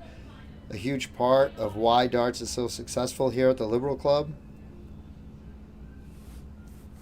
We got to meet Dean's lovely bride. She popped her head in. Dean introduced her. It was very nice to meet her as well. Obviously extremely proud of her husband and all that he has done. So, and she said something about riding horses, which I did see. I didn't have time to talk about her. My lovely bride and my daughter, my youngest, Mara Lynn. They were equestrians and rode. Mara competed. And that's Dean's wife's name, Lynn. Look at that. So, all kinds of 6 degrees of separation. So I'll have to chat with her about horses. So, right now, Billy just needing 3 corks. Oh, a little high on that one. But Billy and Kevin make a tidy little team right there. That's going to be a little formidable should they be able to move past Dean. I'm not sure what Dean's partner's name is. So you know what we're going to do? We're going to go to our handy dandy Dart Connect. And Amit's going to go to his handy dandy Dart Connect. He's quicker than I. But I do love his hat. I love the orange hair. He did say... Jimmy Kelly. Jimmy Kelly. We are not to talk about any bad darts he throws. So that was his only request.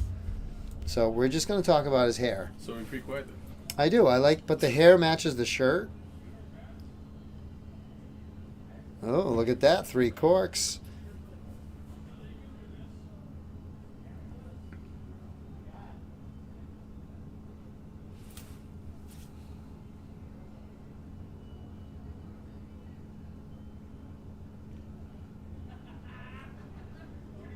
Well, he's going to take the 16 there too, so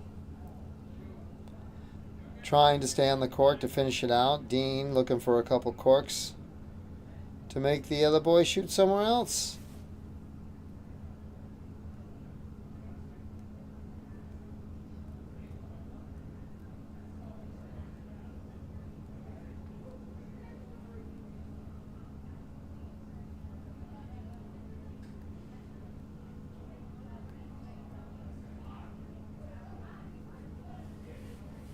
And there we go. Kevin Flannery with the trip 20 single cork. So leg one goes to Flannery and De La Roca.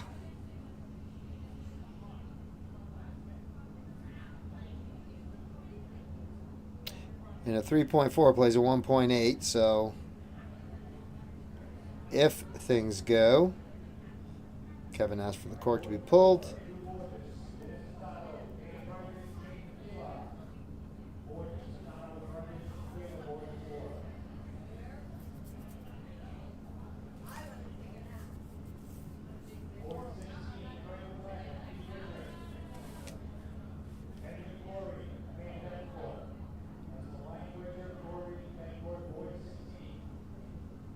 Yep. All right. So, Dean and Jimmy won the cork.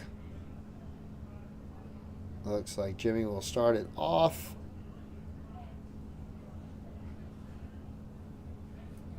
Able to put in two. Slight little miss on the 5 there. That's too bad. Well, excuse me, on the 20 into the 5.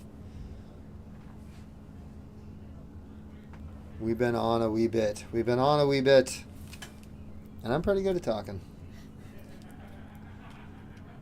Kevin wasn't able to put that away. That's going to give Dean a chance here to jump out to an early lead.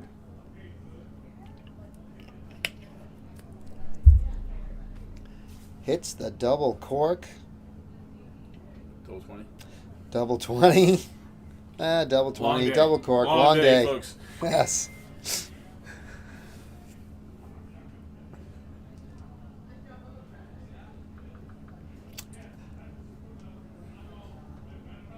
There's the man Dennis Furtado back there, just taking a little stroll behind the streaming board. Streaming Yaki. Jimmy Kelly needed one more right there to wrap it up. And he does get a nice sweet close there. The man with the orange hair and the orange shirt. Popping out threes, getting it done.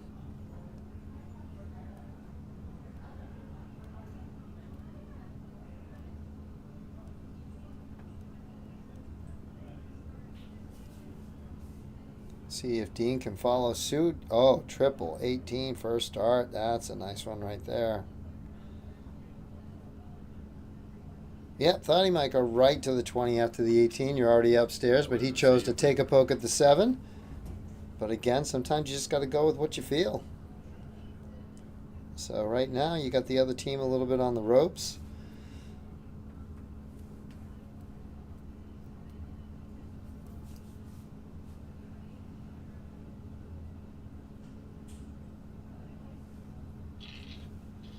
And Jimmy Kelly starting off good on those 17s. Can make it a clean sweep here of the 7s, and he does. Goes a little low into the double, but you know what? All it counts. It all counts.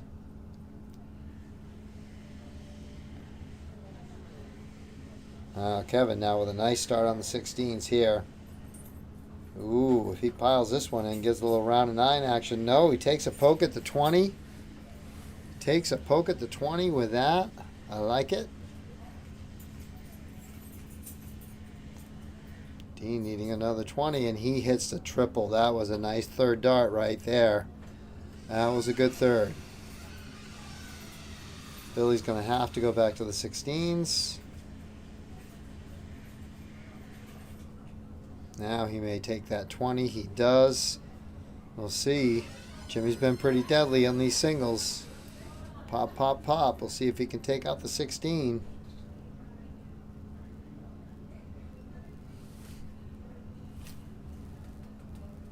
I'm Dana. Nice to meet you.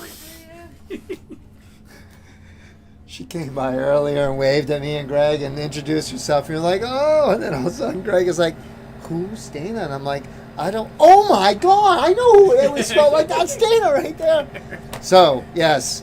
Told you, we love to meet the listeners, and it was very cool that she came by, and she just came by to say hi to Meat Lovin'. Everyone wants to meet Meat Lovin'. He's the man on the chat. Some people might regret it, but they don't want to do it. No, not the ladies. Not the ladies. So, lovely to see you, Miss Dana. Thank you for stopping by and saying hello. Well, right now it looks like Della Rocca and Flannery have taken the lead. Billy has cleaned up those 15s. Gotten one cork. And now Jimmy Kelly must go to the cork.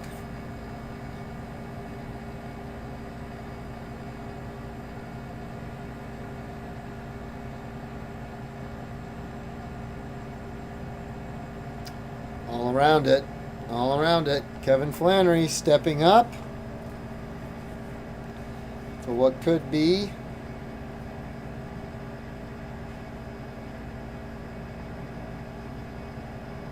and there it is. And that leg is over. Della Rocca and Flannery put away Kelly and Mansfield. Congratulations and well done. So we're going to grab Kevin and have a little word with him and see what else is going on and wrap things up here from the booth. So you all hang tight. Just going to get set up and make sure that we've got going on. It looks like Kevin's coming in. He's on his way. I see him. Here he comes. Ladies and gentlemen. I don't even know your last name. Palmer. Palmer. Ladies and gentlemen, Kevin Palmer. Welcome to the Dark Geek Zone. You are in the zone now, sir. This is one of the gentlemen that, let's just say, helped build this place. And I think that's probably putting it lightly.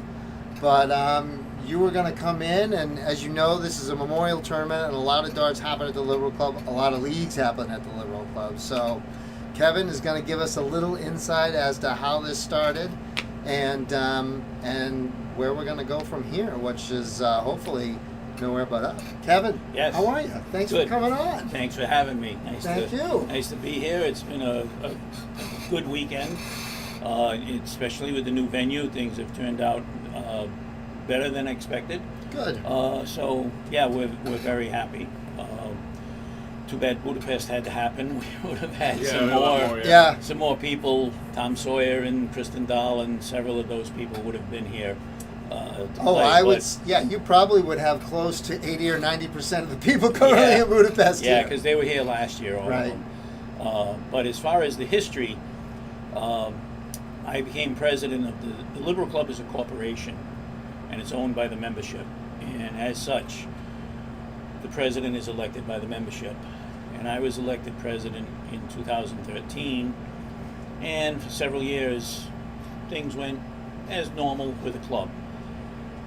Then I had a friend who was worked on the fire department with me, came to me and said, you need to get into darts. Darts is a good source of income for the club, low maintenance, little problems. Think about it. So I said, okay. So we sponsored a single team in the BCDL, which is the Bristol County Dart League. And he was right. We had 2 boards set up out in the bar, and we'd rearrange the tables, and Monday nights, not every Monday night because it was a travel league at the time. Okay. But, 3 out of 4 nights of the week, nights of the month, we would have teams here. And it worked well. And Dean approached me early in 2017 about doing a singles league. Now, I'd already had experience with the teams league, and it was positive. Right. So I said, okay, and we sat and we talked, and his vision, which he tried to bring to the BCDL, wasn't well received. And I said, okay, what are we talking about? What kind of investment are we looking at? So we put our heads together. I was also the bar manager, so I used my contacts with Quality. You'll notice a lot of the boards have Yingling backers, and I talked to them, and they delivered a handful of Yingling backers. We sat down, and I won't say I'm a talented woodworker, but I have some skills, and we sat and we figured out how to hang the boards in the other room, and we started the league 2017 with 3 boards and 12 dot shooters. And it went well. While we had the singles league in the Star Room, we also had the BCDL in the bar. And we went from 1 team in the BCDL to 2 teams in the BCDL. So every week we had somebody here from the BCDL and whatnot. And then the singles league started to pick up, and we went to 6 boards. And then the BCDL faltered. The leadership of the BCDL went on a different route, so to speak. They'd served their time, and there was nobody coming up from the ranks to take over. So it kind of faltered, and it folded. And we continued to grow the singles league. We went from 1 division, an A division, to a B division, and we went to C division. Then we went from ABC to ABC and W. We had a women's division. And now we have ABCD and a women's division. We went from 12 original shooters, now we have 6 shooters. 60 shooters. And when the BCDL faltered, they kind of folded for a year. Mm-hmm. And then we stepped in and said, you know what, let's see if we can do something. So we kind of absorbed the BCDL and revived it. Chuck Gregory, who you know, ran it with me for a couple of years, and now he's taken over. I've stepped away from that.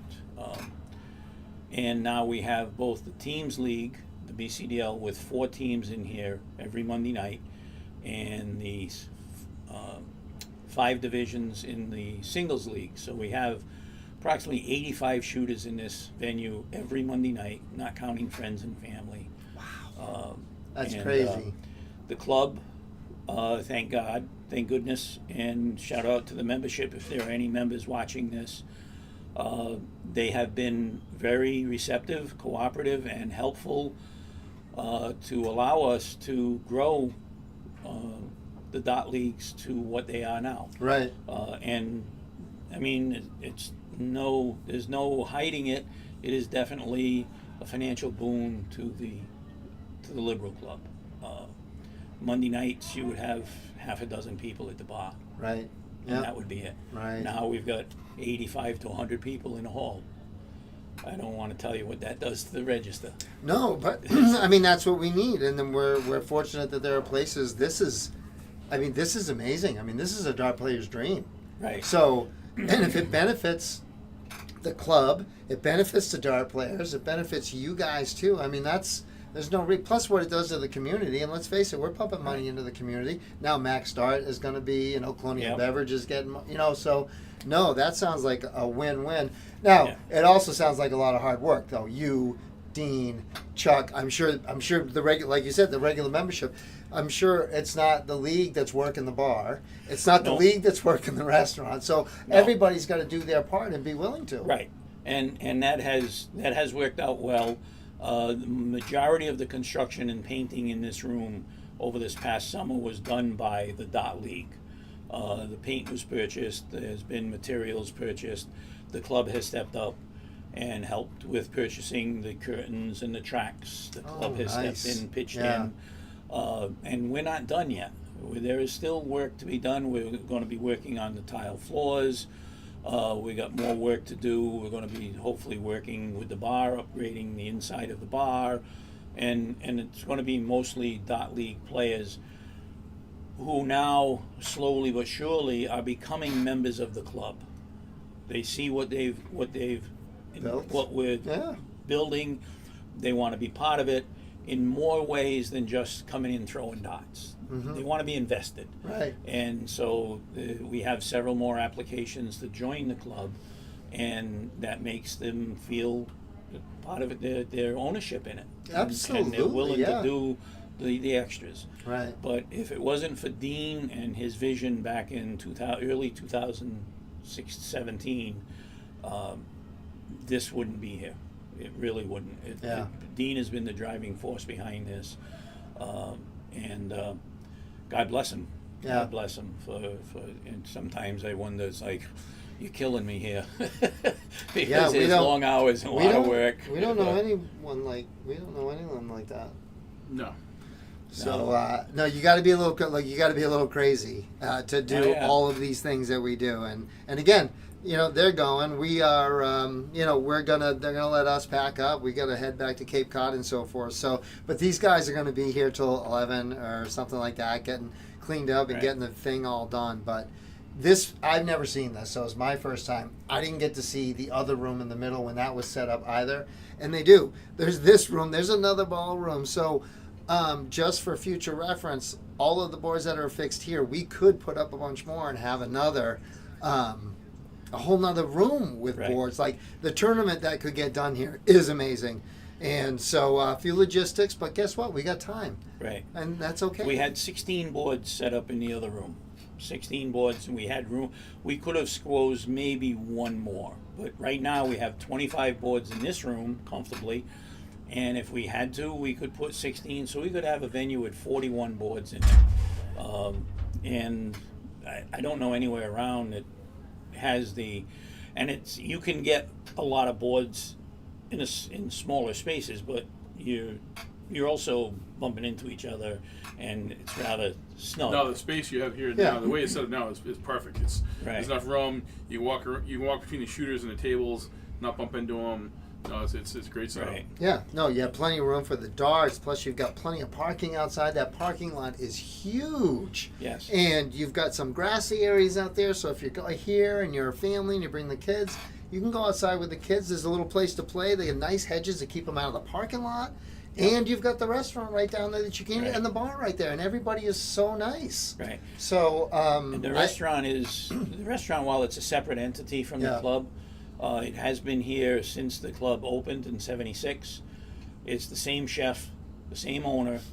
If you walked in here 20 years ago and didn't come back until today, the quality of the food would be the same because they do it the same. The only difference is the price, of course. Well, yeah. And I've had people that hadn't come in 8 or 10 years say, "Oh, wow, I haven't been here in a while. I remember this place." They sit down and eat. You know what? I remember this food. It's the same. Yeah. It's the same. And Fun 107 in New Bedford, and I think I told you guys this the other night, several years ago, did a survey, and they voted the Liberal Club restaurant, as far as fish and chips go, is the granddaddy of them all. And that's a quote. That's what they printed, and that's what they put on their website for fish and chips. And people rave about it. We saw the fish chip order came out last night. We were sitting down having dinner, and it was quite a large piece of fish too. Yeah, the slab it was just. Right. I asked Leia, I was like, "Was that crazy?" It's all fish. It's not a real thick, heavy batter. It's light, dry batter, and it's really, really good. No, from Cape Cod. So me and I are both from Cape Cod. Y'all know that. So when we go off, I don't get seafood. Like I just don't because I'm from Cape Cod. I had the fried clams, and I'll tell you, it was battered perfect. Whole belly clams. So many whole belly clams on this plate. It was redonkulous. It was so good. Very, very good. And again, the waitress was great, and the bartender was great. Too. Yeah. Right. Yeah. Yeah. Seafood anywhere you go is crazy. Is crazy nowadays. And you don't mind the price if you're getting the quality. Right. And that's what you get here. Yeah. And the drinks at the bar, Donna, the bar manager, is doing a phenomenal job. She's brought in new drinks, brought in a whole bunch of stuff, and she's always looking for new ideas. Years ago, you couldn't get a martini in this building.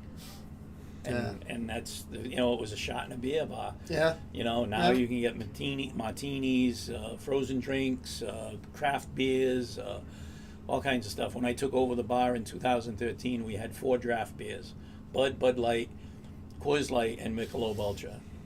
That's what we had for draft beers. Now we have 10 draft beers out there. Nice.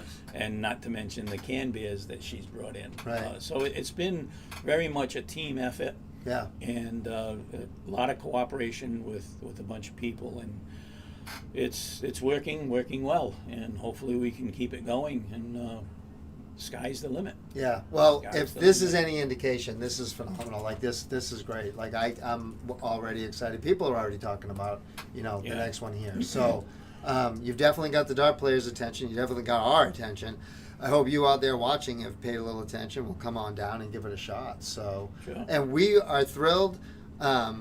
You may or may not know, but Dean has given us our first shot. I think we did okay. Not bad, really. I mean, the most professional thing in this whole studio was Greg Tong. We all know that. That being said, we did, and I want to thank you guys for actually taking a shot with us, because we had no idea what was going to happen when we hit the road. You know. So, and they let us do all the crazy things, the interviews with the players at the end, and we're trying to, up the game, and we want to promote this kind of thing. The Liberal Club is huge. The dart players that are here are huge, and we've got some amazing talent. And that talent is ladies, and that talent is men, that talent is youth, that talent is the people that run the show. Because without them, we're not going to have a show to play in. So everybody's got to do their part, and everybody benefits. And I am geeking out because this has been so cool. So I really thank you for Meet Lovin'. Maybe someday you'll get to meet the other third, Captain Shark. Okay. We keep him hidden away. We bring him out for Okay. special occasions. Okay. So Yeah. He's still young and learning. So he is. Okay. He is. All But right. but I really do appreciate it, and I can't wish you anything but the best, and I can't wait to come back Appreciate you again. coming, and hopefully thanks for having this us. will work hand in hand. It will increase your share of the internet, Oh, and yeah. it's definitely a boon for us.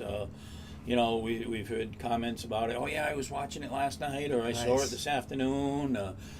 Some of the dot players. Yeah, I saw the thing, and I was driving along. And I shouldn't have been watching it, but I was.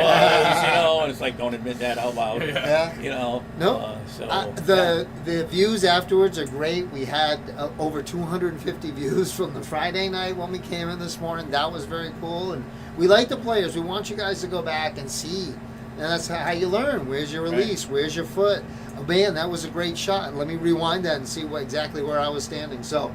Yeah, if everybody could get help, that's what we want. And we had a ball. We will come back anytime. I really appreciate it. Yes, I'm pandering to be invited back. Yes, just to be clear, don't tell him. Okay. So, Kevin, I want to thank you so very Pleasure. much. Tim, always a Thank you, pleasure. sir. And Thank you very again, much. you're welcome back. Like I say, this is onward and upward. Great people, and a great place to do great things. We even now, you'll notice the signs behind us here. We have the Veterans Kitchen. They come in once a week. They feed the veterans food. Oh, nice. They come in on Monday and Tuesday. Two girls, Dawn and Doreen, come in and they cook. And then Wednesdays noontime, they put out a meal for any veteran who wants to walk in the door. That's awesome. Their family, or if you're up against it and you need a meal, come on in, they'll feed you. That's amazing. And that's been also a work in progress, but also very good for all the parties involved. So hopefully we can keep it rolling. No, amen. My dad's a veteran. My nephew is in the Navy and fighting through everything going on in Florida down there. Right. And anything you can do with the veterans, and we sincerely appreciate that. Yeah. And God bless all of you veterans. So if you need anything, sounds like come on down.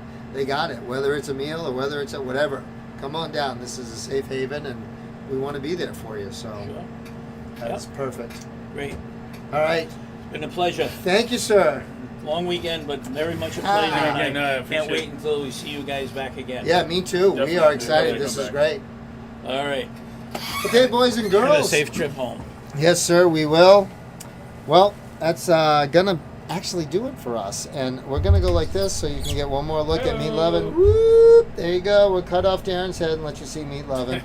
So we're gonna say goodbye. It is gonna be time for us to break everything down, and so you know how I say goodbye. Listen, I need you to do something for me. Be the reason somebody smiles today and tomorrow, because I'm not going to see you tomorrow, okay? Like Darren's my reason. Yeah. Today. So be the reason somebody smiles. It's going to make you feel good. It's really going to make them feel good. And for just a short period of time, we know this world's a little bit better place. I can't thank you enough for all watching. Stay tuned. Later on, like in the month, and we'll have some previews of what's going on. And we got some things in the works. Don't forget the DPNE. Get your money in this Wednesday, a week from tomorrow. That's the final event. You're going to get Greg and Darren again at the T-Up Tap Room on the mic. And who knows? You never know. We might get a little guest appearance from Meat Lovin'. I don't know. But the T-Up Tap Room is where we're going to be. You all need to get your money in a week from today. Be at the Beverly Franco for the last DPNE, ladies and men's. We're cheering on our Cape Cod people. Scott Estel, thank you very much. Jen, Jaywa, good job. And we'll see you all later, okay? Love you. Bye. Bye-bye.